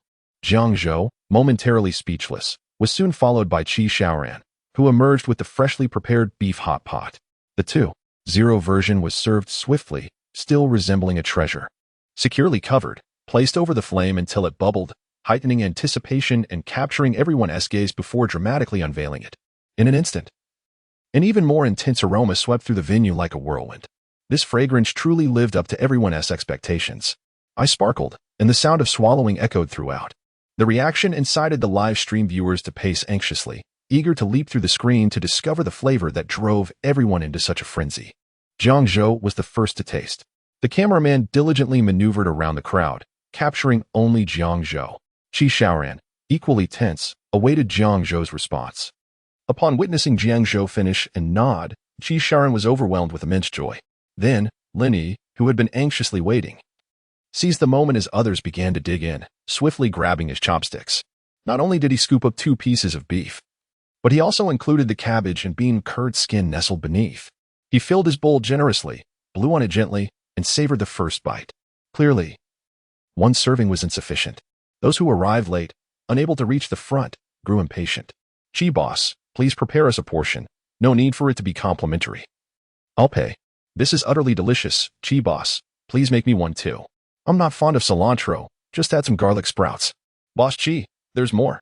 If you've already savored the flavor, step aside and let others have a taste too. It won't leave you hungry. Observing the growing impatience of the crowd, Ji Shaoran feared that his modest establishment might face destruction, so he quickly sought to calm everyone. Please, do not rush. The kitchen is still brewing a large pot. I will serve it to you free of charge for tasting. Just be patient and line up amicably. Upon hearing that there was still a generous pot of food, the diners' anxious hearts were considerably soothed. Witnessing the bustling popularity of the eatery, Jiang Zhou contemplated his retreat. Qi Xiaoran's culinary skills had reached a commendable level. He had passed the threshold. Further enhancements would demand more time and resources, which were not easily acquired. A flawless dish requires a chef's skill, quality ingredients, and precise recipes. Each element is indispensable. For instance, premium beef naturally enhances the dish with its succulent aroma. Moreover, the steps and recipe for braised beef are worth their weight in gold, often kept secret and known only to a select few. This secrecy is why certain recipes fade into obscurity. Whether one can learn is one matter. Whether they will selflessly share their secret is another. For this apprentice who had already graduated, Jiang Zhou believed that imparting a skill that would ensure his financial stability was sufficient. It would be challenging to truly cultivate a culinary genius. After all, his original self was somewhat lacking, whereas he was now endowed with extraordinary abilities. However, watching the production team members clamoring for food, their faces flushed with excitement, he hesitated to leave, swallowing his words. I feel the spiciness could be adjusted further. Perhaps offering mild, medium, and fiery options. Right? I too find it a tad too spicy. It should accompany white rice to temper it. No. I think the heat is insufficient. It's not satisfying enough. I can hardly imagine how exhilarating it would be if it were spicier, paired with ice-cold beer, leaving one drenched in sweat. The upgraded 2.0 version of the beef pot truly meets the standard threshold. A slight modification in the cooking process has evidently elevated its flavor beyond that of the earlier 1.0 version. This revelation was quite shocking for Lin Yi and others who mingled among the diners. Is this even scientific? Just a single bite reveals such a significant enhancement in flavor. If they hadn't tasted it themselves, they wouldn't dare believe it. Lin Yi took a bite and glanced at Jiang Zhou, puzzled. What on earth is happening? Although he had never tasted Jiang Zhou's dishes, as a fellow competitor, he could discern culinary prowess at a glance. Jiang Zhou's previous competition dishes, though flamboyant, lacked finesse and knife skills, cooking time, and even aroma. They appeared rather ordinary. Yet he won every time, with whispers of him bribing the judges. His dishes evoking tears from them as they claimed to taste the chef's emotions infused in the food. Reflecting on the reasons for their losses and listening to the judges' comments left them in utter disbelief. Those who had tasted Jiang Zhou's dishes often remarked that the flavors were mediocre, and they believed those words. Adding to the frustration of having been bested by such an individual, their anger was palpable. Rationality was nowhere to be found as they contemplated their predicament. Even now, after experiencing the beef hot pot that Jiang Zhou had guided them through, the stark contrast in flavors left them in utter disbelief. Though they too had savored the dish and were aware of the entire process in which Jiang Zhou had instructed Qi Xiaoran, they could not help but question their own experiences. If they had tasted the original beef hot pot, perhaps a hint of guidance could have enhanced the flavor. Yet they could scarcely fathom such a monumental difference. They could not imagine the level of skill required to effortlessly alter the taste of a dish with mere words. With each bite, their astonishment only grew. The unfolding events had exceeded their wildest expectations. They had initially intended to expose Jiang Zhou's true nature before an audience of millions in the live stream, hoping to witness him suffer the backlash of public opinion manipulation. Yet, it was they who found themselves embarrassed. Reflecting on their earlier, confident proclamations about Jiang Zhou's inevitable downfall at their hands, and their plans to hire online influencers to tarnish his reputation, they now sat in silence after finishing the beef hot pot, too afraid to utter a word. They were engulfed in self-doubt, their expressions vacant and clearly affected by the blow. Suddenly jostled aside by others eager to grab food, they nearly stumbled, jolting them back to reality. How could it be that after only a single bite, the entire pot had vanished? A crowd had already gathered around the large iron pot of beef hot pot that Qi Xiaoran had just brought out. Seeing this, Lin Yi wasted no time in following suit, his thoughts consumed by the urgency of the moment. These individuals exhibited a complete disregard for decorum, serving the food without uttering a single word. Chapter 52. Where did the steamed buns come from? Combined, the viewers in the live stream watched the unfolding drama, their emotions transitioning from intense anxiety to profound sorrow, and now to a serene indifference. They are no longer mere spectators. They have become devoted followers of the Nyo Kurushi clan. A humble beef pot. I shall indulge in it myself. I was momentarily tempted and took a few sips of vinegar, but now the craving has subsided. This weekend, I shall partake in the feast on site, followed by a visit to Jiangdong next weekend, and the weekend after, a new apprentice of Master Jiang will emerge. All that is false is indeed false in the past. Announcements of locations were made in advance, allowing genuine fans to stake their claims. Now, with random site selections, we, the audience, are left in the dark. What if the production team has secretly predetermined a location, arranging for stooges and online supporters to scout ahead, concealing the truth from us outsiders? Qi Xiaoran observed as the diners finished the beef, promptly requesting the addition of lettuce, which they proceeded to cook in the pot. With the meat devoured, the vegetables were brought forth to compensate. This small pot is not a hot pot. How can one cook vegetables in such scant broth? It would be more suitable for mixing with rice. However, the rice had already been consumed, and the next batch was still cooking. The impatient diners eagerly eyed the broth, even picking out garlic and scallions to nibble on, their gazes fixated on the remnants of the soup at the bottom of the pot. At that moment, Old Master Lin hurriedly entered, navigating through the crowd with an energy that belied his advanced age. Although the pot was empty, many remained by the table. As Old Master Lin finally squeezed into the throng, he produced a steaming bag of buns, which had become somewhat distorted from the pressure. The surrounding diners widened their eyes in astonishment. Just moments ago, as he maneuvered through the crowd, all eyes had inadvertently fallen upon him. Now, witnessing the elderly man extract a bag of buns from his bosom, the spectators were left bewildered. What is happening? Where did these buns come from? Before anyone could comprehend the situation, Old Master Lin deftly dipped a bun into the pot's remaining broth and began to eat, having not had his fill. And with Boss Chi not charging them, the neighbors were content with just the pot's contents. They could hardly expect to be served rice as well. So, while waiting for the next dish, Old Master Lin had quietly dashed to a nearby stall to purchase 2 buns for 2 coins and returned. The focus of everyone was either on the food or on Jiang Zhou. No one noticed his absence. Old Master Lin swiftly returned with the buns. Fortunately, he had a penchant for exercise, often frequenting the local park to maintain his health. Otherwise, the round trip would have left him with far less broth to savor. Unlike now, where the soup still lingered in the pot, he tore off a piece of the bun, dipped the cut side into the broth, and brought it to his mouth. In the next moment, the crowd beheld the expression of contentment that spread across Old Master Lin's face, reveling in the delight of the experience. Truly, this old man knows how to appreciate his food. Such exquisite broth would indeed be a pity not to pair with the buns. The freshly steamed buns not only possess a delightful chewiness but also have the ability to soak up the broth, rendering them incredibly flavorful. The diners, slightly slow on the uptake, observed the diminishing broth with growing urgency, for they were eagerly anticipating the rice and vegetables. Boss Chi had already promised them cooked rice and vegetables.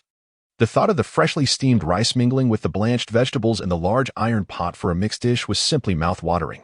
At that moment, an elderly gentleman boldly dipped the broth, which everyone had been guarding for so long, into his bun, causing quite a stir. Yet, the beef hot pot was, after all, a complimentary tasting provided by Boss Chi. It did not belong to any single individual. Hence, no one had the authority to deny anyone the right to partake. If one had purchased their own buns to dip in the broth, who could object? In their anxious fervor, the diners hastily scanned the payment QR code on the wall to transfer money to Qi Xiaoran. Notifications of payments began to flood in. 200 yuan from Payment Fortress, 50 yuan from Payment Fortress, 100 yuan from WeChat. In the kitchen, Qi Xiaoran was momentarily taken aback by the incessant notifications of incoming funds. Before he could step out to investigate, the diners who had completed their transactions finally found the courage to urge him on. Boss Chi, is the boiled vegetable ready? We'll be late if it's not. Indeed, Boss Chi, we're starving. Is the rice done yet? As the diners surrounded the table, their pleas directed at Qi Xiaoran became more insistent. With fewer people gathered around, the actions of Grandpa Lin became rather conspicuous. He even found a spot to sit, methodically tearing the bun apart, dipping it into the broth, and consuming it with efficiency and grace, repeating the process. Qi Xiaoran witnessed this scene and instantly grasped the diner's impatience. No need to fret. Although we are out of meat, there is plenty of hot pot base. I'll prepare another pot of broth for you to blanch the vegetables. The flavor might be slightly inferior, but adding some pork should mitigate that. Listening to the pleasant chimes of money being received, Qi Xiaoran felt a renewed sense of service and attentiveness. Jiang Zhou, observing the satisfied program crew and the composed Qi Xiaoran, decided it was time to take his leave. The host, catching Jiang Zhou's subtle cue, began steering the conversation towards the conclusion of the episode. Upon hearing the discussion, Qi Xiaoran hurriedly exited the kitchen. He had been so flattered by the diners that he momentarily forgot his duty to serve his mentor, neglecting the kitchen in the process. Such behavior was most unbecoming. Master, are you leaving already? Your apprentice has yet to properly entertain you," Chisharan exclaimed, rushing towards Jiang Zhou while anxiously wiping his hands on his apron. "No need. Continue your work. I merely came to sample your culinary skills and assess your business. Just make sure you do well and avoid landing me in hot water on social media," Jiang Zhou replied, observing his apprentice, who was much older than him. Displaying such anxiousness and restraint made Jiang Zhou feel somewhat uncomfortable. He decided to lighten the mood with a jest. Chisharan nodded, feeling embarrassed. If his master had taught him all these culinary techniques and he still failed, resulting in disgrace on social media, he might as well find a tofu block to end it all. He boldly declared that even if he were to solely sell beef hot pots in the future, he would never worry about business. The gratitude he felt towards his master was immeasurable. Chisharan had a plethora of heartfelt words to express. Yet the throngs of people around him and the ongoing live broadcast prevented him from doing so. Reluctantly, he bid farewell to his master and the others, watching as their vehicle drove away. It was only after the diners urged him that Chisharan returned to the kitchen to continue preparing boiled dishes. Grandpa Lin, having consumed 2 steamed buns dipped in sauce, left after paying 100 yuan, his hands clasped behind his back. While he relished his food, he was not one to exploit others. Today's beef hot pot had truly broadened his culinary horizons. Having lived for over half a century, he had never tasted such exquisite fare. He took his time returning home, feeling quite satisfied after devouring 2 buns, and decided to seek out his old companions for a tea gathering. The old neighborhood had its charm. It was filled with many elderly residents who had lived there for years, fostering a strong sense of familiarity among them. They often congregated to drink tea, play chess, and enjoy the local happenings, ensuring that the absence of their children did not lead to boredom. Today, Chisharan's restaurant buzzed with activity, and his familiar friends were all present. However, some were competing for food, while others, due to health constraints, could only watch from the sidelines. As the elderly group wandered back, those who had missed out on the beef hot pot expressed their regret, smacking their lips and swallowing hard, their mouths watering. Observing the fervor with which others clamored for the dish, Grandpa Lin could not contain his desire to share the delightful experience he had just had. The beef was indeed remarkable. Not only was it rich in flavor, but its tenderness also boasted a delightful chewiness. Even his aged teeth found it easy to manage. He surmised that the addition of tendons would enhance the dish even further, as meat connected to tendons is the most delectable. Nearby, an elderly lady who had also sampled the food nodded in agreement, lamenting that she could not eat spicy food, else she would have certainly joined in the fray. The younger crowd, with their delicate palates, were naturally more reserved. It seemed that the old neighborhood was about to become lively once again. However, the talented young chef, Jiang, surprised everyone with his remarkable skills. The locals were well aware of the restaurant owner's culinary prowess, yet they were astonished at how mere suggestions could elevate the dishes to such heights. As the group chatted casually while making their way back, the area gradually returned to its usual tranquility following the departure of Jiang and his companions. Meanwhile, the recent program had just concluded, and the online recordings of the live broadcast, along with fans' check-in videos, were flooding the internet. Diners who had previously enjoyed their meals now eagerly anticipated their chance to visit the restaurant again, ready to indulge in the lavish buffet. After Lin Yi and his companions left in a rather dejected manner, they gathered nearby in a private dining room opened by a friend. By this time, evening had already fallen. They each scrolled through the news regarding Jiang Zhou's program today, their expressions grave. The table was laden with exquisite dishes, yet none could divert their gaze. They remained in a state of bewilderment. All their plans had been rendered futile the moment they tasted that beef hot pot. It was not at all what they had envisioned. It defied logic. Could it be that Jiang Zhou possessed true culinary prowess? When they had watched the first live broadcast, they sensed that his knife skills and culinary techniques far surpassed those exhibited during the competition, yet this was still astonishing. Some skepticism lingered. However, the owner thought, "Let us replicate the beef hot pot with the ingredients Jiang Zhou mentioned, which I have in the kitchen." The owner's mind raced with possibilities, torn between disbelief in Jiang Zhou's exceptional skills and a budding ambition. All of Jiang Zhou's instructions were transparent, and they had tasted the dish, making it feasible to recreate it. If they succeeded, their restaurant could benefit immensely, elevating their business to new heights. The thought ignited a fervor within the owner. There was a ready group of chefs available, and together, they could achieve remarkable results. Upon voicing this idea, a palpable excitement stirred among the attendees. After all, they were genuinely curious how an ordinary beef hot pot could transform into something delicious under Jiang Zhou's guidance. Thus, They momentarily abandoned the dishes on the table and flocked to the kitchen. The kitchen staff had not yet finished their shifts, as the owner had invited guests for dinner.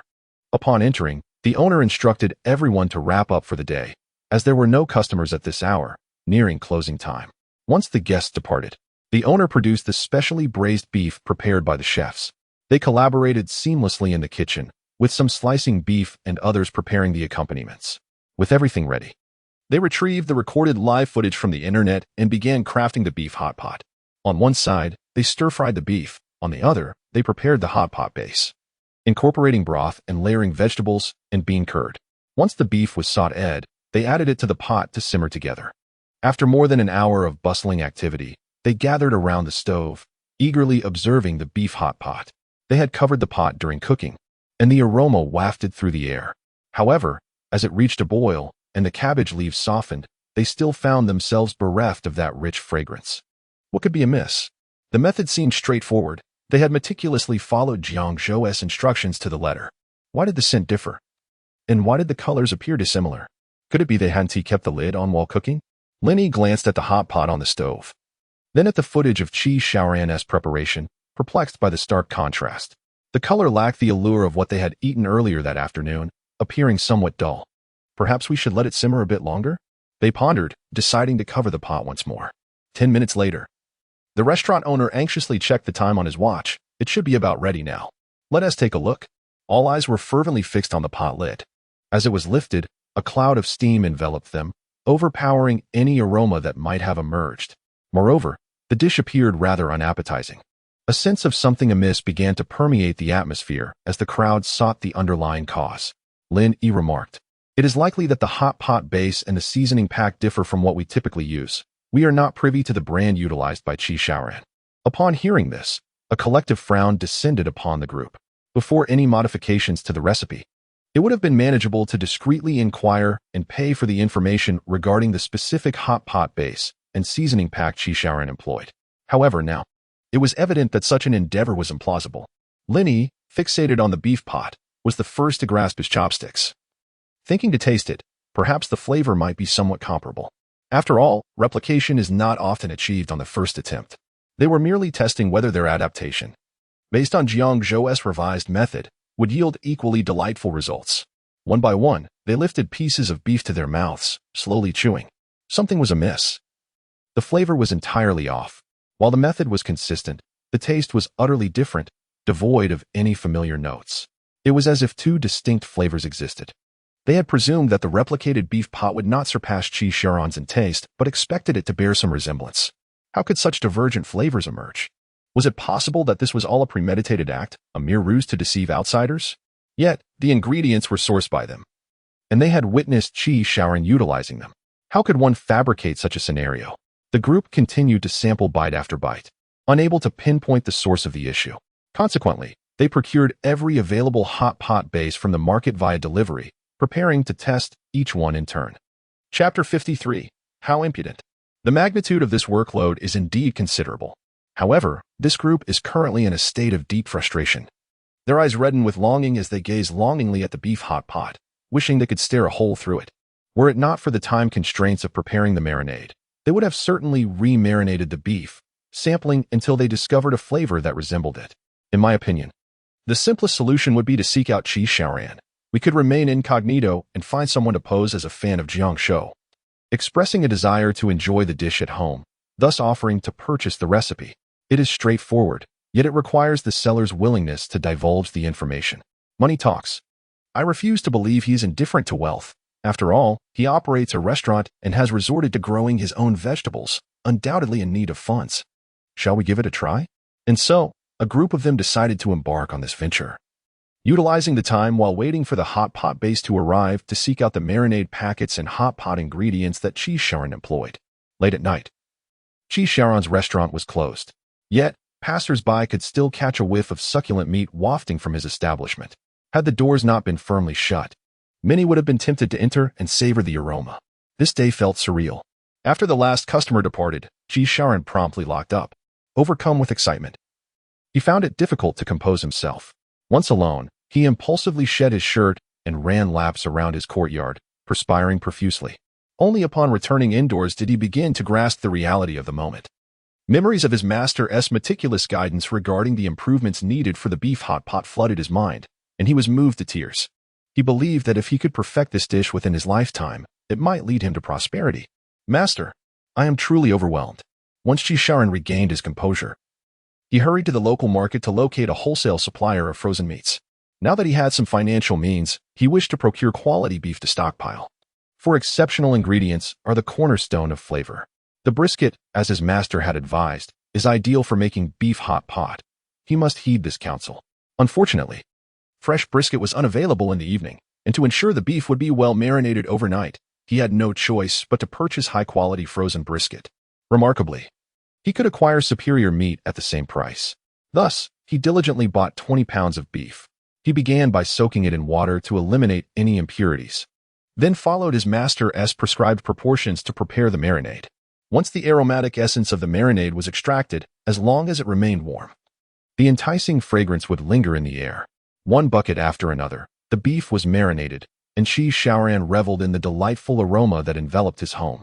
He toiled into the depths of the night, utterly exhausted. One can only imagine how bustling his future restaurant would become. He had also stockpiled numerous marinade packets and hot pot bases online. As a person of modest means, it is clear he did not purchase lavish items. Rather, he opted for lesser-known brands from a discount platform, yet surprisingly, they proved remarkably effective. Once all 20 pounds of beef were thoroughly marinated and soaking in the flavorful brine, Jiang transferred them to an air-conditioned room to cool. With such a substantial quantity, fitting it all in the refrigerator was a challenge. The sight of bucket after bucket was truly impressive. Moreover, storing it in the fridge would cause the brine to solidify. According to the master's instructions, he placed it in the air conditioner, maintaining a temperature of 22 degrees, just right. During the sweltering summer, elevated temperatures easily spoil the flavor. After finally completing his tasks, he was left panting, clad only in shorts, and without hesitation, stood before the vegetable garden to relieve himself. It was not out of laziness that he avoided the restroom. Rather, he believed that human waste served as organic fertilizer. Previously, he had cherished these organic vegetables as treasures, meticulously fermenting and diluting his waste to nourish the soil. Now, however, with the master advising against selling them, he had become indifferent, merely watering them without care. Just as he finished and was about to pull up his trousers, he spotted a head popping over the courtyard wall. Jiang was startled, causing him to fumble as he hastily lifted his pants, his face paling. The man outside, who had intended to peek into the restaurant, was equally bewildered. Was this a midnight stroll with a pet? It was late at night, and he had merely come to purchase the seasoning packets and hot pot base used by the restaurant owner. 1,000 for the trip, and upon completion, 10,000. Only a fool would pass up such an opportunity. Though it was a bit late, he had assumed the owner might still be awake, especially with the enticing aroma wafting from the courtyard. The lights were still on inside. Instinctively, he bounced a couple of times by the wall, hoping to see if the owner was present. To his surprise, he stumbled upon the scene. No harm done. Two grown men, just treating it as a shared restroom visit. The man turned and returned to the entrance, knocking on the door. Knock, knock, knock. Jiang heard the knocking, his expression turning peculiar. He quickly donned a robe before answering, realizing that he couldn't greet someone while dressed only in shorts, especially suspecting that this was the very individual who had witnessed his indiscretion. It seemed rather odd for someone to be hopping around outside his home at such an hour. Feeling a sense of caution, Jiang opened the shop door. At first glance, it was indeed the same man, and his demeanor immediately soured.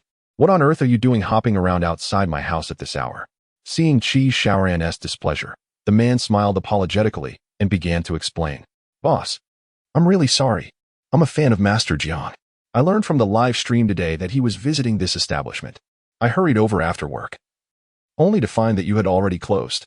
The aroma was so enticing that I couldn't bear to leave without checking if anyone was around. I truly apologize for being so forward. As he spoke, he offered a cigarette, his demeanor earnest and contrite. Upon realizing the man was a fan of his master, Jiang's expression softened. I'm out of ingredients for today. I've had my fill. Come back tomorrow. With that, he intended to close the door. Feeling utterly exhausted and longing for rest, the man, however, grew anxious and quickly continued, Boss, I'm really craving it. I've been hungry all day. If it's not possible, could you please tell me the brand of the seasoning packets and hot pot base you use? I'll make it myself at home. Just name your price. Jiang, already on high alert, nearly laughed at the suggestion. After all, his master had just given him guidance today. Such culinary secrets. These lucrative endeavors are known among his peers, who, despite their envy, understand the boundaries of discretion and refrain from inquiring further. Any reasonable person, upon considering the situation, would recognize the improbability of such occurrences. He relies on this dish for his livelihood. If he were to divulge the recipe, how would he survive? My friend, your thoughts are quite optimistic, but I regret to inform you that the recipe is not for sale at any price. Qisharan has genuinely resolved to close his doors, unwilling to engage with such individuals and waste his precious time. How presumptuous! Which conscientious business person would divulge their profitable secrets? Come now, brother, just name your price. I truly desire to taste it. Qisharan paid him no mind and simply shut the door. The man knocked several times, but received no response. Concerned about disturbing the peace or possibly facing repercussions, he dared not linger. He turned back to his vehicle and sent a message to the person who had hired him. Chapter 54. He truly possesses skill. Hey, boss, that person is not buying. Their attitude is unwavering, resolute, and devoid of any room for negotiation. The man sighed deeply after sending the message. It seemed unlikely that he would earn that 10,000 yuan. He had anticipated that such lucrative endeavors, shrouded in secrecy, would hardly attract buyers. Wasn't this akin to gifting away one's potential earnings? It was clear that the endeavor was not worth pursuing. Yet, for the sake of reward, it was worth a try. The outcome was, as expected. Lin Yi and the others received the news with equal nonchalance. Their intention was merely to experiment with replication. A group of them toiled through the night, preparing over 10 pots of beef hot pot. They were nearly nauseated from the effort, yet failed to replicate the desired flavor. Their eyes were bloodshot, filled with crimson veins, and their expressions teetered on the brink of madness. How could this be? With so many hot pot bases, none bore a semblance of similarity. Some were excessively spicy, others overly greasy, lacking any delightful aroma. Replication seemed impossible.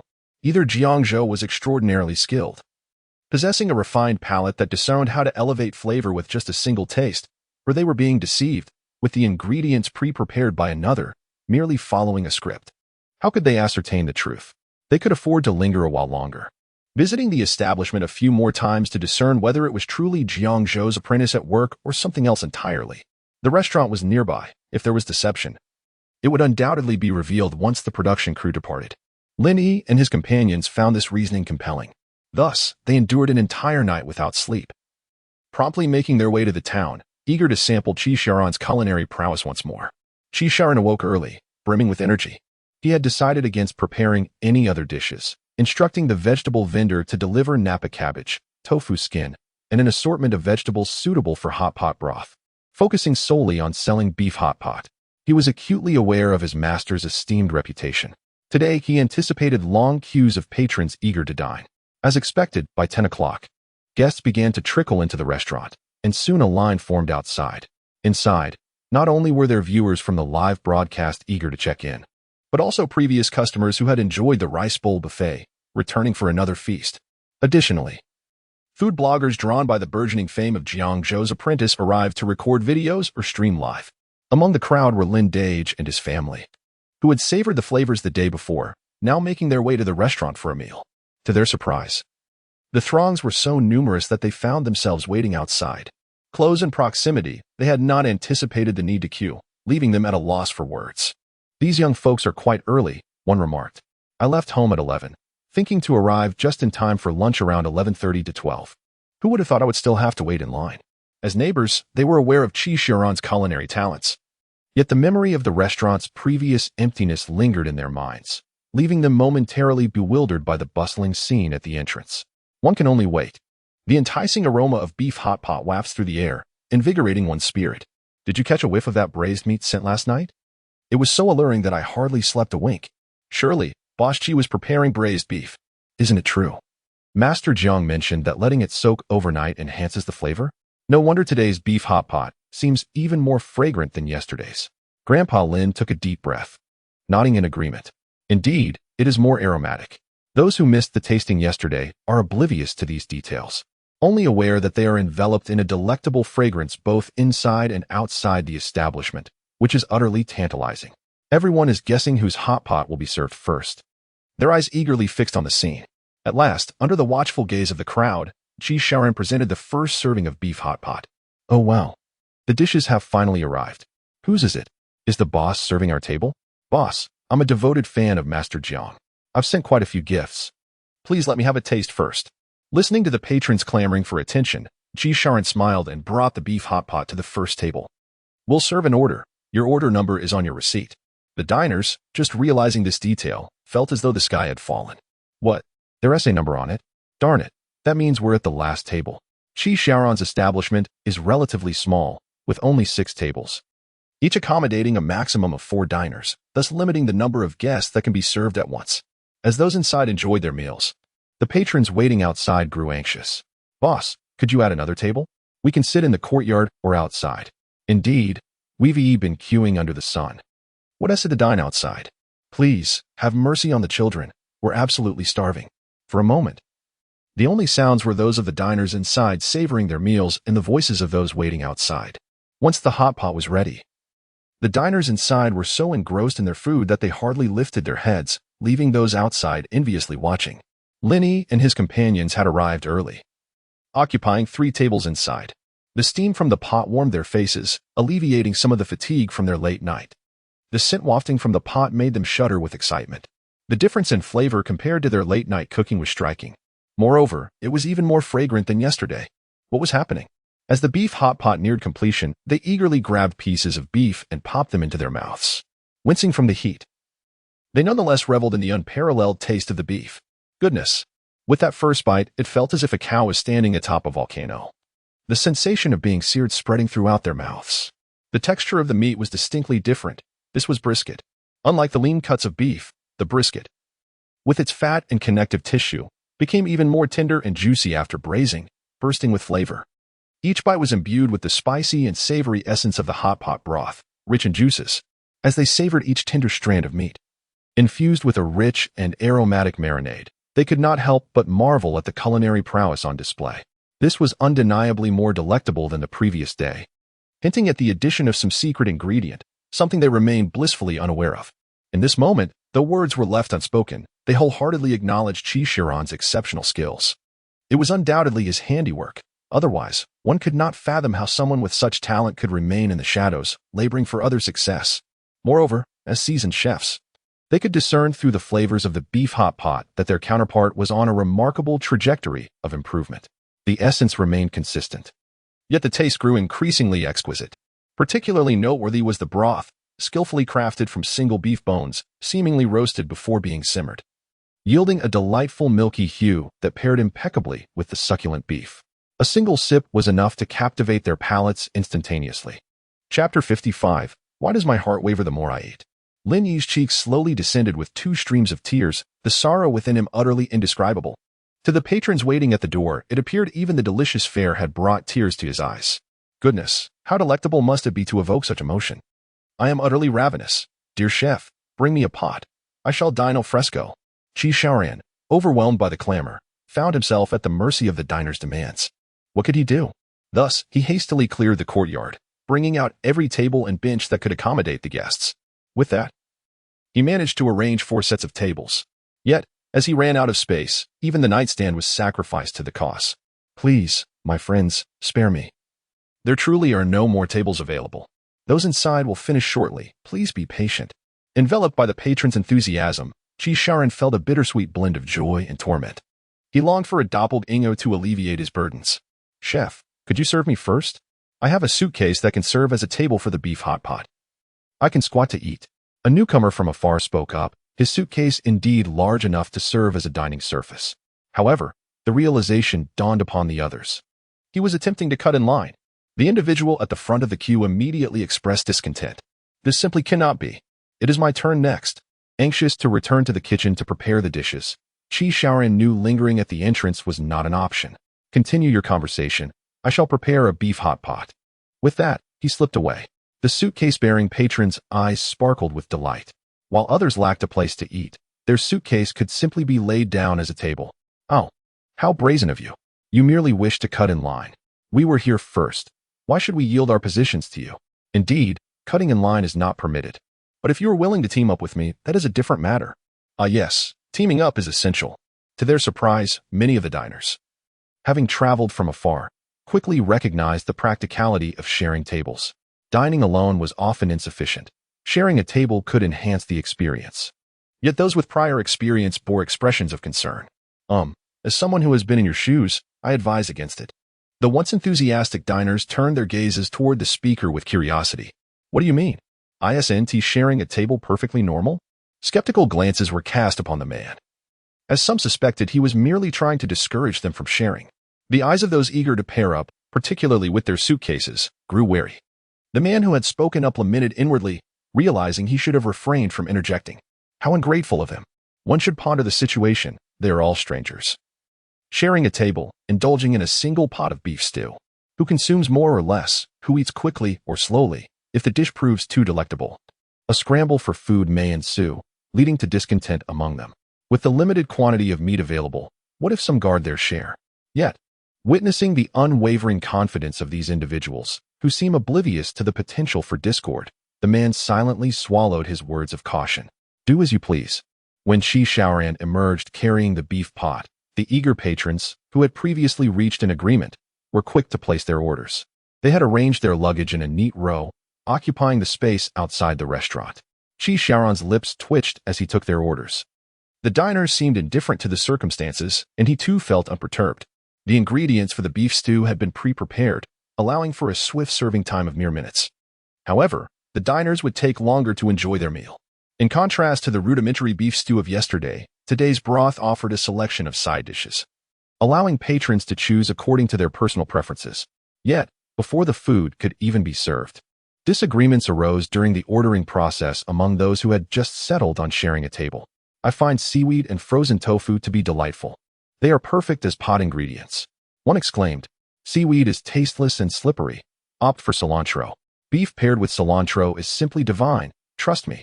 This beef stew, while containing broth, does not allow for the same style of cooking as a hot pot. Rather, it features a sauce with a slightly viscous consistency after reduction.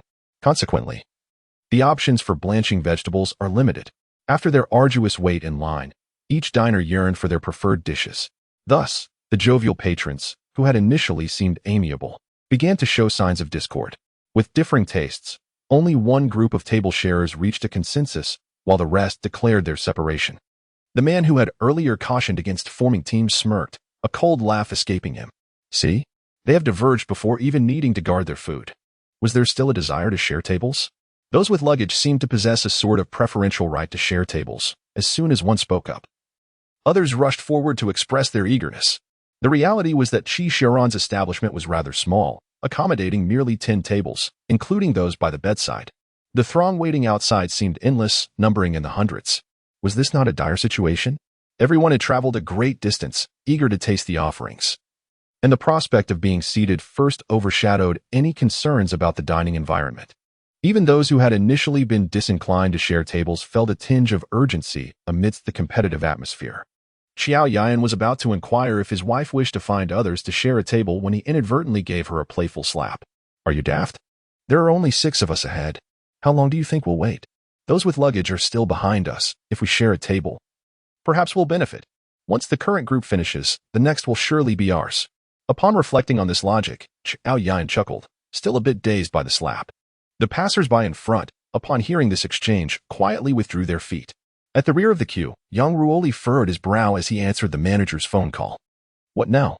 Did I not mention my intention to inspect potential branch locations in another city? Handle the matters at the restaurant on your own. On the other end of the line, the manager lamented in despair, Mr. Yang, while the customers have ceased fighting, they have resorted to quarreling. Some are overeating and hogging the meat, while one guest, having left empty-handed multiple times, has begun to shout. Since Jiang Zhou revamped the hot pot base, Yang Ruoli's buffet restaurant had transformed into a self-service hot pot establishment, with an array of ingredients being used for hot pot.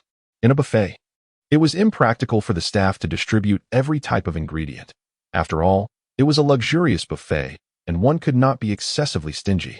Thus disputes over food were a daily occurrence. Signs prohibiting fighting were displayed everywhere, and now, instead of fighting, they were arguing. Yang Ruoli buried his face in his hands in frustration. He had intended to reform the restaurant into an la carte buffet, yet this was the peak time for business. Driven by his master's popularity, and he was reluctant to close for renovations. He was waiting to earn enough to open branches in other cities. Initially, he had no particular thoughts about expanding to other cities, but his master's recent show had ignited a spark of inspiration in him. With so many disciples, any episode could create a sensational stir online. He was acutely aware of the value this brought. The decision of where to open a new branch would depend on which city was fortunate enough to have a fellow disciple selected by his master. Today, he had come to assess the flavor of the beef hot pot and determine its suitability for a new branch, not out of mere desire for the hot pot. Let them quarrel. As long as they did not fight and disrupt business, what did it matter? How were the other diners reacting? The manager glanced at the two bickering and then surveyed the reactions of the nearby diners, responding, "They're unfazed, all focused on their meals." Well then, that is acceptable. A buffet does not have strict dining time regulations. Everyone is too busy eating to argue. Just pull them aside and explain that if they continue to squabble, they are only wasting their own dining time. He hung up the phone. After speaking, Jiang Zhou immediately ended the call. He then surveyed the people ahead of him, his gaze searching until he found an amiable-looking elderly man nearby and approached him. "Sir, I'm in a hurry to eat. May I offer you money for your spot?" Elder Lin had noticed Jiang Zhou approaching, observing his scrutinizing demeanor akin to that of a vendor selecting customers. This made Elder Lin instinctively cautious. He did not expect this person to approach him. Dressed in a suit on a sweltering summer day, was he perhaps a salesman? Upon hearing the other's intention, he dismissed all thoughts. "Ah, so he wishes to commandeer a meal." Ignoring him, Elder Lin pretended not to hear. Jiang Zhou assumed the elder was hard of hearing and leaned in closer, raising his voice slightly to inquire again. "Sir, how much for your spot?" "Not for sale." Elder Lin replied coldly, noticing the other's persistence. "Oh?" Jiang Zhou felt somewhat bewildered. This was the elderly gentleman he had specifically chosen, dressed in simple attire. With worn-out slippers, frayed pant hems, and a faded short-sleeve shirt, he exuded an air of modest living. How could someone so frugal refuse an offer of money, especially when he had let the other party set the price? Observing the disheartened expression on Jiang Zhou's face, Grandpa Lin kindly pointed him in the right direction. "Head towards the front. Have you seen the little old man with a fan? He has a penchant for money. Inquire with him. You might find success." Upon hearing this, Jiang Zhou regained his composure. Although he harbored doubts about his judgment of character, he smiled and handed Grandpa Lin a red bill, implying that he would not seek information without compensation. Grandpa Lin responded with a silent understanding. Subsequently, Jiang Zhou purchased his spot from the little old man for 500. The old man's position was fifth in line, indeed quite advantageous, and he would soon be able to dine. Jiang Zhou was quite pleased, as was the elderly gentleman who lived nearby and had no need to compete for seating with tourists. The prospect of receiving money made the arrangement all the more delightful. Knowing it was Grandpa Lin who had facilitated the deal, the little old man took the money and promptly sought out Grandpa Lin. "Brother, you truly are considerate. With such a splendid opportunity, you still remember me. Go ahead and enjoy your meal. I just made 500, so this one's on me." Grandpa Lin, amused by the audacity of the man, watched as he brazenly approached and stood beside him, as if to share his table. It was utterly ridiculous. "You sell your spot to someone else and then come to mooch off my table? Why don't you just ascend to the heavens?" Grandpa Lin rolled his eyes in exasperation yet resigned himself to the situation. Others, unable to wait, began to request takeout, and when they spotted Qi Sharon bringing out dishes, they began to plead. "Boss, I have to get back to work soon. At this rate, I fear I won't be able to eat. Can I take it to go?" Qi Sharon paused. "Well, I don't have any large takeout containers." A serving of beef hot pot was substantial, requiring a larger box for packing. To be honest, his restaurant seldom saw customers, and he still had plenty of takeout boxes left from an online order. It appeared he needed to purchase larger containers. "Could I take it home and return the pot afterwards?" A nearby resident chimed in, leaning out from the line. Qi Sharon replied, "Once your turn comes, you can take it to go, but you must bring your own pot or takeout box. I cannot allow customers to take the pots. We only have around 20. And they must be cleaned and reused." "That's fine. My son is at home. I'll have him bring me a pot. It's too crowded to enjoy my meal here. We have a coal stove pot at home that we frequently use in winter. It's perfect for cooking a hot pot. And everything stays warm and delicious. Can I make a reservation, Boss Qi? My daughter and son-in-law are coming back this weekend. If I reserve a beef hot pot in advance, could I pick it up at mealtime?" Qi Shaoran was plagued by a throbbing headache, feeling that those preoccupied with busyness had lost their rationality. He found himself bereft of the time to ponder over matters of scheduling and arrangements, ultimately deciding to defer the conversation to a later time. It was truly unfathomable for Qi Xiaoran to realize that he would one day lament the overwhelming success of his business. If it were not for the persistent aches in his body reminding him that this was no mere dream, he might have doubted reality altogether. No, it was not a dream. He had never dared to envision such a scenario even in his slumber. What a sweet burden it was. The smile tugging at the corners of Qi Xiaoran's lips was more difficult to suppress than any public display of affection. Meanwhile, Jiang Zhou received a call from Lu Rong. He had a vague recollection of this apprentice, who was evidently quite affluent. The apprentices who showed him the most filial respect were the ones that lingered in his memory. Thus, upon hearing the name, corresponding memory surfaced. Jiang Zhou answered the call, engaging in customary pleasantries, before Lu Rong got to the crux of the matter. Master, please select me for the next program. My restaurant would greatly benefit from your esteemed presence. I am prepared to offer whatever it takes to show my respect. Jiang Zhou was taken aback, nearly rendered speechless. He had anticipated concerns from outsiders regarding the authenticity of his program and potential financial misconduct, but never had he imagined that an apprentice would brazenly approach him in such a manner. What kind of image did he project in the eyes of this individual? Did he truly comprehend the implications of his words? The bewilderment on Jiang Zhou's face was unmistakably candid, yet he found himself doubting his own hearing, prompting him to inquire once more. Apologies for the hiatus. It was due to a cold and fever that hindered my ability to write. Once I recover, I shall ensure to make up for the missed updates, and I encourage everyone to hold me accountable.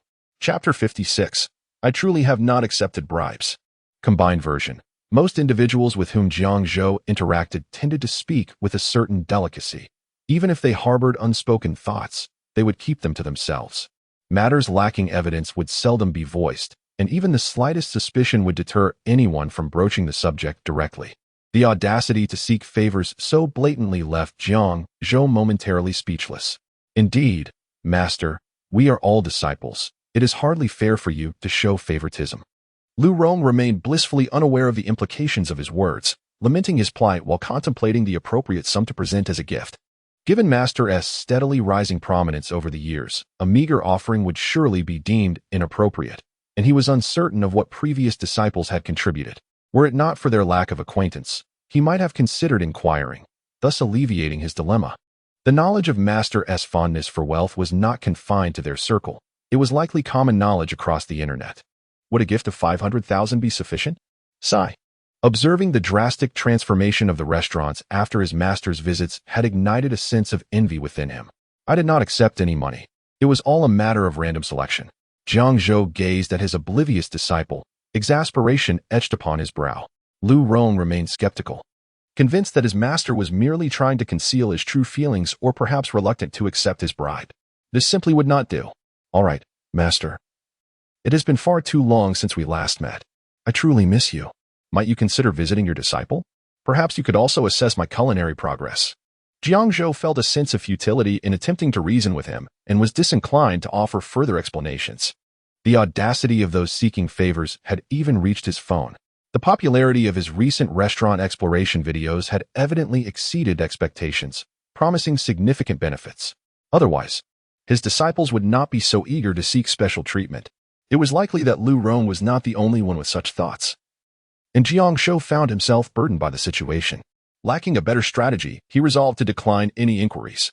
The production team also required a firm reminder to keep information confidential. Otherwise, the allure of mystery would dissipate, leading to perceptions of collusion. Fortunately, Lin Xia proved to be a competent director, frequently communicating with the production team and ensuring that all matters concerning him were discussed in advance. Their visions often aligned, alleviating him of concerns regarding live broadcasts and promotions, thereby saving him considerable time. Jiang Zhou was quite content, having firmly rejected Lu Rong's advances. Jiang Zhou resumed his culinary practice at his own pace. The fame he garnered from the previous live broadcast had yielded sufficient recognition, rewarding him with a divine chef's knife, which he cherished. In recent days, he found himself particularly drawn to the kitchen, reveling in the act of chopping vegetables. He noted that while the fame required for upgrading his status increased with each level, his accumulated fame from subsequent live sessions also exceeded previous totals. Was it merely the accumulation of fame, or had the number of visitors increased, leading to widespread recognition? Lacking any definitive explanation, Jiang Zhou could only navigate this journey through trial and error. Fortunately, his fame continued to rise. As 3 days swiftly passed, patrons busied themselves visiting Jiang Zhou's revamped restaurants, eager to experience his culinary innovations. He set off early in the morning with the production team to explore the location for the new episode. Once again, it was in a distant place. In order to maintain an air of mystery and to prevent any inadvertent leaks from the staff that might diminish the show's excitement, Lin Xia refrained from disclosing the chosen location to anyone outside the core team. The entire process was shrouded in secrecy, with specific tasks allocated to each member without revealing any details about the destination, except for the driver, of course. This left everyone quite exhilarated as they embarked on their journey. I surmised that the location might not be too far since we were traveling by car. How coincidental, I thought. What nonsense are you all talking about? If the place were far, we couldn't drive there. We wouldn't have enough time on the road. As the vehicle cruised along, the staff in another car engaged with the viewers in the live stream, speculating about the episode's destination. The production team, upon setting off, initiated the live broadcast. The audience was quite intrigued by the process of piecing together clues to uncover the truth, resulting in a lively barrage of comments. Considering that the last restaurant of Master Zhang's apprentice was quite distant from Jiangdong, they wouldn't arrive until midday for the live stream. Indeed, it was a delightful surprise to commence the broadcast on time. It made for entertaining distraction during work hours. It was obvious that such an early start meant the location must be close.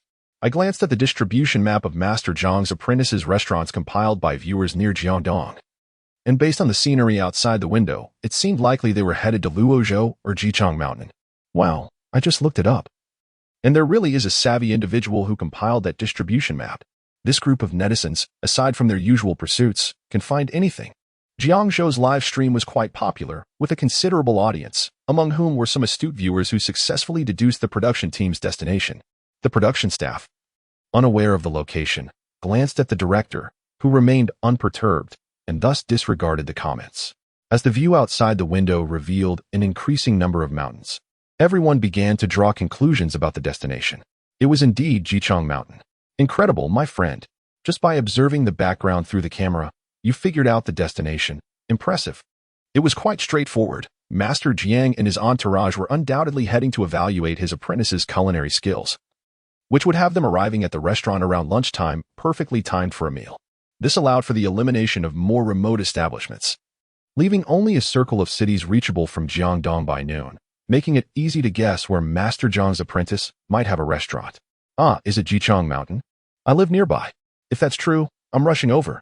However, it wasn't definitive. There were numerous mountainous areas along highways in the country, and the landscapes were quite similar, making it difficult to ascertain. While some viewers made educated guesses, neither Jiang Zhou nor the production team responded. The apprentices who remained attentive in the live stream were still anxious. They had noted the speculations in the comments. Yet, with only the viewers' conjectures and no affirmation from the production team or Master Jiang, they hesitated to fully believe the guesses. Observing the barrage of comments regarding Jichang Mountain, they, adhering to the principle of seizing every opportunity, began to inquire among themselves about which disciple of their master was situated there. After extensive inquiries yielded no results, they were left utterly perplexed. Logically speaking, as disciples of a master enjoying such immense popularity, maintaining an air of mystery would be a formidable challenge, making it difficult for netizens to uncover their identities. How could they have executed their concealment with such finesse? As time inexorably passed, the camera within the live stream never revealed the destination of this episode. It was only when the vehicle came to a halt by the roadside that the surroundings were unveiled. Construction sites flanked both sides of the road, enveloped in dust. The camera followed Jiang Zhou as he disembarked, revealing the uninspiring scenery to the audience. Alas, there was little to admire, merely the site of construction. A swift scan of the area revealed scant human presence, leaving the viewers in a state of bewilderment. The production crew, upon nearing Jichang Mountain, had discerned the destination. With this knowledge, they could ascertain from their materials the connection between this episode's location and Master Zhang's disciples. During the creation of this program, they had invested a significant amount of resources into investigating Master Zhang's apprentices, only to find that none had fared particularly well. Their businesses were struggling. Some were so impoverished that they relied on daily stalls for meager earnings, suggesting that their investment in apprenticeship had led to a life of destitution. The protagonist of this episode exemplified such a plight. Having expended his entire fortune in pursuit of mastering a craft, he ultimately chose Jiang Zhou as his mentor. Yet, He emerged from this experience with nothing of value, resorting to operating a tricycle to sell fried rice and noodles. However, due to his lack of skill, business was dismal, and his existence was marked by financial hardship. He was not alone in this. Many others shared similar fates. The production team had meticulously documented these individuals. Intending to confront Jiang Zhou with the unfortunate circumstances his influence had wrought upon his disciples, compelling him to feel remorse and instigate a transformation on the show. The premise of this approach hinged on the assumption that Jiang Zhou was indeed a charlatan devoid of genuine skill, exploiting his notoriety for the production team's gain. However, their meticulously devised plan was thwarted by Master Jiang's undeniable prowess, leading them down a novel and unparalleled pathway for the program. This new direction proved more stable and garnered favorable acclaim, unprecedented in its originality. One might ponder the beauty of such a program stemming from his illustrious background. Where could this place be? It appeared quite remote.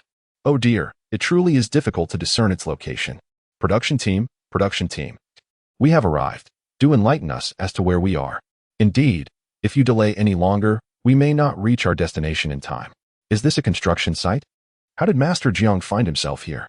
Upon arrival at the site, Jiang Zhou followed the host, listening intently to the introduction as they proceeded towards the destination.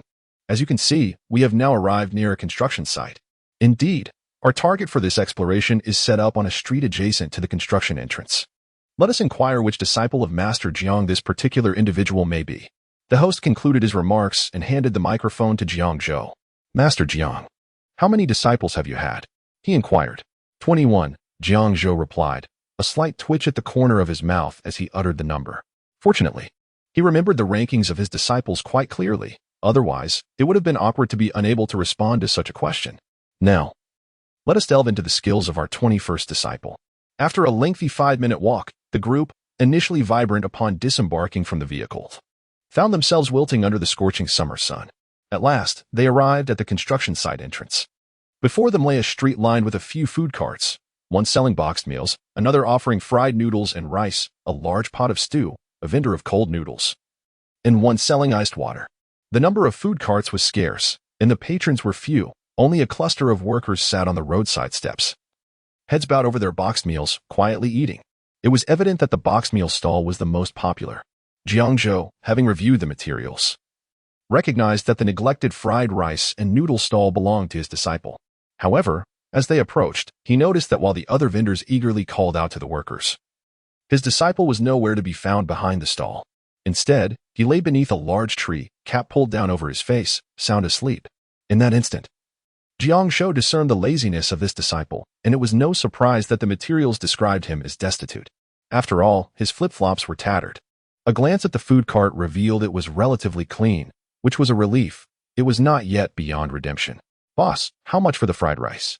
Jiang Zhou gestured for the host to remain silent and called out to the figure in the shade. Disliking the glaring sun, Dong Gaoda, upon hearing the question, sprang up as if triggered by an ignition command.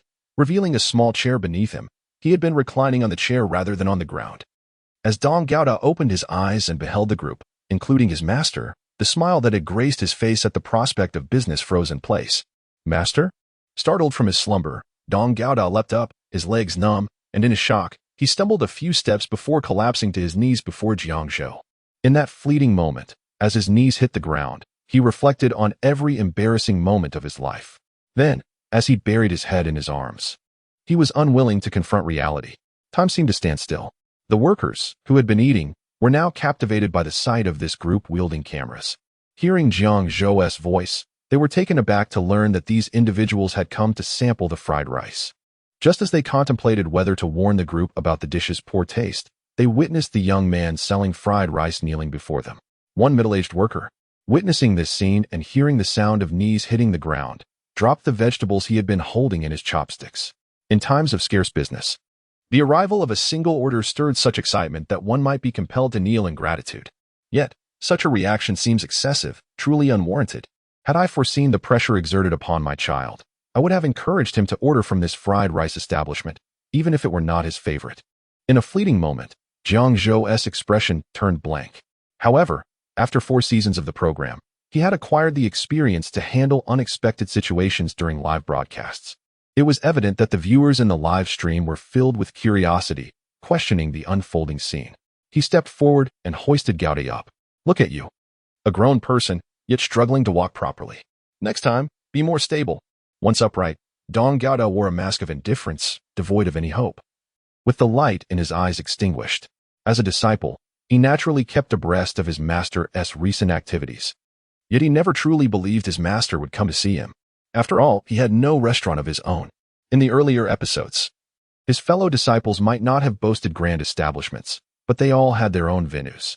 In stark contrast, he was largely unnoticed, with very few aware online that he was the disciple of the culinary master Jiang Zhou. His fleeting presence was only acknowledged when his fellow disciples faced public scrutiny, momentarily highlighted in the trending topics. A roadside stall hardly warrants attention, thus he had never connected his master's livestream to his own situation. And so, without any preparation, he opened his eyes to find his master, accompanied by the production team, standing before him, nearly causing his heart to leap from his chest in shock. Chapter 57. She is curious to see what happens. Combined, the consequence of being utterly unprepared was that he made a fool of himself in his master's livestream. Contemplating the popularity of his master's broadcast, Dong Gaudi wished fervently for the ability to turn back time. If fate were to grant him another chance, he would assuredly refrain from dozing off upon arrival and would diligently apply himself to his work. Master, disciple, I have not seen you in so long, and I am rather overwhelmed, Dong Gaudi lamented, tears of regret streaming down his face. Meanwhile, at the same moment, Dong Gaudi's sister discovered that her recently followed Master Zhang's live stream featured her brother, prompting her to scream with excitement from her home. "Ah, Mom. The piercing shriek startled her mother, who was in the kitchen, causing her to turn off the stove in haste and rush out. What is happening? Mom, look at my brother. Initially worried, Dong's mother's expression darkened upon hearing the word brother. Why mention that ingrate? Despite her mother's ire, the sister remained undeterred, thrusting her phone screen in front of her mother for her to see. Mom, my brother isn't lying. He truly spent the money to apprentice under a culinary master. The sister vividly recalled how her brother had withdrawn all his savings from years of toil and borrowed money from their parents, claiming he wished to learn a craft, return to start a business, and support himself. Yet, the money vanished. Upon his return, he had not acquired any skills. Their parents, disbelieving his explanations, resorted to a brutal confrontation, leading to her brother's anguished cries that terrified her into hiding in her room. She only remembered how 3 sticks had broken in the scuffle. Consequently, her brother stormed out, never to return, reportedly selling goods on the streets. Whenever their parents mentioned him, it was always with anger, and discussions about him were virtually taboo at home. If she missed her brother, she would discreetly call him. To her astonishment, her brother had indeed spoken the truth. The money had gone to his apprenticeship. Dong's mother furrowed her brows, observing through the screen as her son timidly followed a young man, appearing as meek as a grandson, his face etched with impatience. Yet, she persevered, intent on understanding the situation. Master, do we really have to eat fried rice? Dong Gaudi hesitated at his humble stall. The modest setup displayed only a basket of eggs, a basket of sausages, and a box of chopped green onions. The stove was pristine, indicating he had yet to receive a single order that day. Go ahead and make it, Jiang Zhou nodded, stepping aside to signal him to begin. The flush on Dong Gaudi's face lingered, and he found himself fumbling, unsure of where to start. His entire demeanor was one of discomfort. Observing the live stream, Dong's mother, who had been initially bitter, felt a pang of compassion for her son, recognizing the hardships he had endured outside. Why was this child so stubborn? If only he possessed a milder temperament and understood the importance of returning home. Would they truly have cast him out? Why must one endure such hardship outside? Dong Gaudi himself seems utterly oblivious to the sentiments of his mother. At this moment, he is overwhelmed with anxiety, first retrieving a box of rice from the insulated container filled with frozen mineral water. He then heats the pan and pours in the oil. Jiang Zhou observes the rice he has produced and furrows his brow at the sight of the salad oil. He watches as Dong clumsily cracks an egg into the pan, inadvertently dropping a piece of eggshell and due to his nervousness. The camera captures this blunder in glaring detail. Jiang Zhou quietly closes his eyes, preparing to offer guidance. Do not be anxious. Look at how your hands tremble, causing the eggshell to fall into the pan. Start over. Fried rice is best prepared with lard. Remember to use that next time. The lard can also be finely chopped and mixed into the rice. Its inherent aroma elevates the dish without requiring exceptional culinary skills.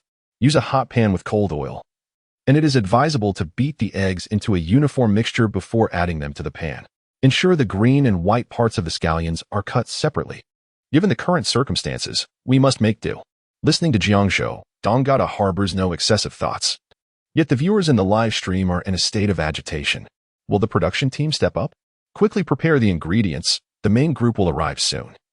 And we must treat the fans who have traveled far. My home is in Jicheng Mountain. What a place. I could go there right now. Master Jiang. I have lard from my home-raised pigs. It is incredibly fragrant. I will bring some over, seeking nothing but a taste of your esteemed disciples' culinary skills. I rather enjoy egg fried rice. I often order it at hot pot restaurants, and if it tastes good, I will certainly share my experience. Lin Xia gazes at the barrage of comments sent to him by his subordinates, feeling a moment of inspiration. Indeed, Master Jiang may lack the time. But the production team could easily procure the necessary ingredients. What a delightful addition to the show that would be. They could film the experience of sourcing ingredients, allowing the audience to partake in the fun. Most importantly, they would get to savor the egg fried rice under Jiang Zhou's guidance, and if fortune smiles upon them, they might even taste the dish prepared by Jiang Zhou himself. With this thought, Lin Xia considers the feasibility of the plan, but first, he must consult Master Jiang. He conveys the viewer's requests along with his own ideas. Wang Yang quickly organizes his thoughts and approaches Jiang Zhou for communication. Jiang Zhou has no objections. The production team's dedication to enhancing the show's quality and showcasing his disciples' skills is commendable. Once he agrees, the viewers in the live stream erupt with excitement. Wonderful! I now have complete faith in Master Jiang's words. My home is in Palai City. I tasted the improved beef pot on the very first day Master Jiang came. Even then, with incomplete ingredients, it was delectable. To my family, the following day, Boss Chi likely followed Master Jiang's revised recipe to the letter. And the flavor was simply exquisite. Indeed, I have heard from many who have tasted it that they could hardly bear to leave.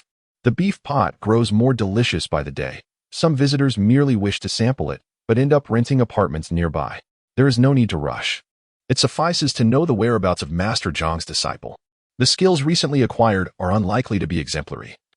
So it would be prudent to wait a couple of days. Surely the flavors will improve. That sounds reasonable, so I shall not be hasty. Friends from out of town need not be anxious, yet those local are quite eager. Many are curious and have the opportunity to engage with a celebrity up close. Picture this. In your city, a renowned internet personality arrives, reputed for their exceptional skills, their culinary prowess rivaling that of culinary deities. If you have the time, wouldn't you wish to witness it in person? It is hardly an inconvenience. Consequently, many tuned into the live broadcast and began flocking to the construction site where Jiang Zhou and his team were stationed. During the introduction, the camera panned around the surroundings. While outsiders may be unsure of the precise location, locals immediately recognized it. Then, Jiang Zhou pointed out that Dong Gaoda had failed to prepare even a simple fried rice dish, and fans had already begun to arrive on site. Observing the crowd with cameras surrounding the fried rice stall, they hesitated to approach. Instead, they inundated the live chat, hoping the production team would take notice. Could you please manage the situation? Can we queue up? They implored the staff to check on the 3 individuals nearby, asking if they could form a line. If they could, they would join the queue. The staff noticed their bold comments and promptly relayed them to the director.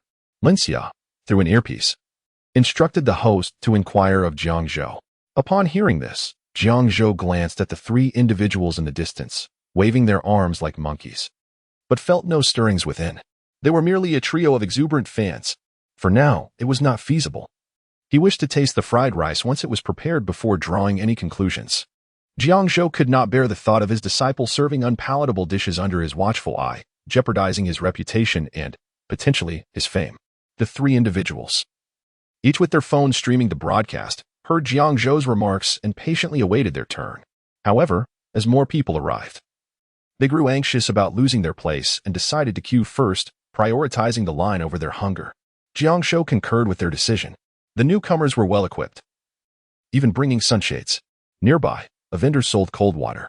Under Jiang Zhou's guidance, Dong Gada clumsily managed to prepare a portion of fried rice. Jiang Zhou cast a single glance and could identify no less than 10 faults. The rice used was subpar, undoubtedly affecting the flavor. The egg mixture was insufficiently broken up, failing to achieve the desired consistency, and there was too much oil, leading to a greasy mouthfeel. The cooking was inadequate, lacking the necessary separation. This skill was even inferior to that of Xian Gukai. Thus far, among the disciples he had encountered, Vincent was entirely engrossed in experimentation rather than cooking, lost in the allure of molecular gastronomy, reveling in the sensation of diverse ingredients amalgamating to create new flavors. He simply relished the process. Conversely, Xian Gukai was merely lacking in technique and enjoyed the flattery of others. Yang Ruoli was more of a businessman, seeking to leverage his name to establish a restaurant and garner some recognition. Qi Shiran's culinary skills are rather mediocre, relying on semi-finished seasonings and a fixed formula to create his dishes without any issues. Dong Gada will undoubtedly prove to be the most challenging to teach. Jiang Zhou sighed softly to himself, then picked up a spoon to take a bite, swallowing it without revealing any expression. Observing Jiang Zhou's demeanor, Wang Yang curiously followed suit and took a taste, yet remained silent as well. This piqued the curiosity of the patrons waiting in line. Master Jiang, is it still edible? May we taste it? The disposable spoons at the stall were plentiful, and the diners gazed eagerly. Jiang Zhou, taken aback by their inquiry, could not comprehend why they wished to try something they knew to be unappetizing. If you want to taste it, go ahead, he said, not hindering them. Meanwhile, Dong Gada had lowered his head, his face flushed. It felt akin to public humiliation. The first patron to sample the dish chewed thoughtfully before offering his assessment, while the cameraman skillfully directed the lens toward him. Well, it's just mediocre, not particularly delicious, but not unpleasant either. The rice lacks fragrance, and it seems the salt hasn't been evenly mixed, resulting in a lack of aroma. The second patron echoed a similar sentiment, commenting that it was on par with the quality of an average takeout fried rice. Jiang Zhou encouraged Dong Gada to taste it as well. Upon sampling, Dong Gada's eyes lit up in surprise. Master, this is far more delicious than what I made before. Jiang Zhou, witnessing his reaction, fell into a deeper silence.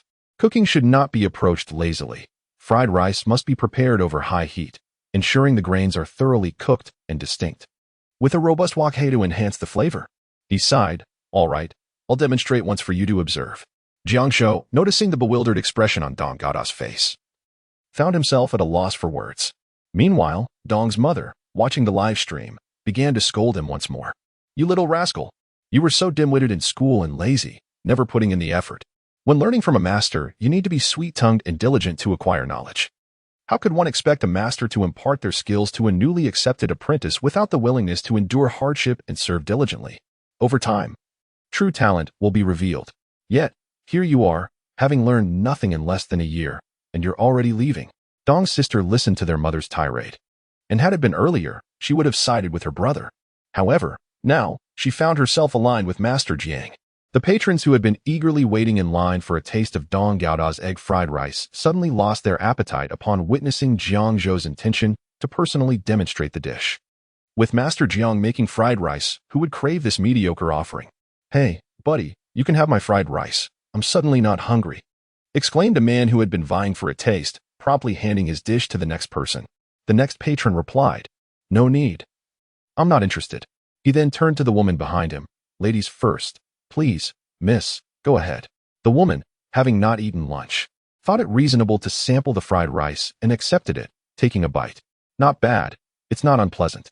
The audience in the live broadcast room watched in astonishment as Jiang Zhou, after providing lengthy guidance, decided to personally demonstrate his culinary skills.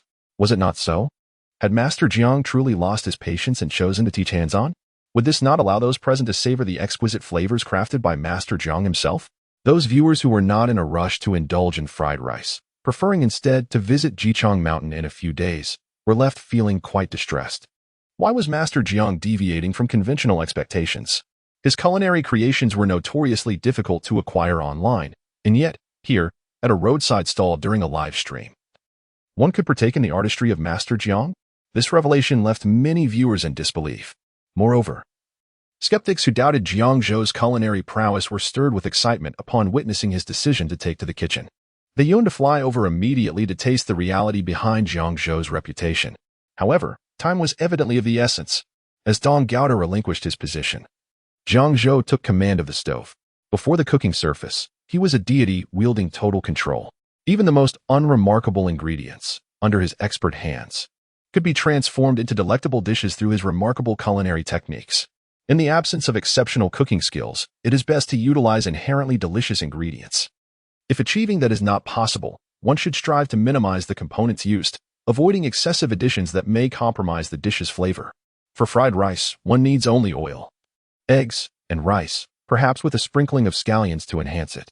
Chapter 58. Fried rice. As Jiang Zhou spoke, he arranged the necessary ingredients at hand, simultaneously cleaning the used iron pan. How could one fry rice and still have it stick to the pan? Once everything was prepared, he decisively ignited the flame and began whisking the eggs in a disposable plastic bowl. He casually poured a modest amount of oil into the pan, roughly 1/3 of what Dong Gaoda typically used. Observing his master with such a scant amount of oil, Dong Gaoda opened his mouth, intending to voice his concern that too little oil would result in sticking, rendering the fried rice unappetizing. However, he ultimately refrained from speaking, fearing that his words might embarrass his master in front of the live stream audience. He watched as his master gracefully poured the glistening egg mixture into the pan, swiftly lifting the iron skillet away from the heat with one hand, while deftly stirring the uncooked egg with a spatula in the other. With one hand controlling the heat and the other mixing the egg, the liquid transformed into small golden curds in no time, only slightly larger than grains of rice. Dong Gaoda's eyes widened in disbelief at the smooth surface of the pan. This was not the same pan he had used. Even with ample oil, any ingredients he added would inevitably stick, forcing him to exert considerable effort to scrape off the remnants. It wasn't that he was particularly attached to this pan. He had tried many others, even non-stick ones. Initially, they performed well, but after a few uses, they too became prone to sticking. Despair began to settle in. If the pan was inadequate, the final dish would be unappealing, lacking in both visual allure and taste, ultimately leading to dwindling business. Especially after setting up shop in one place for an extended period, word spread of his lackluster cooking, necessitating a change of location. With his skills, he could only attract a wave of new customers briefly. As he moved from place to place, some patrons failed to recognize him and were tricked more than once, resulting in increasing criticism. Contemplating this, Dong Gaoda gazed at his master's obedient iron skillet, his eyes filled with indignation. How could the same pan yield such drastically different results in different hands? Had he mistakenly criticized those who sold pans? If not for the live stream, he might have bitten his collar and cried in frustration. Even a mere pin seemed to betray him. Once Jiang Zhou had finished frying the eggs, he added the rice from the disposable bowl into the pan. The foam box contained approximately a dozen portions of rice and fried noodles, surrounded by frozen water bottles wrapped in an old blanket to retain the temperature. For a brief midday street stall operation, this method of preservation sufficed. When he first retrieved the rice, it still bore a chill, but in the current weather, the coolness had nearly dissipated by the time he began to fry. As the rice entered the pan, Jiang Zhou skillfully broke it apart with his spatula, adding salt and vigorously stir-frying over high heat. Simultaneously, he deftly tossed the frying pan, sending grains of rice soaring into the air, resembling a cascade of golden waterfalls descending from above. Bathed in sunlight, they shimmered brilliantly, gleaming like scattered gold nuggets. The audience in the live stream was left in awe. Is this truly the reality before their eyes? If it were a comic or an animation, such luminescent dishes would be entirely plausible. Yet, this is a live-action portrayal. Could it be that the director has crafted a real-life culinary spectacle? If my eyes are not deceiving me, is that fried rice radiating a golden glow? Goodness, I see it too. What is happening? Have the production team added special effects? I suspect it is merely an optical illusion, as the summer sun is particularly bright, and under certain angles, a halo effect can be scientifically explained. So there is no need for excessive astonishment. Oh, wow, this is a glowing dish, Mom. I must try it. To be candid, those online critics who claim Master Jiang cannot cook should take a look at his tossing technique. Most would have sent the rice flying. Moreover, the precision with which he controls the heat is not something an unskilled cook could achieve. Brothers, I am ready to dive in. The patrons queuing at the stall also found themselves somewhat dazed. How could they perceive the fried rice in the pan glowing? With each toss of the pan by Jiang Zhou, the dazzling light flashed as the rice danced in the air like celestial flowers. If the first instance was a mere illusion, then the second and third, surely it cannot be mere coincidence. Simultaneously, the air was fragrant with the delightful aroma of rice and eggs mingling together. With each toss of the pan, the scent seemed to sprout legs, enticingly wafting beneath everyone's noses, beckoning them irresistibly. The workers, typically quick to finish their meals, found their attention drawn to Jiang Zhou and his companions, their innate curiosity momentarily halting their eating. They gathered to discuss the spectacle unfolding before them, initially disinterested in their meals. The enticing aroma of fried rice made them compare it to their own boxed lunches, which suddenly seemed greasy and unappetizing. What once tasted satisfying now felt overseasoned and lacking freshness in contrast to the refreshing, appetizing scent of fried rice. What is going on? Is the person frying the rice the master of that young fellow? He appears quite youthful himself. Who knows? They seem to have appeared suddenly. Could they be filming a show? Perhaps the previous vendor was also an actor, merely experiencing life to prepare for a role? Workers who had tasted Dong Gaoda's culinary skills began to connect the dots, realizing the presence of so many crew members made sense. No wonder the food was so unpalatable. It turned out they were not professionals but actors seeking to immerse themselves in their roles.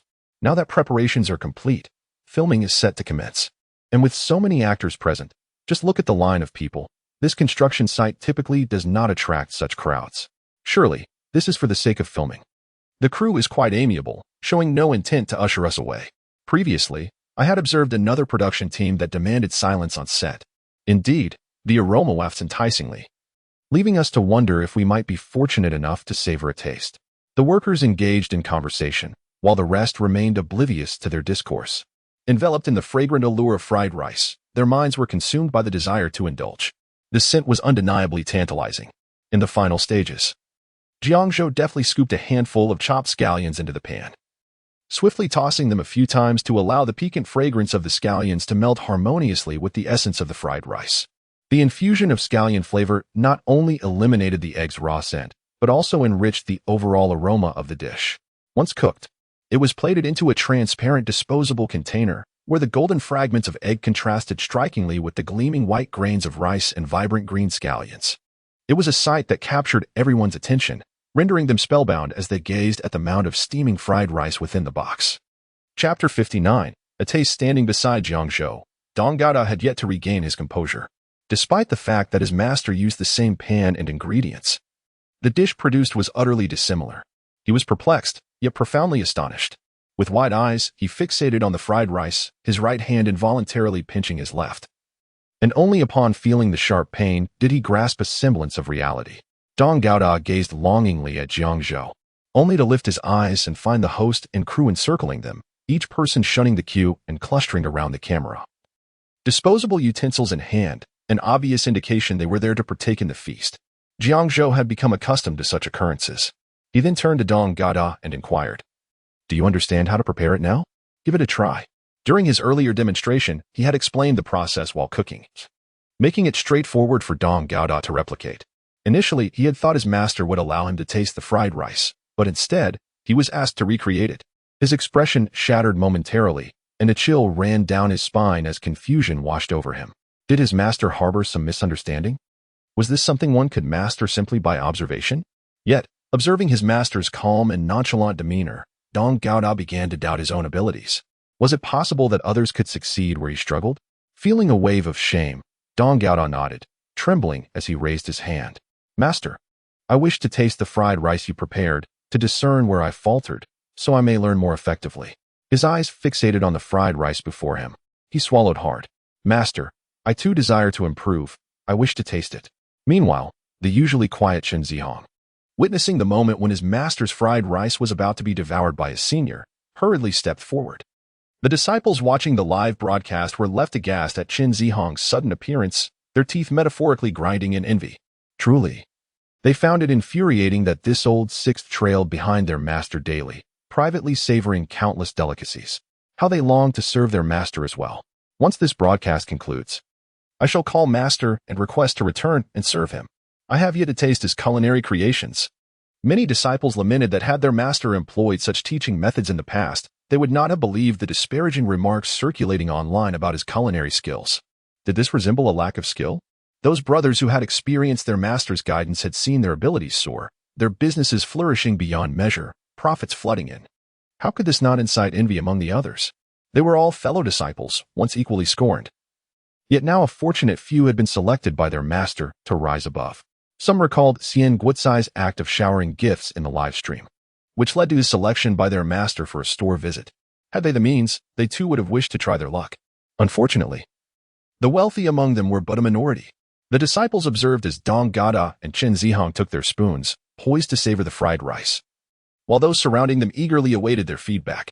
The host beside them swallowed several times, observing the two as they took their time savoring each bite. their expressions contemplative as if they were genuinely discerning the nuances of the dish. The atmosphere grew tense, with everyone refraining from speaking, eagerly awaiting feedback from Master Jiang's apprentice. As half a bowl of fried rice disappeared, Lin Xia anxiously nudged the host for a prompt. Wang Yang, feeling the director's urgency, hastily interjected, "How is it, gentlemen? Please share with our viewers the flavor of this fried rice." Dong Gaoda and Chen Zihong, with their mouths full of fried rice, were entirely focused on consuming more rather than speaking. The host, oblivious to the situation, was inadvertently hindering their feast. Chen Zihong, unable to finish his mouthful, quickly scooped another bite, his cheeks stuffed, making it quite the challenge to articulate his thoughts. Wang Yang adjusted the microphone towards Dong Gaoda, struggling to swallow his mouthful. Dong Gaoda was just about to respond when he noticed Chen Zihong sneak in another bite, causing him to feel a surge of competitiveness. "Delicious, extremely delicious," he exclaimed, eager to continue devouring more. However, once the topic was broached, it was difficult to retract. Everyone knew that the only one capable of managing the enthusiasm of these two was Jiang Zhou, and so they turned to him. "Master Jiang, could you spare me a bite? I too wish to taste your fried rice. I'm truly craving it.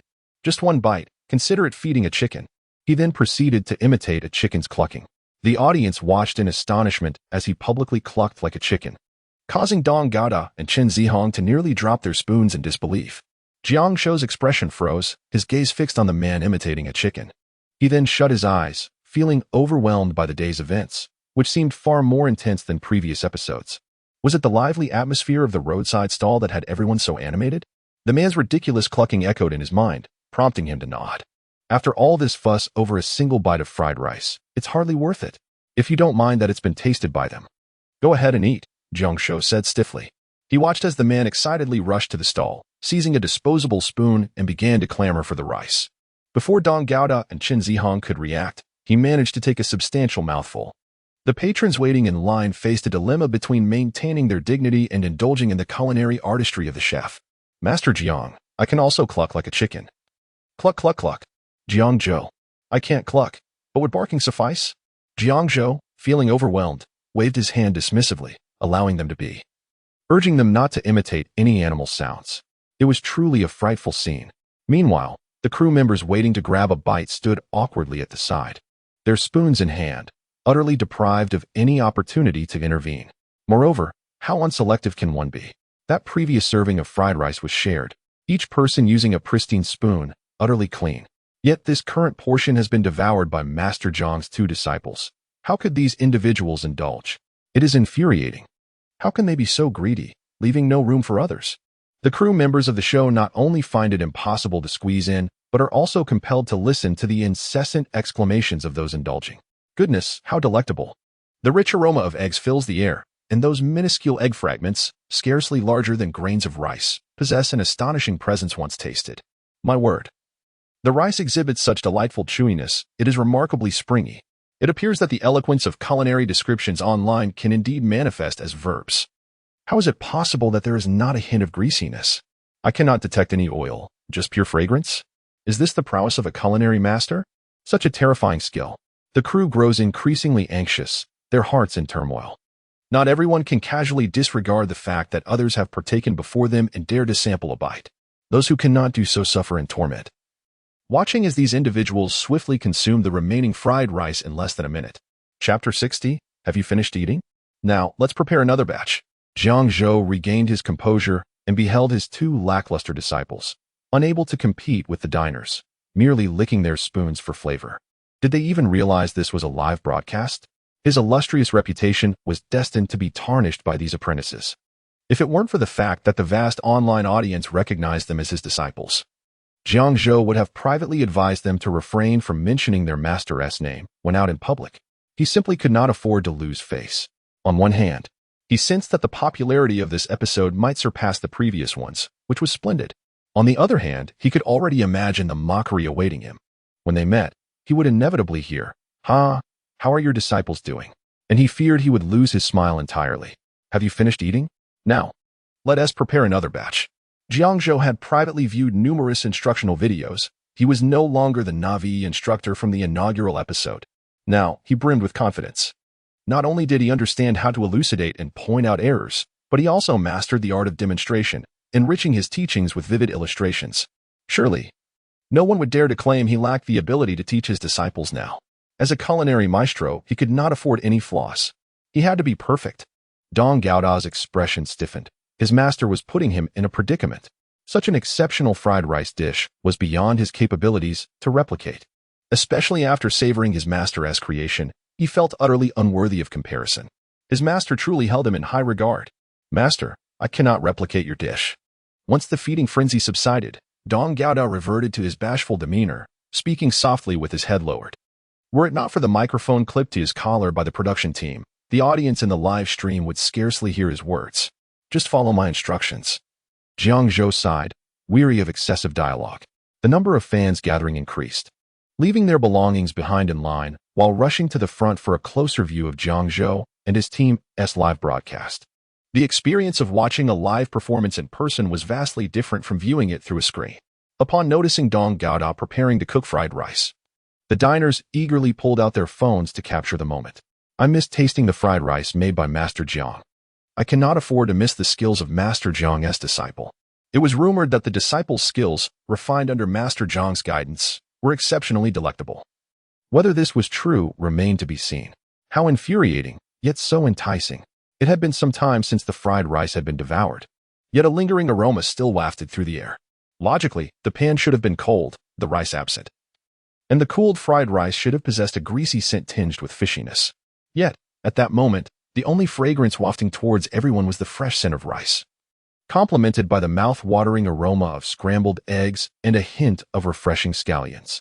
It was enough to awaken their appetites, stirring a desire to devour the fried rice in large, satisfying bites to quell their cravings.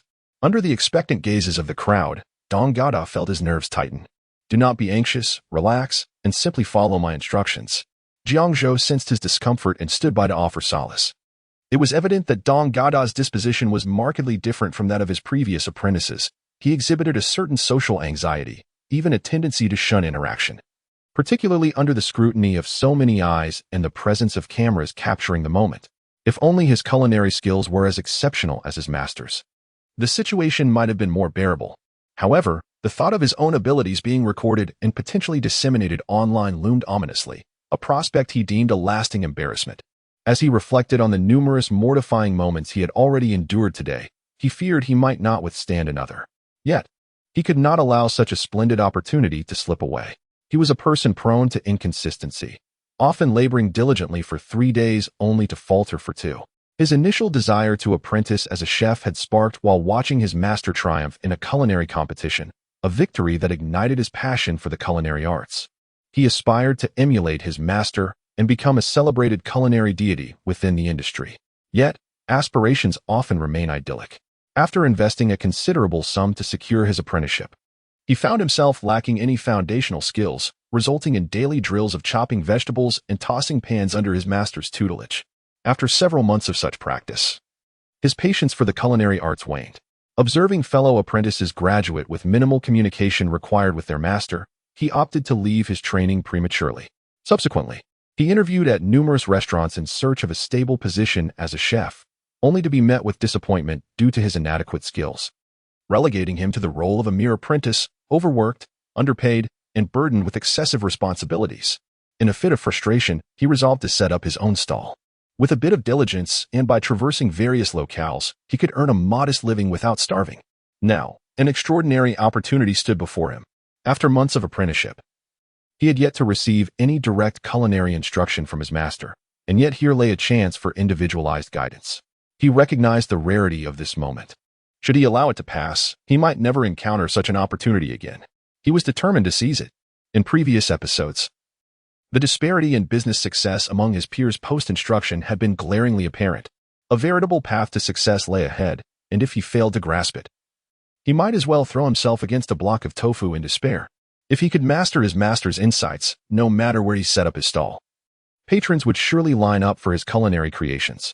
With newfound financial stability, he would no longer fear disappointing his parents or returning home, nor would he need to burden his sister, who discreetly supported him financially. With these thoughts solidifying his resolve, his gaze grew steadfast as he prepared to wield the pristine, gleaming iron wok. Just then, he caught sight of the crew returning from procuring ingredients and the enthusiasm he had just conjured began to deflate. However, upon seeing the essential ingredients they had brought back, his eyes brightened. They had procured lard and free-range eggs, perfect for his dish. While egg-fried rice might seem simple, crafting it to perfection was no trivial task. The eggs must be from free-range chickens. Not only do they possess a richer flavor, but the yolks exhibit a vibrant hue, ideally a golden red, imparting a sense of opulence to the scrambled eggs. Fresh lard was essential for frying, as it bestowed the dish with its distinctive aroma. Most crucially, the rice must be left overnight. The fermentation process enhances its flavor, a pivotal element in achieving culinary excellence. Just as dried shiitake mushrooms possess a more intense aroma than their fresh counterparts, the art of cooking scrambled eggs requires a delicate touch. Should one struggle to master the precise heat, a small bottle of cooking wine may serve as an excellent alternative by adding a dash while whisking the eggs. The resulting dish is both fluffy and tender, devoid of any fishy odor. As Jiang Zhou spoke, Dong Gada diligently followed his instructions. Lacking cooking wine at the moment, Jiang Zhou suggested substituting it with room-temperature mineral water, achieving a comparable effect. Next came the task of heating the oil. The iron pan should be heated until it begins to smoke, at which point a spoonful of pristine lard is introduced. The pan is lifted, allowing the lard to roll around the edges, thereby preventing sticking, before pouring in the egg mixture. Throughout this process, the pan remains in hand. Dong Gada, however, lacked Jiang Zhou's dexterity, resulting in scrambled eggs that were comparatively larger. With a hint of trepidation, Dong Gada stole a glance at Jiang Zhou.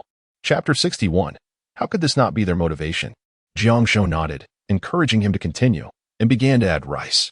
Dong Gada's culinary skills were lacking, yet he excelled in obedience. Whatever the master instructed was law. He picked up a box of rice nearby and poured it into the pan. Turn up the heat. Toss the pan. Stir vigorously to separate the grains. Add salt. Sprinkle with chopped green onions. It's ready. The crowd could only hear Jiang Zhou's commands, and within minutes, a fragrant egg-fried rice was prepared. Visually, this bowl of egg-fried rice was far more appealing than Dong Gada's initial attempt. The air was thick with a rich aroma. At the very least, it was pleasing to the senses. The crowd looked on with mild anticipation. Jiang Zhou took a disposable cup brought back by the program staff, using a ladle to scoop a portion of fried rice into the cup before tasting it. With so many people present, it was likely that many wished to sample the dish, so maintaining hygiene was paramount. The remainder was left for the hungry patrons who had been waiting patiently. Dong Gada mimicked Jiang Zhou's actions and took a bite. Had he never tasted his master's egg-fried rice, he might have felt satisfied with his own creation. However, having experienced the master's version, Dong Gada silently stood aside, contemplating the disparity. Despite meticulously following every instruction from his master, the difference was stark. It boiled down to his own culinary deficiencies. He noted that if he used less oil, reduced the salt, increased the amount of green onions, and added them half a minute earlier while stir-frying a bit longer, the results would improve. Meanwhile, a group of diners were sharing the fried rice, each taking a spoonful. Dong Gada was already at work on version 2.0 of his dish. After sampling the first batch, the diners suddenly realized they had not paid a single cent and had managed to taste 3 servings of egg-fried rice. Yet, observing Jiang Zhou and his apprentice, engrossed in teaching and cooking, they hesitated to interrupt. Feeling somewhat guilty, the diners turned their gaze toward the program staff. All were gathered, awaiting their turn to taste. While it was acceptable for the staff to dine without payment, as patrons, they had agreed to queue for their meals, and it seemed inappropriate to only sample without spending. In front of so many viewers on live stream, they couldn't bring themselves to act in such a manner. Excuse me, we've indulged a bit too much without paying. How much is a serving? Is there any chance we might still taste Master Jiang's egg-fried rice? Beside them, Li Xiaomi, who was closer to the front and wearing a staff badge, was promptly approached with questions. She glanced up at the hopeful diner and replied coolly, "I'm not sure." Her aloof response left the patron momentarily speechless, causing all their inquiries to falter. Thank you. Under Jiang Zhou's guidance, Dong Gada's second improved version of egg-fried rice was ready. Apart from the rice being slightly subpar, the eggs and lard were quite fragrant. Tailored to Dong Gada's cooking habits, Jiang Zhou's instructions were precise to the second. This time, the fried rice could be rated a 4 out of 10. Still, it fell short of passing. Jiang Zhou had no intention of serving substandard food, especially when he had tasted himself, to guests. That seemed rather inappropriate. Thus, the tasting remains complimentary for the diners present. In a fleeting moment, Jiang Zhou instructed the production team to procure chopped scallions, cooking wine, and leftover rice. The task crew, equipped with a spare camera, initiated a segmented live broadcast as they ventured to acquire the ingredients. Gentlemen, our mission entails obtaining leftover rice, freshly chopped scallions, and a mild cooking wine, they conveyed. The cooking wine could be easily sourced from any supermarket, merely requiring one of each variety available. As for the scallions, there was no urgency. They could check local rice vendors first, and if unavailable, simply find a fresh produce market for pre-cut options. The priority lay with the leftover rice, indicating that Master Jiang was prepared for an extended culinary endeavor, suggesting a deficiency in rice stock. Where do we procure leftover rice? This is quite limiting, they pondered. Consider the takeout establishments or restaurants specializing in fried rice. They are likely to have a reserve. As the staff engaged with the comments streaming in, they simultaneously searched for nearby fried rice outlets on their phones. Soon, they identified several potential locations and set out to explore them one by one. The repetitive fried rice tutorials had begun to bore the viewers. With a change of scenery available through the segmented broadcast, many flocked to watch the staff procure the ingredients. The host is remarkably quick-witted. Upon receiving the task, they immediately had a plan. As fellow workers, how is it that you excel so? Viewers mused. The host's efficiency in executing tasks was impressive. Requiring farm-fresh eggs, they took a trip to a nearby village, a surprising yet clever move. The village not only yielded fresh eggs but also lard, all sourced from local farms, showcasing the host's astuteness. The staff, witnessing the praise in the comments, couldn't suppress their smiles. "Oh, it's nothing. Just a bit of legwork," they humbly replied. Their ability to swiftly and effectively gather what Master Jiang required was motivated by the prospect of a delicious meal awaiting them. The better the ingredients they secured, the sooner they could indulge in delightful cuisine. What greater incentive could there be?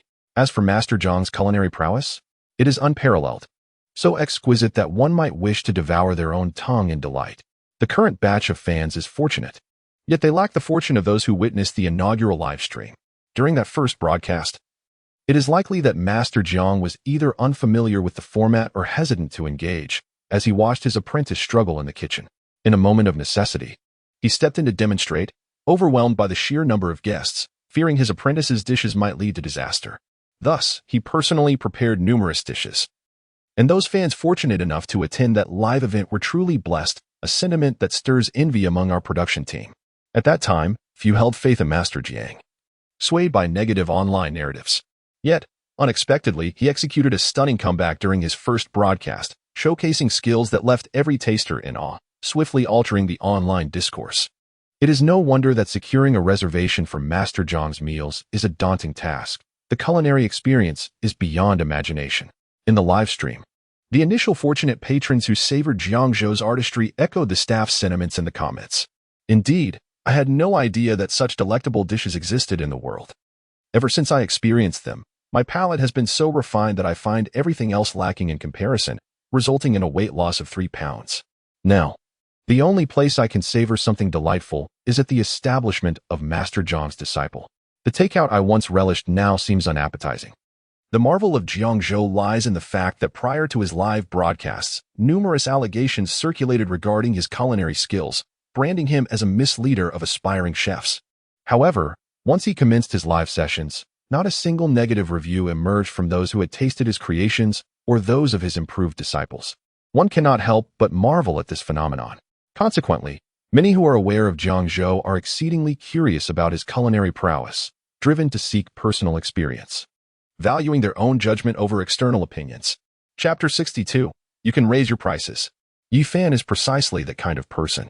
She had never been particularly interested in food, nor had she watched Jiang Zhou's live streams, showing little curiosity about the trending topics on the internet. It was only by chance that she stumbled upon comments collected by marketing accounts, featuring those who had tasted Jiang Zhou's culinary skills and received guidance from him that piqued her interest. For instance, one couple remarked, "My boyfriend and I were in Jiaodong, and we were fortunate enough to sample the dishes prepared by Master Jiang during his first program. He, who generally finds everything delicious, suddenly clasped his hands together after tasting just one bite, expressing gratitude for my decision to take him out shopping today, as we enjoyed such exquisite cuisine." Others who had tasted the food commented, "As a local from Sichuan and Chongqing, I have never encountered such authentic mapo tofu. Just one mouthful made my entire body tremble with delight." This was a completely natural reaction. To put it simply, Not even 10 old hens could compare to the freshness of that steamed egg. Had I not watched the entire live stream and confirmed that no tricks or technology were involved, I would have suspected some sort of sorcery. How delicious could a steamed egg possibly be? There were also numerous praises for Jiang Zhou's improved hot pot base, with one saying it was so delectable that even shoelaces would taste good when boiled in it. In a buffet setting, patrons treated the sashimi as ingredients for dipping, attempting to cram king crabs into the pot by any means necessary. Some diners felt the buffet ingredients were lacking in quality, opting to bring their own ingredients to cook. A spectacular show drew wave after wave of diners eager to check in. Enthusiastic netizens visited spontaneously and returned satisfied. Moreover, Jiangdong boasted another restaurant, Good to Come, run by one of Jiang Zhou's disciples, who had also benefited from his mentorship. Jiangdong had become the hottest tourist destination of the moment. Upon returning from their travels, netizens unanimously agreed that the hot pot at the buffet was superior. The rice dishes at Good to Come were indeed tasty, but they did not reach the heights of deliciousness achieved by the hot pot base, leaving diners reluctant to waste the leftover soup, which they took home to use as broth. Yifan perused the comments section of Jiang Zhou's promotional video and soon realized that today was the day of Jiang Zhou's live broadcast. Following the directions provided by fellow netizens, she navigated her way to the live stream. To her astonishment, she discovered that Master Zhang's program had come to her city. It was just the time for a lunch break, and Yifan was so surprised that she stood up abruptly from her workstation, startling her nearby colleague, who then sat up, bewildered, glancing around, wondering if it was time to clock out or if the boss had arrived. Yifan caught her colleague's gaze and her eyes flickered. "I'm not feeling well. I need to visit the hospital. If the boss asks about me, please let him know I'll return shortly." Her colleague nodded in a daze, then resumed her position to sleep once she confirmed the boss was not present. Yifan, feeling somewhat uneasy, sent a message to her boss and hurried downstairs to catch a taxi to the development zone. The area was surrounded by construction sites, unmistakably part of the development zone. It was a rare moment of impulsiveness for her. Truth be told, upon discovering Jiang Zhou's presence in her city, she realized that although it was a bit far, she could reach it in just an hour, making this distance quite manageable compared to inner-city travel. Her insatiable curiosity compelled her to set off without delay, fearing that she might not sleep well at night. By the time she arrived, the queue had already extended considerably, and it seemed that even after 2 hours, she would not reach the front. According to the livestream commentary, Master Zhang's disciple had already elevated the fried rice to a remarkable 9.0 version, each iteration appearing more delectable than the last. The progress was palpable. The expressions of the diners who sampled the dish were unmistakable. Initially, they merely nodded in muted acknowledgement, but as they tasted the flavors, their eyes lit up with astonishment. Viewers in the live stream were nearly frantic with anticipation. With such a large crowd, it was implausible for every individual to be a plant from the production team. Nor could every one of them possess such theatrical skill. Moreover, numerous online viewers had flocked to the venue after watching the live broadcast. A moment's reflection made it clear that it was impossible to entirely bribe all the diners. Thus, their reactions were largely genuine. After tasting the 10.0 version of the fried rice, Jiang Zhou prepared to nod in approval. Truth be told, this disciple had proven to be the most laborious and demanding of his students thus far. Cooking inherently relies on innate talent. No chef meticulously weighs every ingredient to the gram. A seasoned chef relies on intuition. This intuitive sense is elusive. Those with talent can create exquisite dishes with minimal instruction, while those without it, regardless of precise measurements, will still produce subpar results. Jiang Zhou could only adopt a rudimentary approach, guiding Dong Gaoda through each step until he became familiar with the preparation of the fried rice and developed muscle memory. Over time, with enough practice, he could achieve a consistent flavor. Initially, Jiang Zhou had intended to instruct him on stir-frying noodles as well. But after observing that it took 3 hours for him to master just the basics of fried rice, he concluded that with Dong Gaoda's talent, learning how to make noodles would only confuse him further and erase the muscle memory he had just developed. It was best to focus on perfecting the fried rice. If he could master it, earning a monthly income of 10,000 from a street stall would no longer be a dream. Having passed the initial hurdle, he could now sell it. What was the previous price per bowl of his fried rice? 10 yuan. At last, Dong Gaoda heard words of praise from his master, and he was so exhilarated that he could hardly wipe the sweat from his eyes, his face beaming with joy. After tirelessly tossing the fried rice, his untrained arms began to ache, yet his spirit soared, rendering him oblivious to the discomfort. Listening to his master's commendation, he felt as though he could fry 100 servings. Your skills are now worthy of a price increase. This passing grade was assessed against his culinary skills. Compared to the offerings available in the market, his dish had already reached a commendable level of deliciousness. Diners who had queued for hours at the stall, though able to sample a spoonful of fried rice, found themselves unsatisfied and craving more. If they weren't so tantalized by their appetites, it was unlikely they would endure a 2 to 3 hour wait for a bowl of fried rice.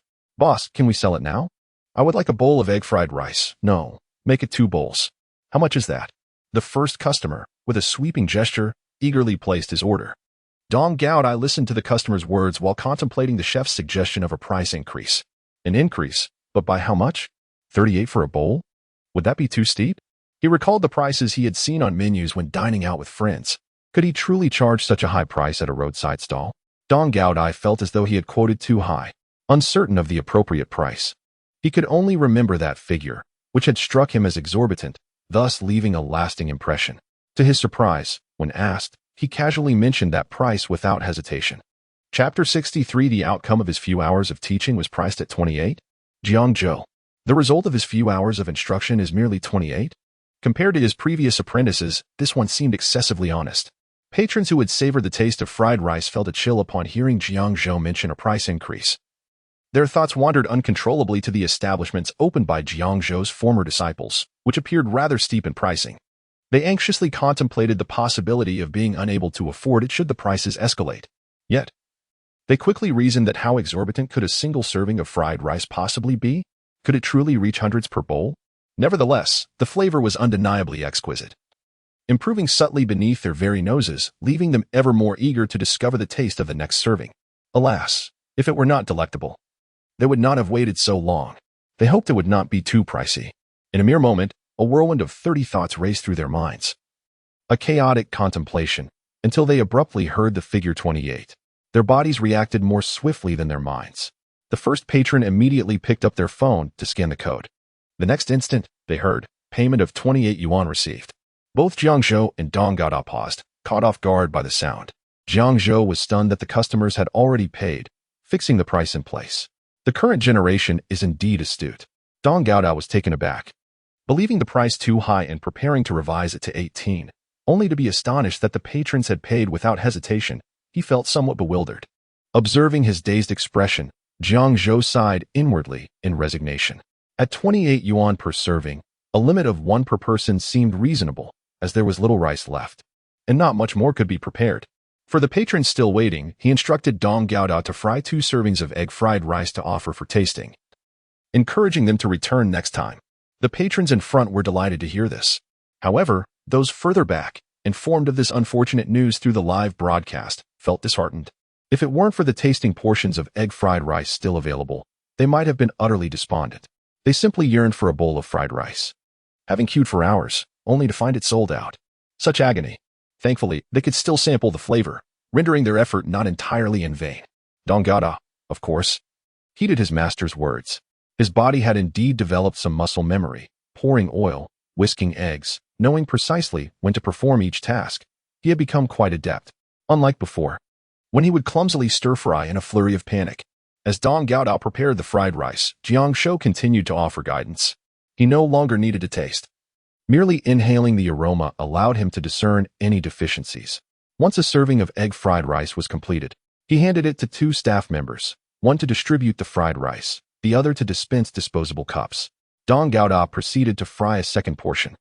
As viewers in the live stream observed the meager portions of fried rice, many reconsidered their plans to attend in person. They began tagging the management in the comments, inquiring whether Master Zhang's apprentice would be setting up a stall that evening and where he typically operated. Before the program team could respond, a local viewer recognized Dong Gaodai. "I believe I have recognized this individual. He is the one who frequently sets up stalls at various night markets, selling fried rice and noodles, which are rather unpalatable. Each time I have taken a chance, I have regretted it. Some individuals have encountered disappointment thrice in different locations. Haha. I never anticipated that so many locals would share my sentiment. I too have had an unfortunate experience right at the entrance of my community. One evening after work, feeling too weary to cook, I stumbled upon his fried rice stall. I purchased a serving to take home, only to find it inedible after just a few bites, ultimately resorting to making instant noodles for myself. There is also a high school nearby, which likely outcompetes his stall with the cluster of roadside vendors at the school gate. leading him to set up shop at the entrance of our community. Master Jiang is at Jichang Mountain. Undoubtedly, many locals are watching the live stream. It is quite rare for our small town to host such lively events. So, does this mean that his stall does not have a fixed location? How then can one find the vendor to enjoy his egg fried rice? The netizens fervently tagged the production team. Upon noticing this, the crew decided to consult the director. Lin Xia suppressed the message, deeming it appropriate to pose this question at the conclusion of the show. There was no rush at present. Master Jiang and Dong Gaodao were preoccupied. The production team subtly advised the audience to remain patient, as the conclusion of the program depended on Jiang Zhou's discretion. Jiang Zhou felt that Dong Gaodao was too naive to handle the throngs of fans and chose to remain by his side until every last serving of fried rice was prepared before they could depart. Observing the situation, Lin Xia hastily informed the host to inquire about the audience's most pressing curiosity. As the program neared its end, the host announced they would address the question that garnered the highest interest from viewers. Let us take a look. The host spoke while glancing at the barrage of comments flooding the live chat. The audience was abuzz with a flurry of comments. Please ask Master Jiang's disciple where he usually sets up his stall. It's quite urgent. I'll even pay extra for the information. A comment adorned with special effects danced across the screen, accompanied by a cascade of virtual gifts. Wang Yang found it impossible to ignore, especially with the director's prior nudges. Wang Yang directly addressed Jiang Zhou and his disciple.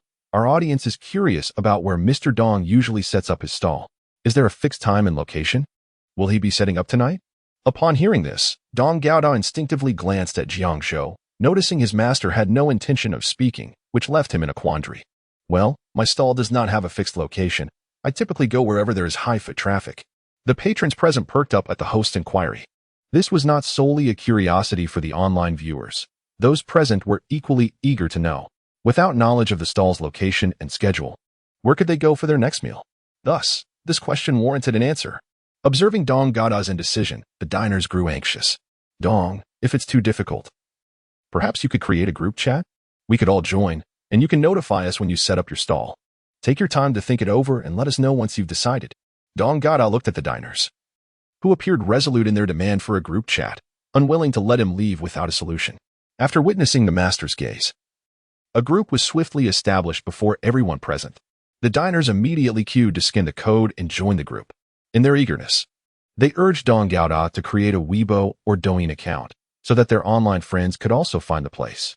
Jiang Zhou, observing the patrons' admiration for Dong Gaodao's culinary skills, felt a sense of relief wash over him. This apprentice, though earnest and socially anxious, was remarkably obedient, prompting Jiang Zhou to instinctively show him more care. Seeing his disciple's business finally on the right track brought him peace of mind. Once the live broadcast concluded, Jiang Zhou departed with the production team. As soon as they left, Dong Gaodao also began to close up shop.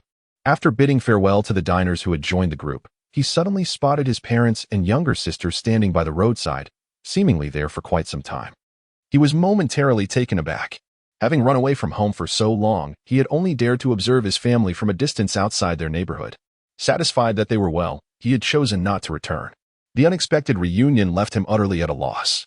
Chapter 64. My son, you have made it. Dong Gaodao gazed upon his long-lost family, realizing they had likely come after seeing his live stream. He felt a swell of emotion as he recognized that his parents still cared for him, and tears welled up in his eyes. Dong's father, mother, and sister, noticing Dong Gaodao's awareness of their presence, hurried over in excitement. My son, you have made it. Dong's mother exclaimed, approaching him and playfully slapping his arm twice, causing him to grimace in response. Who would have thought you had such luck? Do you still have fried rice? Your mother, sister, and I haven't eaten yet. Dong's father stepped forward, bypassing Dong Gaodao completely to inspect the food stall's ingredients. Upon realizing that the supplies were indeed sold out, disappointment washed over his face. His sister quickly chimed in, It's all right. We have leftovers at home. The rice from last night is still in the fridge. Brother, let us go back and make egg fried rice. Dong Gaodao was momentarily touched, but quickly composed himself, relieved that he had managed to hold back his tears. Otherwise, he would have endured a year of teasing from his sister. What brings you here? Dong Gaodao asked, his gaze drifting to the onlookers who had not yet departed, their attention drawn to the commotion. A wave of social anxiety washed over him. His sister shot him a knowing glance, as if to say, Really? It's obvious why Dad is here. Come on, let us move away from the crowd. We can talk at home. Hey, Dad, hurry up and help with the stuff. We're heading back. Without hesitation, Dong's mother hopped onto the tricycle, calling for Dong's father to gather the remaining items before pedaling away. Dong's father held his daughter with one hand and his son with the other, leading them towards the parking area. Dong Gaoda thought, "They're so eager for me to return that they didn't even wait for me." Reluctantly, he climbed into the vehicle heading home. Reflecting on the time he had left home, being fetched back by his parents felt far from a defeat. A sense of relief enveloped him. "Brother, do you know you're trending? You and Master Jiang are in the top 10 of local searches." As soon as they were in the car, his sister excitedly tugged at his arm. She could hardly believe that her once ordinary brother had suddenly risen to fame. Even she felt transformed by her association with Dong Gaoda. Classmates who had previously dismissed her were now eager to know if her brother was indeed Master Jiang's apprentice, all clamoring to sample his culinary skills and vying for her favor. When had Dong Gaoxin ever been so popular? It was truly gratifying. Furthermore, the family group chat was abuzz with praise for him. Even her cousin, who had once looked down on him for attending a prestigious university, was now silent, unable to say a word after constantly lecturing him in the past. Listening to all this made Dong Gaoda feel elated. Although he hadn't consumed any cold cola, he still savored the refreshing sensation reminiscent of the first sip. Instantly, his legs no longer ached, and his arms felt light. He playfully shook his legs and leaned back in his seat, while his sister eagerly massaged his shoulders. Even distant relatives, who have no close ties, join the group to extol your virtues and even call your parents to ingratiate themselves. How audacious they are to suggest that during the festive season, you should showcase your culinary skills. Who does my brother think he is? The 21st disciple of the contemporary culinary master. Is it truly said that if one desires a dish, it can be readily served? Dong Gaodao initially found the praise amusing, but as his sister's enthusiasm grew increasingly exaggerated, he began to feel uncomfortable. "Please, spare me. I'm aware, the goosebumps are rising." Dong Gaoda could hardly fathom allowing his sister to continue her exuberance, fearing that he might become overwhelmed by goosebumps. "Hey, brother, your group is full. Everyone is urging you to create a second one." Dong Gaoda responded, "What are you doing in the group? Of course, I wouldn't miss out on this excitement. Everyone is raving about your fried rice, brother. I too long to taste your culinary creation." Dong Gaoxin beamed with pride as she scrolled through the praises from the diners, feeling a surge of pride. "My dish pales in comparison to what master prepares." In the face of compliments, Dong Gaoda felt no pride, only a sense of guilt. Most people had never tasted the master's fried rice, hence their inflated praise for his own. Yet he had savored the master's dish and knew the true essence of delectable fried rice. Faced with the diner's extravagant accolades, he felt utterly self-conscious, unable to meet the gaze of the master or the other diners. "Alas, I haven't even had a taste." Upon hearing this, Dong Gaoxin's eyes glistened with sadness. Observing this, Dong Gaoda quickly reassured her, "Though my dish may not rival the master's, it is not without merit. Once we return home, I will prepare some for you." At this, a smile graced Dong Gaoxin's face. "Oh, little brother, you've got this." Dong Fu, seated in the front, remained silent throughout, watching as his daughter effortlessly comforted his son, choosing to feign ignorance. He was but a heartless driver. Upon arriving at the community, the trio noticed Dong Mu had perhaps taken a shortcut and had returned ahead of them. Seated on a tricycle, she was surrounded by neighbors, engaging in idle chatter. Upon spotting their vehicle, Dong Mu waved, and Dong Gaodao wished he could shrink into a quail on the spot. He detested being interrogated by elders. It was unbearable. His sister shared his disdain for such gatherings and urged their father to drive faster. Caught between returning home for fried rice and incurring his wife's displeasure, Dong Fu resolutely opted for the former. Thus, as they reached the entrance of the community, he drove straight in without stopping. Dong Mu quickly realized that her family intended to indulge in their own feast, disregarding her moment of pride. "Let us continue this conversation later. I have matters to attend to at home. Rest assured, I will be the first to inform you of where my Gaoda sets up his stall. We will speak again another time." With that, Dong Mu disregarded the neighbor's attempts to retain her and hastily pedaled homeward. The ants, still unaware of the details, lingered restlessly in place. "Previously, I had heard that the son of old Dong had run away from home, but I never anticipated his return as a celebrity. I only recognized him after someone shared it in the property group. I stumbled upon the news while scrolling through Douyin, where many others had also encountered it. The Dong couple is now fortunate. Having made headlines, their business concerns are surely alleviated." Dong's mother hastily rode her tricycle to the foot of their building. Just as Dong's father and others were returning from parking the car, encountering each other at the base of the building. Their timing was fortuitous, as they needed to bring the items from the vehicle inside. Leaving them outside could result in theft. Their residential community is not particularly upscale, allowing all sorts of individuals access, making it unwise to leave belongings unattended. Chapter 65. An unexpected surprise on the other side. Yifan returned to the company in a daze, only to encounter her boss, who had just arrived at work. Observing her disheveled appearance, the boss kindly remarked, "You don't seem to be in great shape. Perhaps you should take the day off to rest." The beads of sweat on her forehead and her absent-minded expression clearly indicated her poor condition. As an employer, he was acutely aware of his employees' performance, and such moments presented an opportunity to cultivate goodwill among them. Yifan was taken aback by her boss's considerate demeanor upon her return. To be honest, a pang of guilt tugged at her conscience. Yet, recalling that her boss had arrived at work around 4 o'clock, she couldn't help but curse under her breath, "Damn capitalists." "It's fine, boss. I just need a short break. There's still some work left to finish today. There's always tomorrow for work. Your health is paramount."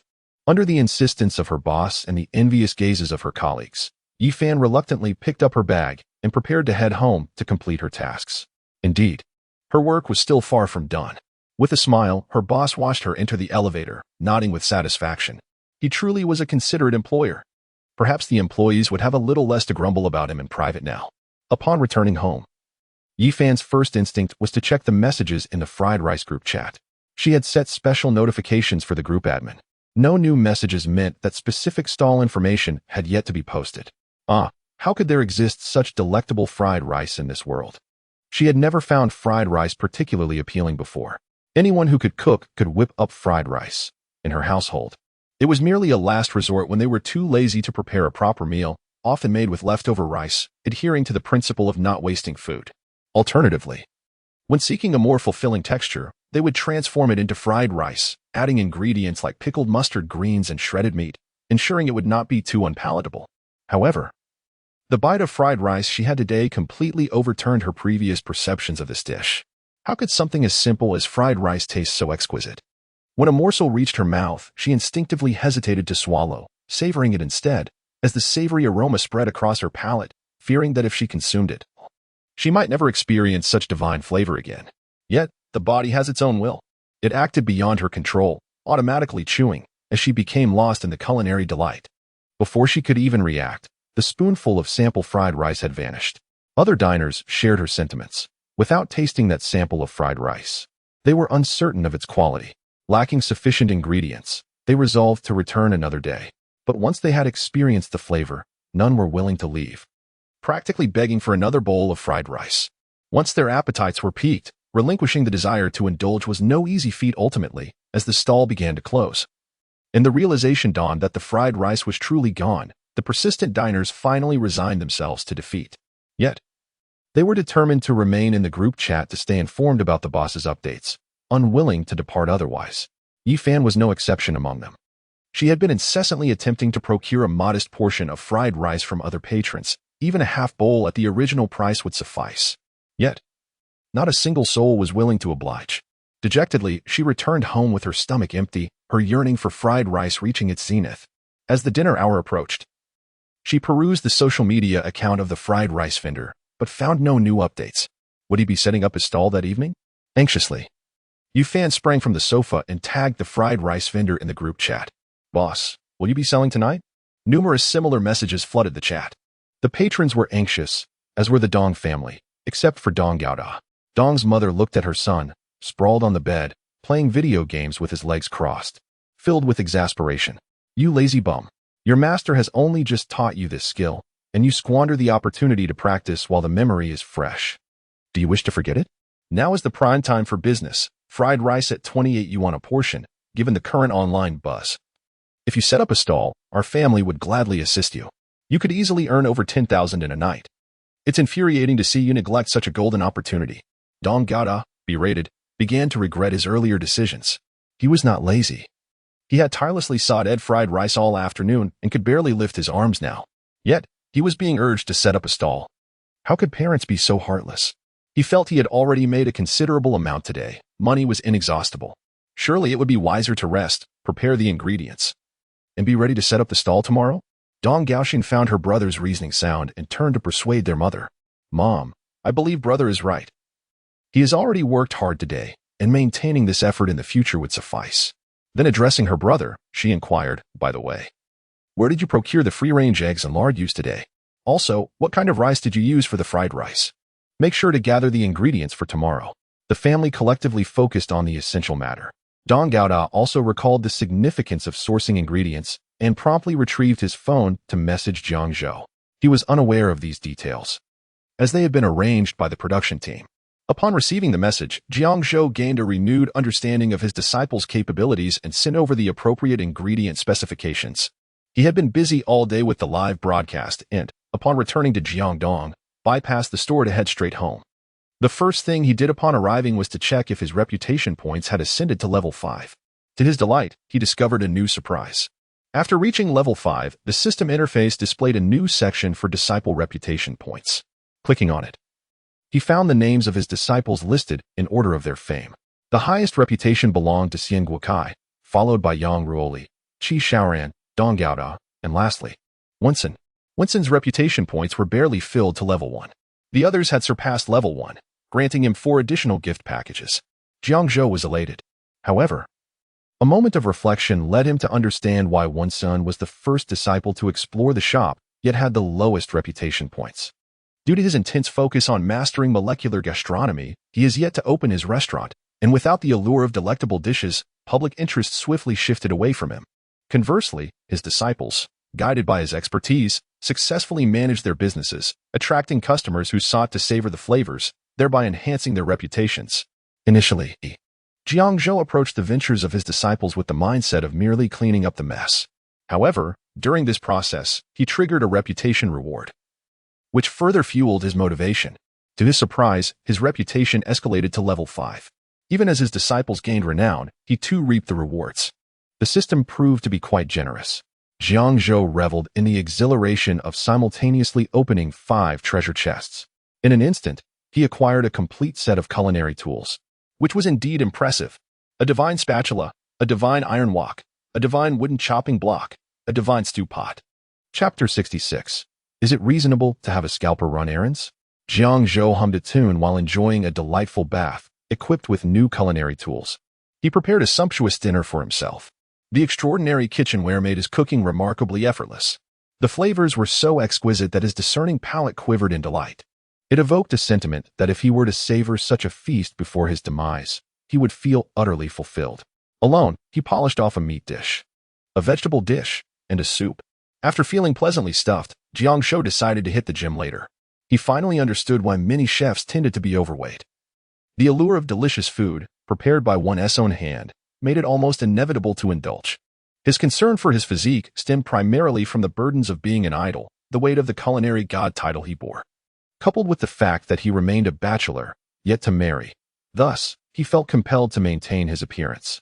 At the Dong Gaoda household, the family deliberated over various ingredients they had procured, ultimately settling on the timing for their food stall. He resolved to venture to the nearest night market each evening around 4 or 5 o'clock to sell his fried rice. For now, only his mother would accompany him to assist. His younger sister, a middle school student, was hardly reliable for labor, and his father's government job was not something he could relinquish. Only his mother, working part-time at a supermarket, could afford to help him. With decisions made, Dong Gaoda took a deep breath and announced the stall hours across social media and group chats, committing to selling fried rice full-time. After all preparations, he collapsed onto his bed, utterly exhausted. He could hardly fathom how he, a social phobic with a tendency toward laziness, had navigated the day. Just that morning, he had languidly napped under a tree until he opened his eyes to find his master. Since then, he had been relentlessly busy, exerting more energy in a single day than he had in the past 10. It was truly a sweet burden. His master was remarkable. Feeling mentally drained, Dong Gaoda succumbed to slumber. In the dead of night, Guru Ashi sent a message to Li Heng. Are you available to run an errand to buy fried rice? Upon receiving the message, Li Heng was taken aback. As a scalper, it was far simpler to procure tickets for a celebrity's concert than to fulfill such a task. On occasions when tickets were unavailable, he could still profit by queuing for others. Recently, the queue-running business had been booming, allowing him to earn significant income. But to have a scalper run errands? Was that reasonable? Just as Li Heng contemplated declining, Guru Ashi revealed her offer and shared a new business opportunity. This was the fried rice sold by Master Jiang's 21st disciple. All he had to do was purchase it, post about it on social media, and simultaneously assist others in buying, a guaranteed profitable venture. Li Heng's initial reaction to her message was not about the potential earnings, but rather a curiosity about how many disciples Master Jiang had taken under his wing. It seemed his disciples were ubiquitous. Guru Ashi found herself momentarily speechless at this inquiry.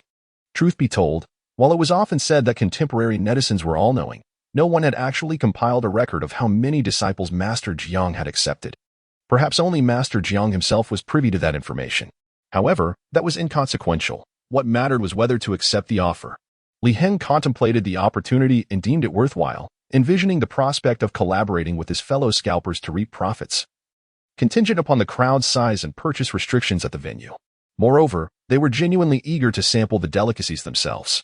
Previously, their earnings had stemmed from queuing on behalf of clients, without ever stepping foot inside a restaurant, let alone savoring a meal. This time, he was genuinely curious about the flavor of the famed fried rice.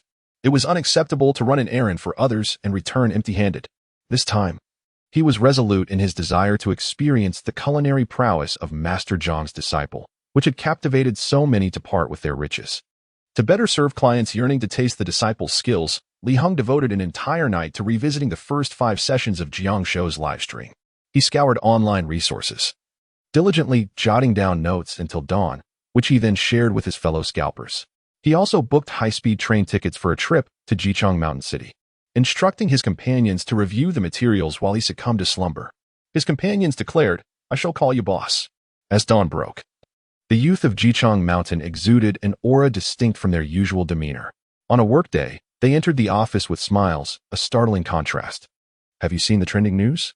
Our Jichang Mountain has finally made a name for itself. A 4th-tier city is gaining recognition," exclaimed one. "Indeed. The 21st disciple of Master Jiang hails from our city. Such fortune has befallen us. There's no need to envy other cities for their culinary delights. I shall rush to the market after work." "Me too. It's the Zhongshan night market, right? I wonder if it's as delectable as the netizens claim." Typically, the early morning in the office was marked by a palpable lethargy, with employees preoccupied with breakfast, coffee, and the incessant tapping of mobile screens. However, today was different. Even before entering, the lively chatter from within was unmistakable. The contemporary workforce often resorts to scrolling through videos during breaks, and as locals, they were well aware of the commotion that had transpired in Jichang Mountain the previous day. The more people gathered, the more animated their discussions became, igniting a fervent anticipation for the end of the workday. As the clock struck closing time, throngs of individuals from all corners of the city surged towards the Zhongshan night market, home to the viral fried rice, the hottest culinary sensation in Jichang Mountain. Crafted under the guidance of culinary maestro Master Jiang, it was said to be so delicious that it elicited exclamations of ecstasy. The previous day, patrons had savored a bite, their eyes rolling back in blissful delight, as they momentarily shut their eyes in rapture. Today, the knowledge had spread even further. As the crowd surged towards the market, the urgency on their faces intensified. This was akin to a race for sustenance. Thus, those on bikes hastened their pace, and motorists followed suit, while pedestrians were largely disregarded. Seated in a taxi, Yi Fan watched as traffic began to gridlock even before reaching the Zhongshan night market. Without hesitation, she paid her fare, disembarked, and swiftly commandeered a shared bicycle, pedaling furiously towards her destination. As the traffic congestion persisted, she wondered when she would finally savor her fried rice. In her haste, she even rose from her seat to pedal her bicycle with fervor. Holding her breath, she exerted every ounce of strength, propelling herself faster than some underpowered electric scooters. The onlookers felt their impatience escalate. Similarly exasperated diners, frustrated by the gridlock, hurriedly dismounted their vehicles, fearing that a mere second's delay would cost them the chance to seize a shared bicycle. This frantic display affected every individual en route to the Zhongshan night market. Most were concluding their workday at this hour, with only a select few able to leisurely secure a spot in advance. Yet, the location of the fried rice vendor remained uncertain, prompting them to wait in anticipation. Before Dong Gada had even set off, he had already glimpsed the bustling scene of the Zhongshan night market from home. Overwhelmed by social anxiety, he hesitated to venture out to sell his wares. Were it not for the particularly fierce expression on his mother's face, he might have indeed chosen to retreat. Otherwise, he would not have been driven from home. Facing dire straits. Chapter 67. Dear sister, there's no need for that. Alas, I have just finished school, and yet, dear brother, why have you not set up your stall? Dong Gaoxin returned home, drenched in sweat after a long day of classes, only to discover that her brother, Dong Gaoda, had yet to venture out to sell his wares. It felt as though the sky had fallen upon her. She had made arrangements with her classmates to return home, drop off their school bags, and then gather at her brother's stall. In anticipation of this outing, the entire class had diligently completed their homework ahead of time. While students from other classes engaged in playful antics after school, her class exhibited an uncharacteristic decorum. Upon dismissal, the room was enveloped in silence, with students quietly bent over their desks, engrossed in their assignments. The homeroom teacher, having conducted 2 inspections that day, wore perplexed expressions, pondering the unusual behavior of the class. It is not uncommon for 1 or 2 students to prefer studying over playing. But when an entire class behaves in such a manner, it certainly raises eyebrows. The teacher, intending to inquire about the situation, was met with anxious students eager to return to their work. As an educator, he felt compelled to allow them to pursue their studies, leaving him bewildered about the day's events. Realizing that his sister had finished school, Dong Gaoda reluctantly rose from the sofa. As he passed by their mother, who was busy moving things around, she let out a sigh of exasperation. At last, he had decided to lift his considerable frame from the couch after a day spent either lounging on the bed or the sofa, followed by a trip to the massage parlor. Dong Mu, their mother, recounted her son's day, hoping to align with her daughter. However, upon seeing her daughter toss her school bag aside and rush to serve her brother, she felt a twinge of disappointment. Brother, you must be exhausted. Did the massage help? If it did, we should make it a daily occurrence. Dongmu insisted, no matter what, we cannot let your stall suffer. I promoted it among your classmates today, and they are all coming to support your business tonight. Do not disappoint them. Dong Gaoda replied, dear sister, there's truly no need for that. With an entire class of classmates. Do you wish to wear me out? The family was well aware of Dong Gaoda's penchant for laziness, which had been apparent since childhood. One glance at his expression revealed his desire to retreat once more. Dong Gaoxin's demeanor shifted, and in a bid to preserve her dignity, she stepped forward, neglecting to change out of her school uniform, and dragged her brother downstairs. Mother, hurry up. We must depart. She firmly placed Dong Gaoda onto the tricycle and awaited their mother, who would ride along on the electric bike. Dongmu hurried down, clutching a water bottle. Sister, are you going too? Dong Gaoda asked in surprise, having not anticipated her presence at the stall during last night's family meeting. Of course, I have finished my homework. And not just mine, but also that of my classmates. Upon hearing this, Dong Gaoda found no further excuses to send her back. Thus, he rode his tricycle ahead, while his mother and sister followed closely on an electric bike, keeping their watchful eyes upon him. Along the way, Dong Gaoda could feel the piercing gaze upon his back. An undeniably chilling sensation. How terrifying it was. With 2 fierce maternal figures, one large and one small. He could hardly fathom how his father managed to endure such domesticity daily. Perhaps residing in a rented room was preferable, for at least there he could languish in solitude for an entire day without any oversight. Dong Gaodao felt a wave of melancholy wash over him. The night market was not far off. A mere 10 minutes ride would suffice. However, the influx of people at the night market was overwhelming. The intersection was congested not only with vehicles, but also with throngs of individuals, making it impossible to enter, let alone for Dong Gaoda and his companions arriving late. Observing the impassable intersection, Dong Gaoda found himself in a quandary. Instinctively, he turned to search for his mother, only to see that she had efficiently parked the electric bike and was approaching him. Dong Gaoda's eyes widened in astonishment. His mother was remarkably swift. Before he could utter a word, he was recognized by those around him. After yesterday's live stream, his face had become familiar to many. Numerous video clips had circulated, and he had garnered a modest reputation as a local internet celebrity. Essentially, anyone who had watched the live stream would recognize him. Oh my goodness. It's Master Jiang's disciple. The fried rice vendor has set up his stall. Everyone, make way. The rapid wit of this generation of internet users was evident. Those who arrived a moment too late found themselves unable to squeeze into the night market, relegated to squatting at the intersection. The prime spots inside had already been claimed by those who arrived earlier. Unexpectedly, the latecomers had the fortune of encountering the late-arriving fried rice vendor. Having caught sight of the fried rice first, they were determined not to let him slip away. The locations within the night market paled in comparison to the spacious entrance area, which was ample and suited for their queue. Boss, set up your stall here. It's too cramped inside for proper queuing. They clamored. Indeed, with this many people, there is simply no room inside. Yes, "Boss, hurry up with the stall. I crave your fried rice." Dong Gada observed as patrons vacated their spots for him. He wrestled internally with whether to set up shop in the current location or to push further in toward the designated area. Gazing at the congested entrance, he chose without hesitation to establish his stall right there. He was, after all, adjacent to the night market, albeit not within it. By setting up at this entrance, the patrons inside would soon be informed of his presence. Thus, Dong Gada acquiesced to his fan suggestions and promptly arranged his stall in the space they had cleared for him. Eager customers quickly formed a line. Before long, even as Dong Gada was still organizing his goods, a lengthy queue had emerged. The people inside the night market soon took notice, and as they approached, they were greeted by the sight of Dong Gada, who had somehow managed to arrive. With a line of patrons already waiting. Well, when did this queue form? Led by Li Heng, the scalpers dispersed across various locations in the night market, preparing to rush in and make their purchases as soon as Dong Gada arrived. They had anticipated that he would set up his stall somewhere within the market. But to their surprise, he established his stand right at the entrance. This left them without anyone stationed at the door. "Boss, he has set up at the entrance. I'll go claim a spot. You hurry and bring the others." The scalper closest to the entrance wasted no time in notifying the group and dashed to the back of the line to queue up. In no time, those who had come for Dong Gada were aware that he had already begun trading at the night market.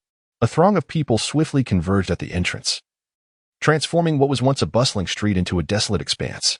The line in front of Dong Gada's stall at the entrance had extended to the sidewalk, overflowing with eager customers. Chapter 68.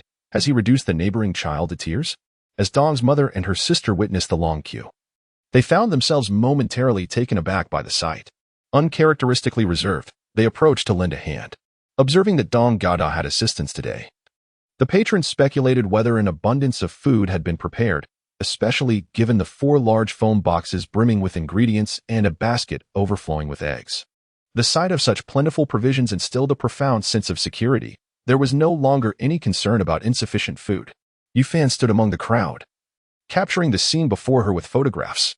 Noticing that others were inquiring about the location of the fried rice stall and failing to locate the proprietor, she promptly shared the images in the group chat.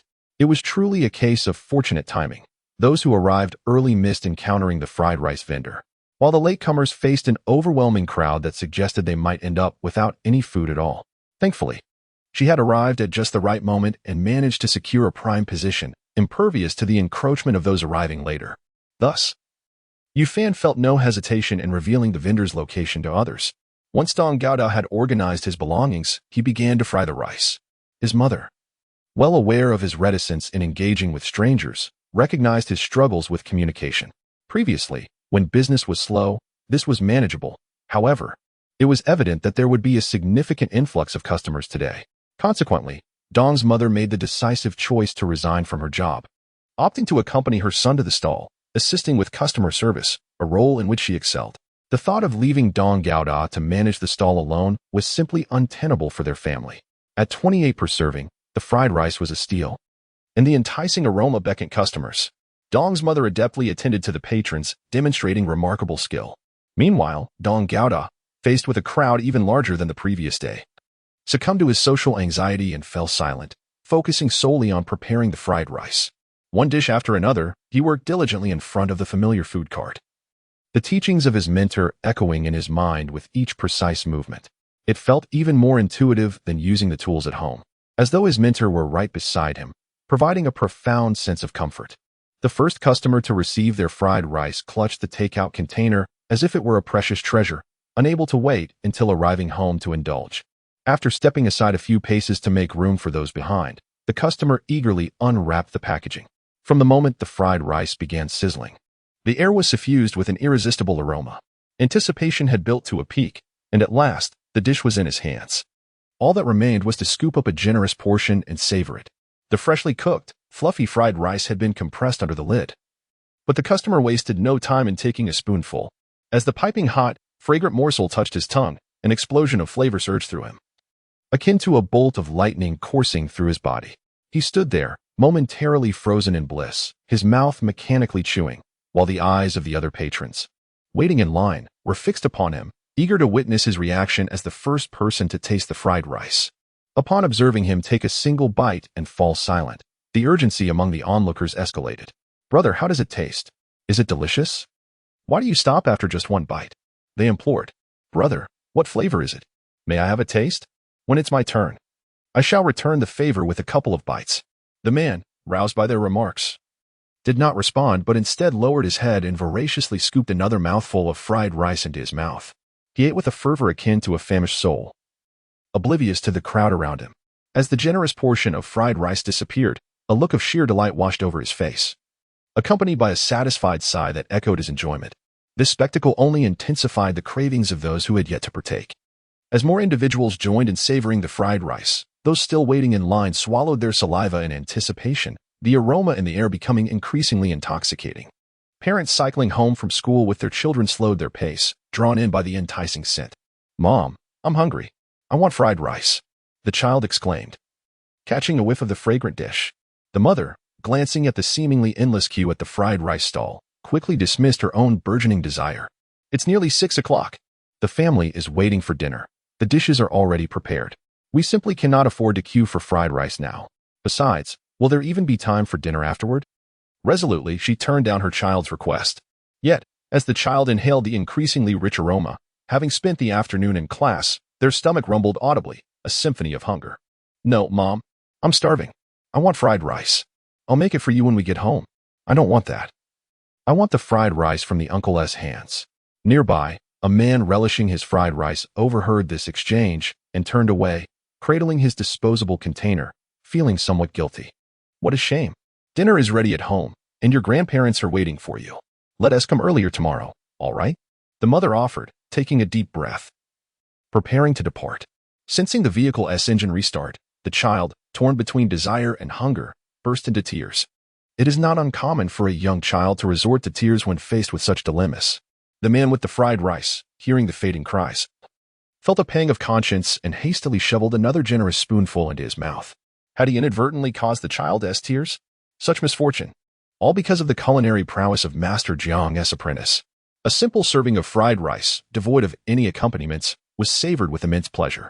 The chewy, springy rice intertwined with the fluffy, tender eggs, creating a delightful blend of salty and savory flavors that was utterly irresistible. Each bite seemed addictive, with the sensation of teeth meeting rice grains melding together, culminating in a blissful swallow. The satisfaction on his palate uplifted his spirits, enveloping him in an atmosphere of joy and delight, unmistakably revealing the exquisite nature of this fried rice. Otherwise, the expressions of contentment on everyone's faces would not be so evident. "Ah, surely you find the fried rice delectable. To have had the fortune of tasting Master Jiang's fried rice is to experience a flavor that surpasses this by tenfold. You cannot possibly conceive how exquisite fried rice can truly be. Just a single bite, and it becomes an unforgettable memory." One diner, while savoring the fried rice, wore an expression of regret. The words that escaped his lips were nothing short of astonishing. "Even better than this? My heavens. I cannot even fathom what that might taste like. Trust me, I witnessed the live broadcast. This individual even seized leftover rice, and indeed, he experienced Master Jiang's culinary prowess." Goodness, does this not imply that the online claims of Master Jiang's mediocre skills, merely a marketing façade, are entirely unfounded? Chapter 69. The desire to become a disciple. Those fortunate enough to have savored Jiang Zhou's fried rice, upon overhearing the conversation, were incensed and exclaimed, "Of course it's false. It's undoubtedly a malicious smear from rivals who lack Jiang Master's skills. Coupled with his modesty and dedication to culinary arts, rarely entertaining customers, it's no wonder that certain individuals resort to slandering him online." Nearby, Lin Yi and his companions, clutching their bowls of fried rice, felt as though they were being pierced repeatedly in the chest. Was their previous conduct perceived in such a light by others? Feeling guilty, Lin Yi discreetly shifted to the side. Although he believed their actions would remain undiscovered, a sense of unease lingered. In recent days, the group had sampled the culinary creations of all the disciples Jiang Zhou had mentored. Even in the absence of experiencing Jiang Zhou's personal touch, they realized that he was far from the culinary novice they had presumed. The guidance he provided was unparalleled. Few could replicate such mastery. Astonishingly, he had imparted this level of skill to his disciples. It is well known in Huagua that the phrase "a disciple teaches his master to starve" has long been a cautionary tale. Initially, when Jiang Zhou's disciples faced public scorn for their lack of skills, those within the industry were largely indifferent, focusing their attention on Jiang Zhou instead. For them, It was entirely reasonable that Jiang Zhou had not imparted his true expertise to his apprentices. They wouldn't freely share their own skills with a disciple, allowing them to establish a restaurant and profit at their expense. If one were truly selfless, the abundance of lost techniques and recipes would not exist. However, they never anticipated that the situation would escalate to the point where Jiang Zhou began live-streaming visits to his ridiculed disciples, ultimately evolving into this unforeseen development. The flavor is exquisite. It's a pity such talent is being showcased at a stall. I wonder if I could recruit someone to specialize in fried rice at my restaurant, mused a man who had just finished his bowl. His gaze flickered with a hint of desire as he observed Dong Gaoda, who was busily attending to customers at the stall. The onlookers deemed him fanciful. This is Jiang Zhou's disciple. How could he possibly work there? They scoffed. What if? Have you calculated how much he earns in a day? At 28 per serving, serving 100 people yields 800. Just look at the line. If he sells 200 portions in a day, that's 5 or 6,000. What salary would you offer to lure him away? If the pay is insufficient, would he even consider it? The man who had spoken earlier fell silent, grappling with the staggering calculations. The prospect of earning several thousand a day amounted to over 100,000 in a month, even if the sum were slightly lower. It was astonishing how lucrative selling fried rice could be. Such a revelation left him contemplating the idea of becoming a disciple himself. He wondered if Master Jiang was still accepting students. If he could learn a skill and gain fame, it would indeed be a dream realized. While the others remained indifferent, Lin Yi, without a doubt, felt a stirring of ambition within himself. The distinction between craftsmanship and mere skill holds little significance. Through these recent episodes, he has discerned that to truly savor the culinary artistry of Jiang Zhou, one must seize the opportunity during the live broadcasts. That young apprentice consistently trails behind Jiang Zhou, relishing the dishes that Jiang Zhou instructs him to prepare, and he cannot help but feel a pang of envy. Should he have the fortune to become a disciple of Master Jiang, he would undoubtedly be the youngest apprentice, feasting daily alongside the master. Wouldn't that allow him to learn the intricacies of Master Jiang's craft up close? Yet, he remains uncertain about the path to seek apprenticeship. Lin Yi fell into deep contemplation. Among the crowd, someone noted with amusement that their reference to Jiang Zhou had inexplicably transformed into Master Jiang, shaking their head in jest. It certainly was not the same as when they had previously hurled insults. Truly, adaptability is a remarkable trait. Meanwhile, several scalpers who had procured egg-fried rice gathered together. Each individual was limited to purchasing only one serving of the delicacy, yet they collectively acquired 6 portions. There would undoubtedly be no shortage of eager customers for their wares. However, they found themselves in a quandary. Having been enveloped by the tantalizing aroma of the egg-fried rice, each man struggled to resist the allure, refraining from indulging in the portions they held. Yet, those around them were feasting. They were human, too, and temptation tugged at them. Especially since they had yet to have dinner, their stomachs had already cried out numerous times under the onslaught of enticing scents. Boss, may we not sample a portion? After traveling such a distance and exerting such effort to acquire this egg-fried rice, we have yet to experience its flavor. Indeed, boss. We're all curious about the taste. Let us have a taste. Li Heng, faced with the pleas of his companions, acquiesced without hesitation. Not for any other reason, but because he, too, was tempted. All right, let us open a portion and give it a try. As soon as he spoke, a younger subordinate eagerly opened the package of egg-fried rice in his hands. The others silently grasped their disposable spoons. Without further ado, their spoons surged toward the open dish, heaping a spoonful of the delectable fried rice into their mouths. The weariness of the group was momentarily forgotten as fresh light sparked in their eyes. After exchanging knowing glances, their pace quickened. Spoonful after spoonful of fried rice was devoured, rendering them speechless in delight. Freshly cooked, the egg-fried rice was still steaming, its warm texture exuding a fragrant rice aroma. Each grain, firm yet tender, combined harmoniously with the fluffy scrambled eggs, creating an irresistible dish that compelled their teeth to chew without pause.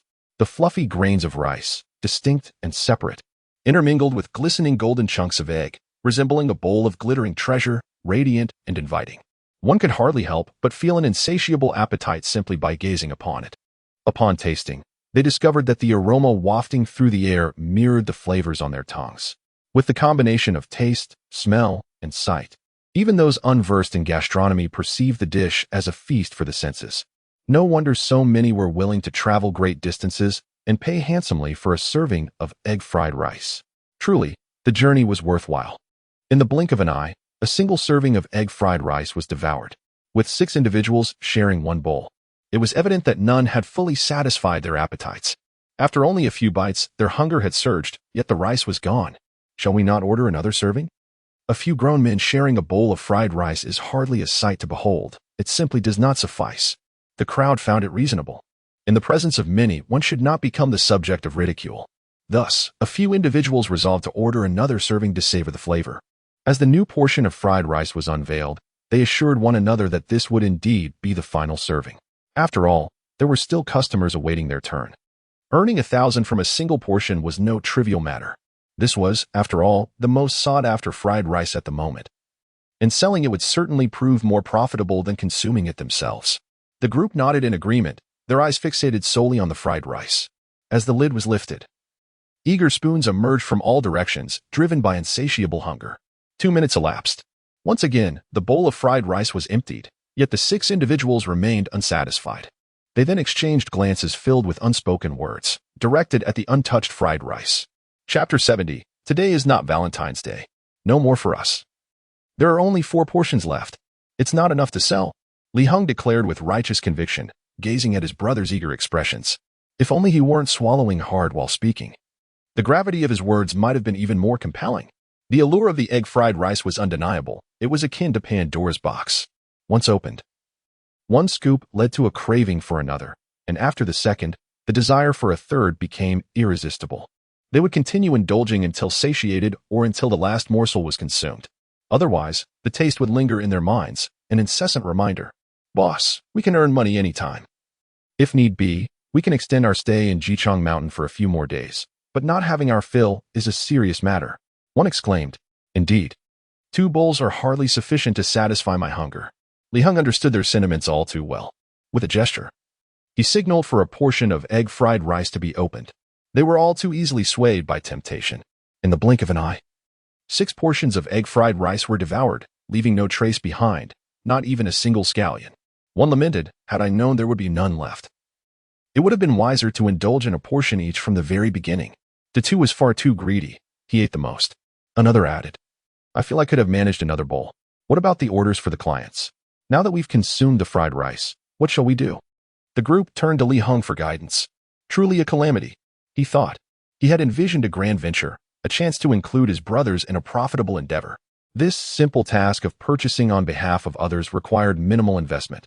The profit margin could yield substantial returns over a month. Yet, a group of gluttons had devoured the fried rice he had painstakingly queued for. Now, they sought his counsel, but what could he say? Li Heng, having relished the meal himself, resignedly picked up his phone to message the client. Boss, the crowd is overwhelming and there are purchase limits. I was unable to secure the egg fried rice. Upon receiving Li Heng's message, Gu Ruoxi was taken aback. What? How could this happen? He had anticipated the fried rice all day and had planned to enjoy it as a midnight snack, having skipped both lunch and dinner to save room for it. Now to hear that it was not obtained felt like a cruel jest. Gu Ruoxi promptly initiated a video call. Li Heng composed himself, ensuring that no hint of guilt marred his expression. Noticing the grease lingering on his lips, he hurriedly wiped it away with his shirt before answering the call. Quickly adjusting his demeanor. Boss, we arrived early and ventured into the night market, thinking that Master Zhang's apprentice would be selling there. However, after waiting for quite some time, we discovered that he was actually set up at the entrance of the night market, where an enormous line had already formed, leaving us with no chance at all. As Li Heng spoke, he showed Gu Ruoxi the length of the queue behind him. The hope of acquiring the fried rice seemed utterly dim. Seeing that they truly had not secured any, Gu Ruoxi's face fell. Disappointment etched across his features. So many people. How could we possibly purchase from those at the front?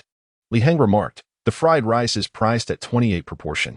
If I spend too little on the location, no one is willing to pay. If I spend too much, it becomes unprofitable. I plan to stay in Jiang Mountain a few more days. I'll arrive early tomorrow. I should be able to buy some. All right, please ensure that the fried rice is delivered to me promptly. I can even pay someone to run the errand. Gu Ruoxi said, her voice tinged with disappointment. After a day of anticipation without indulging in fried rice, her words now lacked vigor. Observing Gu Ruoxi's despondency, Li Heng felt an unusual pang of guilt, his conscience pricking at him. He hastily assured her that he would certainly procure it tomorrow, once the call ended. His subordinates gave him a thumbs up, exclaiming, as expected of the boss, truly impressive. Li Heng weakly waved them off. Let us find a nearby hotel and book 3 standard rooms. There are 6 of us in total. Consequently, they glanced around and headed towards a chain hotel located 300 meters from the night market. Hello, we'd like 3 standard rooms. I apologize, sir, but we are fully booked and have no available rooms, the receptionist replied apologetically. Li Heng and his companions exchanged glances of dismay. With no other option, they checked the map for nearby hotels. After walking several hundred meters, they arrived at another hotel. I'm sorry, sir, but we have no standard rooms left. We only have 1 luxury double room available. Li Heng exclaimed. What is going on? It's late at night, and we've already been to 2 hotels with no rooms. Are accommodations this scarce? It's not even Valentine's Day.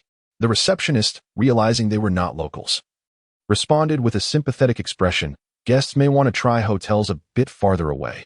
We are quite close to Zhongshan Night Market, which has attracted many tourists here to savor the fried rice today. The unspoken sentiment was clear to Li Heng and his companions. Other visitors seeking the same fried rice had booked all the rooms. I see. Then let us explore options further away, Li Heng suggested, feeling fatigued as they exited the hotel. Especially for Li Heng, who had spent the previous night studying Master Zhang's materials. His brief nap on the high-speed train had not been restorative. He had been stationed at the night market all afternoon, busy until evening, now yearning for a hotel where he could finally rest. However, nearby hotels were fully booked by tourists eager to sample the famed fried rice. They had not anticipated needing accommodations for the night and had not made prior reservations, leaving them to search anew. After a strenuous effort, they finally secured a hotel where they could rest, but it was already around 9 or 10 in the evening. Li Heng swiftly took a shower and collapsed onto the bed, falling into a deep sleep. Meanwhile, Dong Gaoda was still tirelessly cooking. Since he set up his stall at 6 o'clock, his hands had not paused for a moment, constantly stirring, yet the line of customers showed no signs of diminishing. His mother assisted by packaging orders, serving rice, and attending to customers, while his sister managed the cash and answered inquiries.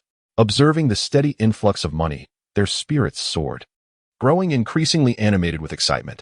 Only Dong Gaoda was enveloped in the greasy sin of cooking, his eyes devoid of spirit, and his movements became increasingly adept, as if he were a mere replica from a template.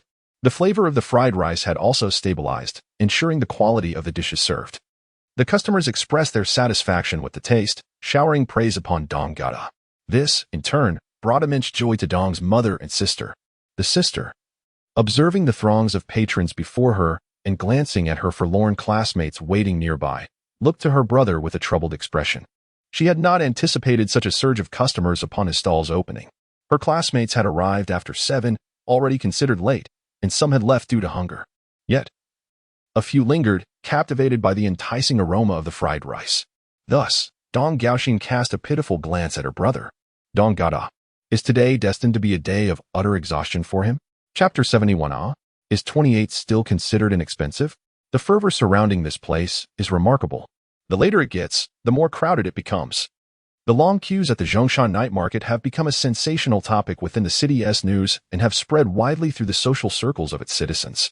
The primary attraction is the fried rice priced at 28, which, when compared to ordinary homemade fried rice, is undoubtedly on the pricier side. Even without discussing the flavor, the fact that it is crafted under the guidance of a renowned culinary master and prepared by the master's apprentice justifies a price that could easily reach 3 figures. Adding to this is the taste itself. If it were served in a high-end restaurant instead of a street stall, it could justifiably command a 4-figure price. Its affordability allows most people to indulge, and with the current hype, many are eager to join in the excitement. Even late into the night, the popularity remains undiminished. This has compelled Dong Gaoda, who struggles with social anxiety, to speak up. Mom, please tell everyone to stop queuing. I can't keep up with the cooking. How many more servings of rice do we have? Dong's mother, lost in the joy of the continuous stream of customers, hadn't truly noticed the situation. Observing her son, whose face had grown pale from exhaustion, she cast a guilty glance at the phone box. It contained 100 boxes of rice, and there seemed to be about half left, estimating around 40 to 50 servings still available. Dong Gaoda felt a wave of darkness wash over him. He had never felt this fatigued before. At this point, he hardly felt like speaking. Realizing that she had indeed brought too many supplies that day, Dong's mother hurried to the back of the line, urging people not to queue any longer. She feared that if they continued, her son might become so overwhelmed that he would refuse to work the next day. She knew her son well. Since childhood, he had been lazy, sometimes even skipping meals out of sheer lethargy. If he were to become completely worn out, she feared that not even the prospect of earning money would stir his interest, leading him to languish at home. Thus, Dong's mother decided to call it a day. The disappointed patrons sighed upon witnessing the scene. Arriving late and finding everything sold out was simply the way of things. Dong Gaoxing quickly sought her brother's attention, hoping to charm him into saving some fried rice for her classmates. Dong Gada had asked their mother to convey the message to the crowd, hoping to reserve some fried rice for his sister's friends, as he certainly could not neglect his sister. After a long day, it was well past midnight when Dong Gada and the others finally returned home. Exhaustion weighed heavily upon them all, yet they gathered together to review the evening's earnings, which were nearly comparable to their father's monthly salary. Their eyes widened in astonishment. This was utterly outrageous. As ordinary individuals, they had never imagined they could accumulate so much wealth in a single day. Dong's mother, in disbelief, exclaimed, "Old Dong, pinch me. I feel as though I am dreaming." Dong's father complied, pinching her gently but with sufficient force to elicit a startled jump from her. "How could you actually pinch me?" she exclaimed, playfully swatting him for his innocence. After a brief moment of elation, Dong Gada was engulfed by profound anguish. He finally understood the coexistence of joy and suffering. To his surprise, it turned out that his master's guidance was genuinely invaluable. A mere casual suggestion had proven immensely beneficial to an ordinary individual. As the festive seasons approach, do not forget to show your utmost respect and gratitude towards your master. This profound skill you have acquired is a means of survival, a true craft that, in times past, would not have been imparted to one who had not diligently served their master for over a decade.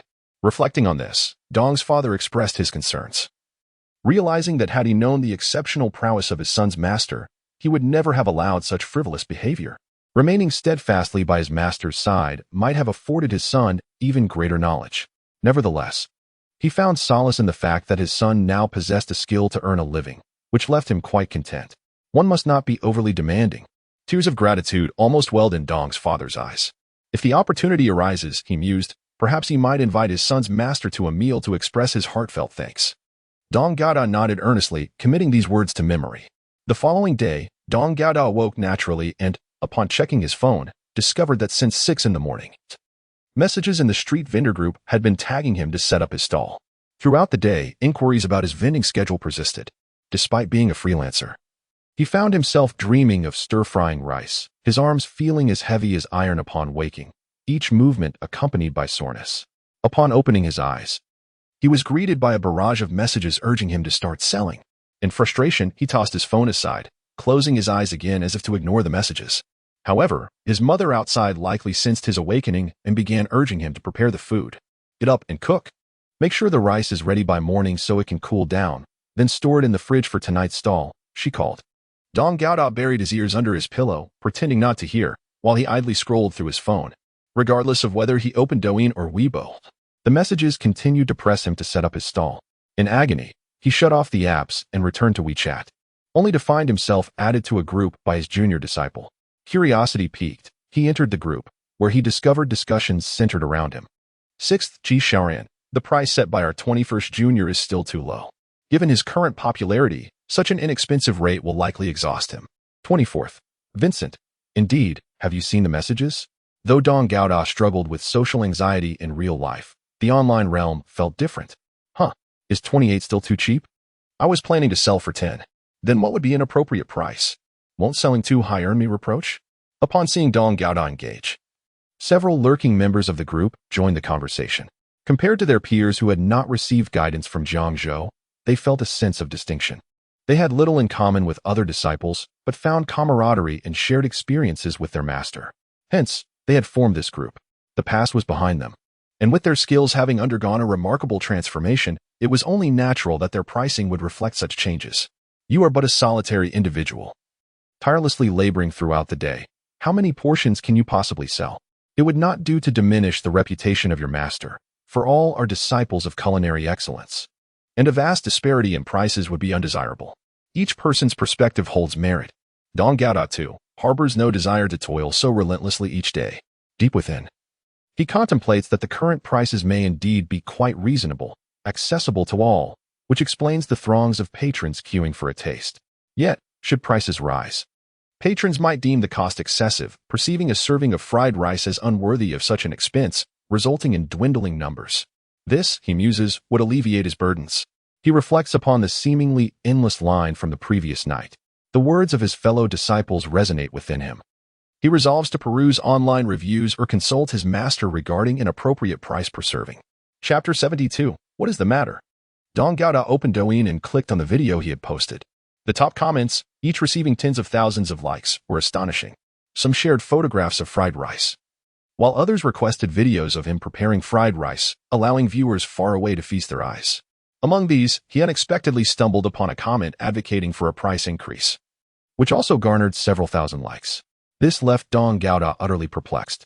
The lower the price he set, the more accessible it was for everyone. One would think they would be more pleased. Why then would anyone demand a price hike? It seemed illogical. After some contemplation, he found the notion entirely improbable. Driven by curiosity, he delved into the replies beneath that comment, only to discover a multitude of individuals echoing the same sentiment. As he perused their responses, the reasoning became clear. It was precisely because the fried rice was inexpensive that the demand was overwhelming, resulting in long queues and many going without. A higher price would, in some sense, filter out those who deemed it unworthy, thereby reducing the competition for meals. Those with time constraints yet possessing wealth would have the opportunity to enjoy the dish, while others would prefer to pay a premium rather than endure hours of waiting, only to leave empty-handed. If they had the funds to engage a proxy or purchase fried rice at inflated prices from others, they might as well contribute that money to Dong Gaoda. After all, his culinary skills were commendable, and people were willing to pay for them. A realization dawned upon Dong Gaoda. With this newfound insight, he hastily rose from his seat. His father and sister had already left for school, leaving him to consult his mother. Together, they examined the online comments and the discussions among his peers.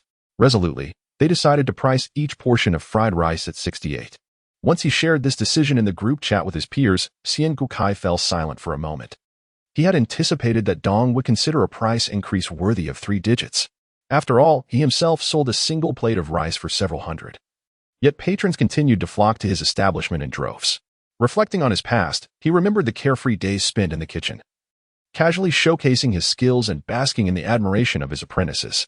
Though he felt a sense of obligation, he relished the leisure of his prior existence. Nowadays, despite receiving genuine praise, he found himself weary and diminished in stature.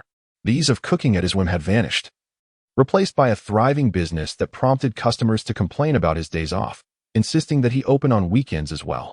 The thought alone brought him distress.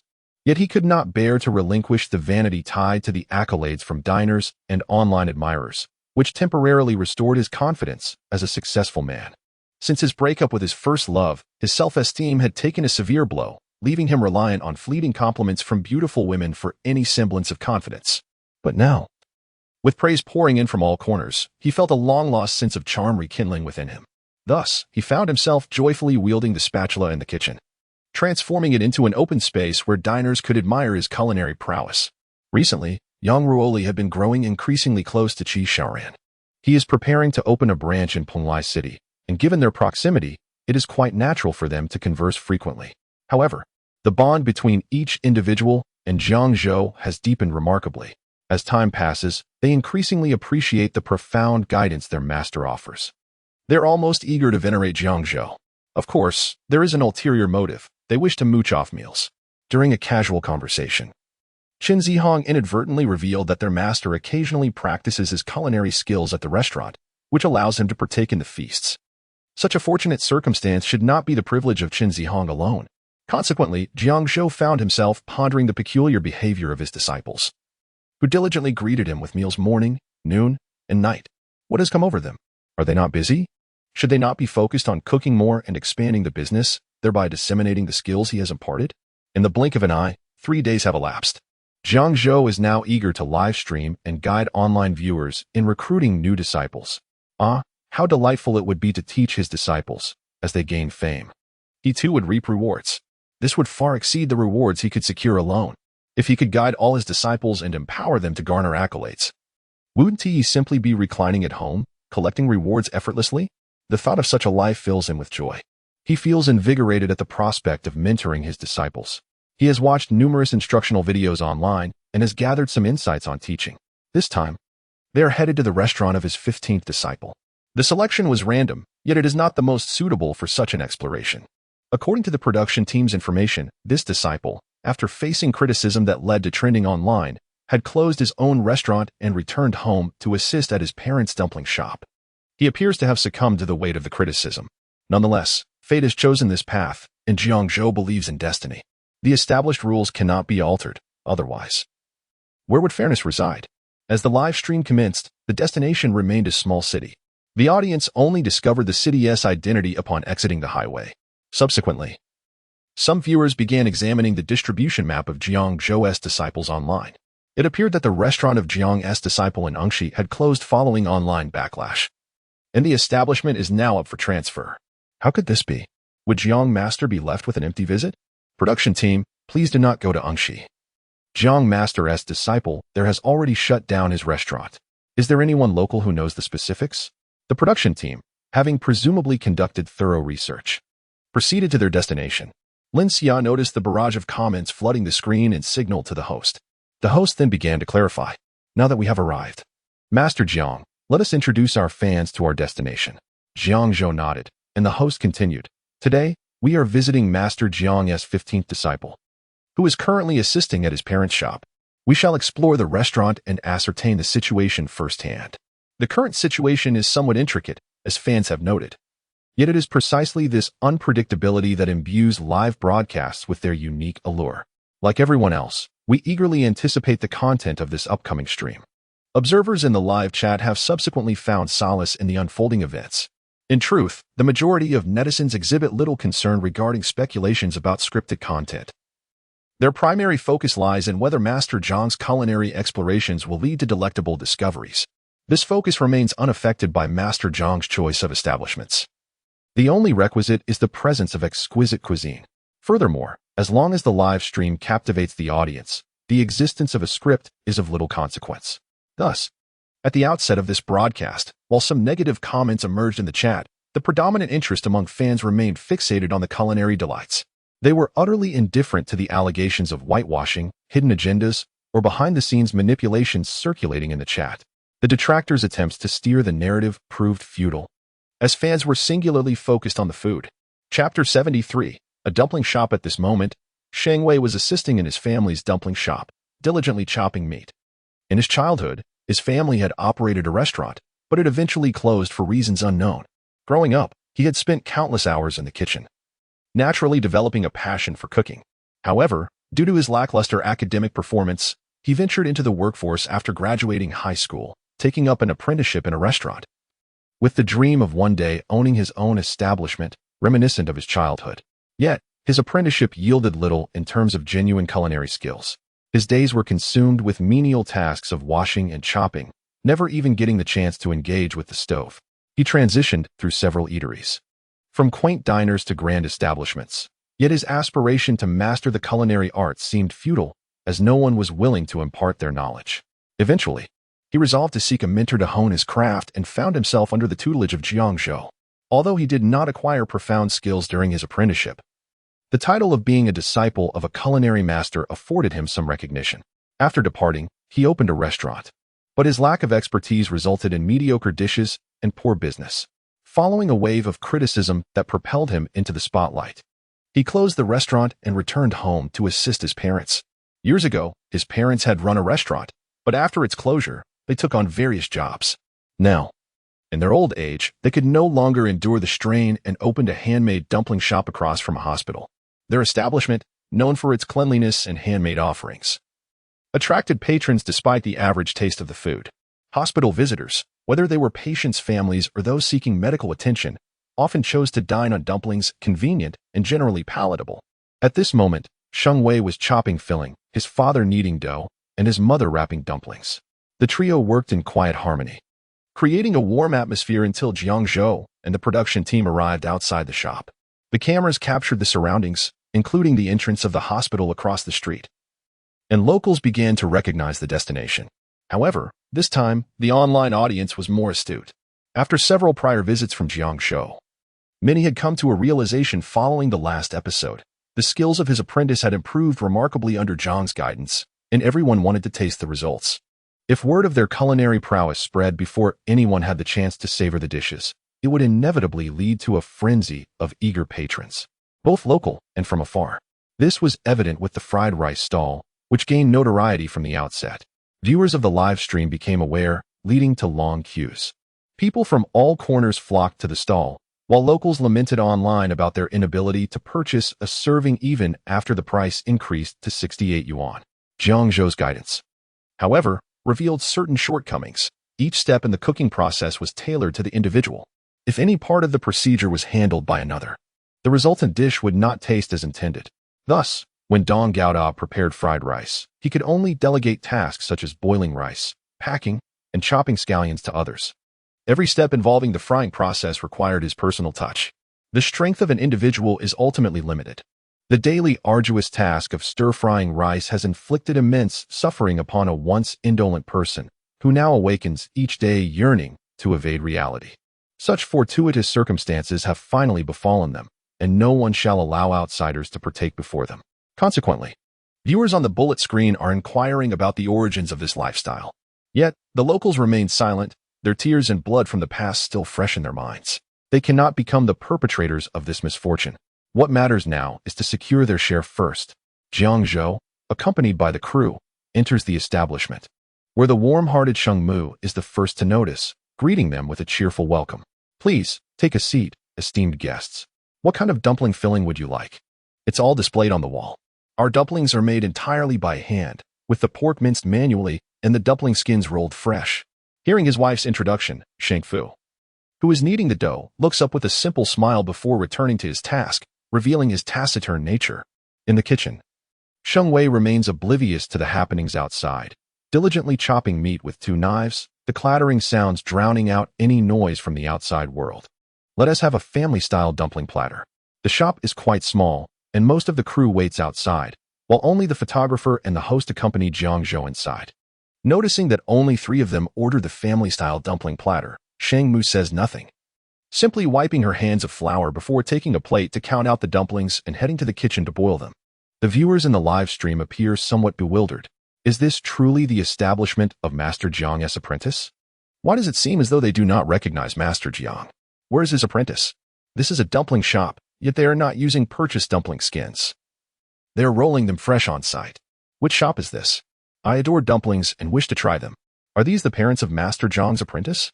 Such scenes, where no one recognizes Jiang Zhou, pique the interest of netizens, leading to a flurry of lively discussions in the comments, with speculations about whether they have entered the wrong shop and inquiries about the apprentice's whereabouts. Lin Xia, seated in the car, observes the viewers' reactions with satisfaction, nodding in approval and instructing the staff to refrain from responding, to maintain an air of mystery about the program.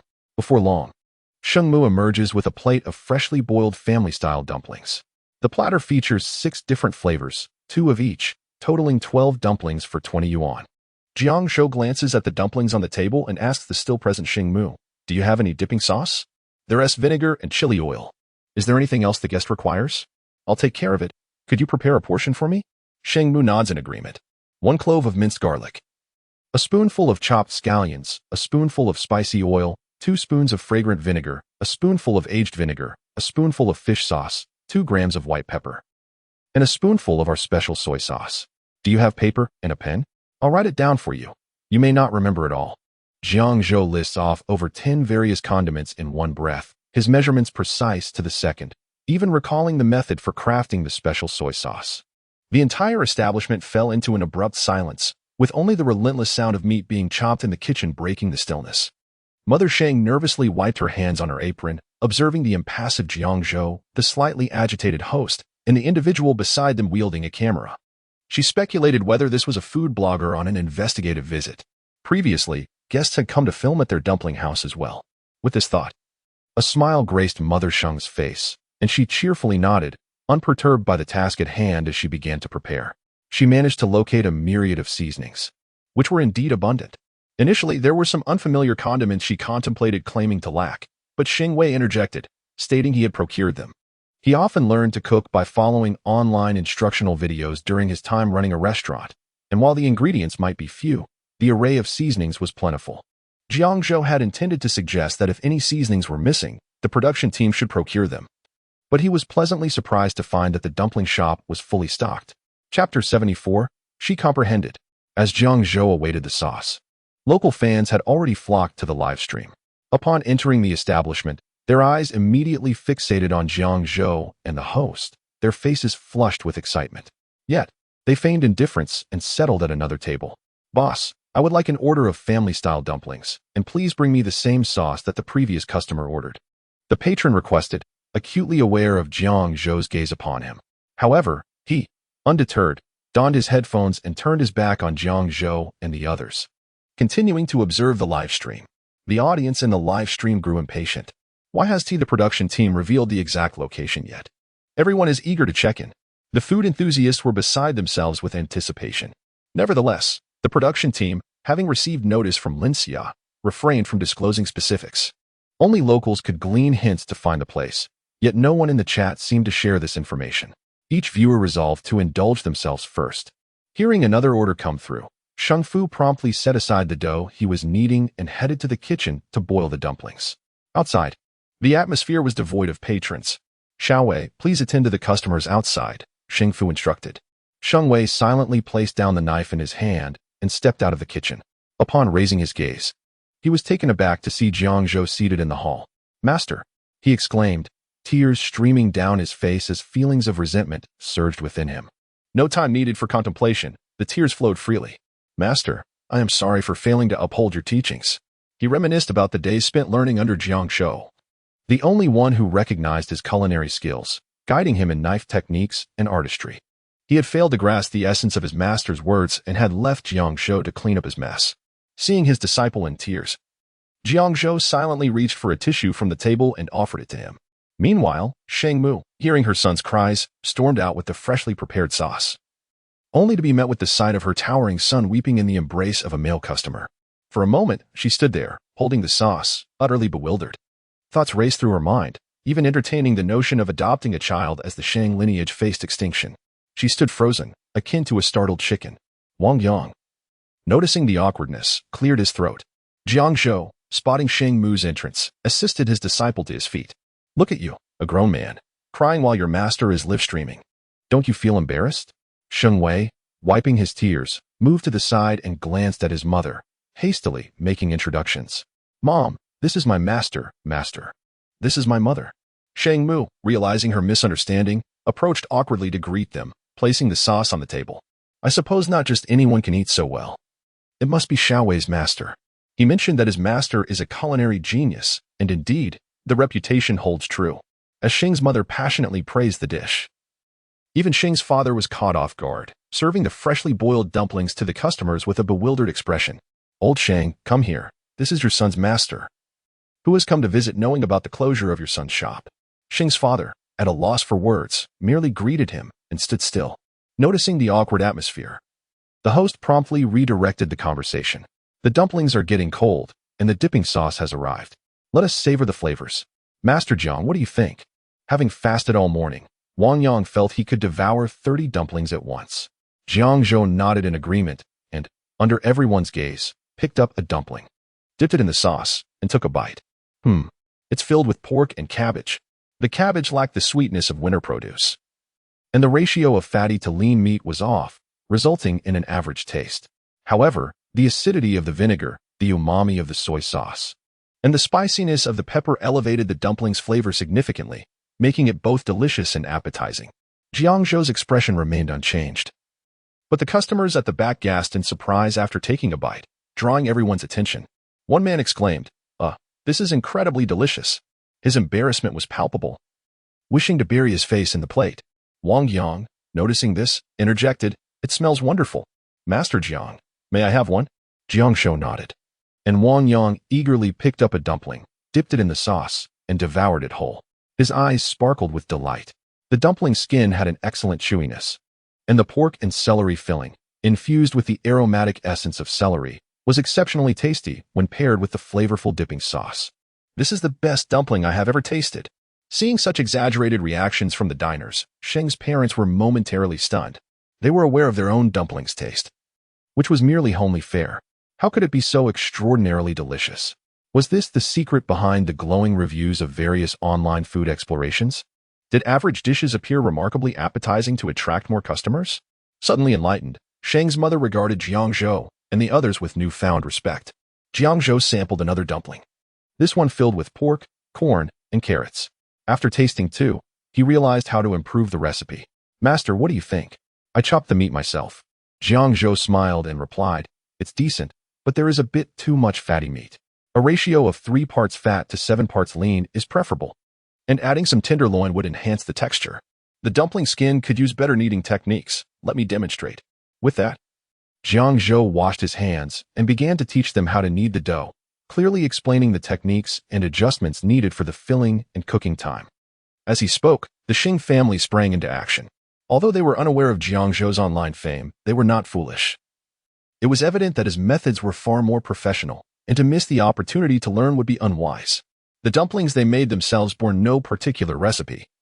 The filling consisted merely of a pinch of salt and some MSG. The dough was simply kneaded into a ball. To cook the dumplings, they merely added water thrice and boiled them until done. There were fundamentally no secrets to it. However, upon receiving guidance from Jiang Zhou, everything felt distinctly different. Especially when Xingfu kneaded the dough using Jiang Zhou's technique, it became effortless and soon transformed into a smooth, lustrous ball. Sheng Wei also resumed chopping the meat and preparing the filling.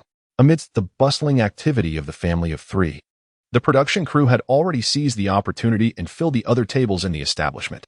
"Boss, cook as many dumplings as you've wrapped. We will let you know when we've had our fill." "Boss, let us cook and wrap at the same time. And a bowl of dipping sauce, please." Chapter 75. Work hard.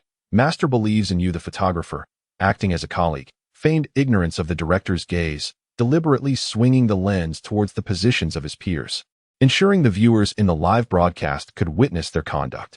Such despicable behavior.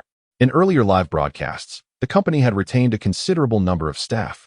Now, each one of them stubbornly refuses to stay put. The moment they are mobilized, all personnel move as a collective.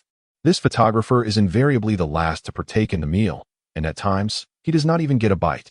Observing his colleagues, who are unenthusiastic about work yet exceedingly eager when it comes to dining, his frustration is palpable.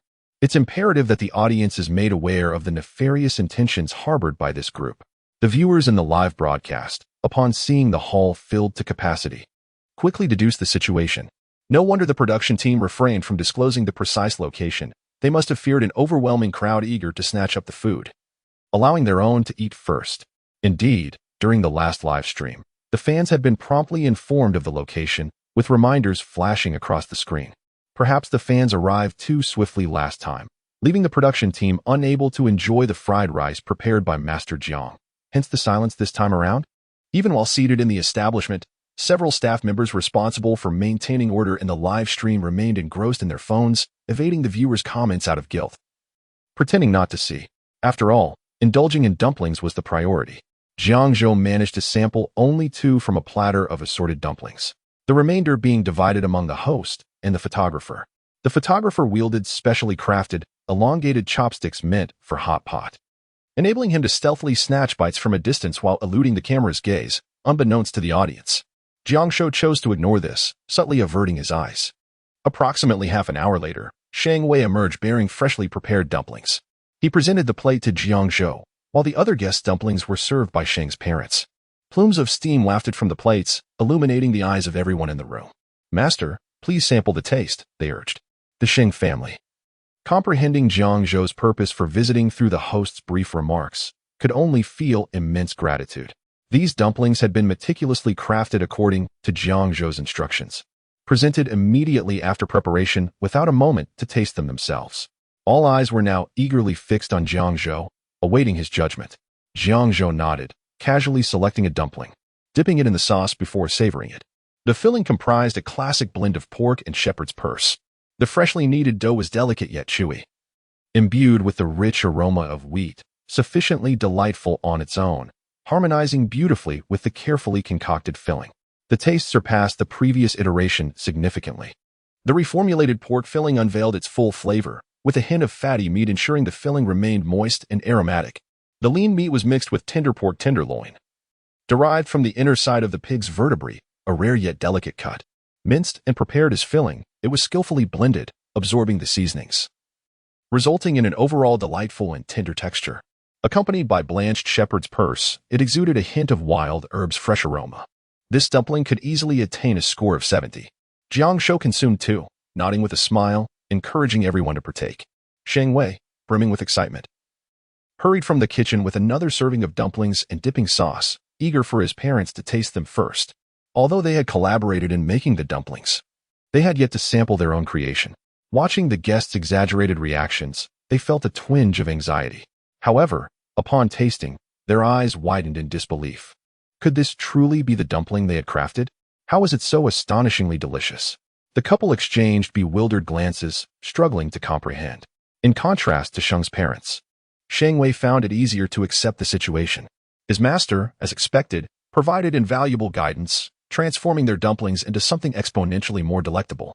Had he not been so inept, he wouldn't have needed such assistance. After a prolonged absence, his master's culinary skills remained impeccable, always pinpointing the essence with just a few words.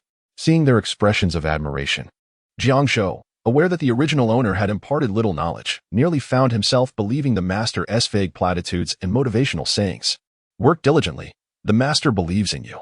For Sheng Wei, Jiang Zhou felt that merely the recipe for the dipping sauce would be of immense benefit to their family.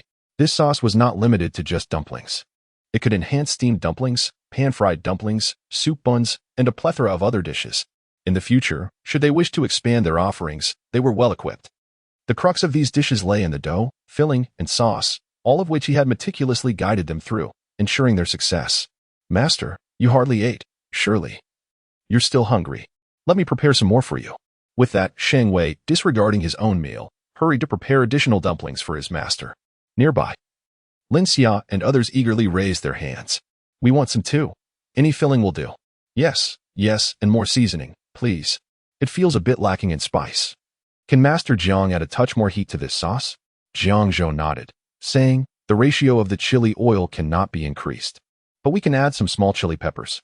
If you enjoy cilantro, scallions, or garlic paste, feel free to add more of those. As soon as these words left his lips, Sheng Wei understood the glances of the diners. Wait a moment. I'll bring out the ingredients for everyone to help themselves.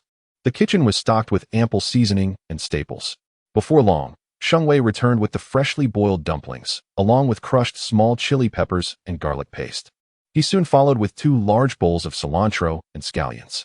The dumplings were insufficient. After quickly consuming a few, Sheng's parents urged Sheng Wei to continue making more. There was still a large bowl of filling prepared. Sheng's father tirelessly rolled out the dough, while his mother swiftly wrapped the dumplings, both executing their tasks with great proficiency. Sheng Wei took over the responsibility of boiling the dumplings. Such a lengthy period has sufficed for the local fans to make their way here. Initially, the fans who arrived were quite nearby. One individual consumed over 30 dumplings and departed, cradling their stomach. Now, the crew members have also indulged, each consuming at least a dozen or 20 dumplings. Only after satisfying their appetites did they settle their bills and exit, similarly holding their stomachs. As mealtime approached, perhaps due to the influx of patrons, the establishment appeared to be thriving. Passers-by began to trickle in for a meal. Observing the increasing number of customers, Jiang Zhou exchanged greetings with Xing Fu and Xing Mu, announcing the conclusion of today's live broadcast. With matters settled and the restaurant bustling, lingering any longer would merely occupy space. Moreover, Jiang Zhou found little more to impart. Each apprentice possessed limited culinary aptitude. In a short span, he had endeavored to enhance their skills within their capabilities, but any further improvement would require more than mere guidance. Chapter 76. Such smoothness? A weary middle-aged woman, just emerging from the hospital, scanned the surrounding eateries with a tired gaze. Her son was hospitalized, and she had been shuttling back and forth between home and the hospital daily. The meals at the hospital were exceedingly bland, making it difficult for her son to eat, prompting her to venture out to procure something more appetizing. However, she was hesitant to purchase anything overly greasy during the recovery phase post-surgery. It was prudent to opt for lighter fare. Her attention was drawn to a bustling handmade dumpling shop, its popularity evident from the long queue outside. Dumplings seemed an excellent choice, satisfying with meat, vegetables, and carbohydrates, yet light and nutritious. Observing the throngs of patrons waiting in line, she surmised that the flavors must be delightful. As she stood silently in line behind 3 others, the cheerful expressions of the diners within the establishment suggested that the dumplings were indeed delectable. The aroma wafting from the shop was not overpowering but rather enticingly fresh. Although dumplings could be consumed quickly, the influx of customers continued to swell. particularly as young professionals finished their shifts and flocked to the venue. They had been following the live stream but had been unable to arrive immediately due to work commitments. Before long, the small dumpling shop was enveloped in a lengthy queue, becoming a peculiar spectacle. Such a scene of a long line at an established eatery instilled confidence in passers-by regarding the quality of the food. While a newly opened establishment might evoke curiosity about its offerings, this phenomenon often left many fans eager to capture the moment, momentarily forgetting their reservations.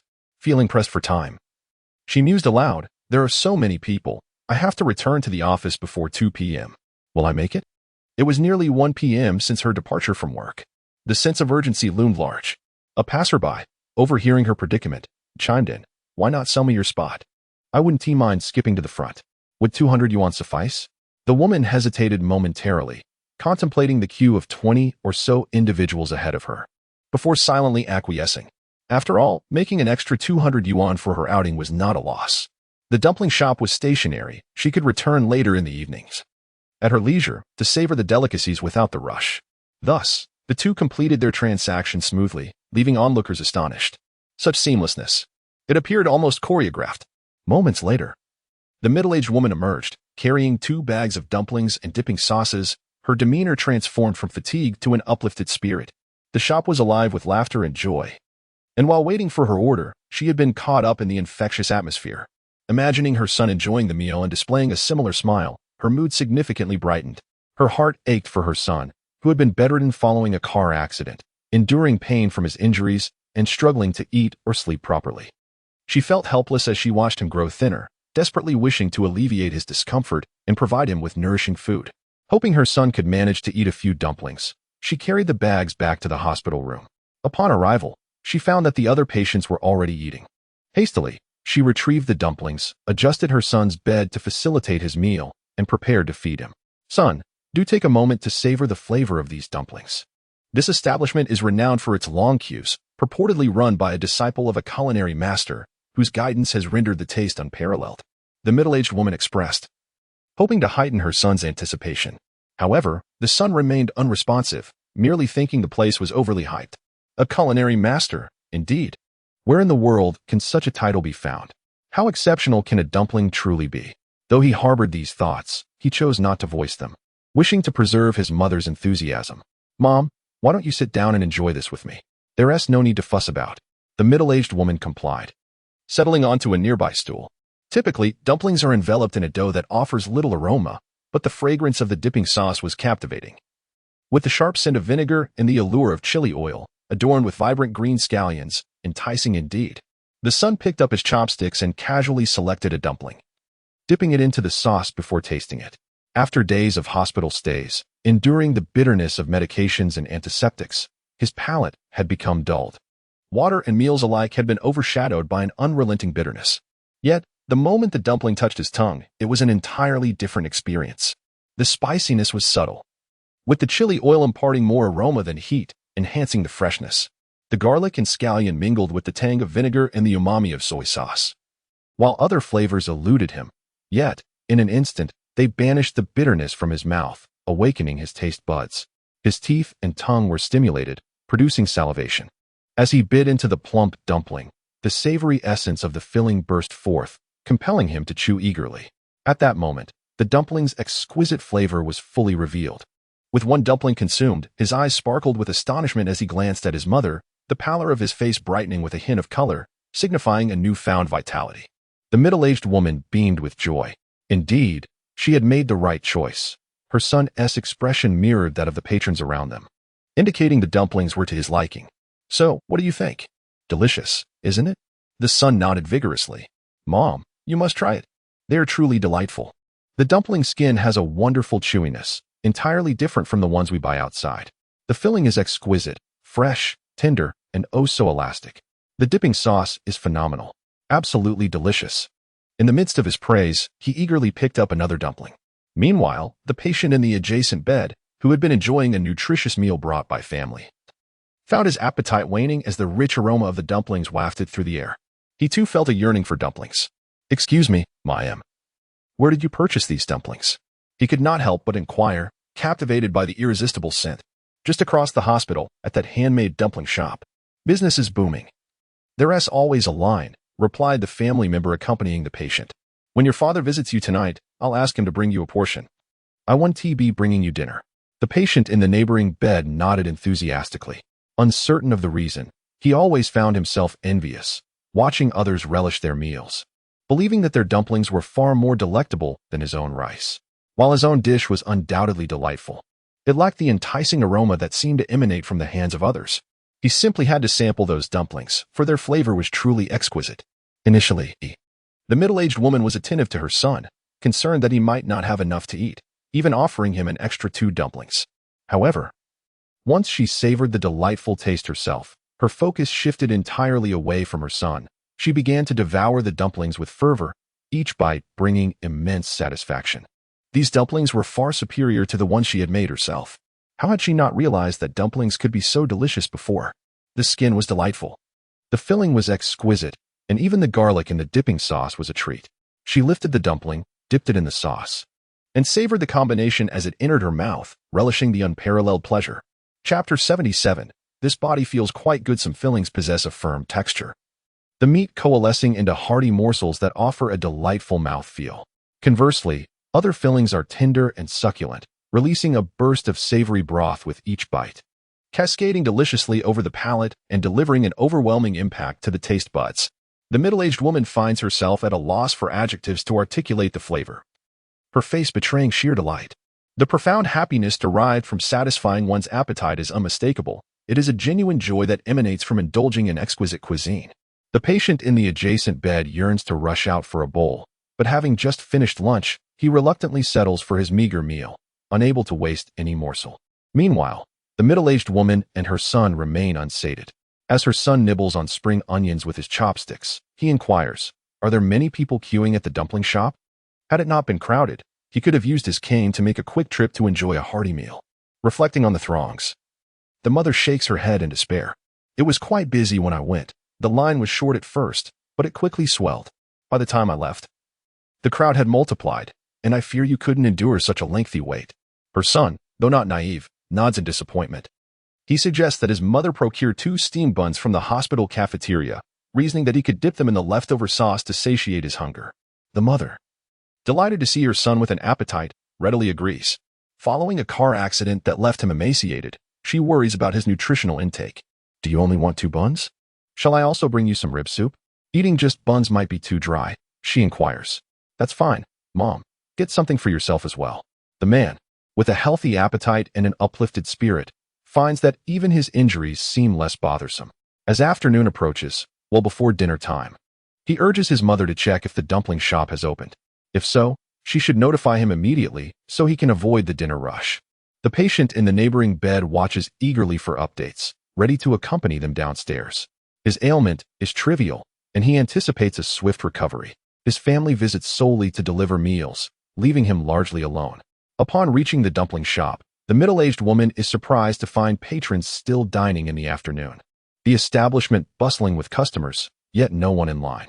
To her astonishment, the dumpling shop has remained open. Realizing this, she promptly messages her son. Soon, the 2 men, one leaning on a cane, the other carrying an 4, hasten towards the hospital exit, drawing curious glances from passers-by. "These bodies seem quite capable," one couple remarks, observing the duo's brisk pace, the cane propelling him forward with surprising agility. With youthful vitality, they bound away, eliciting genuine admiration. As the 2 patients entered the establishment, Sheng's mother, who was diligently preparing dumplings, stood up in surprise and promptly offered them her seat. Come. You 2 may take a seat while I tidy up the dumplings on the table." She glanced at the man still holding his 4 drip, momentarily flustered, uncertain of how best to greet them. No, it's all right, madam. Just boil them directly. Can we settle the bill after we finish?" They had been bustling since noon, with business uninterrupted, as a steady stream of customers continued to arrive, making it impossible for them to close the shop for a brief respite. The dough had to be kneaded anew 3 times, and they had even ventured out to purchase more pork when supplies ran low. The patrons were willing to wait, eager to savor the dumplings. It was a rare occasion for the dumpling shop to enjoy such prosperity, and neither Sheng's father nor mother could bear the thought of passing up the opportunity to earn. The profits from that afternoon alone equated to several days' worth of revenue. The family worked tirelessly, Yet their spirits soared with each satisfied customer who finished their dumplings and gave a thumbs up. This acknowledgement and praise acted as a delightful stimulant for their spirits. Even Xing Wei could not escape this uplifting atmosphere. Remembering his master's parting advice to work diligently, he found renewed vigor in chopping the meat. These dumplings are filled with pork and chives. Can you eat them? Having operated the dumpling shop across from the hospital for so long, Sheng's mother was well aware of the dietary restrictions of her patients. Observing the two men, one with an four and the other with a cane, she felt compelled to inquire further, lest they encounter any issues with their food. I would like the family fortune dumplings. Do you have them?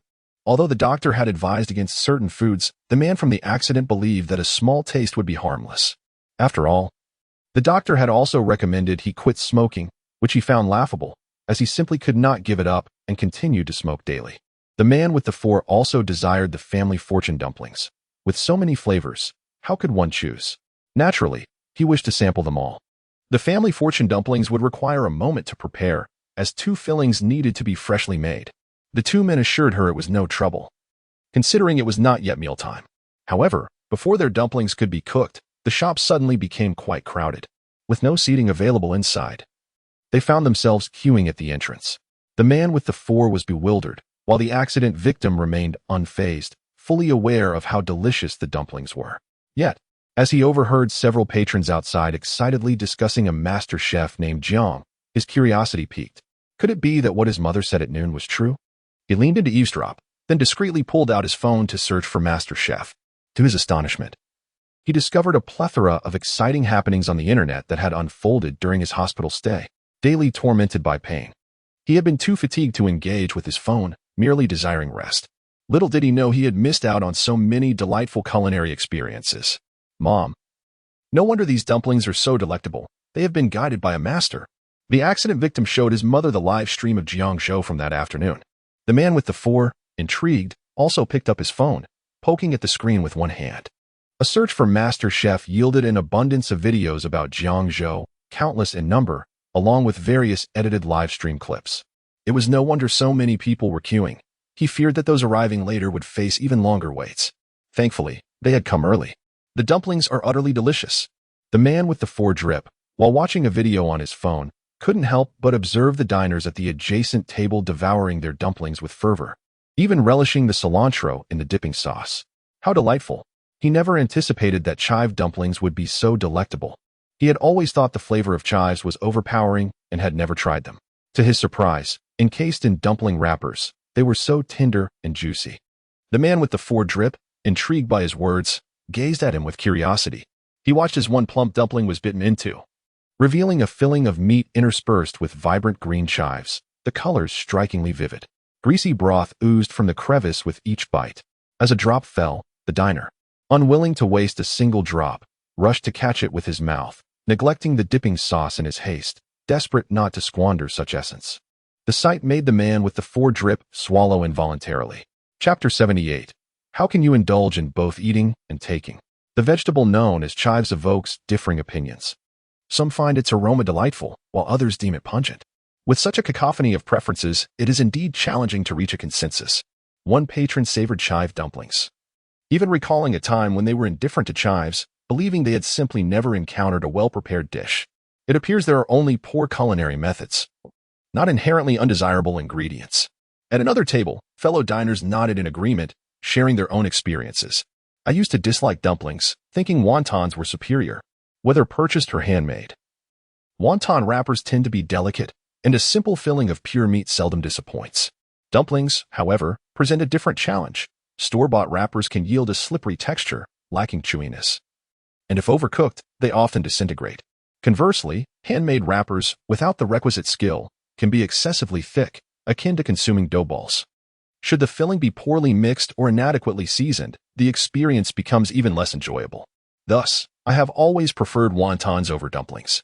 Were it not for Master Zhang's live stream today, I would never have contemplated the delicious potential of dumplings. Observe the exquisite balance between meat and vegetables. Too much meat would lead to a quick satiation, while too little would result in an overwhelming vegetable flavor. The dumpling wrappers are expertly rolled, thinner at the edges and slightly thicker in the center, encapsulating the filling perfectly. Each bite delivers a satisfying chew without being overly pronounced, making for an utterly gratifying experience. Indeed, Master Jiang's culinary prowess is beyond reproach. One taste reveals how to enhance flavors and elevate the dish. The accompanying dipping sauce is so delectable that I could easily consume a bowl of rice drenched in it. The man with the four-drip directs his gaze toward whoever speaks, his eyes brimming with longing. Watching others relish their meals is simply tantalizing. Sheng Wei persists in the kitchen, tirelessly chopping meat. After an afternoon of labor, his hands have developed blisters, now covered with band-aids as he continues his work. For those who truly appreciate flavor, the task of making dumplings seldom involves a meat grinder. Not only does a grinder produce excessively minced meat, obliterating its fibers and rendering it devoid of texture, but it also lacks the necessary stickiness. The more the blades spin, the poorer the quality of the resulting filling. Conversely, hand-chopped meat yields irregular pieces with a larger surface area, allowing for better absorption of flavors. The pounding process further tenderizes the meat, resulting in a smooth and succulent texture. To achieve a delightful filling, one must forego the convenience of a meat grinder, lest the exquisite taste of the meat be compromised. Business is thriving, and the speed of dumpling preparation cannot keep pace with the voracious appetites of the diners. Some even inquire if they can purchase raw dumplings to take home after they've reached their limits. Dumplings, when not seeking the freshness of texture, can be frozen and enjoyed for an extended period. With dumplings this delectable, they ponder their own inability to replicate such a dish at home, realizing that it is unlikely to be found elsewhere. The bustling restaurant is a testament to the thriving business. Enjoying a meal here is a rare treat. Thus, they contemplate purchasing some raw dumplings to freeze, allowing them to indulge whenever the craving strikes. As the patrons relish their delectable chive dumplings, one of them, having finished an ample serving, called out to the proprietor inquiring if it were possible to purchase some raw dumplings to take away, ideally accompanied by a portion of dipping sauce. While the dumplings were indeed exquisite, the absence of the sauce would significantly diminish their culinary delight. Having heard such requests countless times, the owner merely gestured towards the other customers outside, who were glaring at the audacious diner. With a limited supply of raw dumplings still being prepared, they were unable to accommodate such requests at that moment. Previously, the establishment had offered raw dumplings for sale, but the current rush of customers made it impractical. Otherwise, they would sell both raw and cooked varieties at the same price, thereby saving the effort of boiling them. How can you eat and take away at the same time? Another patron chimed in. We haven't even been served yet, and you wish to pack raw dumplings. After finishing their meal, the impatient diners urged for the occupied table to be relinquished. It's my turn now, boss. I'll have 2 family combo sets. With so many still waiting to be served, the audacity of such requests was met with collective indignation. The would-be takeaway customer, facing the wrath of those still unserved, had no choice but to surrender their spot, lamenting the sheer number of people present. Why were there so many at this hour, well before evening? Returning to the kitchen, the owner saw her husband, Sheng Wei, staring blankly in her direction. Mother, perhaps we should close by 8. Under normal circumstances, their establishment operated from 7 in the morning until 10 at night, often closing later if patrons remained. However, given the current busyness, were they to adhere to their usual hours, the family would likely be utterly exhausted. She estimated that the dumpling wrappers and filling in hand would not last until 8. Considering the hearty appetites of the customers, Sheng father, while rolling out the dumpling skins, added his thoughts. Sheng mother, feeling the strain of making too many dumplings while seated, noted, let us close at 7. It is nearly 6 now, so that seems reasonable. She calculated how many dumplings could still be made from the remaining ingredients in the dipping sauce. Let us allocate the sauce properly, 1 portion of sauce for each order of dumplings, otherwise it will fall short. Some can consume an entire bowl of sauce with just 1 serving of dumplings, and our supply of sauce is running low. The father and son had no objections. Accustomed to the quiet nature of her husband and son, Sheng mother stepped outside to communicate with the waiting customers. She managed to find a piece of paper, on which she wrote the closing time, informing those in line that they need not continue waiting. Once the ingredients ran out, they would indeed close for the day. The evening's produce lacked the freshness of the morning's offerings and was unsuitable for service. The diners understood this rationale, though it was regrettable. However, they consoled themselves with the knowledge that the dumpling shop was here to stay. It wouldn't be going anywhere. It was rumored to have been in operation for many years, much to the envy of neighboring establishments. Originally, all had been equal. Yet who would have anticipated that a culinary prodigy would emerge from their midst, propelling the shop to fame? Such fortunate occurrences seemed to elude them. Nearby, at the Huang Min chicken rice establishment, The couple gazed enviously at the long line outside the dumpling shop, pondering why such good fortune had not graced their own venture. The man turned around and spotted his son nestled at the cash register, engrossed in a video game. He marched over and delivered a sharp slap to the back of his head. Always playing, aren't you? Why don't you learn something from others? Look at that culinary master whose guidance has brought prosperity to the shop. Why can't you seek a mentor and study earnestly? The son, rendered speechless, continued to play, his fingers deftly navigating the game. Today was a rare lull in business, allowing him this moment of indulgence. It was unjust to accuse him of idleness. Dear, he said, addressing his wife, please inquire about that culinary master. Perhaps we could send our son to learn under him. The son remained silent, caught in the crossfire of expectations. Chapter 79. This must be talent. After several live broadcasts, Jiang Zhou's visits to the refurbished restaurants, including a humble roadside stall, have resulted in overwhelming business success. Such fervor has not gone unnoticed by those with ulterior motives. Who would have imagined that a chef, once vilified and embroiled in scandal, could attain such remarkable popularity? Moreover, as time progresses, this attention has not waned. Instead, it has intensified. The influx of patrons, spurred by this newfound popularity, has undeniably bolstered the businesses, leading to increased profits. Although the duration has been brief, the positive shifts are becoming apparent. Jiang Zhou's actions can be likened to a master guiding a disciple. The ultimate success lies in the hands of the individual. The apprentices, who previously struggled due to their lack of skill, are now benefiting from Jiang Zhou's insights into their specific circumstances. With diligence, they are poised to reap substantial rewards. Should issues arise in the future, Jiang Zhou can easily dissociate himself, rendering moral coercion ineffective against him. With Jiang Zhou demonstrating his culinary prowess before the audience and innovating recipes that dramatically alter flavors, it has become evident to even the most oblivious that the negative rumors surrounding him are likely unfounded. Those who have savored Jiang Zhou's culinary creations have become ardent admirers. Unable to tolerate any disparagement of his talents online, initially criticized for charging exorbitant tuition fees and failing to impart knowledge to his apprentices, public perception has shifted. It is clear that Jiang Zhou's culinary skills are so exceptional that his apprentices struggle to keep pace, resorting to leveraging his name to establish their own ventures, which in turn compels Jiang Zhou to clarify misconceptions through live broadcasts. Some netizens perceive these detractors as fanatical, akin to a cult. The ongoing debates surrounding Jiang Zhou only serve to enhance his visibility. Such discourse piques the curiosity of onlookers eager to uncover the truth. Jiang Zhou's culinary art is not something easily accessible. However, the apprentices showcased in the broadcasts offer a chance for the public to taste their skills with minimal effort. This creates a virtuous cycle, benefiting both Jiang Zhou and his apprentices.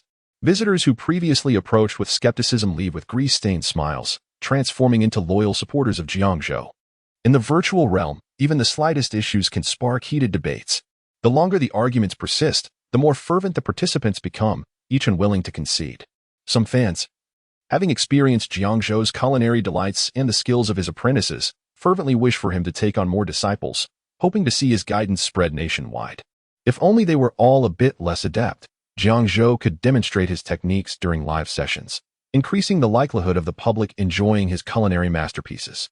In their quest to savor Jiang Zhou's artistry, these netizens have conceived a myriad of inventive ideas. Had it not been for the fact that everyone was oblivious to Jiang Zhou's destinations for each episode, they would have approached his apprentice in advance to discuss the matter. These occurrences were inconsequential to Jiang Zhou.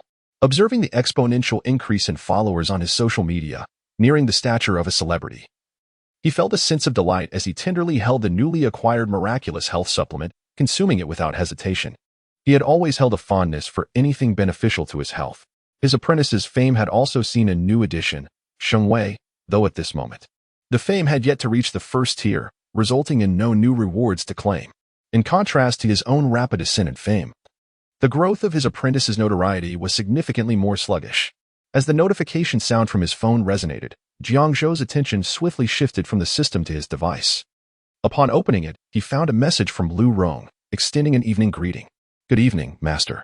I hope today's live broadcast was not too taxing. Regrettably, I am not by your side to serve you. I have recently procured a fine bottle of Matai. Could you assist me in discerning its authenticity when you have a moment? Jiang Zhou sighed inwardly.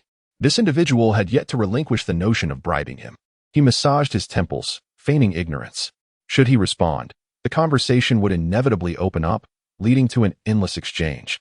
Jiang Zhou was acutely aware of this. Hence he resolved to adopt a cold approach, believing that with time, Lu Rong would grasp his sentiments. However, it was evident that Lu Rong had a different perspective. He firmly adhered to a principle. A strong woman fears a persistent man, and even deities were not exempt. Consider the practices of Taoism, where numerous rituals and ceremonies are performed, and the deities seem to be at the beck and call of mortals. Why is this so? Because their chants are repeated dozens, if not hundreds, of times. Not because it is particularly effective, but rather because it becomes increasingly bothersome. This is akin to someone loitering at your doorstep, incessantly blaring a horn while singing and dancing. If you do not assist him, he returns daily. Lu Rong, deeply imbued with the teachings of Taoism, exemplified this principle to perfection. Moreover, there were individuals who, recognizing Jiang Zhou's culinary prowess, sought to become his disciples. After extensive inquiries, they found it nearly impossible to reach Jiang Zhou directly and could only connect with his apprentice, hoping to gain an audience through him. They were quite selective, believing that apprentices based in Jiangdong would have a better chance of meeting the master in person, given that Jiang Zhou's private dining establishment was located there, and he resided in Jiangdong as well. Consequently, Vincent, Xian Guokai, and Yang Ruoli, apprentices in Jiangdong, found themselves approached by numerous individuals through various connections, some even delivering gifts, all in hopes of meeting Jiang Zhou. While uncertain of Jiang Zhou's willingness to accept new disciples, they hesitated to respond to these visitors, opting instead to say they would consult with their master first. As they communicated within their group, their camaraderie deepened. After one member voiced his thoughts, the others soon chimed in. Junior brother Wen, do you also have individuals seeking to become disciples? Yang Ruoli had encountered quite a few who had come bearing gifts and seeking connections, yet he was reluctant to accept anyone concerning his master. In the past, it was highly likely that their master would have entertained such monetary offerings, provided the funds were substantial enough. However, due to the overwhelming number of disciples, the master finds it increasingly difficult to impart his knowledge. The recent trending topic has compelled him to take to live streaming to clarify and resolve these matters. He is now uncertain whether he will continue to accept new disciples. Yang Ruoli and others have already devised explanations for Jiang Zhou. Despite the master's remarkable culinary skills, rumors have circulated that he lacks proficiency in cooking and is unable to teach his disciples adequately. This situation undoubtedly arises from the sheer volume of disciples he has taken on, compounded by the fact that none possess the innate talent of the master, which has hindered their ability to grasp his teachings, leading to the current predicament.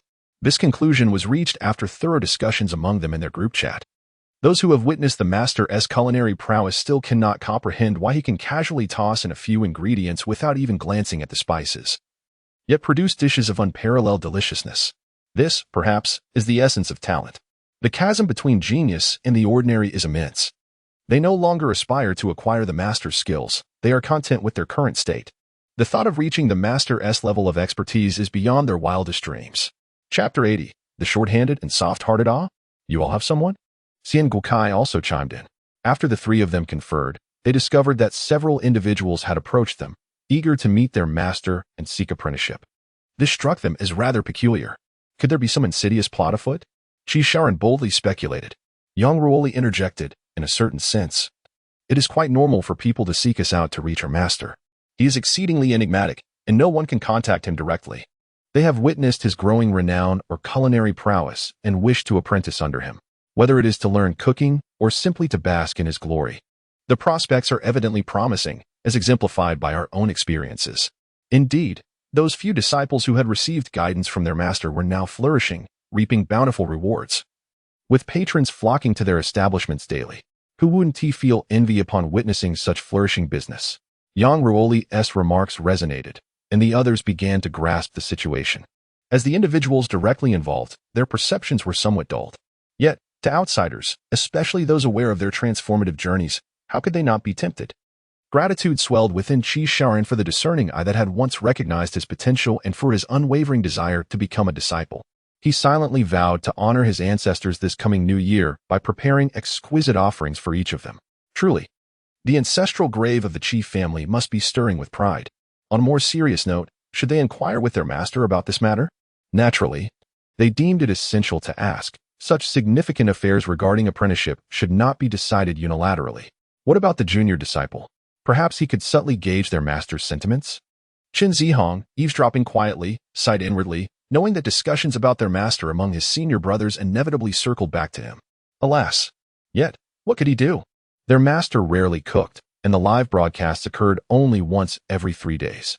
His own practice took place in the back kitchen of their master's establishment, where he often dined at the restaurants run by his brothers. For lunch and dinner, he rotated among their eateries, which were all far superior to his own culinary skills. When he visited his brothers' restaurants, he faced no queues. They welcomed him as one of their own, allowing him immediate access to meals. He felt the weight of their kindness, and now that his brothers required his assistance, Qin Zihong found it difficult to decline. With a resigned sigh, he sent a message to their master. Master, there's a live broadcast tomorrow. Will you be coming to the restaurant today? Jiang Zhou received numerous greetings from his disciples daily, morning and night. He found little enthusiasm for typing responses and typically replied with a simple smile. His disciples regarded him as a senior figure and saw nothing amiss in his minimalist replies. After all, their parents often sent smiles too, and they had grown accustomed to it. The sentiment evoked by their parents' smiles mirrored his own, a mere gesture of goodwill. Thus, Jiang Zhou's nonchalance went unnoticed. Upon seeing Qin Zihong's message, Jiang Zhou responded, "Is there something you need?" Ordinarily, Qin Zihong seldom inquired about his whereabouts. If he did, it surely indicated a matter of importance. Senior brother Yang and senior brother Xian have questions for you and want to know if you will be at the restaurant. Jiang Zhou understood and instructed them to visit him at the shop tomorrow afternoon. Yang Ruoli and Xian Gukai, upon receiving their master's approval to go, joyfully sent red envelopes to Qin Zihong. Qin Zihong remarked, "By the way, if you have the time, do come to sample the dumplings from senior brother Shang. They appear quite delectable." Xian Gukai maintained the tradition of taking weekends off, having indulged in egg-fried rice this past weekend, and was eager to try the dumplings the following week. If it weren't for the thriving business at his shop, with patrons from all corners of the country queuing daily, he would truly wish for his master to be wherever he could savor the delicacies. They were indeed delicious. I had the pleasure of dining with my master, and those dumplings were exceptional. I was surprised to discover that my master could knead dough. The improved dumplings were simply exquisite, possessing a delightful chewiness. And the dipping sauce? It was extraordinary, so delicious that one could savor it straight from a shoe's sole. Was the egg-fried rice made by my master equally delightful? As Qin Zihong spoke, the others in the group displayed expressions of envy. This lad, who followed his master around day in and day out, mooching food and drink, was inciting jealousy among the rest. And now he dared to flaunt it openly. A few gritted their teeth. It was time to challenge the junior brother for a friendly competition. To put it plainly, my master's egg-fried rice surpasses that made by brother Dong by at least tenfold. Do you understand the exquisite balance of oiliness? It has the enticing aroma of oil, rich yet devoid of greasiness. The eggs are perfectly scrambled, fluffy as if deep-fried but without absorbing oil, paired with distinct grains of rice that offer a profound sense of satisfaction with every bite. The fragrance of rice, eggs, and scallions meld together. My goodness. A single mouthful leaves you utterly craving more. The group, merely reading Qin Zihong's descriptions, found themselves salivating, each swallowing hard. Then Vincent chimed in, claiming fortune for himself. It was his master's first live broadcast, and he had prepared an array of dishes in his establishment. The master's culinary skills indeed left everyone in awe, though familiar dishes like mapo tofu and sweet and sour ribs were noteworthy. The braised fish fillet was nothing short of a masterpiece. The fish fillets, pristine white, were simmered in a fragrant broth infused with cooking wine, yielding tender meat that carried the aromatic essence of the wine. Blackwood ear mushrooms, glistening with a glossy sauce, resembled pieces of jade, creating a striking contrast with the pale fish. The texture was sublime, melting in the mouth, while the flavor enhanced by the fragrant marinade eliminated any fishiness, showcasing a dish that embodied the perfect harmony of color, aroma, and taste. All right, junior brother, your eloquence is well noted. There's no need to continue, they cautioned. If he went on, they might find it hard to contain themselves. They were concerned that when they visited their master the next day, they would be unable to resist the urge to engage in a culinary competition. Speaking of which, would their master invite them to dinner? How bold of you to imagine. The others who had remained silent now began to surface. When it came to this topic, they found themselves wide awake. If their master were to offer a meal, they too would long for him. After all, their master had traveled from afar to see them, and they had yet to visit him. Is that truly the case? You are scheduled to visit the master tomorrow afternoon, and there is a possibility he may offer a meal in the evening. Qin Zihong found himself at a loss for words, unable to respond. As his senior colleagues continued to tag him, he genuinely contemplated leaving the group. I am unsure. You should inquire with the master yourselves. I am off to slice some potatoes, he declared, subsequently ignoring the group messages. After all, WeChat lacks a read receipt feature, so he felt no embarrassment in reading without replying. The discussion within the group was lively, yet Sheng Wei remained silent.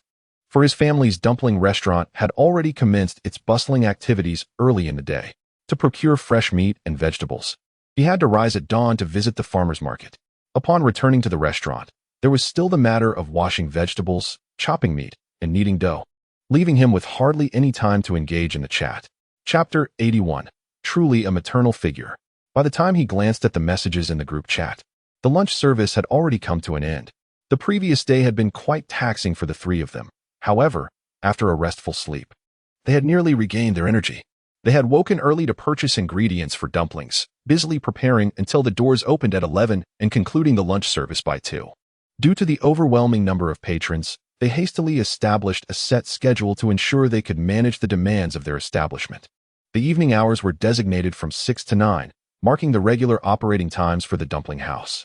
Should any extraordinary circumstances arise requiring a day off, a notice would be posted. This schedule allowed them ample time for rest and preparation, a significant improvement compared to the previous day's chaotic rush. After bidding farewell to the last customer, Mr. Sheng entered the kitchen with a tray of dumplings he had prepared earlier. Mrs. Sheng and Sheng Wei busied themselves with clearing tables and tidying up. Once they had nearly finished, Mr. Sheng emerged with 3 sizable servings of dumplings. Their labor had been intricate, and they had only now managed to eat their lunch. The mountain of dumplings was well-deserved. As Sheng Wei perused the chat records of his master's beloved disciples, he prepared to indulge in the dumplings. How delightful it was to be able to make them himself and eat as many as he desired. Just as he was about to lift a dumpling to his mouth, he sensed an intense gaze directed at him. This penetrating attention was so overwhelming that it drew his focus away from the chat messages. Following his instinct, Sheng Wei turned to find an individual at the entrance of their shop, hunched over in a hospital gown, pressing his face against the glass door. His eyes fixated hungrily on the dumplings before them. The longing in his gaze was palpable, even through the glass. Sheng Wei could not ignore the sight, and he approached the man without hesitation. Hello, our lunch service has concluded for today. The operating hours are posted outside. You can take a look. Before Sheng Wei could finish his sentence, he noticed the man in the hospital gown slowly look up, tears streaming down his face. The sorrow etched on his expression caused Sheng Wei to freeze momentarily, a wave of compassion washing over him. Do you require assistance? He inquired gently. The man nodded, his face a picture of desperation. I'm sorry to disturb your meal. His voice faltered, choked with emotion. All I wish for is a bowl of dumplings. When I was ill, my mother would always make me a bowl of dumplings, and now he was unable to continue, overcome by sobs. At that moment, Mr. and Mrs. Sheng, who had been enjoying their dumplings, rushed over upon hearing the commotion. Dear child, it's all right, Mrs. Sheng said softly. I have a portion of dumplings here that remains untouched. If you don't mind, please have a bowl. Seeing the frail figure in front of her, her heart ached with empathy. Sheng Wei, who had initially shown sympathy, was now filled with confusion as he glanced at his mother. Excuse me? Why are you offering him our dumplings? He thought to himself, incredulous at her kindness. Truly, she was a wonderful mother. Silently, Sheng Wei rose from his seat. Observing as the man in the hospital gown collapsed into his mother's embrace, weeping pitifully. Such a poignant display of motherly love. Do not hold back, dear aunt. Your dumplings are truly delectable, even surpassing those made by my mother. Observing them as they supported each other on their way to enjoy the dumplings, Sheng Wei stood silently, his heart crumbling. Indeed, this is quite something. Sheng's father, feeling a pang of sympathy for the young man, encouraged him to indulge a bit more. Unnoticed by anyone, Sheng Wei found himself yearning for his master. He longed to visit his master with his fellow apprentices in the afternoon, hoping to savor the dishes prepared by him once more. Due to delays from a hospital checkup, the man arrived at the dumpling shop only to discover that he had missed the operating hours. At first, he could hardly fathom such misfortune. Pressing his face against the glass door, he gazed inside and beheld the owner's family devouring a mountain of dumplings, instantly captivated, momentarily forgetting his own circumstances. As he witnessed someone exiting, he could not help but salivate, overwhelmed by emotion. Once he regained his composure, the prospect of enjoying steaming hot dumplings moved him to tears of gratitude. He spoke no falsehood. During his childhood illness, his mother would always prepare dumplings for him. a kindness that faded as he matured. Now, working far from home, he bore his ailments alone, with his mother still residing in their hometown. Generally, he managed well. But in moments of vulnerability, he felt fragile. A simple gesture of concern from others only intensified his emotions. Unexpectedly, he found himself gifted a bowl of dumplings. Oh, these dumplings are exquisite, even better than those made by his mother. These dumplings had become the talk of the hospital's inpatient department over the past few days. Everyone raved about them, claiming that even those lacking in appetite due to illness could devour a bowl, and afterward, they felt significantly better. Consequently, many family members of patients began to queue up early at mealtimes to purchase dumplings, bringing them back to the wards, which were soon filled with the enticing aroma of dumplings. Alone in his hospital bed, he had no one to buy him any. After his examination today revealed no significant health issues, he was on the verge of being discharged. As he prepared to return to his room, his stomach grumbled in hunger. Recalling the dumplings that had been enjoyed by everyone in the ward, he stepped outside the hospital, crossed the road, and arrived at the handmade dumpling shop only to find it closed. Yet, fortune had not entirely abandoned him. Fate seemed determined that he would taste dumplings today. A child who cries will be fed. The owner of this establishment was exceptionally kind. Oh, how delicious they were. The man wept as he ate, shoving dumplings into his mouth with abandon. The sight brought tears to Sheng's father and mother's eyes. Child, all troubles shall pass. It is nothing to fret over. Just enjoy this meal. Meanwhile, in another part of town, Jiang Zhou arrived at Jiangyan for an afternoon respite, finding Yang Ruoli and Xian Guokai already present. What a coincidence! I brought tea while you brought wine. As apprentices visiting their master, they certainly had not come empty-handed. One had brought exquisite tea leaves purchased at an auction, while the other had brought treasured wine from home. It is essential. How could we visit our master without gifts? By the way, how is your branch store coming along? Are you short on funds? If so, I could invest. Xian Guokai remarked with an air of affluence. Truth be told, Yang Ruoli did find himself in need of financial support, thus the two engaged in this topic for quite some time, ultimately agreeing to collaborate. Jiang Zhou soon joined them. Gazing from a distance, the disciples paused their conversation and rose to greet their master as he approached from the courtyard. In the past, they had not exhibited such reverence and filial piety towards him. However, having now witnessed their master's true capabilities and his willingness to impart knowledge, their respect and devotion emerged from the depths of their hearts. They even engaged in self-reflection, acknowledging that their previous service to him had lacked diligence, which might have deterred him from sharing his profound wisdom. Now, driven by the desire to savor the meals prepared by their master, they devised various means to curry his favor. "Master, you have arrived," they exclaimed. Jiang Zhou nodded, recognizing that he had not interacted extensively with these disciples, resulting in a lack of familiarity among them.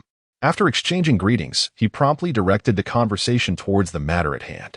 Yang Ruoli and Xian Guokai recounted the individuals who had recently approached them, expressing a desire to become disciples or to visit Jiang Zhou. Chapter 82. Have the master and senior brothers forgotten about him? Master, do you wish to meet? Xian Guokai is rather unremarkable, not a businessman by nature, with a peculiar temperament, and few people approach him. Yang Ruoli, on the other hand, resembles a proprietor holding the secret recipe for hot pot broth, and is engaged in the culinary industry, recently preparing to open a branch, thus attracting numerous individuals through various channels. They come bearing gifts and favors, merely hoping to inquire about his master's intentions. It is not a matter of great significance, and Yang Ruoli finds it difficult to decline. After all, what if the master is inclined to take on a disciple? Therefore, it is prudent to make the trip and clarify the situation. Jiang Zhou remained silent for a moment. His initial instinct was to refuse, as he had no desire to accept any disciples. He had yet to impart knowledge to the students he had already taken on, and a multitude of unresolved issues loomed over him. Was another new responsibility to be thrust upon him? Absolutely not. Once he has resolved the matters concerning his original disciples, should the need arise, he would reconsider. If not, he would retire and savor the joys of life. He had no inclination to engage in superfluous endeavors. His ideal existence consisted of waking naturally, traveling, and indulging in life as pleasures. Having made up his mind, Jiang Zhou spoke. I shall not be accepting disciples for the time being. In the future, if anyone inquires, simply decline. With Jiang Zhou's unequivocal response, both Yang Ruoli and Xian Guokai understood the situation. It seemed their master had been spooked by the recent trending events. Not only was he refusing to take on disciples, but he was also declining gifts. This left them feeling somewhat unsettled, as it had become increasingly challenging to arrange a meeting with their master. Very well. They would convey the refusal. After discussing the matter, it was still only a little past 3 o'clock. Yang Ruoli and Xian Guokai, harboring unspoken thoughts, sent Chen Zihong to fetch their master as tea set, while one prepared to brew a pot of tea from the leaves he had brought, wishing to offer it to the master for his enjoyment. Observing their enthusiasm, Jiang Zhou permitted their endeavors. Compared to his original self, he was more reserved, preferring solitude and tranquility. When not live streaming, he practiced culinary skills at home and explored recipes. He could spend an entire afternoon immersed in reading and tea drinking. Coupled with physical exercise to maintain his physique, each day was fulfilling. With company, he welcomed the opportunity for conversation. Is business flourishing at your establishment?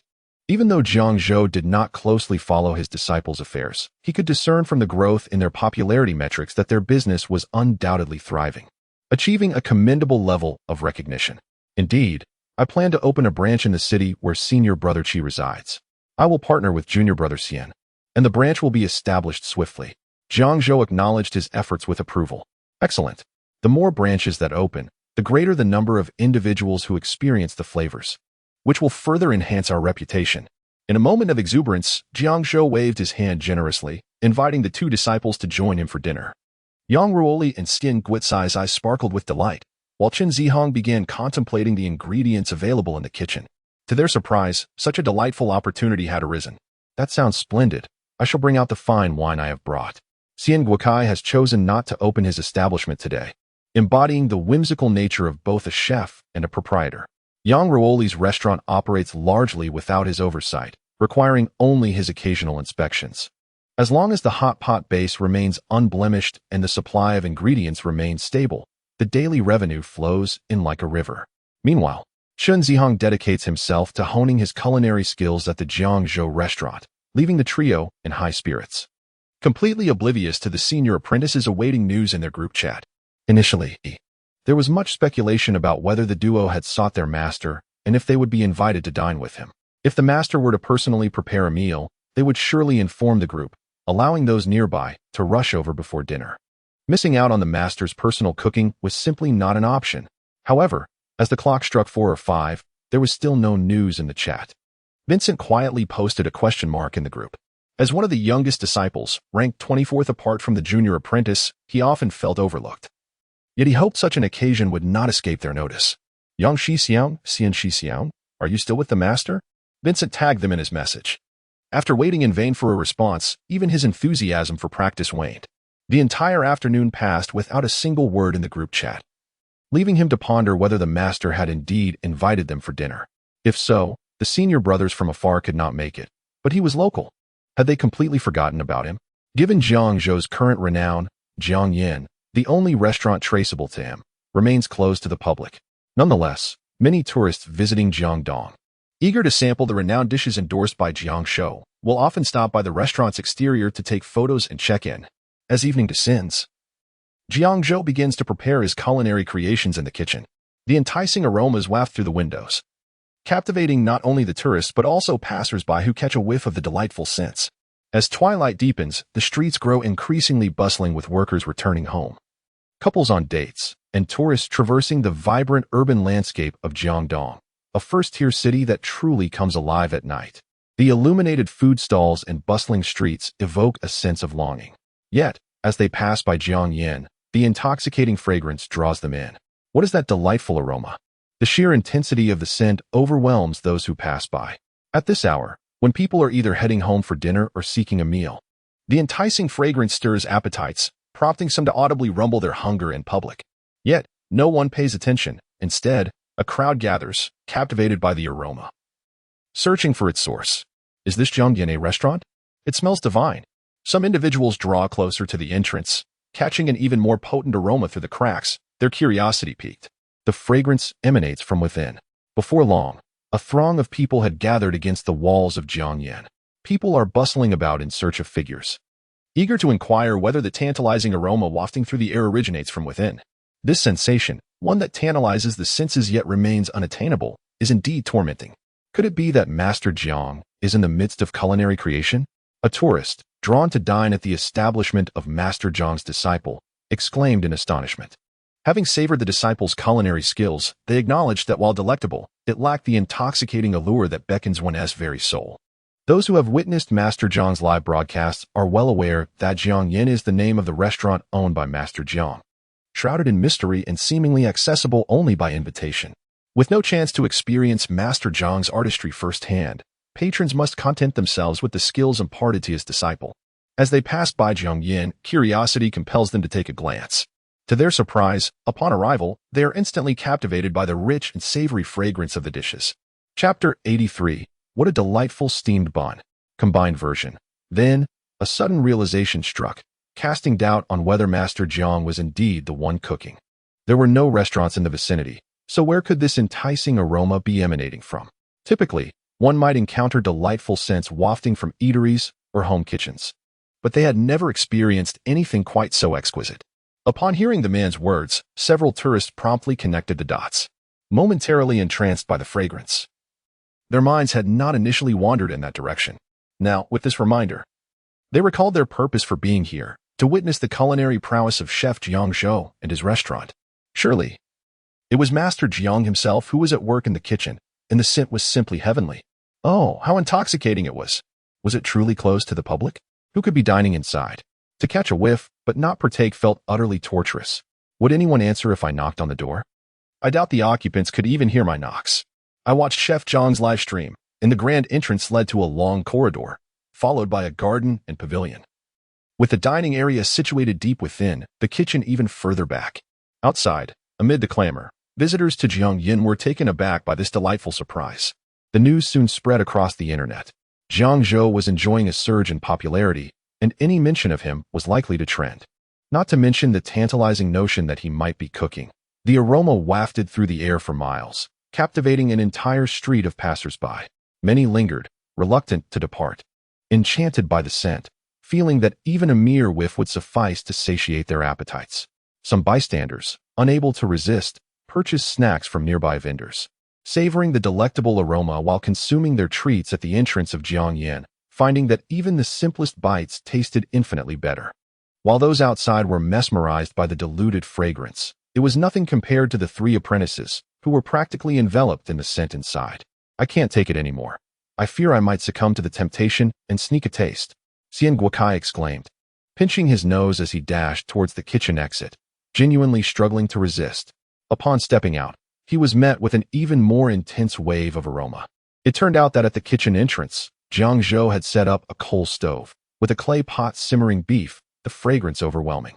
The steam wafted gently from the minuscule opening in the pot's lid, and unable to help himself, Xian Guokai inhaled deeply, releasing a delightful sigh. Oh my, how fragrant! Right behind him, Yang Ruoli emerged, equally entranced by the heavenly scent. Now I understand why Master seldom cooks. Who could possibly resist such an aroma? They dared not linger in the kitchen, witnessing their master's culinary creations, relying solely on their steadfast willpower to hold back. They nearly reached out for a secret taste right in front of their master. The thought of such an act and the potential for expulsion from the kitchen sent shivers down their spines. Goodness! Master is trending. Shen Zihong, the last to emerge, exclaimed as he gazed at the trending topics on his phone. Xian Guokai remarked, "It's truly remarkable that Master is trending for real. No, look." I shared it in the group. Then they clicked into the Master's Disciples group and saw Vincent persistently tagging them, tirelessly sending messages throughout the afternoon. The three felt a pang of guilt. Initially, as they were engrossed in conversation, no one paid attention to their phones. Then, when the Master invited them to dinner, they were utterly delighted. They could observe the Master cooking up close. Everyone was so focused on learning that they had no time to indulge in their phones.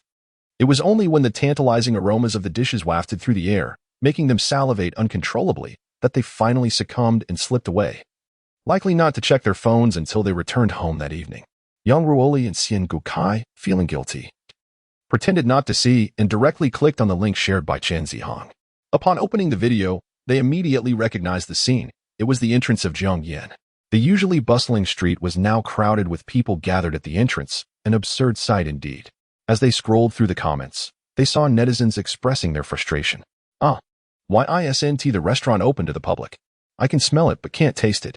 I really want to knock down the door. It smells divine. If it weren't for the crowd, I'd be tempted to gnaw on the door. who claimed Master Jiang's culinary skills were lacking. Even a passerby like me is entranced by the aroma wafting from inside Jiang. Is there any way to savor Master Jiang's dishes? I recall Master Jiang enjoying culinary competitions and shows. Has anyone invited him to a program where fans can also partake in the meal? Upstairs, they mused. Only a chef of Master Jiang's caliber could produce such extraordinary cuisine. If one wishes to taste it, they must visit his disciples.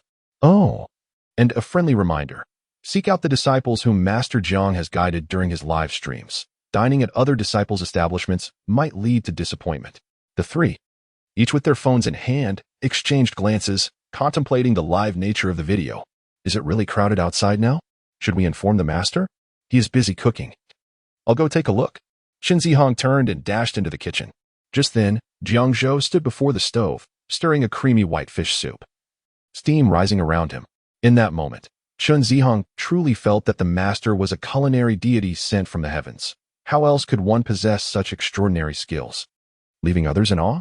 Just by standing there, it was evident that this pot of soup was bound to be exquisite. Master, the aroma of your cooking has wafted outside. There's a crowd now, and it's trending online. Jiang Zhou. He reduced the heat on the fish soup, accepting Qin Zihong's phone to take a look. He had been quite popular lately, with some individuals from his past wanting to invite him for meals. Jiang Zhou, overwhelmed with work and besmirched by rumors, had used busyness as an excuse to decline. He genuinely enjoyed cooking because who doesn't he love to eat? However, the prospect of being confined to the kitchen, cooking for others every day, did not particularly interest Jiang Zhou. He is no longer in want of money or fame, and he possesses a system. It puzzles him what compels him to spend each day in the kitchen, cooking and entertaining guests, aside from his passion. Of course, if the system offers enticing rewards, that would be another matter. He indeed relishes the rewards from the system. Thus, he diligently attends online classes, watches videos, and learns how to be a distinguished master chef. For the sake of those rewards, he perseveres. However, he cannot remain in the kitchen daily to prepare meals. Regarding the calls for his restaurant to open to the public, he chooses to feign ignorance. Currently, he focuses on live streaming and tidying up the mess left by his former disciples. Once these issues are resolved, he can welcome guests and operate the restaurant. Understanding that their master is unresponsive to their pleas, they realize it is merely Wen Shixiang seeking a free meal. Qin Zihong, observing the frenzy of Vincent in their group chat, felt a pang of guilt. Seeing Wen Shixiang's messages stirred his compassion. How could they possibly forget him? That was truly inexcusable. But would their table be more bountiful with one less person? For a moment, Qin Zihong's conscience absurdly contemplated urging their master to deny Vincent's visit, which he deemed utterly wrong. The thought of their master likely inviting Wen Shixiang over, thus increasing the competition for food, only exacerbated his discomfort. Let him come. He lives nearby, so it won't take long, Jiang Zhou remarked, feeling unusually cheerful today. He intended to allow a few of his disciples to dine with him to boost their reputation. Adding one more guest would not matter. He could also inquire about Vincent's progress in molecular gastronomy. As a culinary prodigy, he possessed some knowledge of this field and could certainly offer guidance. If he could open a restaurant, he should hasten to do so and earn more recognition. Qin Zihong's anxious heart finally settled. He forced a smile as he replied to Vincent. Remembering the crowded entrance he had seen trending online, he suggested that Wen Shixiang enter through the back door. The main entrance was overflowing with people, and he feared for his brother's ability to squeeze through. The disciples were all quite perceptive. Even if they were particularly curious about which fellow disciple their master would visit next, they refrained from asking such personal questions. Perhaps they were simply too engrossed in the delicious feast before them. Their mouths were busy devouring the food, while their eyes remained glued to the dishes on the table. Anxious not to miss a single bite, they had to ensure their movements did not encroach upon their master's portion. Dining with him required an air of elegance and decorum. To snatch food would be most uncouth. Thus, they coordinated their efforts, balancing grace with the desire to savor every morsel. Once the meal concluded, the plates were as spotless as if they had been washed with water. Qin Zihong, a true connoisseur of his master's cooking, insisted on having steamed buns with the dishes. The buns were far more practical than rice. With one hand clutching a bun and the other reaching for the dishes, he could nibble on the bun during any pause. Moreover, how could they elegantly avoid wasting the remaining broth? The answer was clear: steamed buns. Dipping the buns into the broth allowed them to savor every drop, leaving the bowls as clean as if they had been polished. Jiang Zhou winced at the sight, while several disciples continued to marvel at the quality of the buns they had purchased. The young disciple truly has an impressive appetite indeed. The steamed buns he purchased are exceptional. I was initially puzzled as to why he requested me to bring 10 buns, but it turns out they serve this delightful purpose. The buns, having absorbed the broth, have transformed into a delectable treat. Higi, I learned this from an elderly gentleman, and I was unaware of it at first. Hong, feeling somewhat bashful from the praise, explained with a charming blush. Jiang Zhou, I shall take my leave now. Do remember to tidy up the kitchen. With that, Jiang Zhou prepared to depart. The restaurant, along with its courtyard, occupies a considerable area, generally maintained by cleaners and gardeners. However, Jiang Zhou prefers that no ordinary person enters the kitchen. It is always his disciples who handle the cleaning. They are all quite familiar with the task, confidently assuring their master that they will ensure everything is in order, urging him to return and rest early, as there is a live stream scheduled for the following day. Upon recalling the live stream, Vincent and the others subtly turned their gazes towards Hong. Will the young disciple accompany his master out tomorrow? The 3 senior brothers, who had already completed their apprenticeships, looked at Hong with a mix of envy and resentment. How unfortunate that such a fortunate occurrence has fallen into his lap. Had I known earlier. Alas, there was no foresight the following day. The live stream commenced promptly at 9 o'clock. This time, Jiang Zhou drew a particularly fortunate disciple from the local area, sparing everyone the trouble of a lengthy journey. They simply needed to depart from Jiangyan and head to another district, a mere 30-minute drive, which was quite swift. Good morning, dear viewers. Welcome back to our thrice-weekly exploration program. I trust you are all eager to discover which disciple Master Jiang has selected this time. I have observed the impressive distribution chart of Master Jiang's disciples compiled by netizens. It is splendidly done. I wonder if any of our audience has guessed correctly. As the live stream began, Wang Yang greeted the audience with abundant enthusiasm. The number of viewers skyrocketed from 0 to several thousand within a minute. This live stream account boasts tens of millions of followers, firmly establishing its status among the elite accounts, a testament to Jiang Zhou's immense popularity. Any video he posts effortlessly garners likes and shares, swiftly reaching trending status. This level of admiration evokes envy among many. During Jiang Zhou's off days, numerous netizens have been speculating and betting online regarding which disciple he would visit in this episode, sparked by the excitement surrounding the voting. The production team is well aware of this phenomenon. As the host mentioned it, the barrage of comments surged instantly, with viewers fervently typing in their guesses. Master Jiang, the audience is exceedingly curious about which of your disciples has the honor of being selected this time. Will you share this information with us? Wang Yang himself was curious, as only the director knew which disciple Jiang Zhou had drawn, along with the driver who was aware of the destination. The rest of the production team remained in the dark, adding an air of mystery. Human curiosity is insatiable, and as the moment of revelation approached, their anticipation intensified. The camera focused intently on Jiang Zhou's face, as everyone eagerly awaited his response. Jiang Zhou gazed into the lens, slowly revealing a smile. Yet the words he spoke were heartbreakingly poignant. Confidentiality preserved host, audience. What a man of despicable character, truly detestable. Indeed, everyone should refrain from adoring Master Jiang. I would willingly endure suffering for him. To the one above, you are indeed taking advantage. It is rather fortunate that the live streaming location was not disclosed in advance. Nowadays, even dining has fallen prey to scalpers, with queue numbers being sold for exorbitant prices ranging from 200 to 500.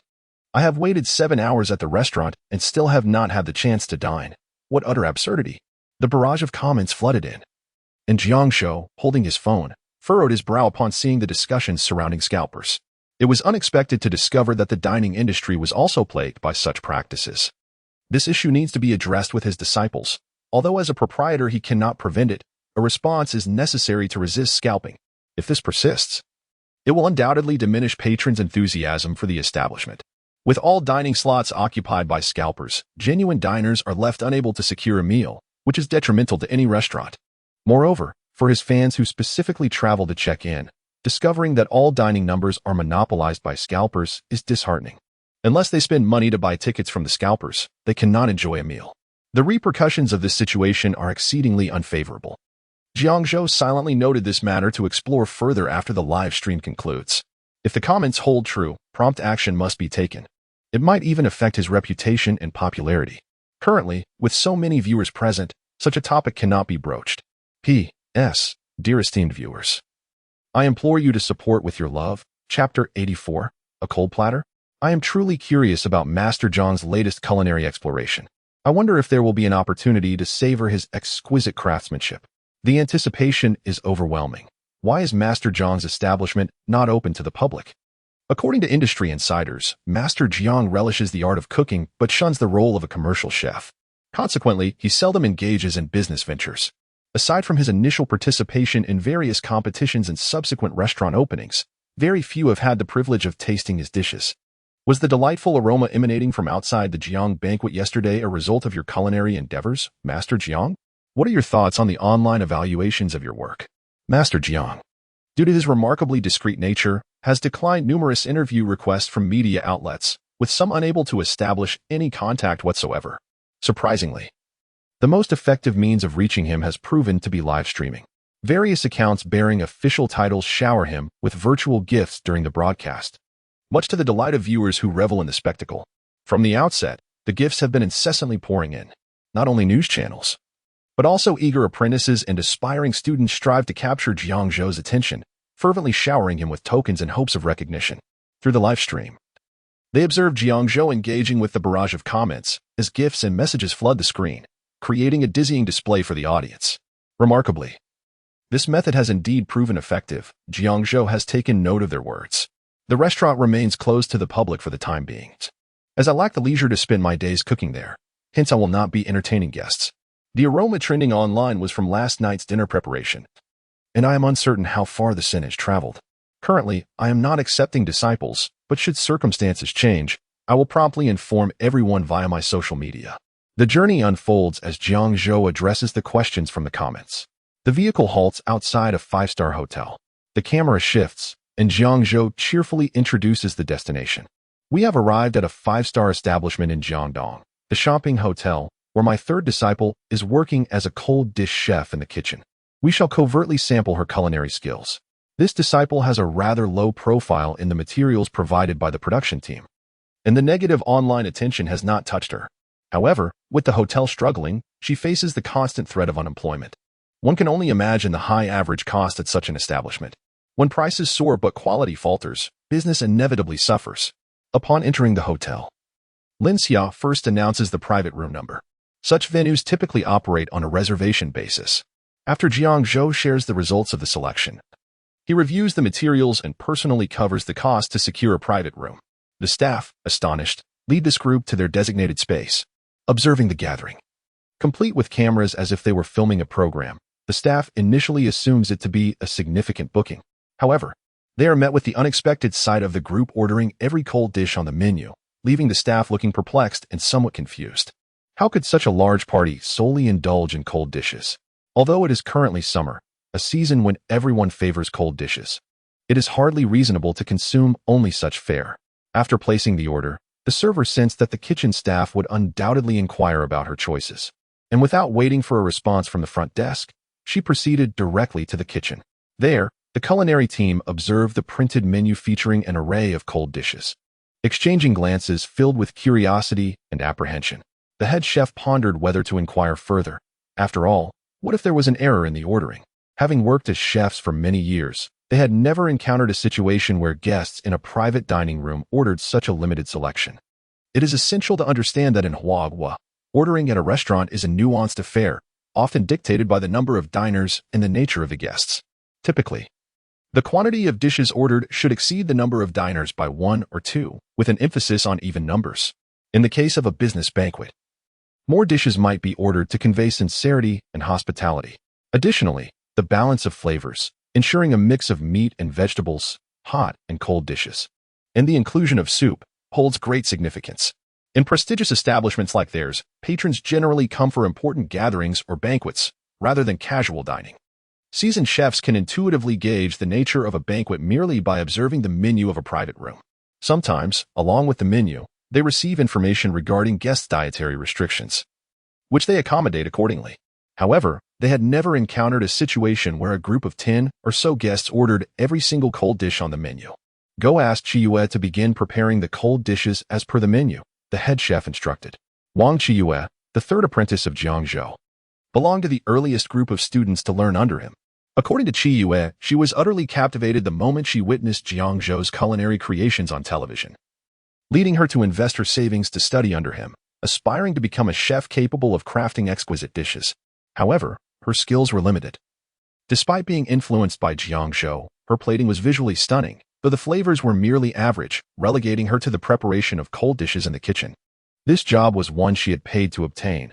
Otherwise, given her skill level and the fact that she was a female chef, many restaurants would not even consider hiring her. Since her entry into the profession, she had continually invested her own money, receiving a meager salary that hardly compared to her expenditures. With the recent downturn in business at Champing restaurant, the kitchen had already laid off several staff members. She often found herself troubled, fearing that she might be the next to face dismissal. After all, her passion for being a chef was genuine. Sighing at the thought of the restaurant's dwindling fortunes, she wondered where she would go if she were to be laid off. Moreover, with her master recently engaging in live-streaming restaurant explorations, she was uncertain if she would be included. She lacked the acumen for managing a business and had never contemplated opening her own establishment, leaving her no choice but to work at other restaurants, which likely did not involve her. As her mind wandered amidst these thoughts, she busied herself with an assortment of plates, beginning to assemble the cold dishes. The marinated beef, cold salads, and other preparations had already been made and stored in the refrigerator, ready to be plated as needed. She worked swiftly, and as she was halfway through her task, she encountered the server who had been dispatched to inquire about the order. The two engaged in conversation upon meeting. "Sister, what is the situation with that private room? Did we not order the right dishes? It is all cold dishes?" I made sure to inquire. It feels less like a business meal and more like a gathering for celebrities recording a show, with staff, photographers, and even a host present. You should ask the chef to prepare some dim sum. Once the waiter mentioned it, the chef must have realized. Could it be a restaurant review? After all, this establishment is a 5-star hotel, and during its opening, there were frequently food bloggers visiting, along with many patrons eager to check in, all armed with cameras. Some even accompanied by professional photographers. Chapter 85. Has the master come to see her? Upon reflection, this method of ordering indeed resembles that of a mystery shopper. The waiter nodded thoughtfully. The two made their way to the kitchen and briefed the staff on the situation. While the others appeared utterly perplexed, Wang Qiyue, who was plating dishes, felt a sudden jolt of excitement. Could it be that her master had come to inspect the restaurant? The very dishes ordered in the private room were those she had prepared. As she was solely responsible for the cold dishes, she refrained from ordering anything else. The mere thought of this possibility sent tremors of exhilaration through her hands. Is it truly the master who has come to see her? What is wrong with Qiyue? The head chef, noticing Wang Qiyue's unusual demeanor, inquired with concern. They only had this one female chef in the kitchen, and it was imperative that she remained untroubled. Are you too fatigued? Allow me to assist. Typically, the restaurant experienced little business, yet today they were bustling with customers. No, chef, Please wait a moment while I confirm. Wang Qiyue recalled that her master's program was broadcast live, and she usually missed the live sessions due to her work, opting instead to watch the edited versions later. The live broadcasts were lengthy, and she lacked the patience to watch them in their entirety. The edited shows were just right, with all the mundane parts cut out, leaving only the engaging content. Now, she pulled out her phone and opened her Douyin follow list, where her master's live account boldly displayed that it was currently streaming. She quickly clicked in and was greeted by the sight of her master sitting in their restaurant's private room, sipping tea and awaiting the dishes. "Ah!" Wang Qiyue exclaimed in excitement, startling the kitchen staff, who paused their tasks to look at her. "What is the matter? What happened? Did you cut yourself?" Before the inquiries could continue, Wang Qiyue showed them the live stream on her phone. "Is this the person?"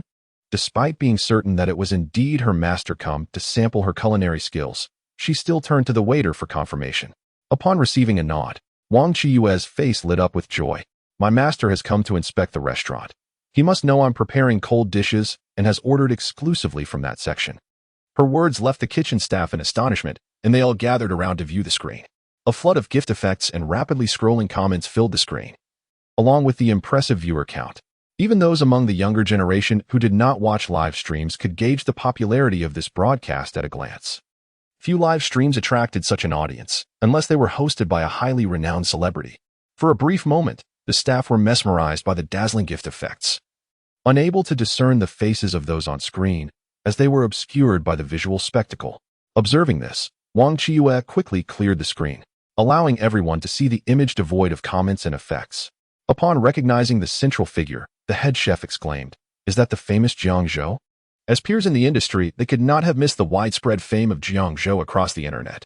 Jiang Zhou has garnered considerable fame lately, and anyone with a penchant for gossip or a habit of perusing various news outlets has likely heard of him. Of course, not everyone is familiar with his name. Some individuals shy away from the internet, while others prefer to avoid the limelight or refrain from scrolling through short videos on platforms like Douyin. However, among the locals of Jiadong, the name Jiang Zhou resonates profoundly. In recent times, from the moment he encountered his incident to the explosive success of his live streams, Jiang Zhou has significantly invigorated the tourism sector in Jiangdong. As a first-tier city, it must be said that Jiangdong's tourism industry is not particularly robust. It is primarily populated by workers, entrepreneurs, and business people striving to earn a living. The predominant focus on financial gain has resulted in a relatively low influx of tourists. Nevertheless, with Jiang Zhou's rise to fame, even his disciples' restaurants in Jiangdong have become hotspots, attracting throngs of visitors eager to check in. These tourists do not merely dine.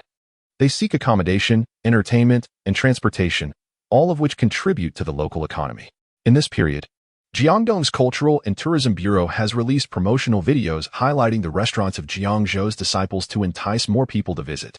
Truly, Jiang is a master of his craft. Yue, you are actually a disciple of Master Jiang? How come you've never mentioned it? Exclaimed one. Wow, I adore Master Jiang. Can I become his apprentice? Another chimed in. If Master Jiang is around, our restaurant is bound to soar. Someone else added.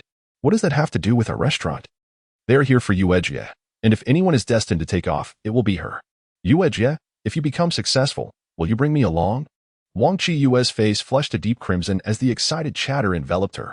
It was not embarrassment, but rather exhilaration. My culinary skills are not refined. I have barely scratched the surface of my master's techniques. I feel unworthy to speak of it. Calm down and prepare the dishes. Everyone is so caught up in excitement that they've forgotten to get the food ready, a waiter interjected, unable to contain the reminder. If the guests start pressing us, we will only gain a reputation for sluggish service, and that would be humiliating in front of millions of viewers. Indeed, Master is here to sample my culinary skills. Wang Qiyue acknowledged. Oh dear. These dishes are ready. Had I known Master would visit today. The unspoken sentiment lingered in the air. Had they known earlier of the Master's impending visit, they would have instinctively exerted greater effort in their cooking. However, time was not on their side, and they had to hastily prepare. The waiter, pushing a cart laden with beautifully arranged cold dishes, approached the private dining room. The cold dishes were prepared swiftly, with 6 plates presented at once, while the remaining were still in the works. Wang Qiyue was determined to arrange these cold dishes as elegantly as possible. The flavors could not be altered, but the presentation could still be salvaged. Her master was known for his emphasis on the aesthetics of the dishes, so she took extra care in the plating. This is our restaurant's signature dish, braised yellow beef.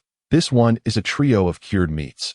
Here we have osmanthus sticky rice lotus, garlic flour salad, salted edamame, and sweet sour cherry tomatoes. Please enjoy your meal. The waiter announced as he served the 6 dishes before retreating to retrieve more. Their restaurant boasted a menu of 30 cold dishes, and they still had ample time. The viewers in the live stream perked up as the dishes were presented, their spirits lifted with anticipation. The photographer, already highly skilled, bears the camera with poise, zooming in and seeking the perfect angle to unveil the true allure of these exquisite dishes to the audience. To speak of nothing else, the presentation of these dishes indeed exudes the essence of a 5-star dining establishment, each plate adorned with meticulous elegance, featuring an array of decorative elements such as intricately carved garnishes and dry ice. Take, for instance, the dish of preserved plum cherry tomatoes. Each tomato, meticulously peeled, displays a vibrant spectrum of colors, yellow, red, green, and purple, creating a visual feast that is nothing short of stunning. Uniform in size, they are arranged together like a collection of round, glistening gemstones, chilled to perfection, harmonizing beautifully with the sweet and sour essence of the preserved plums, which is truly tantalizing to behold. The perspective shifts to the osmanthus glutinous rice lotus, equally breathtaking, where translucent slices of lotus root glisten under a luscious, sticky sauce. The lotus holes are filled with glutinous rice, tightly packed, and adorned with a sprinkle of osmanthus flowers, evoking a sense of softness and sweetness at first glance. Chapter 86, Master Jiang's Female Disciple. The presentation is quite exquisite. Just by observing the visual appeal of these dishes, one can ascertain their worth. Each plate is uniquely styled, making the food appear incredibly appetizing. though the taste remains a mystery. The audience expresses their approval of Jiang Zhou's culinary skills. The artistry of plating transforms the food into something remarkably elegant. "Let us all have a taste," Jiang Zhou declared, as he promptly picked up his chopsticks and selected a piece of osmanthus rice lotus root closest to him. Upon taking a bite, he was astounded by the crisp texture. Had he perhaps chosen the wrong type of lotus root? Similar to potatoes, lotus roots can be starchy or crunchy. Starchy lotus root tends to soften and absorb flavors when stewed, offering a tender, glutinous quality ideal for osmanthus rice preparation, while crunchy lotus root is best suited for stir-frying. The texture he experienced was distinctly that of the crunchy variety, harmoniously blending with the soft glutinous rice and a hint of dried osmanthus fragrance. The flavor is rather mediocre. After tasting, Jiang Zhou quickly discerned the various shortcomings of the dish, recognizing areas for improvement. However, with his disciple absent, he remained silent, maintaining a composed demeanor as he finished the slice of lotus root and then reached for the 3 types of preserved meats. The sweetness was overwhelming, necessitating a savory counterpart to balance it out: sausage, cured pork, and salted fish. Jiang Zhou opted for a piece of salted fish, taking a bite. To be honest, one cannot torture oneself with unpalatable food, can one? At least the osmanthus rice lotus root was edible, albeit ordinary. This salted fish, however, was truly inedible, excessively salty and dry, reminiscent of fish jerky. Thus, he set aside the unfinished salted fish on his plate and turned his attention to the braised beef.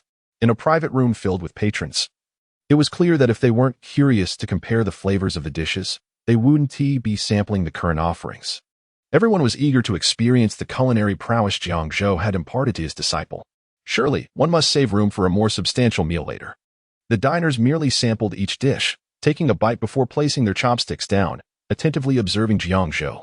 This scene did not escape the notice of the live stream audience. Hilariously, such a tranquil moment was rare. Once Master Jiang had finished advising his disciple and new dishes arrived, the atmosphere would undoubtedly shift. It was comical. He recalled the last live stream when the production crew nearly came to blows over the food. This restaurant is extraordinarily expensive. Even if one knows the location, it remains unaffordable. Previously, they had visited casual street stalls and dumpling houses, and now they found themselves in a 5-star establishment. Just now, he caught a glimpse of the menu. One order of salted edamame cost 68, and when served, it was merely a small pile. Although artfully arranged like a pagoda, one could easily count the edamame pods at a glance. Who can afford this? Even plain water incurs a charge, wouldn't you agree? A simple cold dish appears to be a single serving, yet the prices range from 68 to 88 and 98, with the more expensive options exceeding 100. These prices. It's no wonder business is poor. It's too costly, and the flavors aren't particularly remarkable. The locals speculate on when the establishment might close. The live stream audience, observing Jiang Zhou's reactions to each dish, could easily gauge the flavors. The dishes he finished indicated that the taste was, at the very least, acceptable. Taking a single bite and putting it down signifies an inability to consume more. I cannot recommend it. Dishes such as century egg tofu, cold mixed vegetables, poached chicken, and drunken crab were served in succession. This time, Jiang Zhou did not hastily dive into the meal. Instead, he called the server over. "Excuse me. May I inquire if the chef preparing the cold dishes is available?" The server, overwhelmed with excitement in the presence of such a renowned figure, spoke softly to avoid disrupting the live broadcast. Upon being addressed by Jiang Zhou, her face instantly brightened with a warm smile. "Master Jiang, Chef Wang is still finishing up. She will likely bring the last batch of dishes shortly. Allow me to check for you." "Very well," Jiang Zhou nodded in response. "Master Jiang, this Chef Wang must be your apprentice," the host eagerly inquired, noting the plethora of dishes. "Indeed, you shall see shortly," Jiang Zhou replied with a smile in his eyes. Aware of everyone's anticipation, he continued to taste the dishes on the table. Most were mediocre, while a few were unpalatable. The kind that could not be salvaged by mere improvement.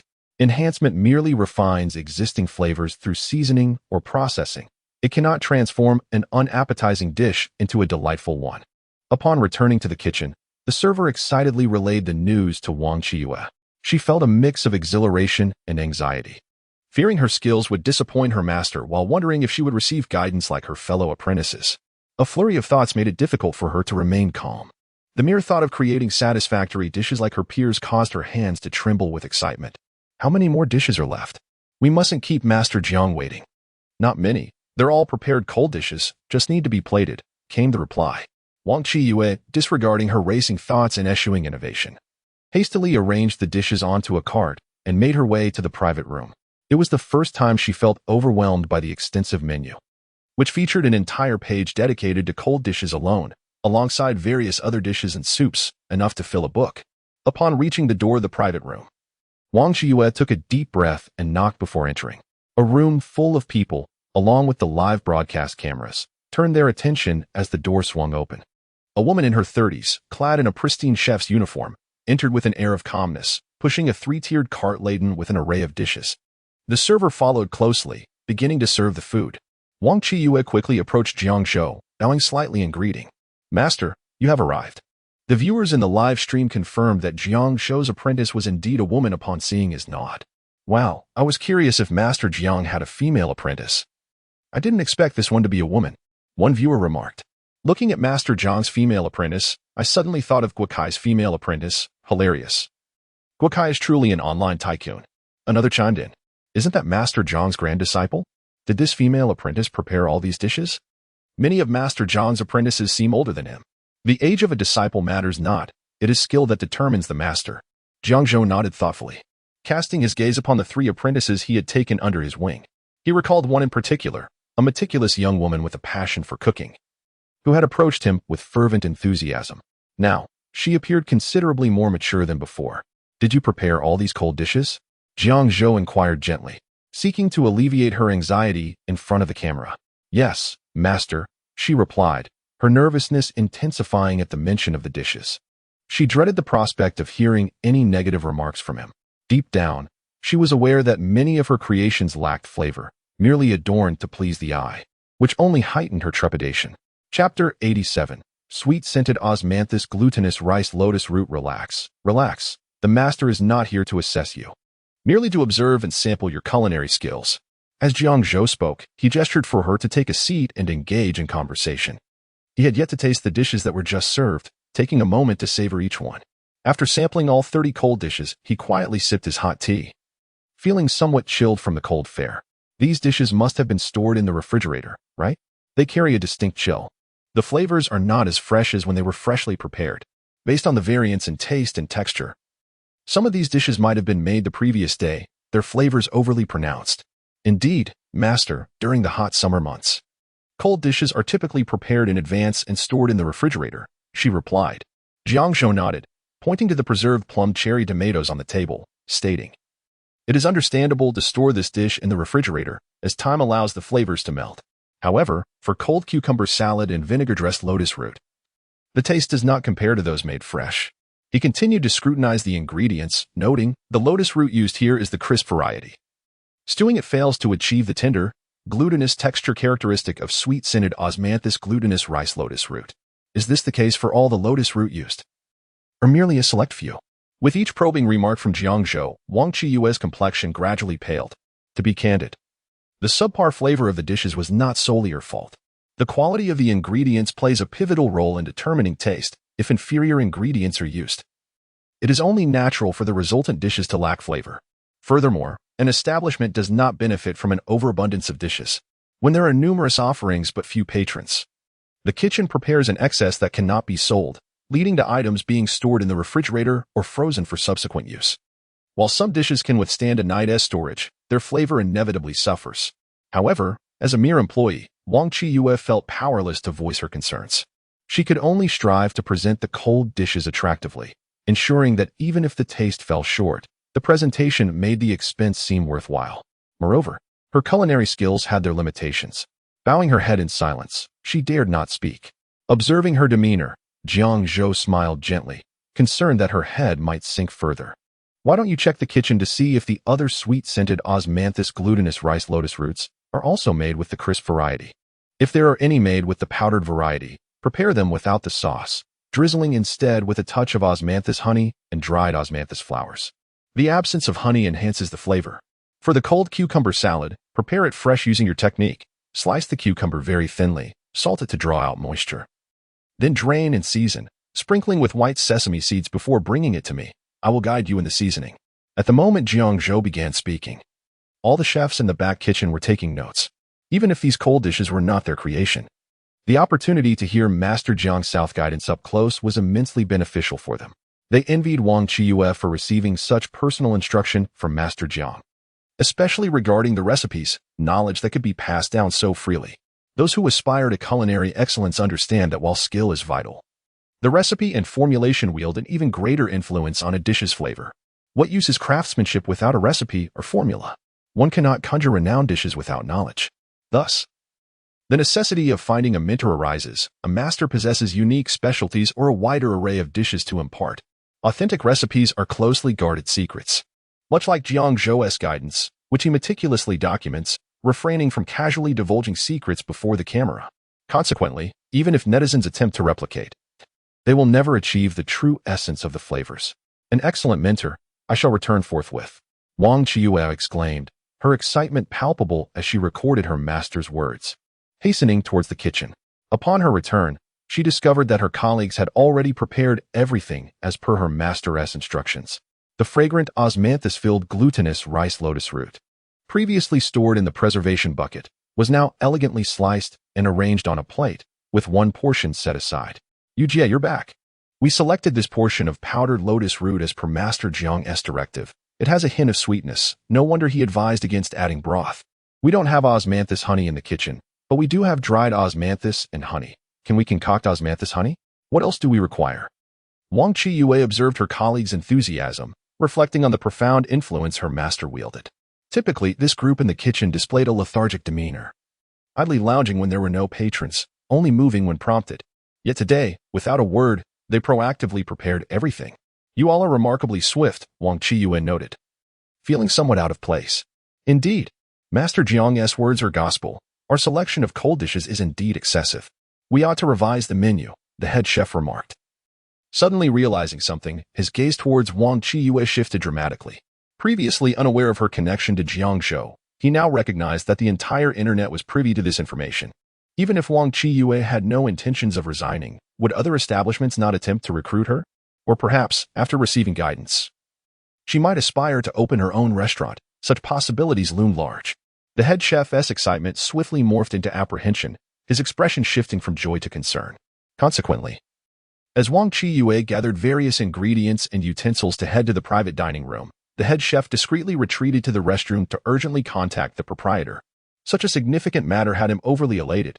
How could he have neglected to inform the owner sooner? The call connected swiftly.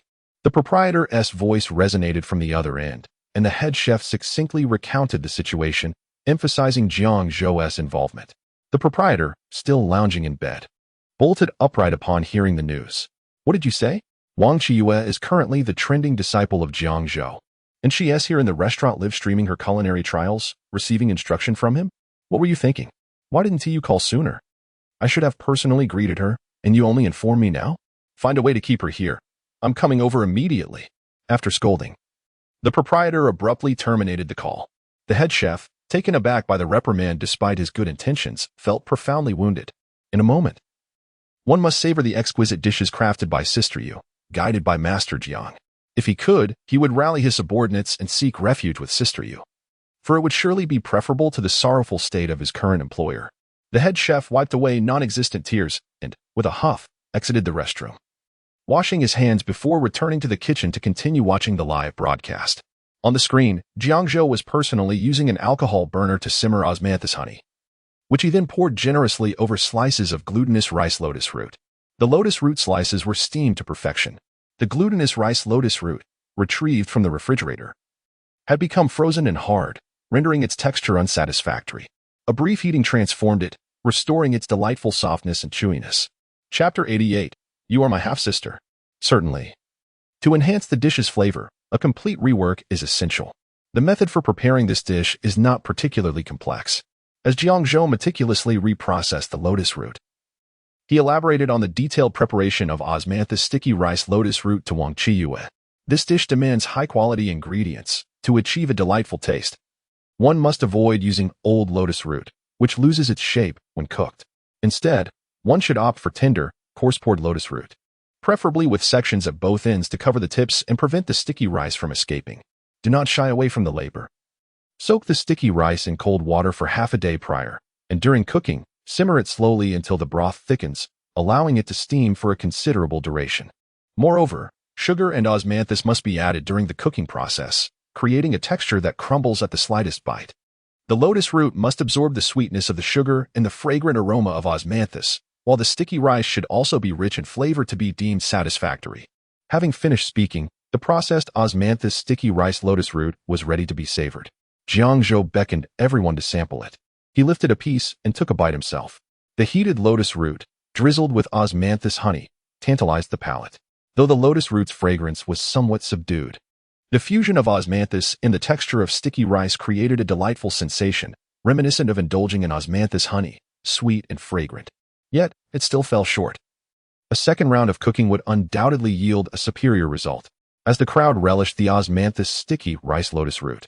Their joyous anticipation of complimenting its taste was interrupted by Jiang Zhou's critique, leaving them all bewildered, much to the amusement of the live-stream audience. Haha, it's hilarious. I saw the host take a bite and his smile was crooked, only for Master Jiang to declare it was somewhat lacking, leaving the host with a bewildered expression. Indeed, the surrounding individuals mirrored this sentiment, questioning, "What do you mean somewhat lacking? It's already so delicious." To be honest, the difference before and after processing is quite significant. Previously, the color lacked vibrancy, but the current osmanthus sticky rice lotus root gleamed with a bright, lustrous reddish hue, with the transparent osmanthus honey elegantly drizzled atop, resembling a work of art. During autumn, I adore osmanthus sticky rice lotus root. Please, grant me a piece. I truly envy the production team for being able to indulge in delicacies personally crafted by Master Jiang. The camera, as if understanding the language, zoomed in. Wooden chopsticks lifted a piece of sticky rice lotus root, revealing delicate strands connecting the slices, an irresistible visual delight that made one involuntarily swallow. It was a tangible sweetness. Within the mouth, the stickiness of the rice, the texture of the lotus root, and the fragrant sweetness of osmanthus melded together, creating a warm sensation that rendered one incapable of growing weary, even after a substantial bite.